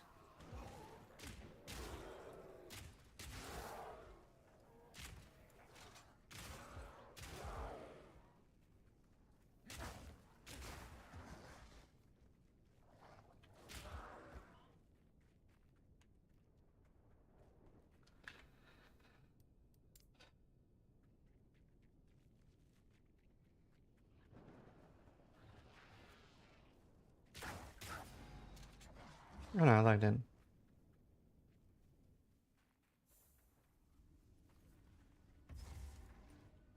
Okay, let me go town. Okay, I'm logged into Last Epoch. So, somebody was asking like what's so good about it. Let me... Oh, funny. I set that up to compare Last Epoch graphics with PoE. That's fun. Let me change that. Where's the actual source?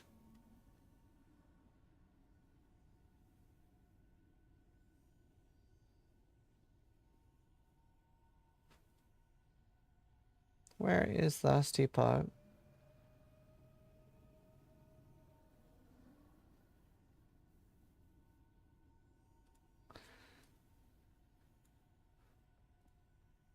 Oh wait, where?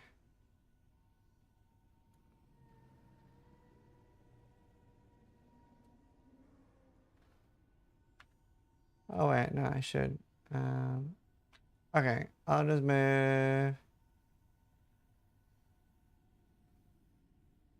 There we go. Have to move it to the bottom. All right, Last Epoch. Something that's really cool, in my opinion, is the way legendary potential works, right? So, for example, this shield, Soul Bastion, can you guys see that? Yeah. This is 2 legendary potentials. So this is unique, and the stats will be like this normally, right? And there are some rolls. You can hold Alt to see rolls. This one doesn't have any. Like this one has some rolls, etc. Oh wait, it's alt control to see rolls. So anyway, so this is a unique, similar to Path of Exile, where it has static rolls, right? But it has something called legendary potential. And legendary potential is a random number that rolls between 0 to 4. So this Soul Bastion could have 0, 1, 2, 3, or 4 legendary potential. With 0, there's nothing really super cool you can do with it. Well, you can egg it, but that's besides the point. And then with like 1, 2, 3, or 4 legendary potential, you can smash an exalted item into it. So I could smash this item. This is an exalted item. You see the purple stat? That's what makes it exalted. So a tier 6 or a tier 7 stat. And with 1 legendary potential, it takes 1 stat from the rare. 2, it takes 2. With 4, it would take this entire item and put it inside the unique, making it a legendary. Right? So for example, I've done that with this. So this was an Exsanguinous, which is the last Epoch's approach to Chevron's wrappings. And here you can see that in addition to his normal stats, it has 2 vitality. This is a cleaver solution. And in addition to his normal stat, it has minion melee damage and melee damage leads his life. So you literally smash them together to create a super legendary. And so obviously with 4, you just get the entire item. And with 1, there's a 25% chance. So it's so cool. You make awesome, very unique items. That's a cleaver system? Yeah, that's the joke. So that's what I really enjoy. Should PoE 2 steal this idea? Yeah. And now you can guarantee 1 stat. And you have to do like an endgame fight called Drulra to do that. And she's pretty hard at the highest level. I've only 1 stunner at level 4 if I've ever done it. Either once or never. None of it's junk. Trust me. Yeah, but this is endgame type crafting. I'm trying to get into the game at the beginning, and I can't. I mean, in my opinion, it's fun at the beginning. Try a different build than what you've tried before.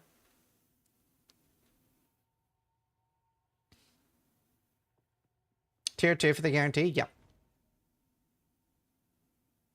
It's so fun. Hey, Aura. Good to see ya. Thanks. Is stash ups necessary in last Epoch, like in PoE 2? So you can't buy them for real life money. You buy them with in-game gold, so you have to grind that out every season. It's not like like in last Epoch, you only pay $35, and that's all you ever have to pay. Nom nom. I do want food, but I've only streamed 7 hours. I kind of want to eat after stream. I'd prefer to like eat later rather than now, if I can wait a bit. Are you starting fresh? Yeah, when last Epoch starts over, I'll be starting fresh. I'm making food now. What is it? I am pretty hungry though.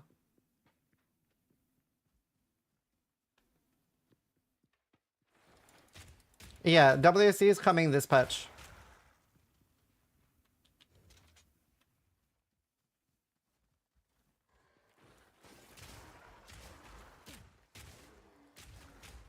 Meat? Okay. Shellfish? Oh, okay. Yeah, fuck it. YOLO, I'm hungry. Also, when you said shellfish, we have an emote that says steel mage. I don't know if you see that on your phone, but you basically just linked shellfish, so that's steel. So like, I was like, wait, am I eating steel? I make something else? What kind of shellfish? I don't, yeah.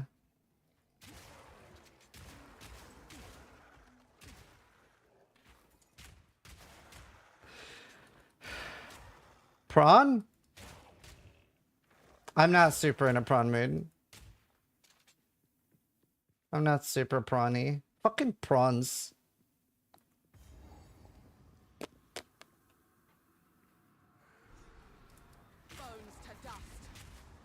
But yeah, so that's one of the things I like the most about Last Epoch. It is really wonderful. They've also just improved the early game a lot. Like, it is a lot better now.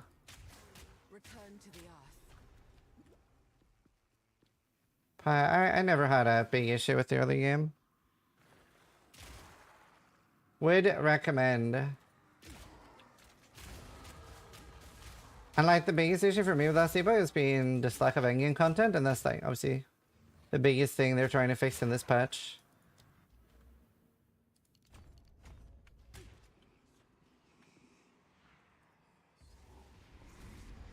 Yeah, I mean, I don't think WC is gonna be good for any ARPG unless you can move while attacking.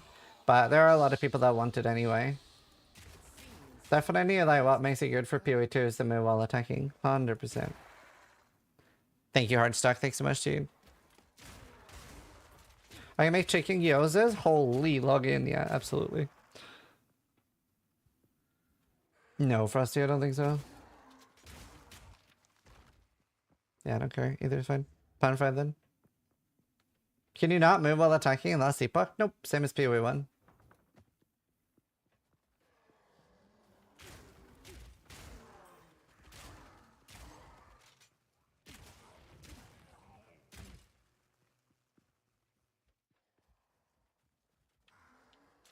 But yeah, I'm very excited for last Epoch. It's gonna be hype. And we're gonna do 2 to 4 weeks of last Epoch, and then we're gonna do Nerfs for the Wicked, and then V-Rising, and then PoE 1.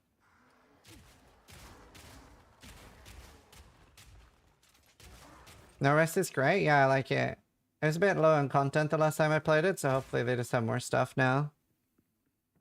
What's your opinion about Torchlight? I think the game itself is very good. I dislike the graphics heavily and the UI. I think they have a lot of good things in the game. Today, I've turned down $110,000 worth of sponsorships because I think the monetization went way, way too bad. Where you'll see streamer guides of streamers that play the game will be like, only do this content if you have X and Y loot pet. So I have stopped doing sponsorships with them because of the heavy pay to win. It's really interesting too because it's not like other games where you buy power. You buy increased drops. It's really interesting. But yeah, it's a good game. I just don't want to deal with the predatory monetization. It's just not for me. Do you mean like nerf them? No, they don't really nerf a lot. Nice zone, yeah. 110k, yeah. Maxroll dropped their Torchlight guides until they remove the loot pet, yeah. I've even offered Torchlight to like consult for them and help them like remake the like Western Realm if they like. So in my opinion, they should separate the Western Realm for them, the like Asian one, like most games do. Like PoE 2 does the same thing, right? Like Path of Exile, I don't know for PoE 2, but for PoE 1, like it's super pay to win on the Western, sorry, on the Asian client, and then the Western client doesn't have any pay to win except stash tabs.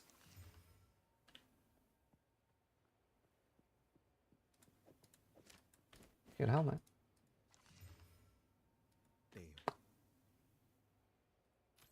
See you. They've made several things slower. I quit TLI 2 seasons ago because the pay to win went worse and worse every season. Yeah, 2 or 3 seasons ago, I think was the last time I played as well. And it's not like, yeah, I don't know. It's a lot of money I'm leaving on the table, but I just don't want to. If they make it better, I will. Please explain. Explain what?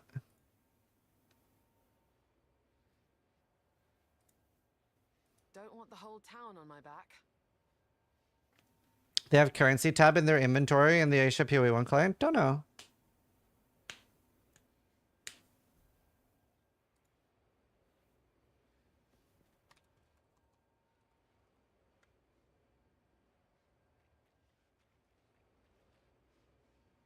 That would pay off my mortgage and then some. Yeah, it's not that I don't need or want the money. It's just I want to be very happy with how I earn my money. I'm sorry, Ben. Pay to win model in PoE 2? Oh, on the Asian server. Like you can on softcore you can pay to resurrect a character so you don't lose XP. Something about buying a tabula on a test server. You can pay to increase your inventory size. They have an auto looting currency pet.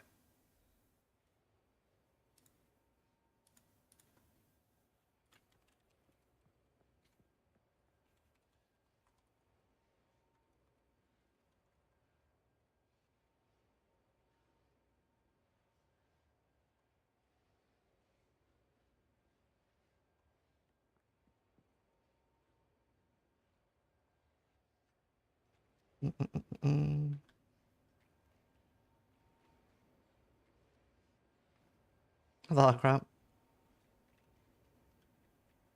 I've heard that in Korea you're judged poorly if you don't pay to win. You're considered poor. No, those things are pretty exaggerated. So, I remember like there is more of that in Asia, but I remember there was a race where Garena, or was it Garena? Whatever, the Chinese community manager invited the Western racers to play on the Chinese client, and compete against them in a race. It's actually why I have the Kitava and the Malachi statue. And in that race, I think Garata was the one that won it, I believe. In that race, a lot of the Chinese players were cheating in the form of like account sharing and stuff like that, doing it openly with the excuse that all the Western players were doing it.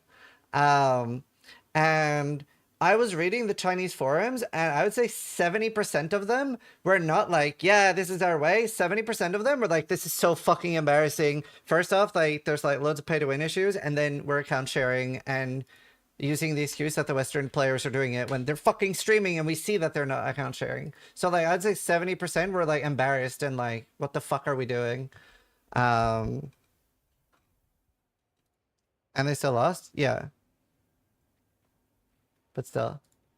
But like, so I wouldn't say that it's like, I wouldn't say it's like that. A lot of them dislike pay to win. I'd say it is more accepted though, but I'd say it's like, I'd say it's increasingly more and more accepted in the West too. What happened here? No problem. No, that's this week, Connor.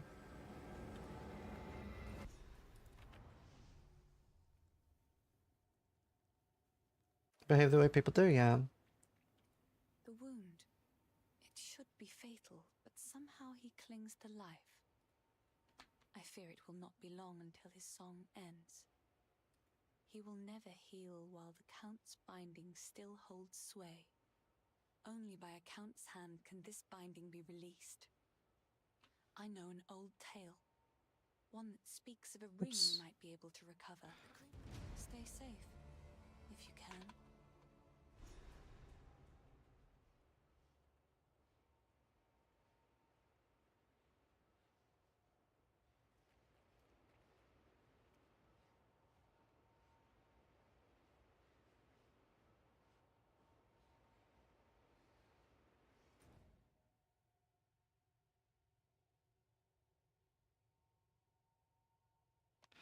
Let's see. If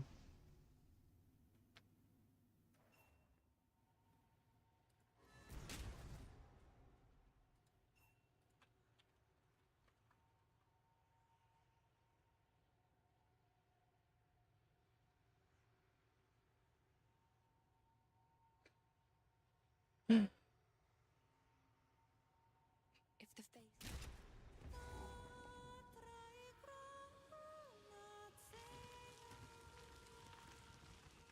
The old magic still thrive. The way is open. Please, hurry. So this got an excellent taste of music. Thanks. Yeah, that was Johnny Cash Hurt. It's a cover. Nowhere to run. Quick and lethal.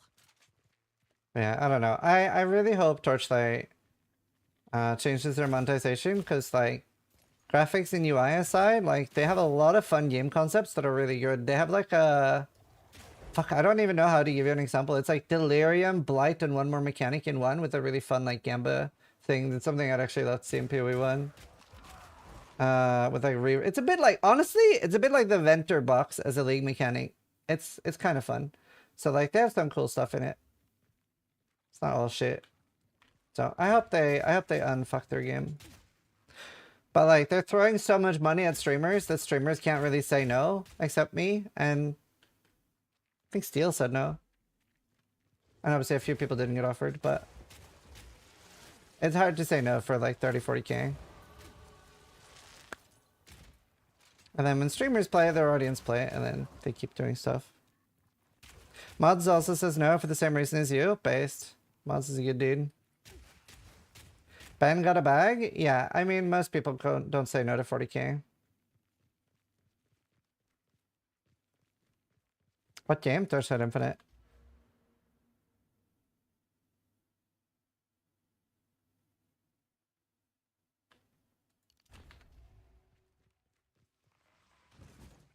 Thursdays? I mean, usually it's Fridays, but... does that bag include a don't say bad things about us line? No, at least... Well, most sponsorships by default come with some, like, don't badmouth the product. I've always had that removed, and Torchlight were okay with me removing that. Because if you saw my first time that I was sponsored by them, it was like me shredding them the entire video. But to be fair, to their credit, they improved on a lot of the things I complained about, but now they've made it worse again. It's also, a lot of streamers are very uncomfortable shit-talking something that pays them 40,000. What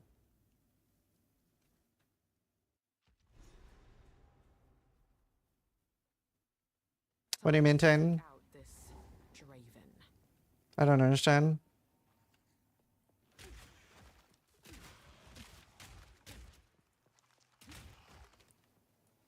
I don't understand. That's crazy you're saying numbers. Other streamers are getting paid. No, I'm saying the numbers I've been declining. Because I have taken sponsorships by them in the past.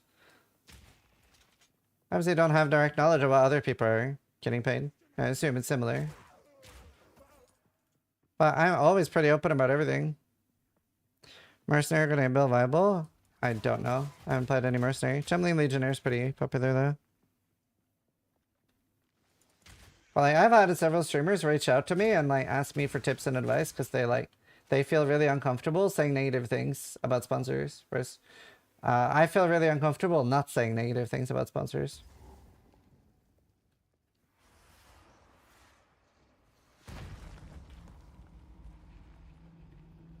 You will have eternity to regret your intrusion here.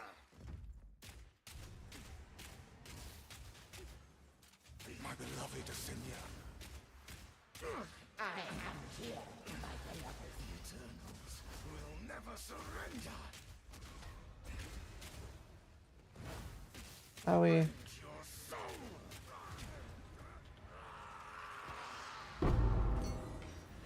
Arrogance, humble.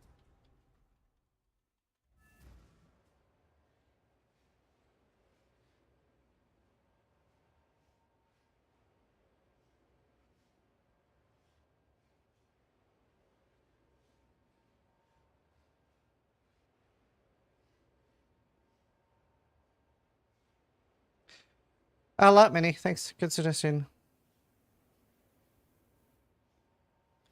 Yeah, event server issues. No, I didn't go through the full patch notes yet. I do want to look at them. Maybe do that tomorrow or the day after.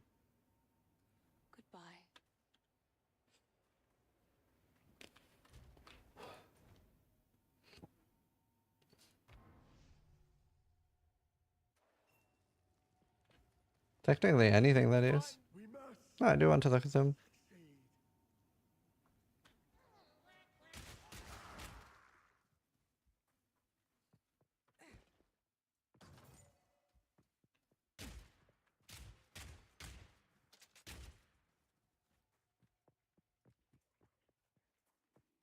If I download... Oh, you shouldn't do that though, Drew. You shouldn't do that though. Did you listen to the Drop Frames interview? Yeah, I spent the first 4 hours of the stream watching it. It's really good.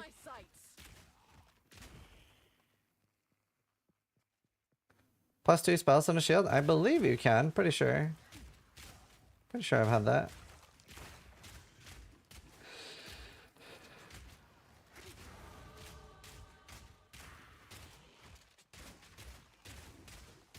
Oh, hi Luna. Oh. Oh, Jesus, stupid tornadoes.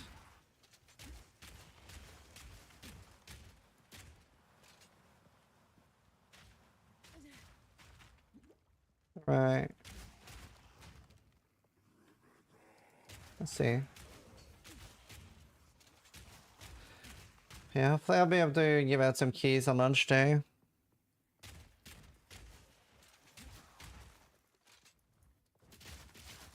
Oops. Hey, Flynn. Was your chat nicer? Rue's chat was toxic as fuck during the interview. Really? I feel like everybody in my chat was super nice during the interview. It was really good. What were they toxic about? Yeah, I'll be buying things.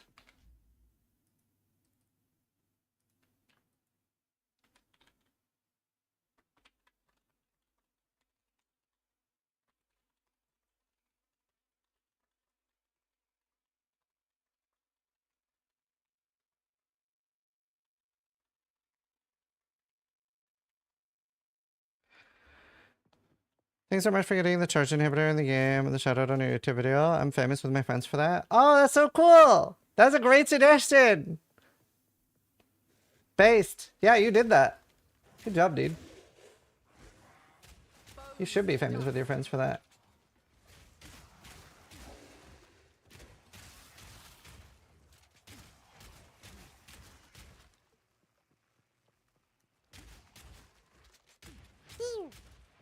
Tex Live is firing Ziz's laser.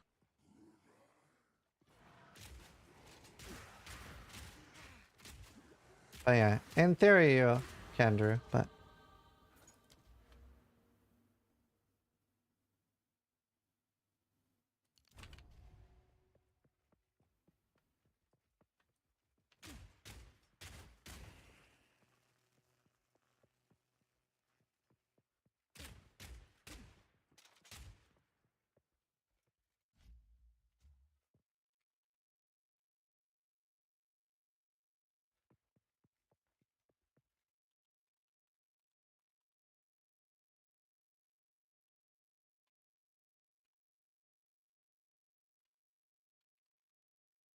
See.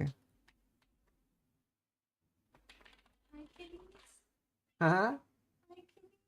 Yeah, they're being cute. I was watching Evan and Caitlin, right? Uh-huh. And Liam saw, and he was like, "Steal!"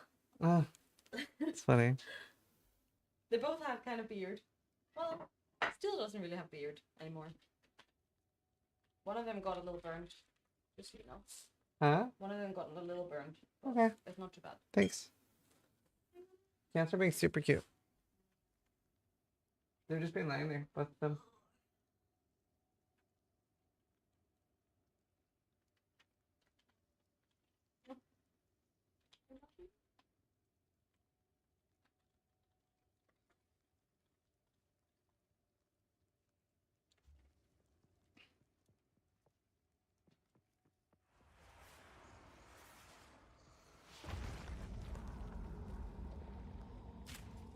Love you. They're gonna try to eat my gyoses, aren't they? Ooh. Right of the full moon. How dare you Don't do it. I need you. Gucky's Maximus is firing Ziz's laser. I'm still so sold on this campaign skill tree idea. Think it's such a cool idea for alts. May your name be forgotten by the clans once and for all. Don't eat my gyoses.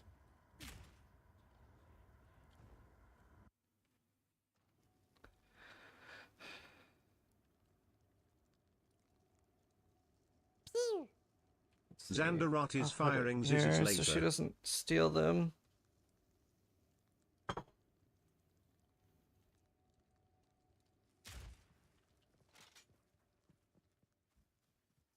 Plus, yeah, campaign steal tree, yeah, true.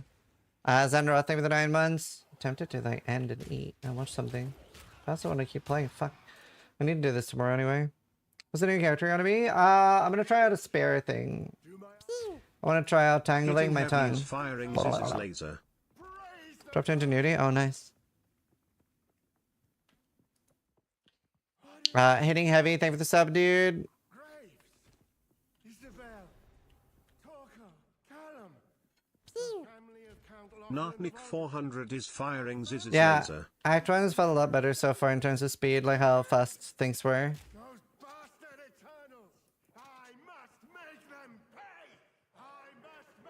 Oh my god, dude. I'm crushing too much. It's tilting me.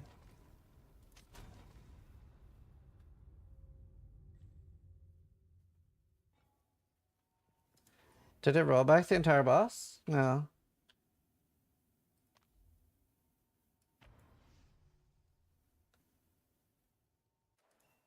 So we are.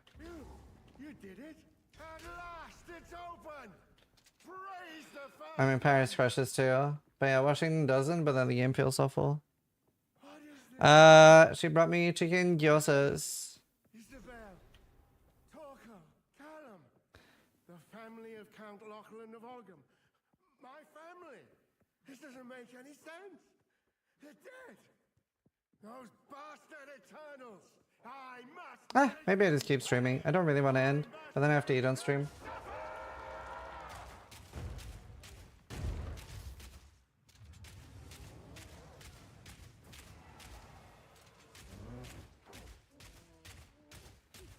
Is there any, like, I think there's a Game for Life video I can watch.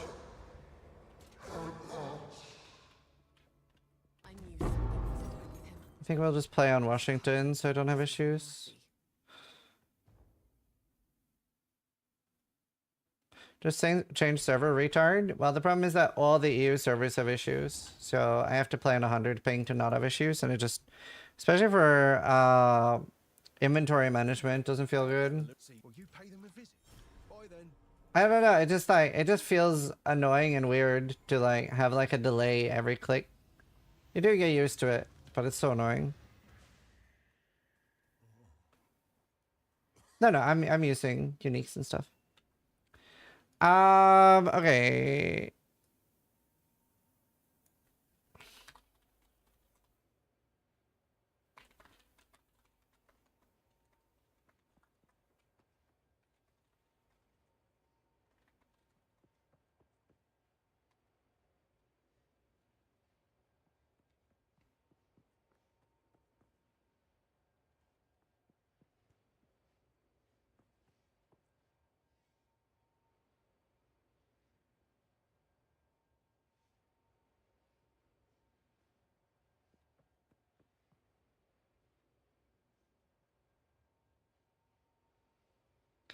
There. All right, let's see. Let us investigate YouTube. I'd rather die than watch Quinn. Do you know, I honestly think if you like that type of humor, Quinn is the most entertaining streamer on the entire platform. Straight up. All right. Like, it can work. It's not zero. It worked! It actually worked! Oh my god. This bitch. Are you kidding me? It worked! I want a video of Karin reacting to this. All the huge streamers are just obnoxious and loud besides Asmongold. Do you know, I do agree that there is a large correlation between popular streamers and loud equals funny. I do agree. I'm going to move my microphone away so I don't chew into your ears. Like, it's very like... Yeah. I hate the loud meta. Dude, sometimes people be like, oh, this streamer is so popular, and I open their stream, and it's like, ah! And I'm like, this is not for me. I'm a boomer. It actually worked! It actually worked! It did! Yo, I got a new weapon. Wait, that's fucking cracked.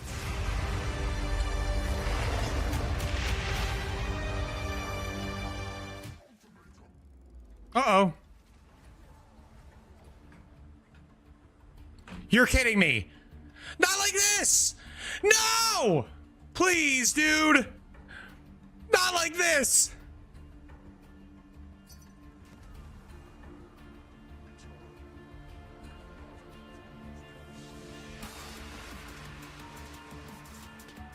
I'm shocked, which means I take more damage. No way! I got the big dick! Shit!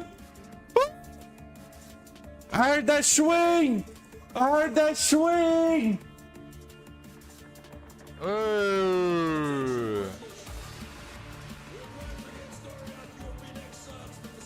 Mira vos. Menos mal que me dijiste a mí. Ah, ok, pará. Creo que lo puse mal. Creo que lo puse mal de precio. No estoy seguro. Wow.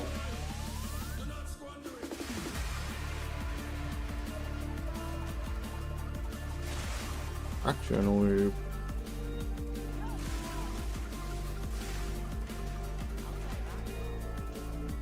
What?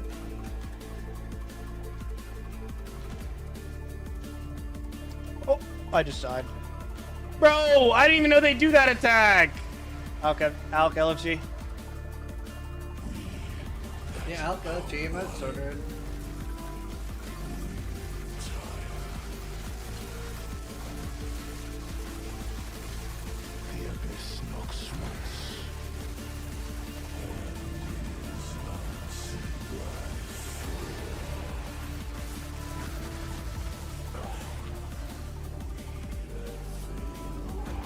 Pretty good. Non-stop charging. Dude, this guy doesn't even have a cooldown. Zachy, that guy doesn't even have a cooldown. He's just a monkey who just jumps on me non-stop. It's just like jump, jump, jump, jump, jump, jump, jump, jump. Motherfucking leap slam, motherfucking warrior from BOE1 in a monkey costume. Наш звук пропадает так же все хуево вообще. A Florks just resubscribed for 10 months. Jump, jump, jump, jump. А чё, газ теперь не взрывается флеймволом? Или...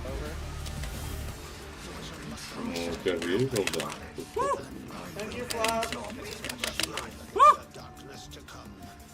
Чё?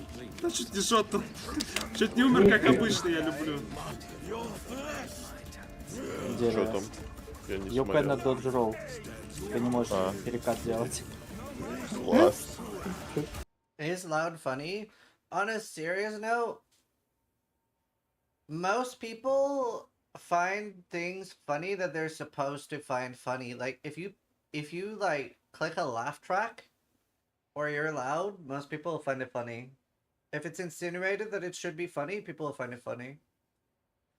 And then you get to like 30 and you're like really bored of like loud or laugh tracks and stuff. I don't know, you just get yeah. That's my take on it. Не знаю. Ну нахуй нужен ваш перекат.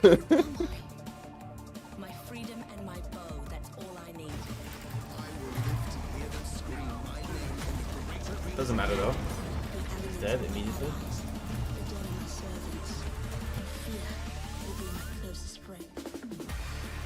Huh? This was so funny.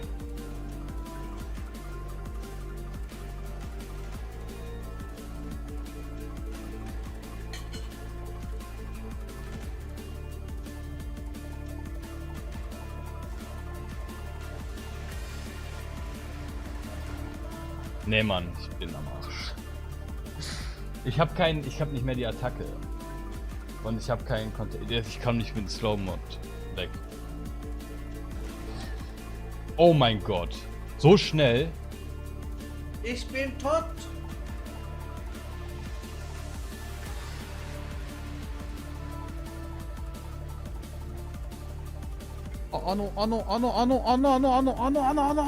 で出れないんですけどすいません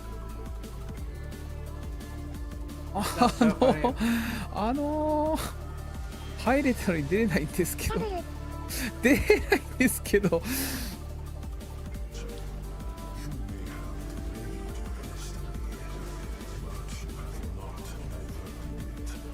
Wanna leave? No!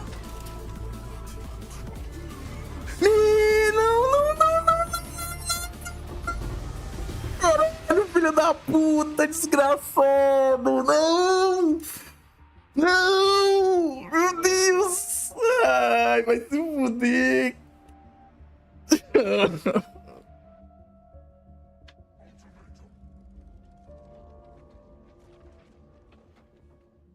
There are Pee-wee 2 videos from a few years ago that have Quicksilvers in them, that have Onslaught, that have zippy movement skills, that don't have like crazy combo gameplay. Aware. Like, this is different to the Pee-wee 2. Yeah. Now, you guys say years ... That's why I say you're a bunch of fucking tourists. Because I was excited for that game. That's why I say you're a fucking tourist. Because clearly you've just started playing Pee-wee 2 and you like this game. And that's great. I'm happy for you. But the game that was shown at ExileCon is not the game we got today. It changed a lot in a very different direction. It's okay for me to say I was excited for that game and to not be excited for this game. That's fucking fine. But don't... It's fucking fine. Alright, I need to chat. I need to bear back.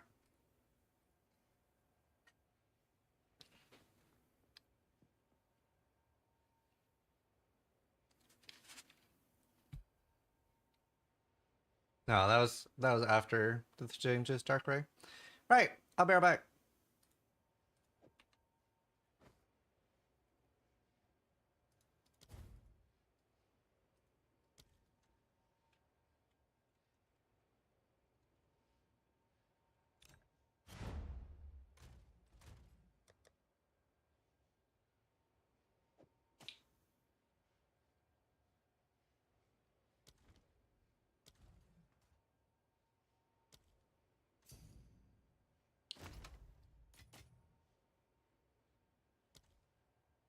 Storm at ExileCon was a beast? Yeah. Alright, I'll be right back.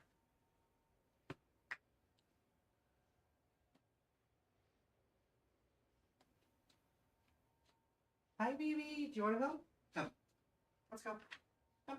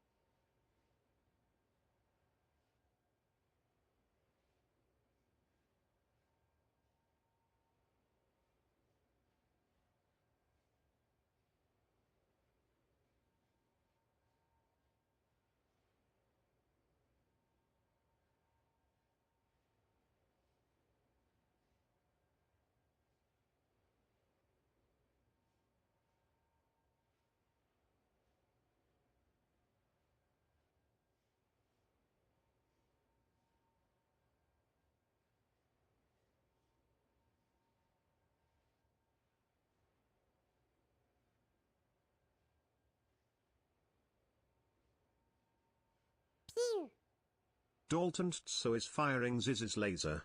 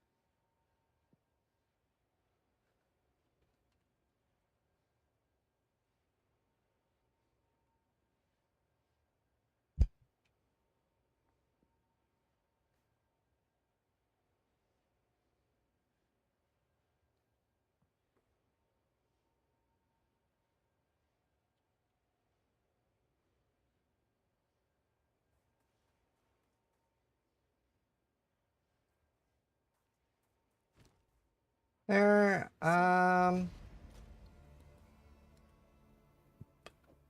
boing. Don't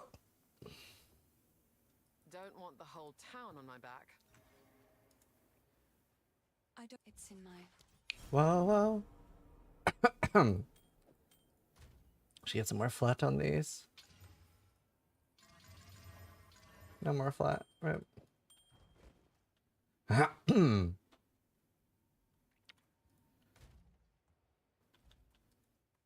This hooded one. Take a look.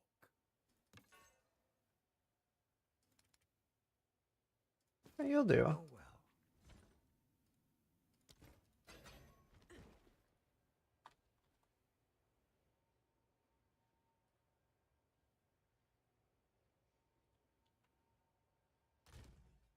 well. Whoa. I should probably go buy some artificers. It's funny, I got asked, Moist Critical has a new soap brand, wants to know if he can send you free samples. I like Moist. I'm gonna say yes. No need to open on stream. I'm gonna try his soap. I'll do a fucking soap review.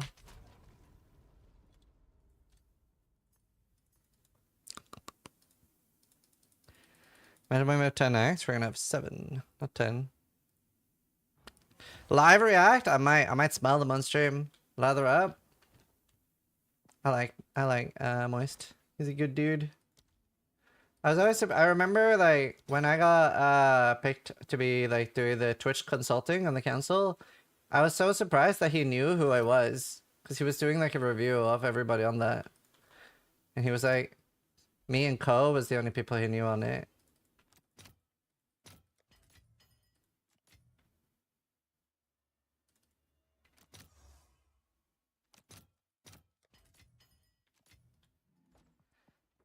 But they keep your skin moist? Yeah. Oh, that was so dramatic-y. How you doing, Gucci?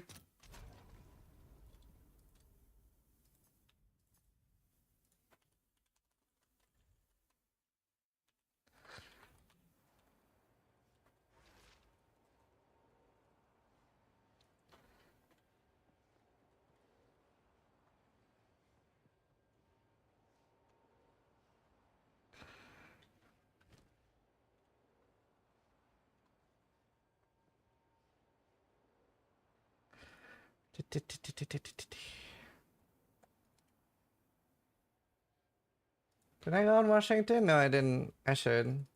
I should. At least it'll make me whine less. Wah. Sometimes you gotta whine, chat. Sometimes it feels good just to bitch.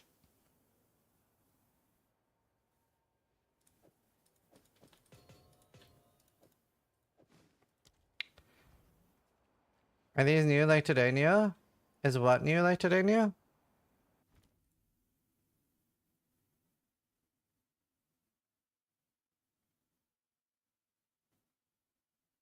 Washington. This guy's checking out campaign changes with Twink Gear. They're so noticeable though, even with Twink Gear. How are your load times so fast? They're not. The lowest. That's fair. Yeah, my loads. Like if I played Washington, they're faster. But basically, the further away you are from Washington, the better.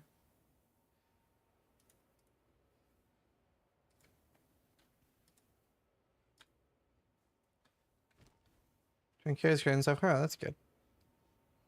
No, I haven't played Ranger enough to give you advice on it. Sorry. I must have been playing Warrior with full artillery ballista shit. As if to say.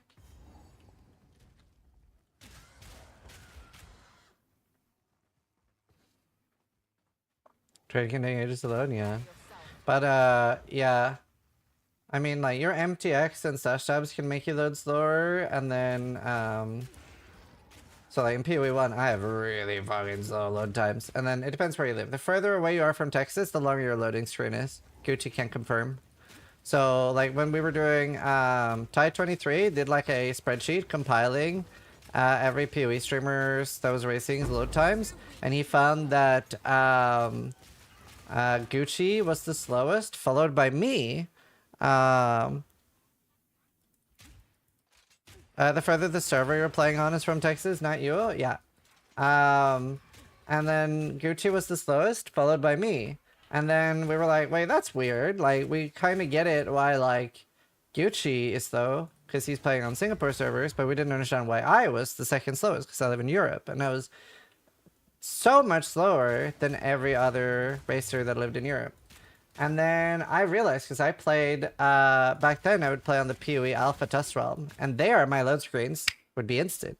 And I was like, this is interesting. I wonder if it's because of MTX. So I made a new account with no MTX or stash tabs on it. Fresh load screens. And that's why the meta started of people making like racing accounts. So like a lot of streamers would make racing accounts to play on for faster load times. Because obviously like the longer you go, the more it shaves off and just like time you're losing to load screens. Whereas like a campaign run might just be 20 minutes, but like, you know, over days they're losing like hours to just sitting on loading screen.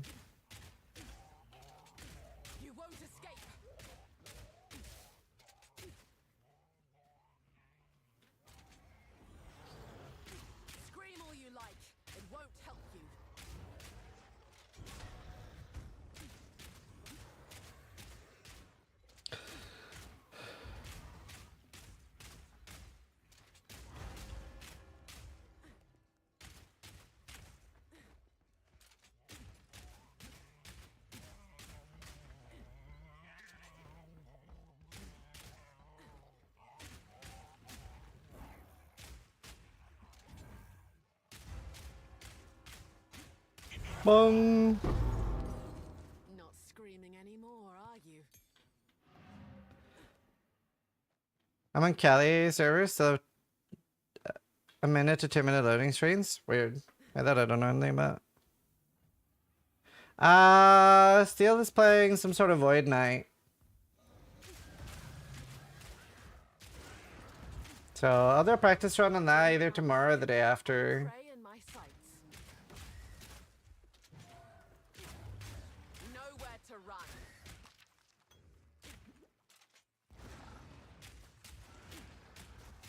Timer at Void Knight. Yeah, that's what he's playing. So I'll play that.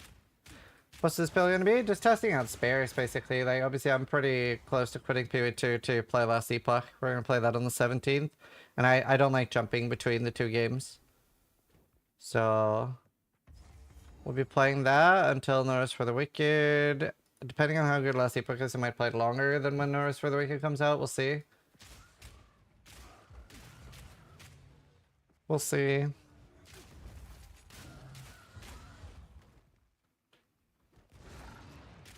There's a non-zero chance I get a Nerfs for the Wicked sponsor too, but I know they might not be sponsoring Twitch streams this time around.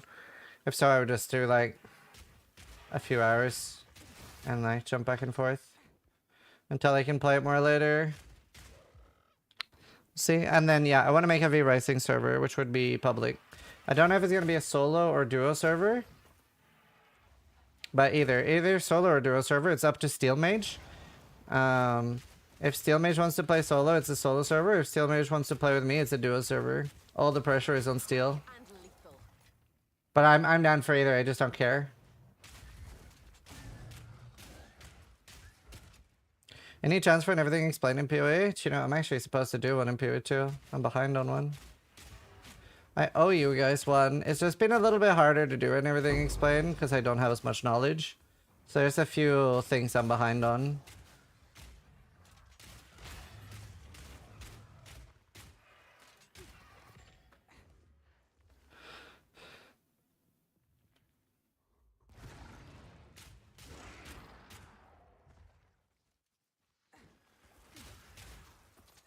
I don't think that guy is arguing with you in very good faith. I don't think it's a very important discussion that you have with him. Maybe take it to DMs if you guys are very passionate about it. If I'm in the last Epoch CT program but haven't played any of the CT that covers the new content, can I participate in the Uber Abaroth race? I haven't played CT since 2022. That's a great question. I am going to ask if they can track who has logged in or not.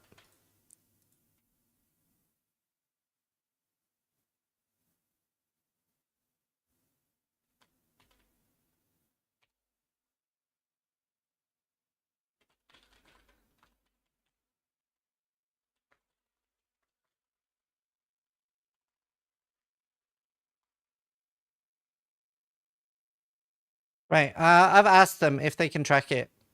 If you like, they'll probably reply soon. So if you just chill here, you can get an answer. For what it's worth, I would like people that have Last Epoch test access but haven't played to be able to participate. Right? I only want people that have done Uber Aberoth not to be able to participate. So hopefully they can differentiate that. But I would like you to be able to participate.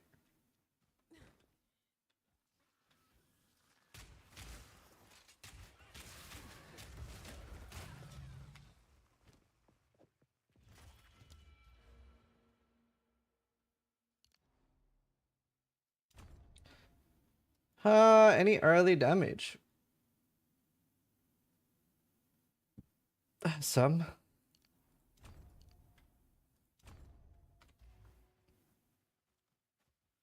Yeah, Twink gear is like low level OP gear. So like for example, I have this crossbow with 2 to 20 lightning damage in it.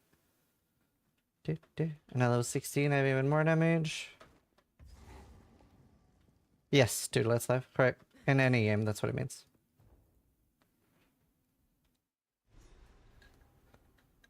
What's this feeling? It's as though the trees themselves are watching me. When are you doing that out of pocket 5k last epoch race? Well, I'm for full transparency, I'm not the one offering up the money. My sponsor Shopify Rebellion is responsible for the money for the last epoch race. But we're doing $10,000, not 5. 5,000 is for first place. It was just like a lot of the early races I did in Path of Exile was out of pocket for me. So like for a long time I was like negative $40,000 until t-shirt sales started picking up and stuff and we got more sponsors involved. But now like mostly everything I do is through sponsors and stuff. It was just really rough to do races early.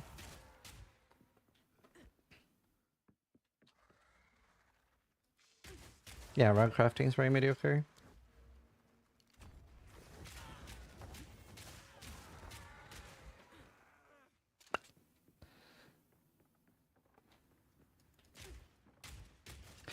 Oh, that's Steel Mage. That Steel Mage is out of pocket money. Oh, and that was mostly a joke, but Steel said that so that I can race, he puts up his own $5,000 bounty just for me, so that let's say that I would have gotten rank 1, then he would pay me 5,000. And then I'm talking mad shit to make it a better viewing experience. Fisticuffs and everything. But it is very manufactured drama. We are very good friends. It is just for fun.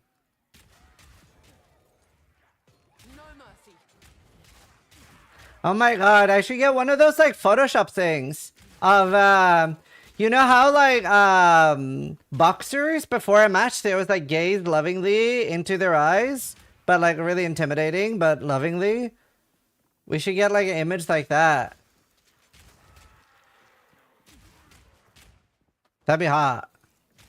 People would love that. The almost kiss pose? Yeah. It looks very erotic.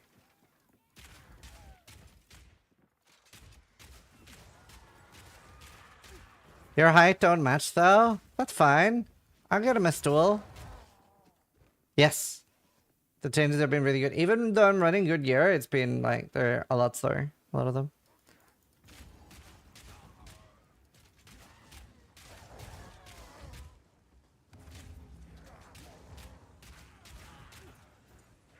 Yeah, this is just auto attack.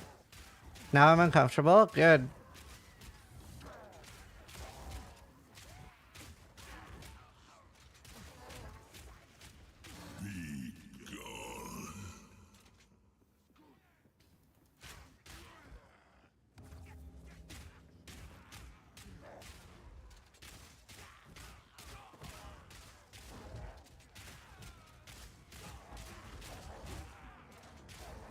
Oh. I should have my window.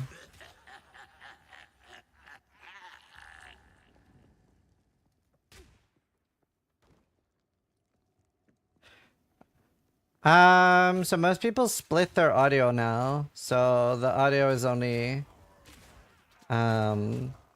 the audio is only like live. It's not actually recorded. Like if you make a video or a clip or something, you only hear me talking. And I have no audio at all on YouTube. They only hear me talking. So they can even listen to your own music on YouTube.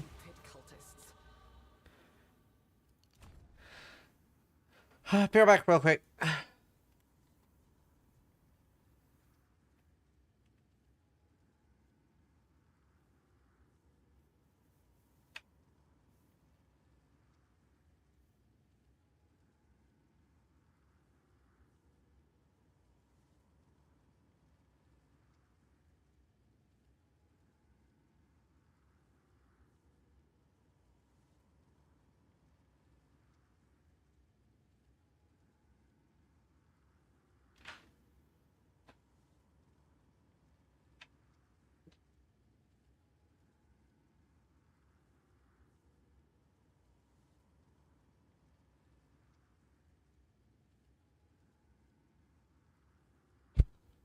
I'm back.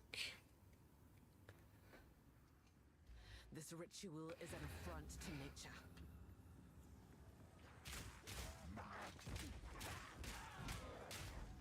It is true, POE1 is garbage. It's brave writing that is in chat right now. Not really, because like there's nothing wrong with having your own opinion. You don't have to agree with me on stuff.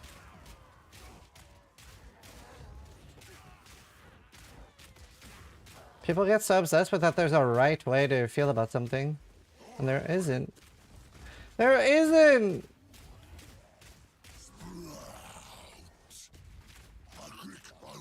I'm a maroon. I should have just bought a higher item level crossbow. This is a garbage. This is item level 5. I should have bought a high one. No right way to file about murder? Sure, I mean some things are objective.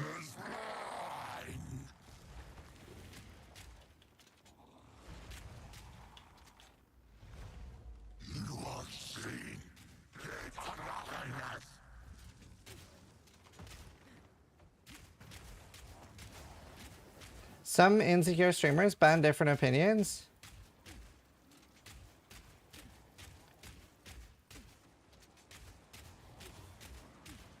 Ow. Got him.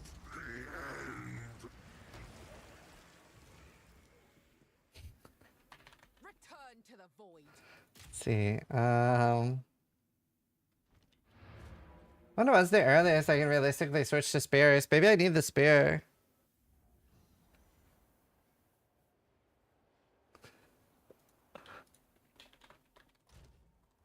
Let's see. Maybe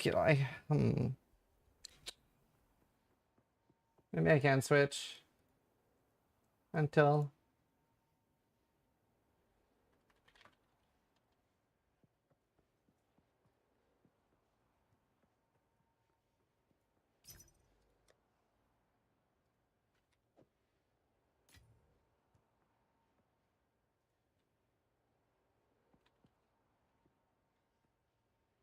Let's see.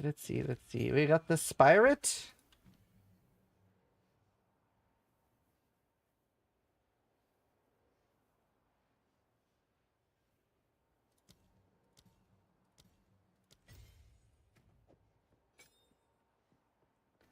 Anything good to put on Thunder?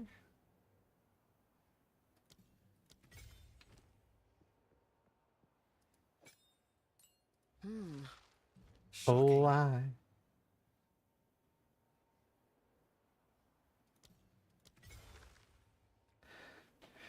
Innervate and execute. Oh, okay.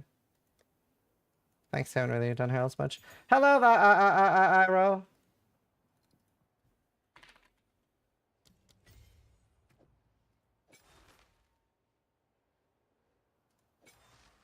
Actually, I probably can do that. That's fine.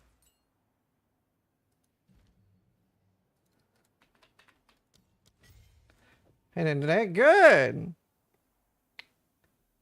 Doing excellent. How are you doing? Thank you. How are you doing? Who knows what deal?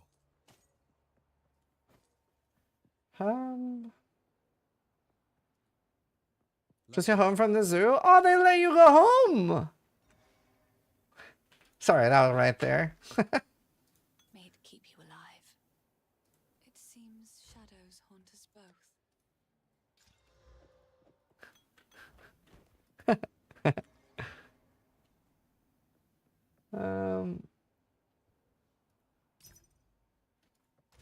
I would like to trade, please.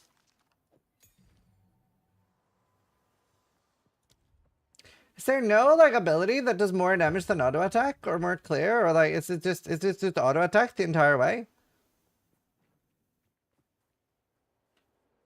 I want to try the campaign after the changes too.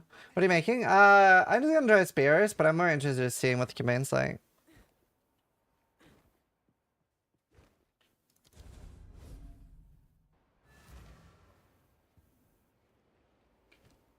Grenades? What grenades? Auto attack is the vision. Yeah, it should do party.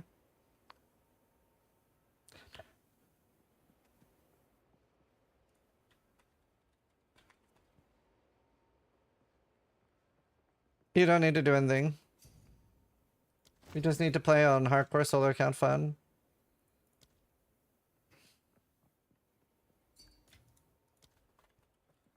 I tried to scam him, chat. Chat, this is not indicative of me as a person. I'm so sorry.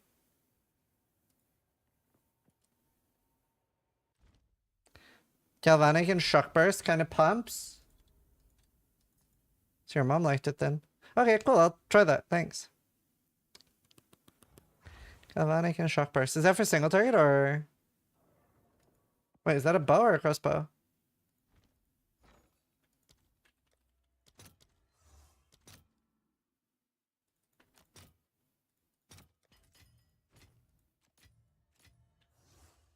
Galvanic for Claire.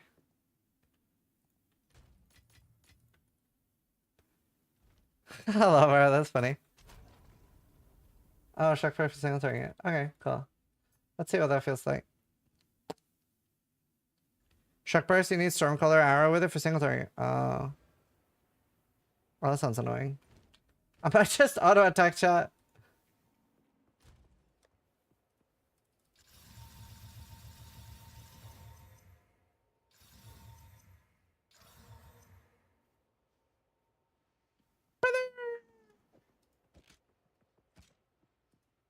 Oh, oops. Take a look. Hey now, hey now.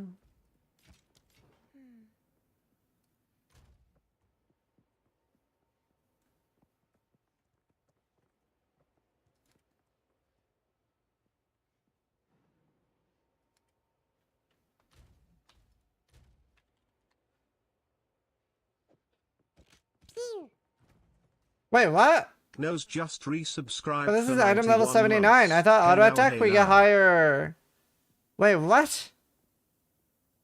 I only bought this to get more slots. Based on your level. Motherfucker.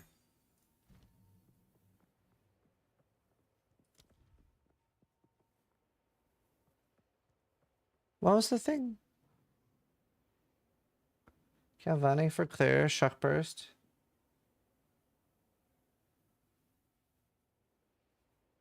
I can't even get shock burst.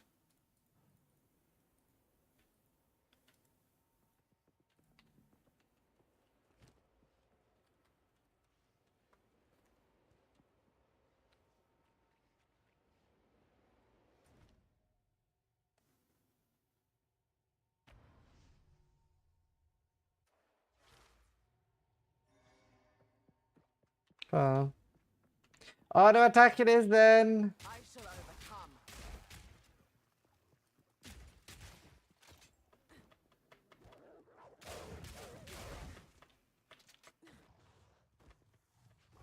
They see me rolling. They hating.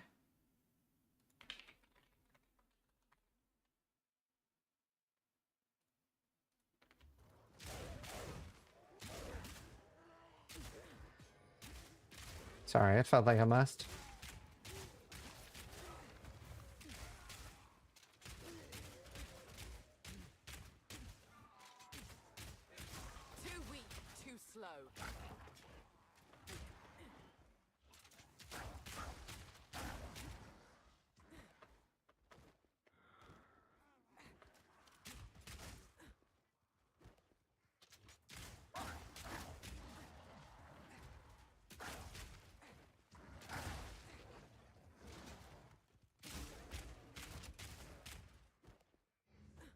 What a nerdy.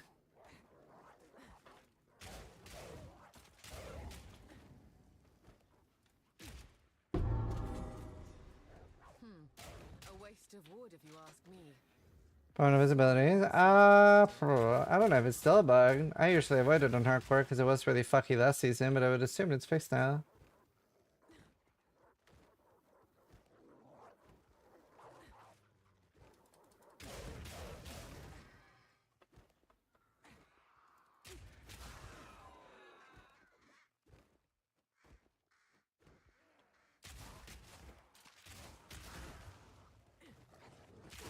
I mean, that's gonna be so fun in Trial of the Sakama.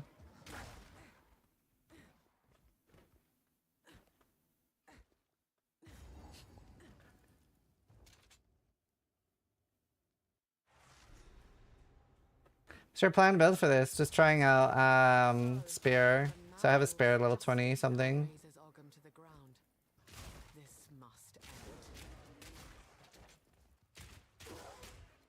I think spear is kinda, from what I understand, spear is kinda painful, like super early. So I'll try it at like level 20 something. And then level with it. I'm WC.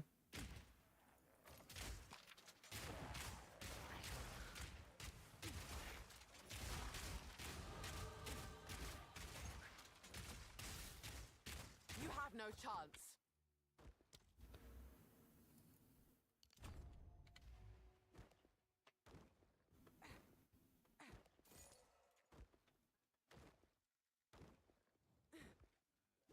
Kinda is an understatement. Spear is the most OP for leveling. Oh, you can do the rake thing. That's true. That's true. But the thing is, like, if I do the rake... No, I don't want to do the rake leveling because it's so broken that, like, switching back to actual spear will, like, it'll just feel bad. It'll just feel bad going back to it.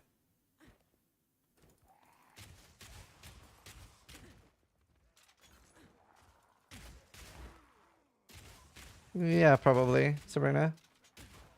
I would not be surprised if that's true. Some things will always heal better than others.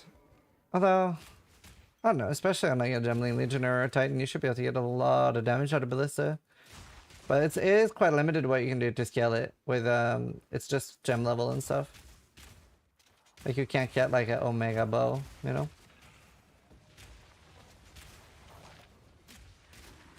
Do you know why? It would be cool if we had the magnitude corrupt on rares as well. That would be so cool. I love the magnitude corrupt, dude.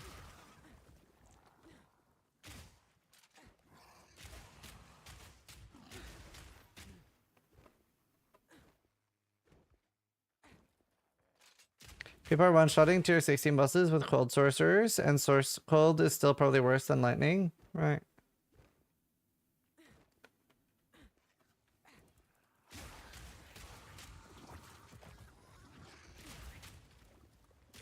Ow.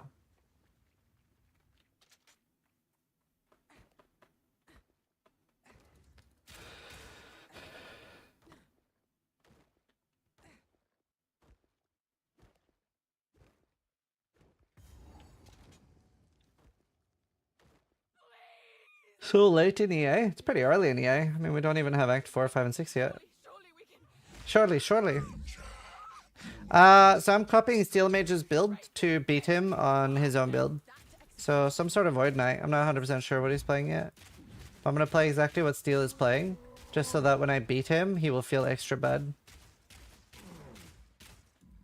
If he's not crying, then I didn't beat him hard enough.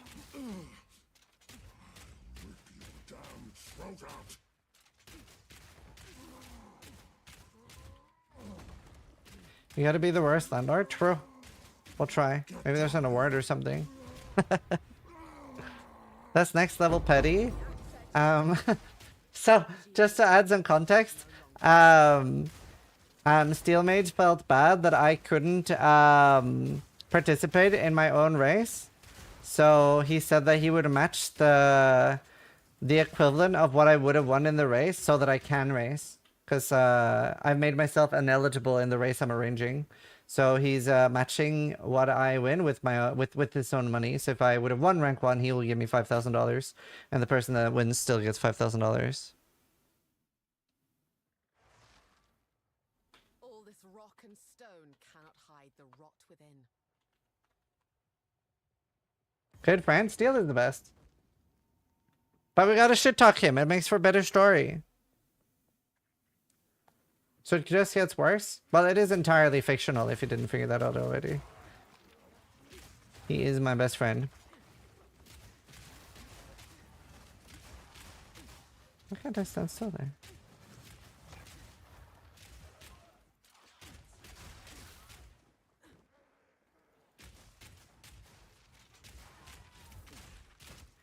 We were like had a double date yesterday with our girlfriends.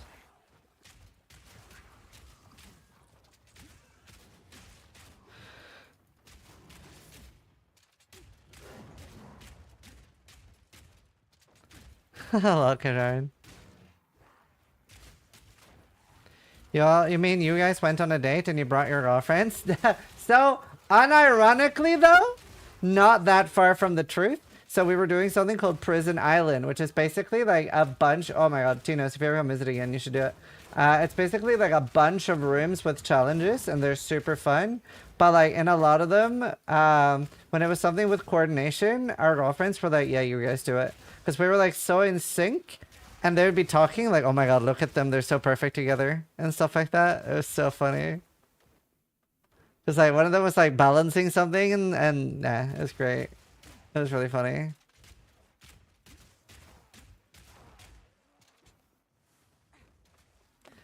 Does your wife know about your girlfriend? Yeah. She's okay with Steel. Oh, hi. She opened the door and said yes. Do you want to come and say how you feel about my my other wife? I have 2 wives, chat. This is my second wife. I have come to accept that what I don't have, he has to get from others. So Steel is great. You know, I can't be everything for him, and that's okay. This is the real wife. Steel is the work wife. I always say I'm the first wife, not the favorite. Unfortunately. Yeah. Second. I mean, I met Steel before you.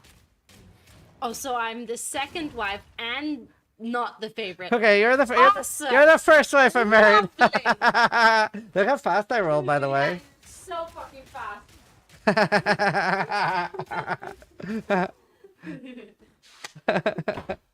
Oh. Shit. Is your window open? Yeah. Oh my goodness.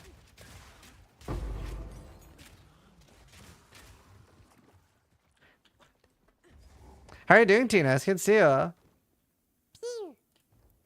Expect pain later. Official No, we have Cthulhu great just country. subscribed for 21 months. Roasted. It's a cowardly wolf that hides in his den. Thank you, Kataro.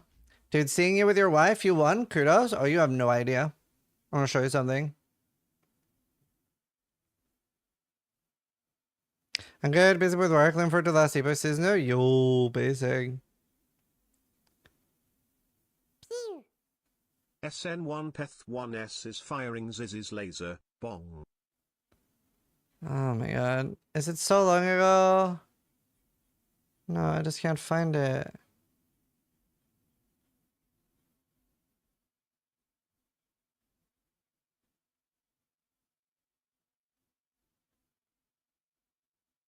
Oh wait, maybe it's not in this combo.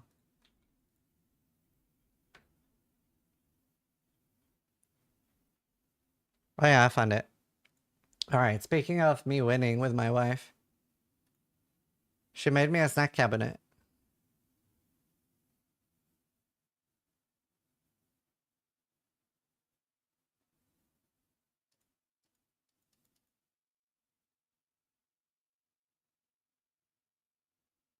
No, that was a Landon steal. Is that a lock? No, I mean technically it can be locked, but it isn't. Yeah, Twitch shops are available here. You won? Yeah. And today she made me ice cream. Like custom ice cream. Life is good.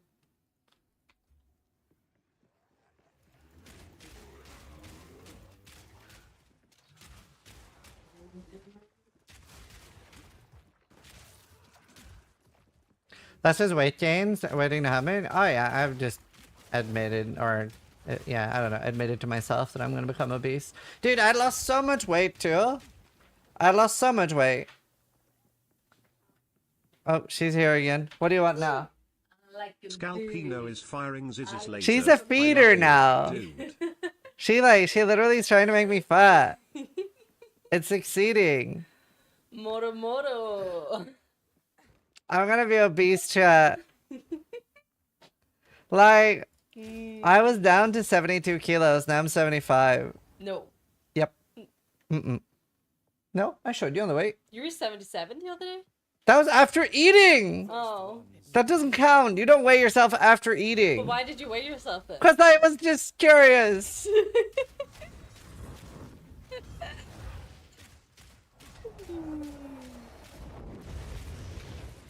I like you. Yeah? Just the way you are. No, you don't. No, you can eat a bit more. Howie. Howie. Ah. How'd you do it? What? Oh, que Helene. I went on Bumble. Hell yeah. And talked about the TV shows I liked watching. Yeah. Is there nothing safe from corruption? Yeah, I need to go get my loot box. Shh, official. Shh. Don't look. She's pumping him up just to roast him later. Are you gonna kill and eat me? You've done your job. Wait, you keep putting lotion on my skin too. Yes. Gonna make pork rinds. What the fuck? Long pig. What the fuck? Ah! Help!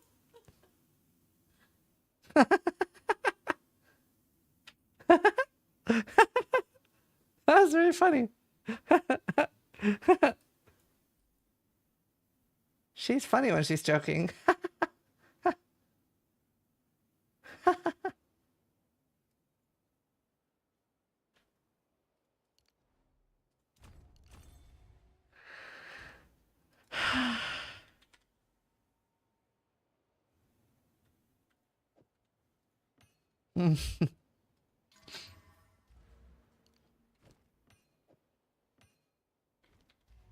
Is that a fake laugh? Actually, it was a fake laugh. I think I did alright. Are you doing the last Epoch race? Yep. And thanks to Steel Mage, I can win money in the last Epoch race. That's fucked up, Waka. You're lucky to have her? Yeah. The great thing is we both feel lucky to have each other. That's a W. Nervous laugh, yeah. I'm in danger! Yeah, super worth. They have a big update. I'm really excited for it. I'm doing a $10,000 Uber Aberoth race too.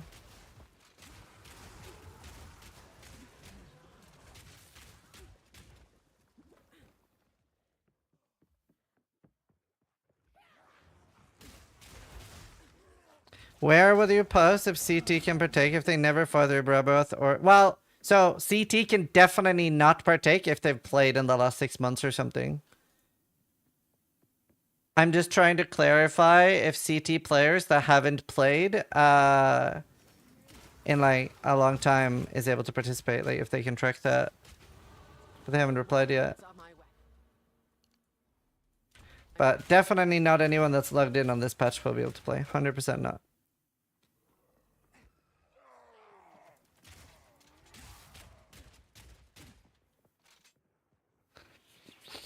Really? I've always found like I can make a lot of builds in Last Epoch. I don't feel like it's on rails, personally. What's the vision for the build? chat made. Like, I don't know. I'm just gonna ask chat what like people like and stuff because I just want to test out spears once I'm like level 20, whatever.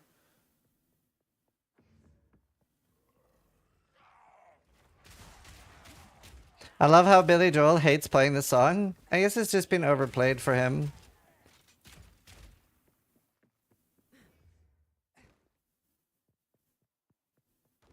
I'm actually so excited though. It's been such a long time since I got to really play less Epoch.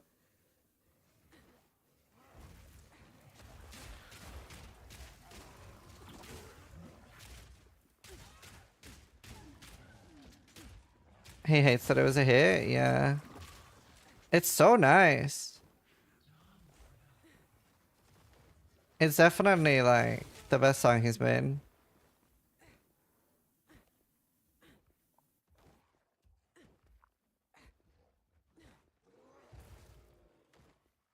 Do you have tips for new players?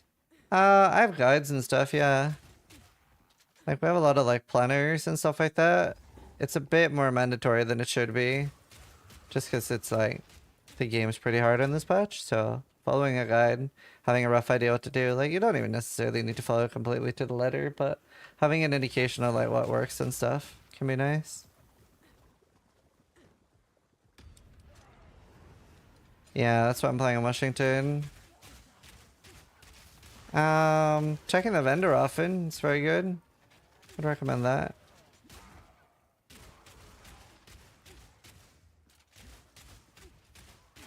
Too weak, too slow.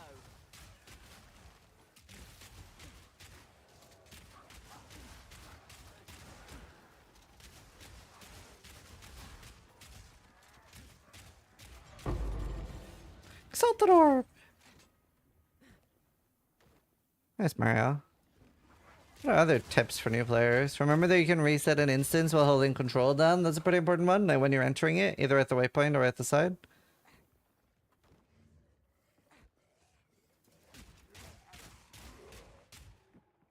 Earthquake? Oh, I didn't use it. Well, I used it to try it, but I didn't like it. Didn't feel incentivized to use it.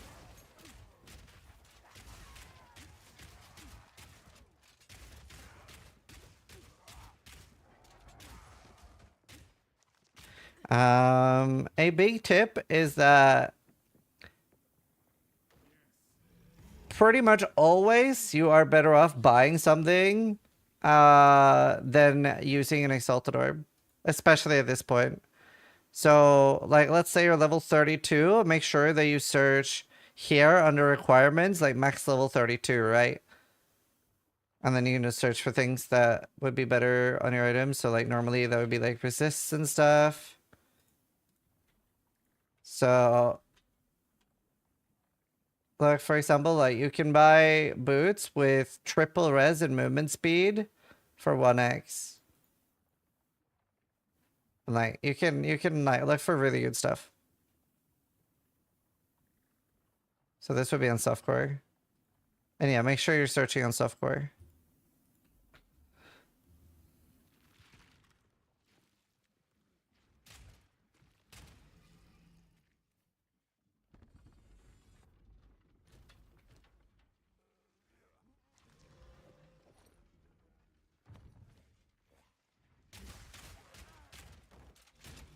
What if I'm on RuneScape? Then you've already won. Winning. Wait. Hold the phone.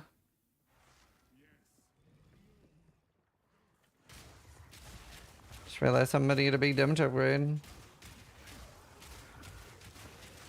The beast hungers!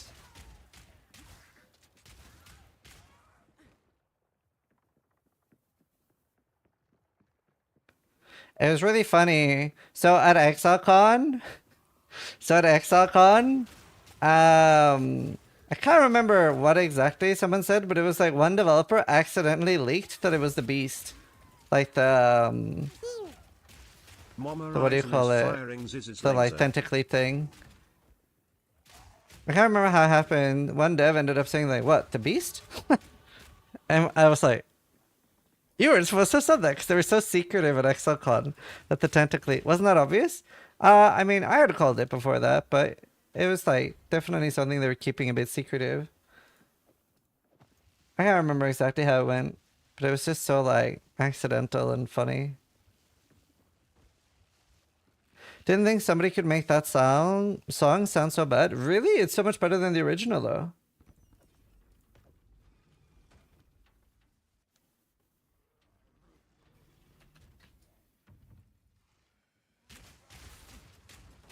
Thanks, people like different things.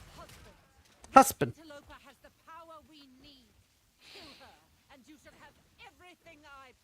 What are you on about? Chat's grabbing the microphone. People like different things. More news at 11, chat.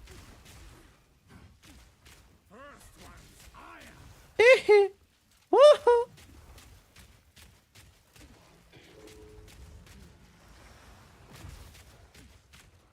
People like different things, innit? This is such a well done fight, dude. This fight is ultimate cinema. Just like an actual masterpiece. It's definitely, it's just one of the best RPG fights of all time. It's so good. I really love it. I really love it. It's just like pure cinema. Ah, it's so good.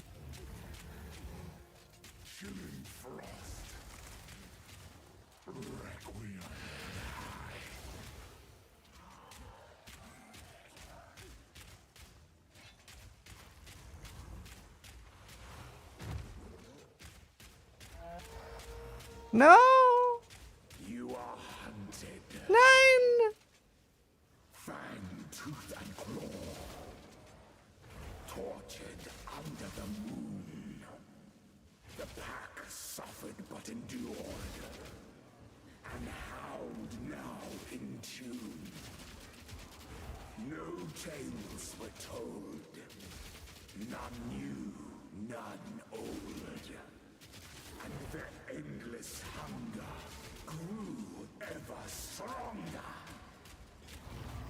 First he's a dude, then he's a dog with arms. Yeah. Well, uh-oh. I smell your blood, and I am ravenous. Something I hadn't realized personally. Does the last Epoch race also include softcore? So I have an announcement video with all the details and stuff. And obviously in the announcement video I say it's hardcore. Hardcore solo account found. It consumed my being. Do you think Titan Quest 2 will be good? I don't know, but I really like the demo. Do you know what I thought was really cool? Let me see if I can find the Path of Exile cinematic. From the desert. Path of Exile 2 opening cinematic. Yes. Find her. Kill her. But first, please, stop the madness. As you wish. So I hadn't noticed this the first time around. Let's just watch it, because it's so fucking good, dude. And it's like, we don't really have a reason to watch it many times, so we just should anyway to appreciate it. Like, it's so up there in my opinion. But I didn't notice that Count Geonor is in this the first time I watched it. And it's so cool. Like, he even uses moves in this that you see him use in fights against you. Ready your men, Captain. And that's so cool to me. We will only get one chance. And remember, when you hear the whispers, call for help. Do not attack. The trailer is so cool, dude. It's so cinema. When you hear the whispers, what do you think he was on about? And by the way, I actually got to see this at ExileCon at Jonathan's house. They showed it to us in secret. And when we got to see it, I'd forgotten that. So I was excited twice, because I have a really bad memory. So I'd forgotten all about it when they actually revealed it. I was like, oh my god! Wait. And then Steele afterwards, Steele was like, how'd you get that excited? We already knew about it. I was like, oh yeah! So that was good. Like, there's such a like good benefit to having dog shit memory. I got to enjoy it twice. It's Dorman, right? Yeah. Quinn said the same thing. Shut To be fair, your I wasn't mouth. finished when we saw it. Why do I always get stuck with these rookies? Hey, the kid's got a mean cleave. Give him a chance. A lot of it was like green and stuff.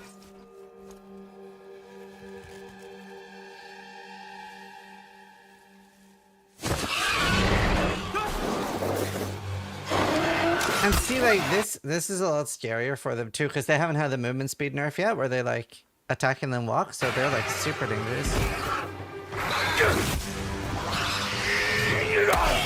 Nah, D3 has the best ARPG cutscene of all time. D4 is pretty good though. D3 beats it. D3 has best cutscene of all time. This is so cool though. No, D3 shits on everything. Which one? I'll show after. A mean cleave, eh, Captain? Rookie can't even lift his own. What's the best cutscene? I'm gonna show it after this. Captain Oren? Captain? Yeah, Tina's. I hate T3. Cutscene's good though. Rain! Send the signal! What the fuck? Rain! They swore! Fast. On my back, blade up! Come on, come on! I'm ready. I'm ready.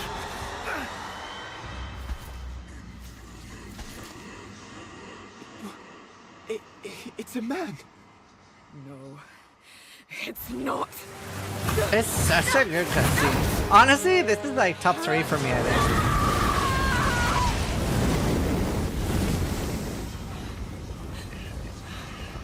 I don't know, it's really hard to rank cutscenes. Run. It's so good though.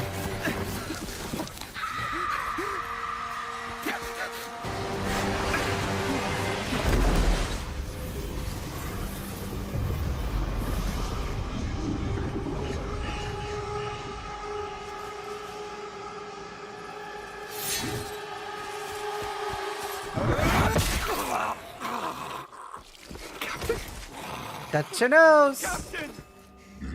Captain! Why are you here?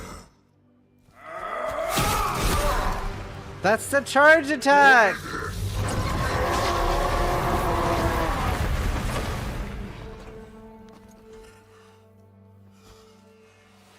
Stop! Humanity isn't ready. On your feet, lad. Sir. And the ruins on the tree? Yeah, we know where this is. Here.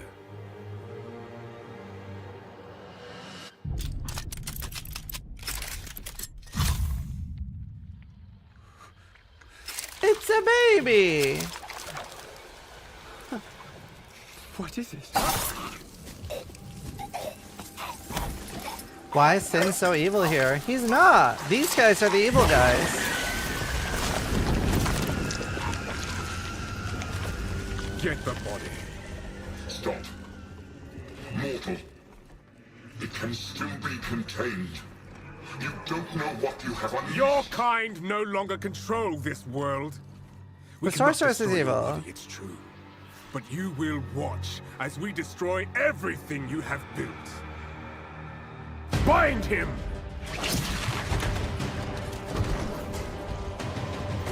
Feed. Grow, my child. I'll make sure you can eat your fill. Now...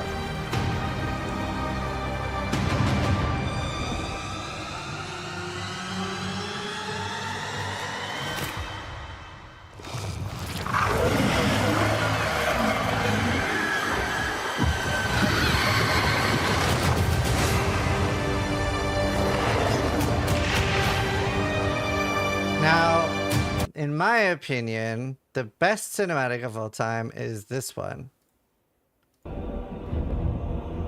This was, for me, the biggest, like, chills moment. I can rank 1 to this.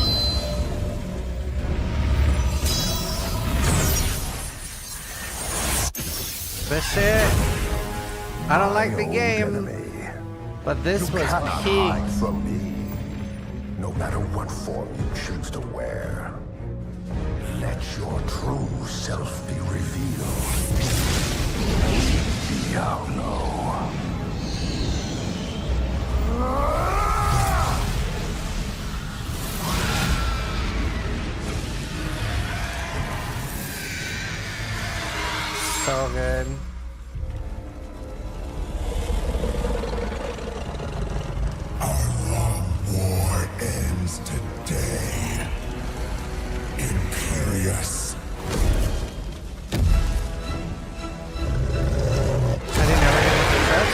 your rest inventory.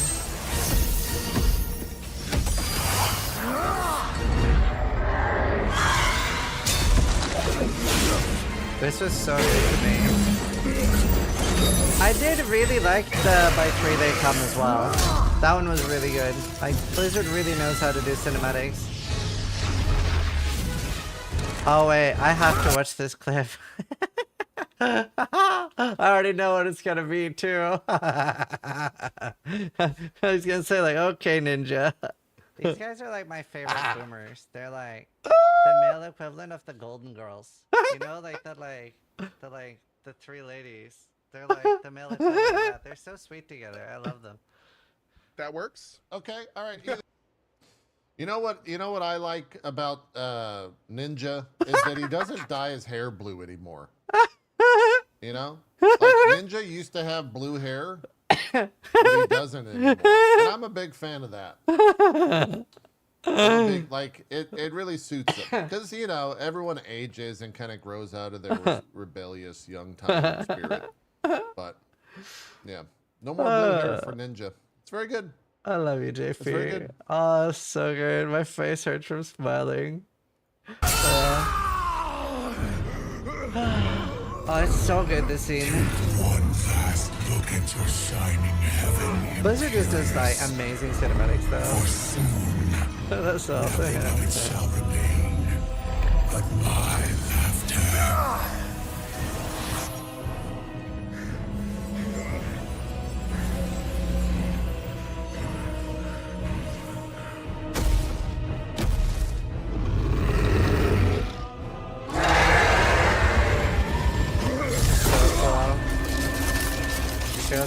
Dude, they have so many good ones.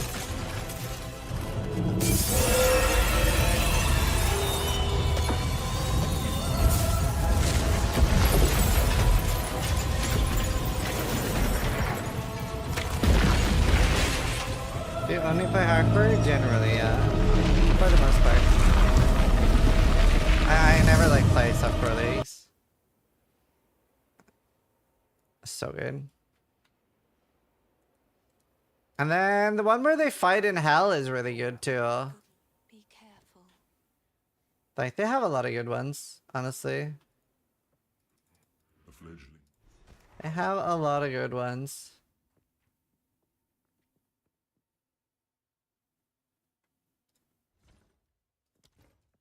To be honest. Oh, nice, dude. Crats. Huge.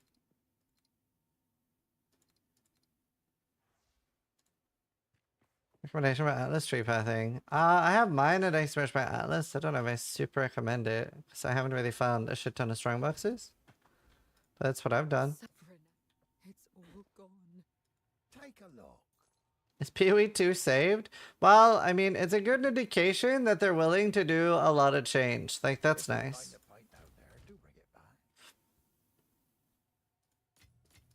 Like, that's a good thing. What have you learned? The Countess has escaped with the beast. Maybe because I'm old, the D2 is still better than me. Oh, like cinematics wise? Really? I mean, I do like the D2 cinematics, but I recognize that the D3 ones are like pretty peak. Yeah, I don't like SSF in PoE 2. Sand, as far as the eye can see. Who would choose to live in such a place? Man, this music video makes me think of the like Black Mirror episode, like the Hotel Junior. No, what was it called? It's so good. I really like the American transatlantic accent that they use in like old movies. It's so cool. It's so peak. We should all speak like that. That's like so peak, dude. I think it's so cool. Wow, they're tanky. Hotel Reverie, that's it. It wasn't real? No, but I mean, yeah, I get that it's not a real movie. But the transatlantic accent they used was like awesome. For me, that's like peak American accent. Nobody had that accent. It was Hollywood only. Yeah, I know. It's still peak American accent. They use it in movies. It was peak. It sounds eloquent.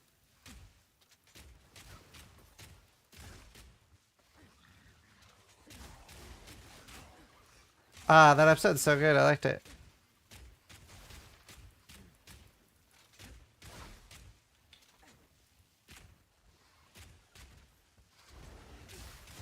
Why is this German man yelling at me? I'm not German! Scheiße! I can speak German though. Ich hab's 1 Jahr Deutsch in der Schule und ich war 13 Jahre alt. Und ich habe eine große Bratwurst. Nein! I am actually Norwegian.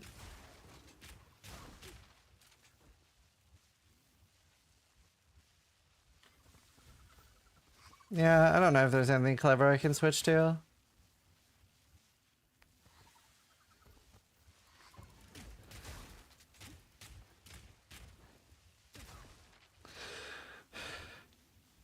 My German is perfect. Danke. Dankeschön. Yeah, I think they would have popped off, but I think this will be better still. Du snakker ikke norsk? Jeg snakker norsk, vet du! Det går bra! Even better, for jeg kan bare plutselig begynne å jump back and forth mellom to forskjellige språk, then only the people that understand both forstår hva jeg sier, and the rest are like really confused and feel like they're having a stroke. Det er gøy.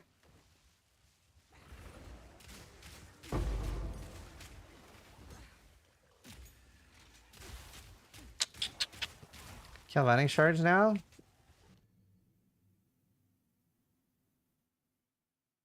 Galvanic shards, you say? Is that any good? What do I shove that on? Is that the one Ben uses? Benjamin! Oh. Owie. Oh,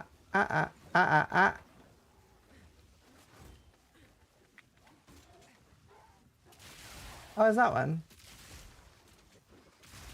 Is that just for Claire, though? Can I single target with that? I can probably do everything with that.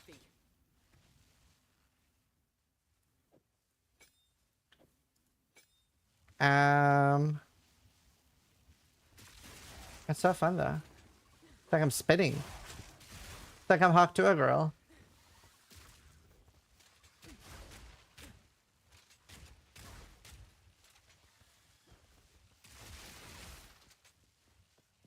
I don't want to go. Just want Tad to yell at me.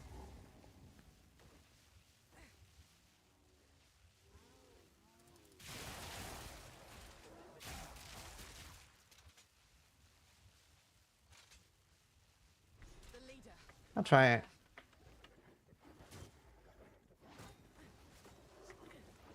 I don't know.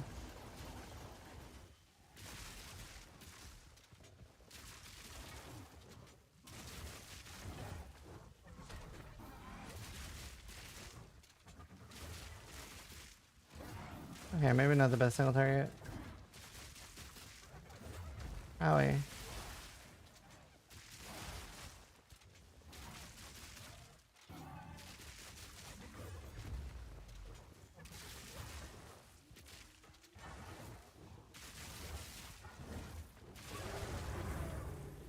An entire pack. Odd mutations. Good riddance.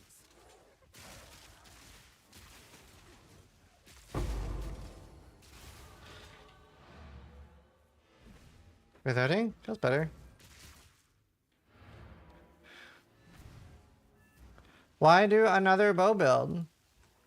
Wait, I don't have a bow build. I'm just doing my ballista build. It's not a bow though, it's a crossbow. Bye, I'm doing crossbow again. I'm gonna do spear build. I just want a few levels to get my spear. I like to keep moving, but this is something else.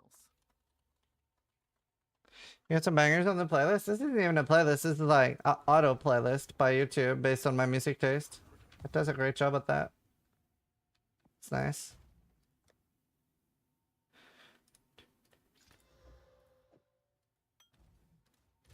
Go AI, go. It knows me.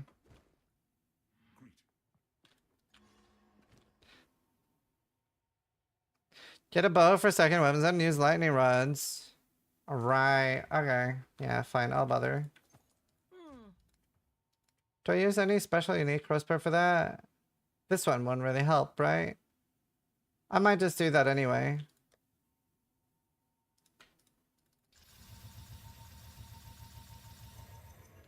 Probably fine. 4 or 5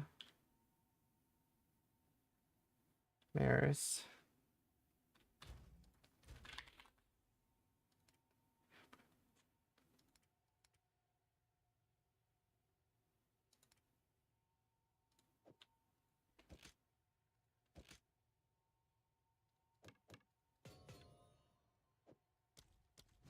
Nature's fury.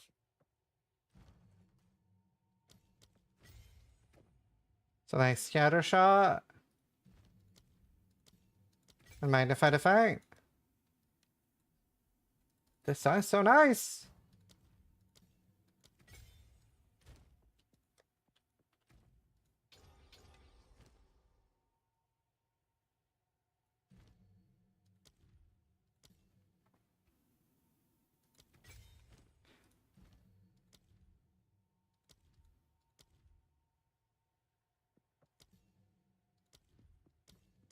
There, we'll do something like that. Yes! Anybody hardcore is so much fun? Yeah, I like it too.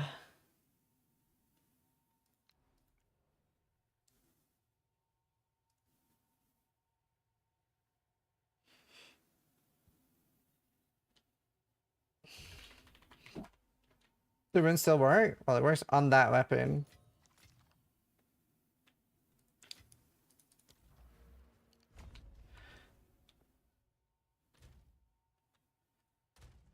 Do I have any leveling gear? Doo-doo. Like, these are kind of hard to beat. They're really nice. Dessert? Do I have any dessert runes? I can't gamble yet.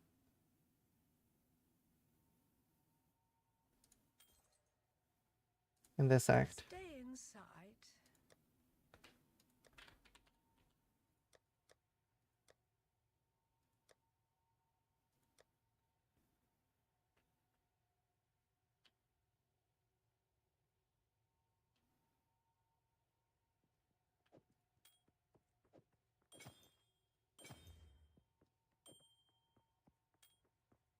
Any belts?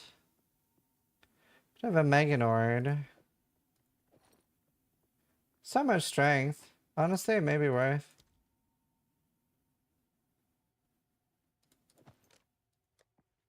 Oh, maybe I'm buying a helmet. I only take your time.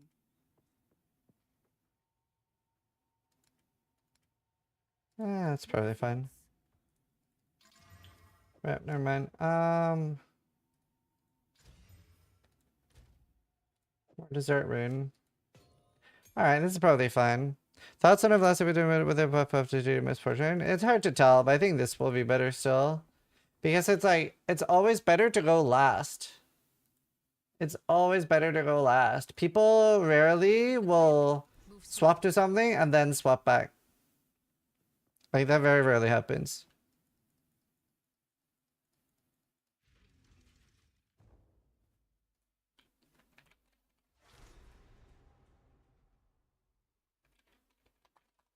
It appears the Faradin have been busier than the Ardora expected. Hi, Jax! I was just replying to you. How you doing? How you doing, beach? Good to see you. How's the wife? Do do do do do. Do do do do do.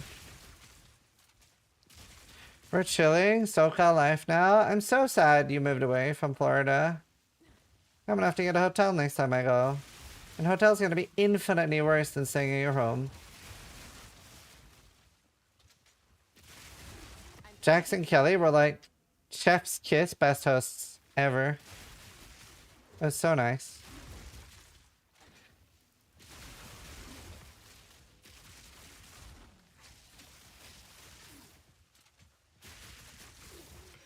Maybe I should just get a Giga attack speed bow. Would you ever come to America right now? Well, I wasn't planning on going now. I'm sure I'll go at some point.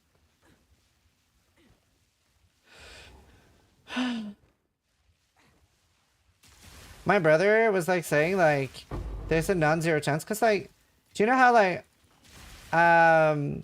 you know, at some point, right? When you go into America, when you like close for immigration, you write, do you go by any other names? Like, do you go by any do you go by any online names? And I always write Zizaran or Ziz.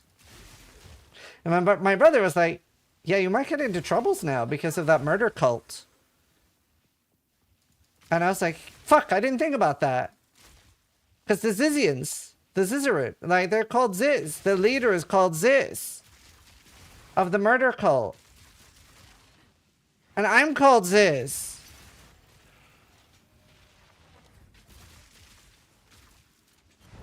Is it you? No, I'm not the leader of a murder cult.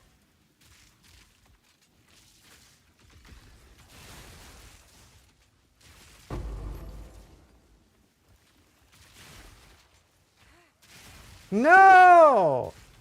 But my brother was like, you might get asked about it. They might give you issues at immigration. I was like, fuck, I didn't think about that. Why couldn't they have picked another name like the Steel Magians?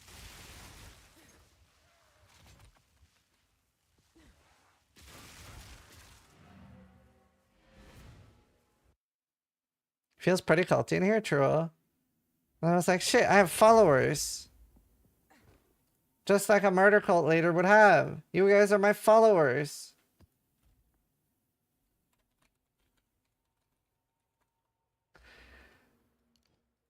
But we wouldn't murder anybody, chat. We wouldn't murder anybody. Not everybody. And no murder. Sis could lead a successful cult. I could see it.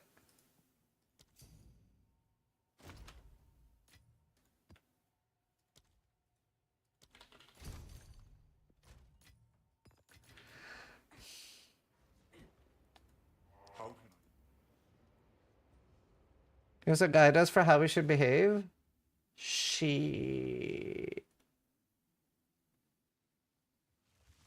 It's over. They're vegan though, so I was thinking like while walking through immigration, what if I'm just munching on some bacon?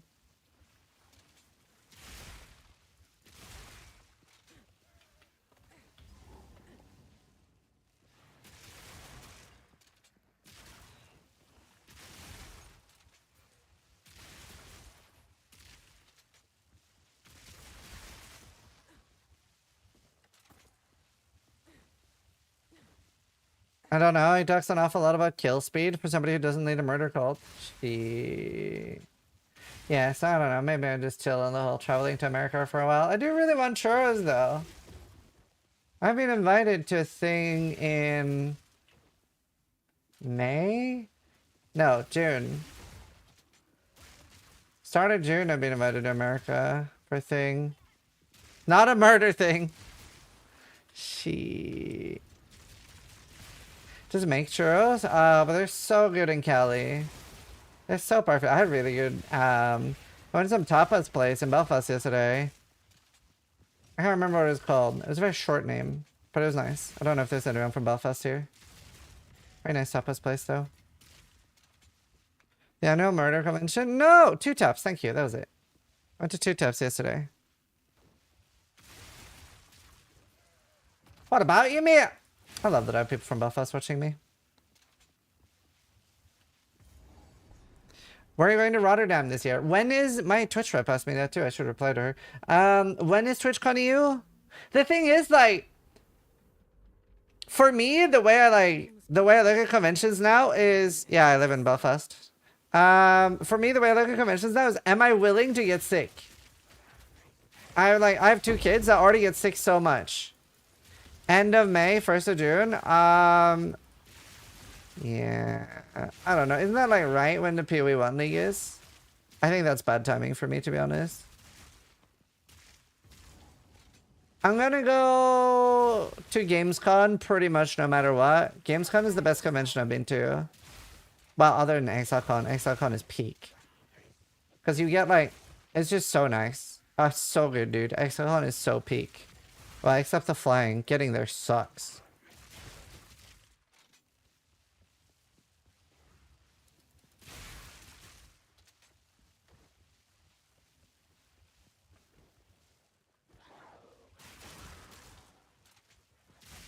Isn't everything that drops from the strong box is ID'd? You don't have to ID it.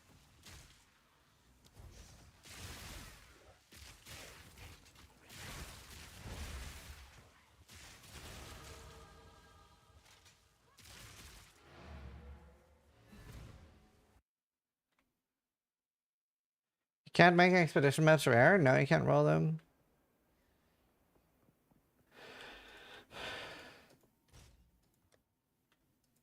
Don't want the whole town on my back.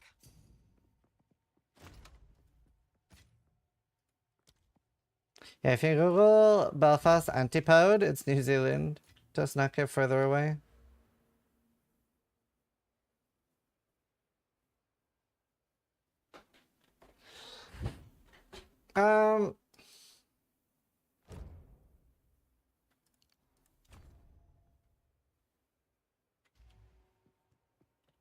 What if I delay 326? Then we murder you with our murder cult.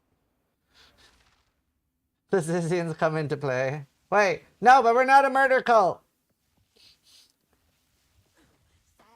No delay. Clip it. This is for the CIA. It's all over, chat. I'll show you insane. Storm point.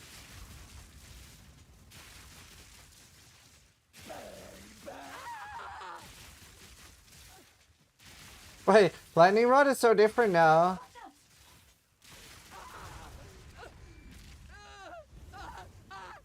So this is done, chat. Guantanamo for him. I think I would do well in prison. I'd be running the place, dude. I'd be running the place. How's the campaign feel now? A lot better.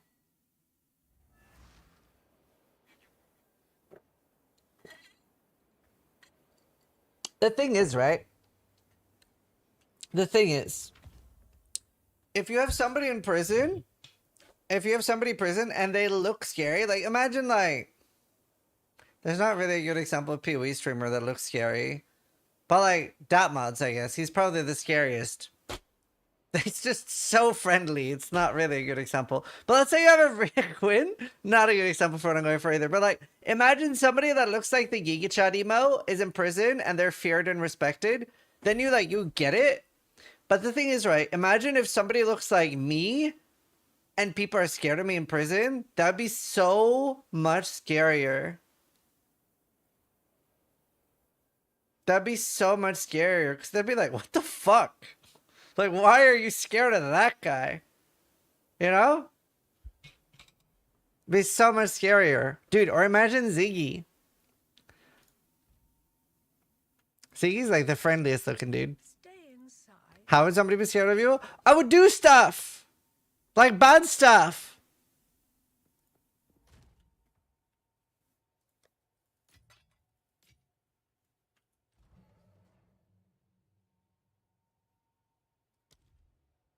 On hit, What stuff? I would like shank people and be mean.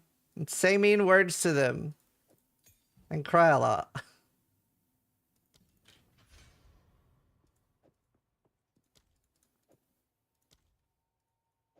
Probably a lot of crying. Shocking. Like what? Yell? Sis is making cults in prison? Okay, you know what? Maybe we just have to fall back on the murder cult. God damn it.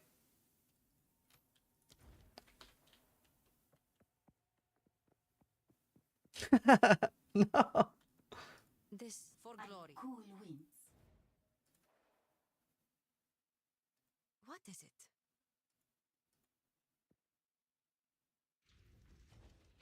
Prison murder cult. The only way to get feared in prison is connections. Violence can be too predictable.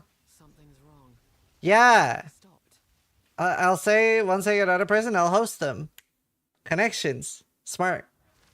I'll be like, yo, if you stream, I'll host you. Do without the attention. If you don't kill and rape me. Neither of those things, then we're good. I'll give you a host. I'll tell my viewers you were cool. Shock collar? Oh, I haven't seen that. So, let us fight to the last. No, minions are really strong right now. A lot of people like it. No SSF prison? Oh my god, yeah, just do SSF prison. 9-hour stream overworking. Oh, I just felt like playing. Well, at least there's some shade in here.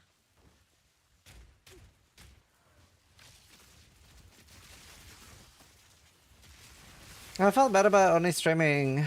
Like, I got up yesterday to stream because, like, I was going to take yesterday off, but then I was like, hold up, if I wake up at 5 a.m., I can still stream. Because obviously I had planned to, I did the double day thing with Steel and his girlfriend and my wife. My wife! I'm probably going to end whenever my wife put the kids to bed. Oh, actually... Are the kids in bed yet? Steel has a girlfriend? Yeah, I tweeted a picture of all 4 of us.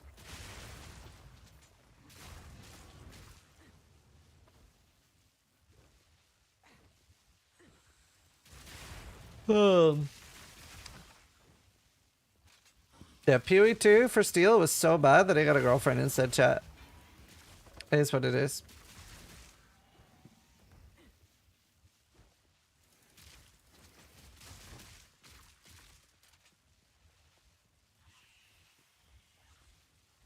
Why do you not put the kids to bed, or do you switch who does it? Interacting with my own children? No, I do, just not what I'm streaming. But, Helena does the majority of the stuff with the kids when they're this young. I mean, I do stuff when I'm not streaming, though. But when I'm streaming, then she does everything. We basically I wanted to wait a few years with having kids. And then she was like, how about we have kids now? And I do all the work. You don't have to do anything with the kids. I'll do all the work. And you just focus on making money. And I was like, deal. So I just do stuff to help around when I'm not streaming. But other than that, I just focus on making money.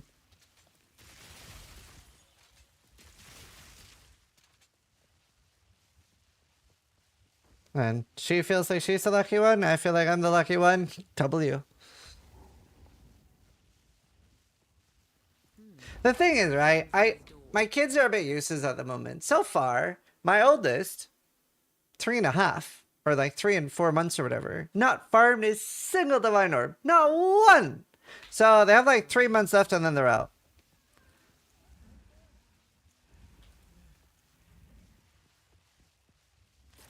I think that's fair.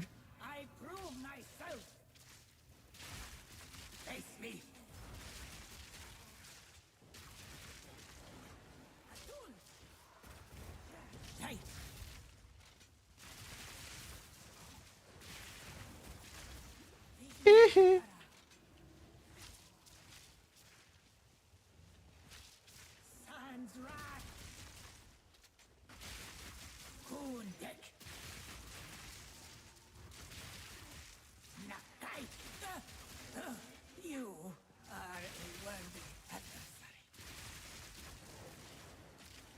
Atun! Storm Point!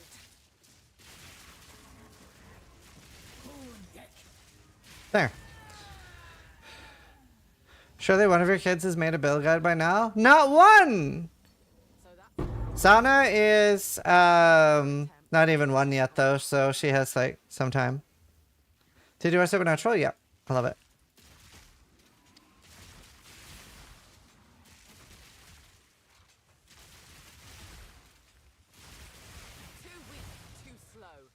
Okay, build guide for kids. Still working on it.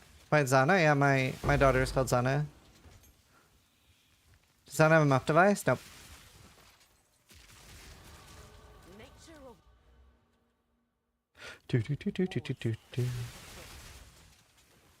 With Infernalist? I don't see a reason to do Infernalist. No benefit. At all.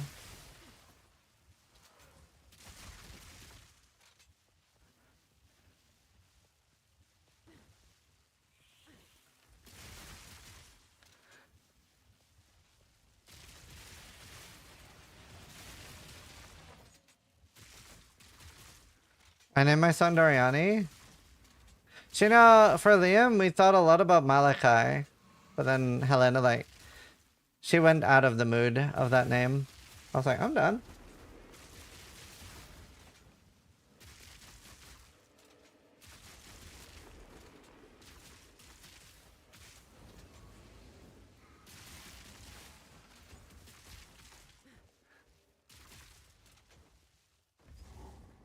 Doesn't that make you shaper?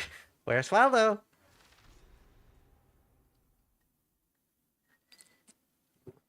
Zana is cool, but Malachi, really? I think Malachi is a more normal name than Zana, by the way.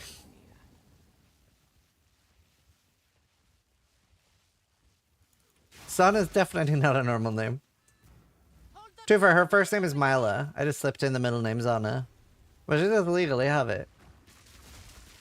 But yeah, I don't know. The way I look at it is like I want to work as hard as I can and make as much money as I can before my kids are like 7, 8. It's like my dad just retired like a year ago. He's 71. To for like he wanted to. He still works part-time now because he loves it. But I don't know.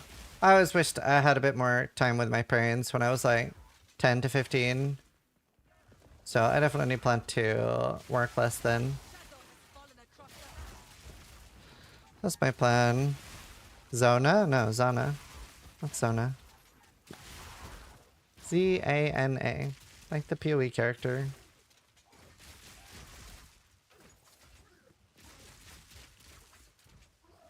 Barely broke a sweat.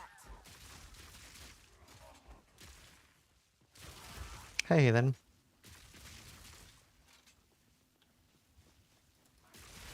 Did they spend a lot of time with you before you retired? Oh, well, my dad just like worked insanely long hours and hard his entire life. He would usually like get up at like 4 a.m. and then work until 8 p.m. and then work at home as well. And then my mom worked in the post office for a while, and then she stopped working for a while because she wanted to be at home with me. And then when I was 15, she started her own flower shop, and then she would work from like 3 a.m., 4 a.m. in the morning till 10 p.m. Like she literally worked so hard she passed out several times. So both my parents like worked like crazy long hours.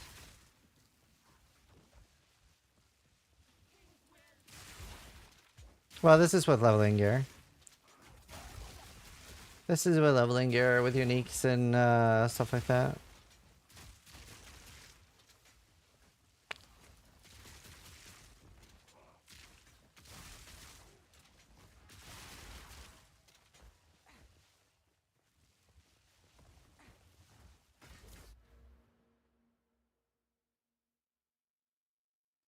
Movement speed. Yeah, my dad had a lot of fun with that because I would always say that, like, when I talked to my dad, I would always say that I was going to find a job where I didn't have to work as many hours as my dad did. And then now he, like, teases me with, like, so how many hours a year do you stream? So that's nice. I talk to them almost every day. They're great. Really good parents. They also watch the stream all the time. Too weak, too slow.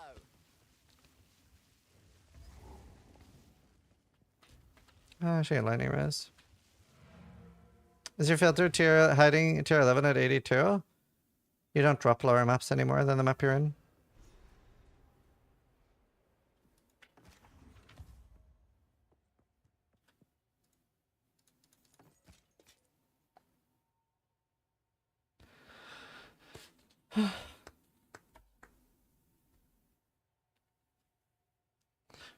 The master cartographer's on it, true.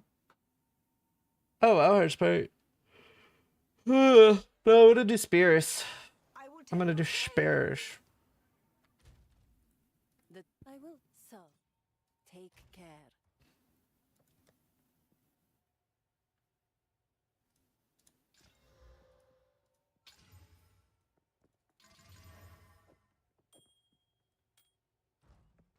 Not here. Platinum.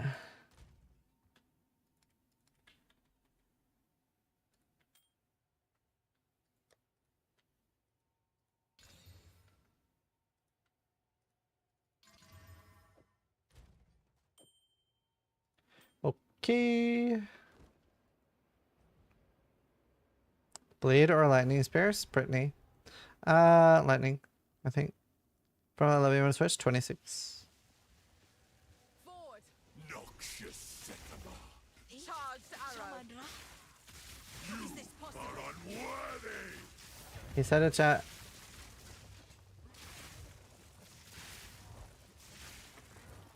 Take a dance.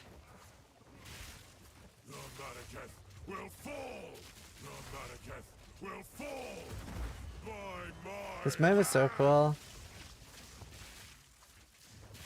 I shall dethrone you, Sycamore, and leave you to the sand. Imagine if you could kill him here and then you just won. I tried to seek peace. I am a ranger. Disgraced me. Oh, this song's so good. This time we choose war.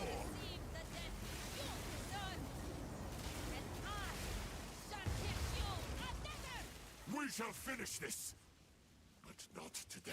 Make haste. He must not escape. Look at him. Yeah, it's really annoying, Toxic. You could ask somebody else to come kill him for you. I did kill him myself on it, but it is a pain. He conjures the very sands against us.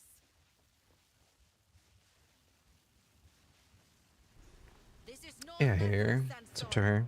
We must battle sorcery with sorcery. Is armor really that bad, sis? It has a lot of issues, especially with armor break. Do whatever it takes. Lightning damage makes it explode.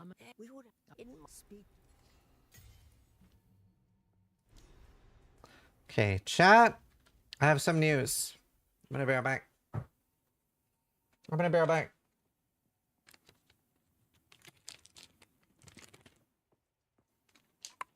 Hello, Dank.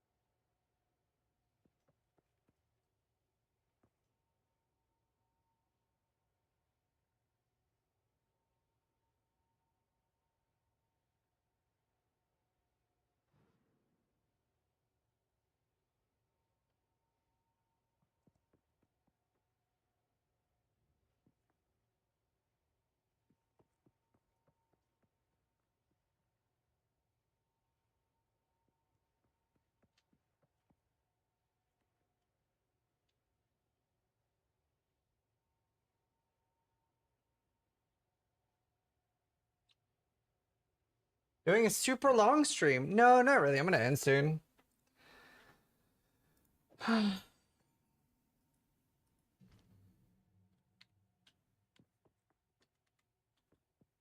My wife made me ice cream. So we are gonna, I'm gonna have to start calling her mommy now. So we're gonna watch Black Mirror and eat ice cream. Are you doing Ellie or are you in practice? I might practice tomorrow or the day after. I'll do it at least one day. Bones stacked on bones. It's okay, I'll call her mommy later. She'd kill me. Freudian slip. We haven't watched the it's the follow-up episode of Black Mirror. That's funny as fuck. But yeah. I'll clip that for her, she'll hate it.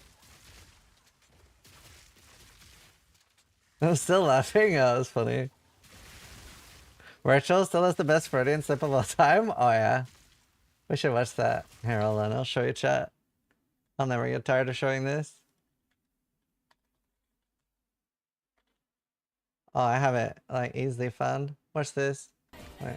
Am I a socialist or leftist? This is a Trackmania stream. I'm a racist. A racer, not a racist. It's not my first language. A racer. Sorry.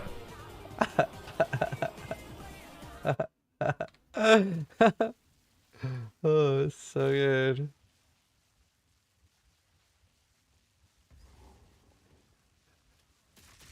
That's so funny.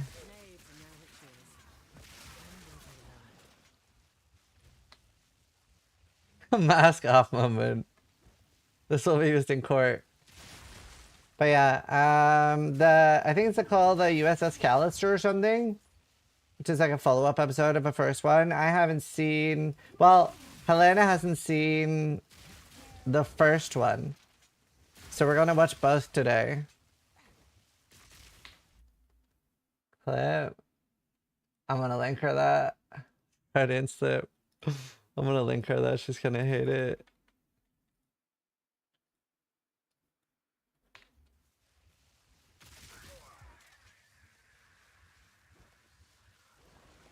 Awesome, Medikey. On season 3 at the moment? Oh, nice. I'm on 7. How many episodes is this season of Black Mirror? Is this episode I'm about to watch the last one? If so, I'll be sad.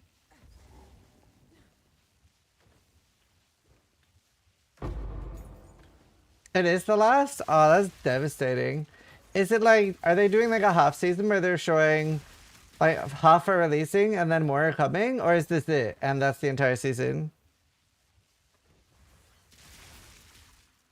It is a long episode? Okay, cool.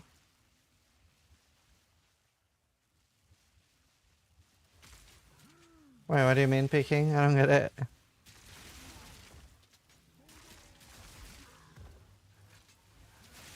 That's it? Oh, that's devastating. I love Black Mirror, dude. It's so good. Like, it's actually just so good. I wish we got more.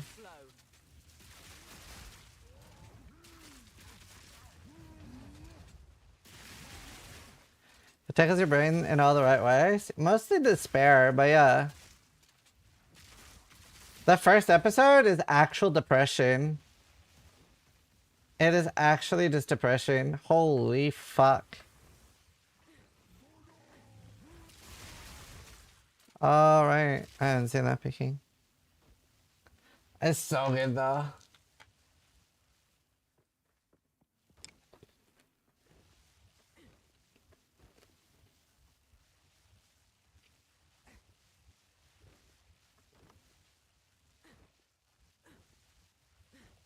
Drum.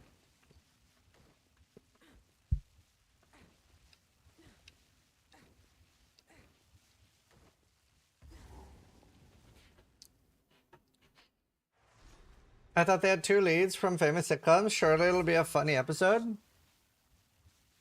Yeah, I think that was very intentional.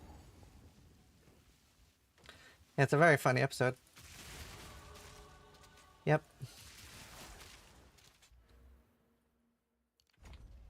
Dude, it's so good.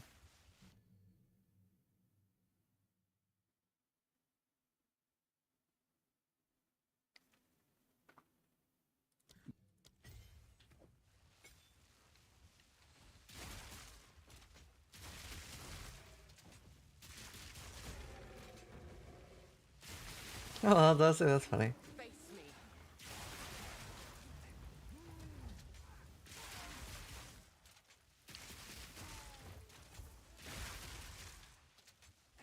Yeah, it does. Yeah, I get it. Oh, yeah.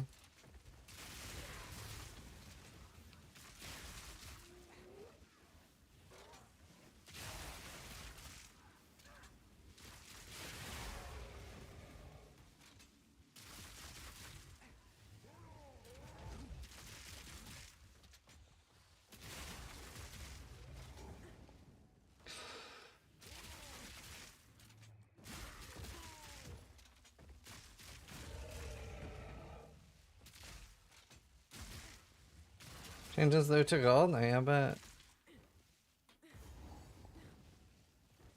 and fun. Yeah, I like the campaign changes. They're pretty good.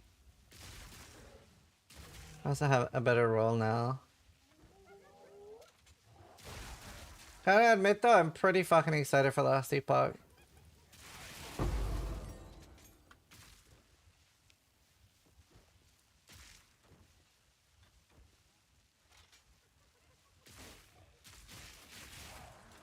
That's gonna be pretty pog.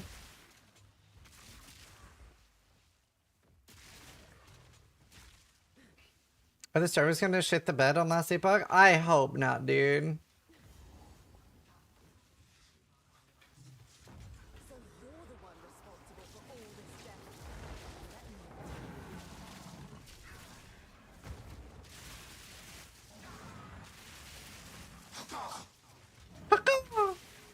Charged arrow.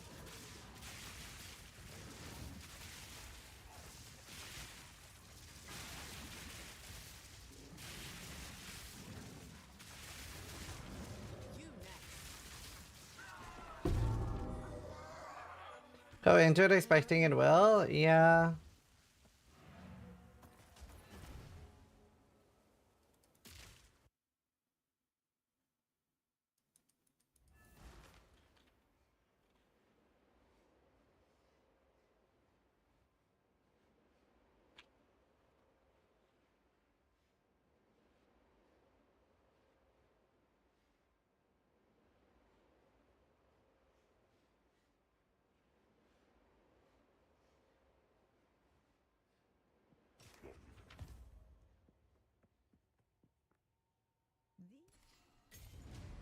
Young one.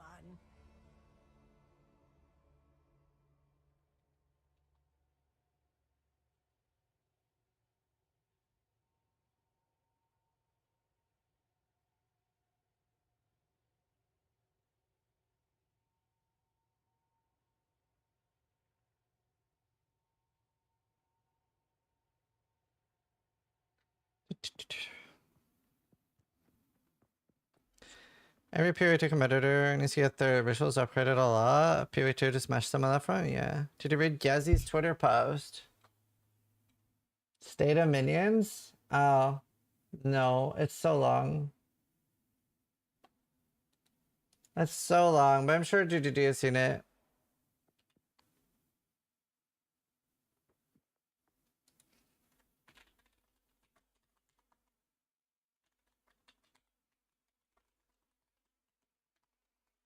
This is a video about it? I don't want to watch that either. I'm about to end stream.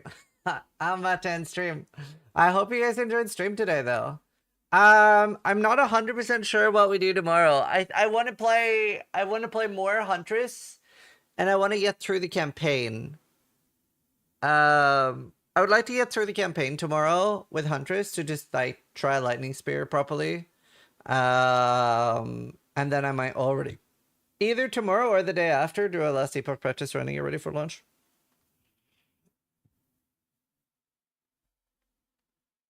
But yeah.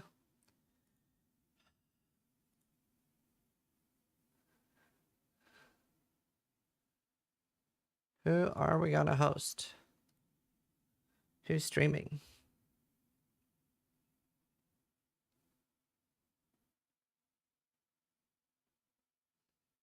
Methyl Huan. Rise. Alk.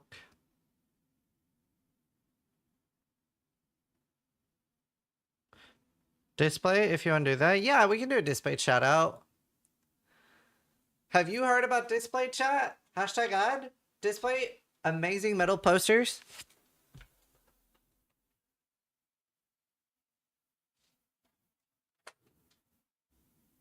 Look how easy they come off the wall. Anyone in chat have a Displate? You can do tricks with them.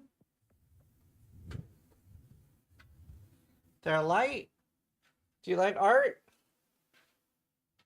It'll help make your walls not sad and depressive. Look at it. Are they edible? Yes. Wait, no? Ah. Still no. Sorry. They're really cool though. Yes, me? Well, you can use code Zizaran for a discount and it works on Textures as well. This is a texture, so you can see it's like textured. Sometimes I like to go to bed holding it and just touch it. God, I want to bite it. Does it ship to South Africa? I don't know. I don't live in South Africa. There's a dent at the top. No. Where? Huh. It looks like a dent.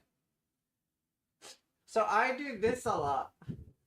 I wobble it a lot for like the thunder sound. So I may have dented my display.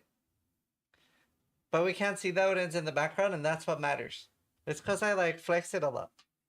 Yes, it ships to South Africa. Cool. What is this? It's art. We have loads of displays. This is pleasuring the display again. Well, like I said, I like to go to bed holding it. Sometimes I get frisky. At least you're not a dentist. Okay, dude. Okay, dude. But yeah, they're really cool. As you can see, they're really easy to get up on the wall. Buy a Displate today. It's a good way to support the stream.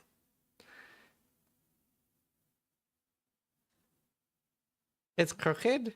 You think so? But anyway, hashtag ad Displate. Code Zizaran.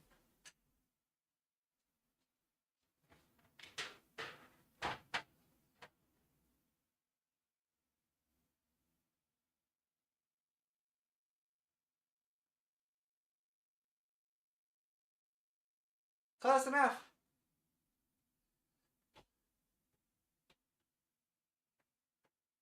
That's off center. You fucked it up. Thank you, Lover, got too high. But yeah. Huge thank you to Displate for the sponsor. Who am I hosting?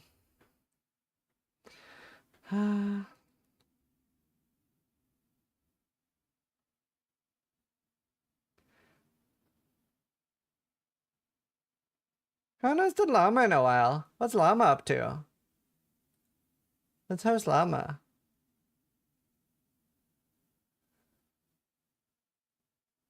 Okay, I have a great idea. Is this like PoE as a raid message? Raid message? Is this like PoE question mark? Alright, thank you guys for watching today. Hope you had a wonderful stream. And try to die less than I do. Hopefully his blood pressure doesn't pop. I'll see you guys there. Thank you guys so much for tuning in and spending time with me today. Love you all. So I was literally just about to go to bed.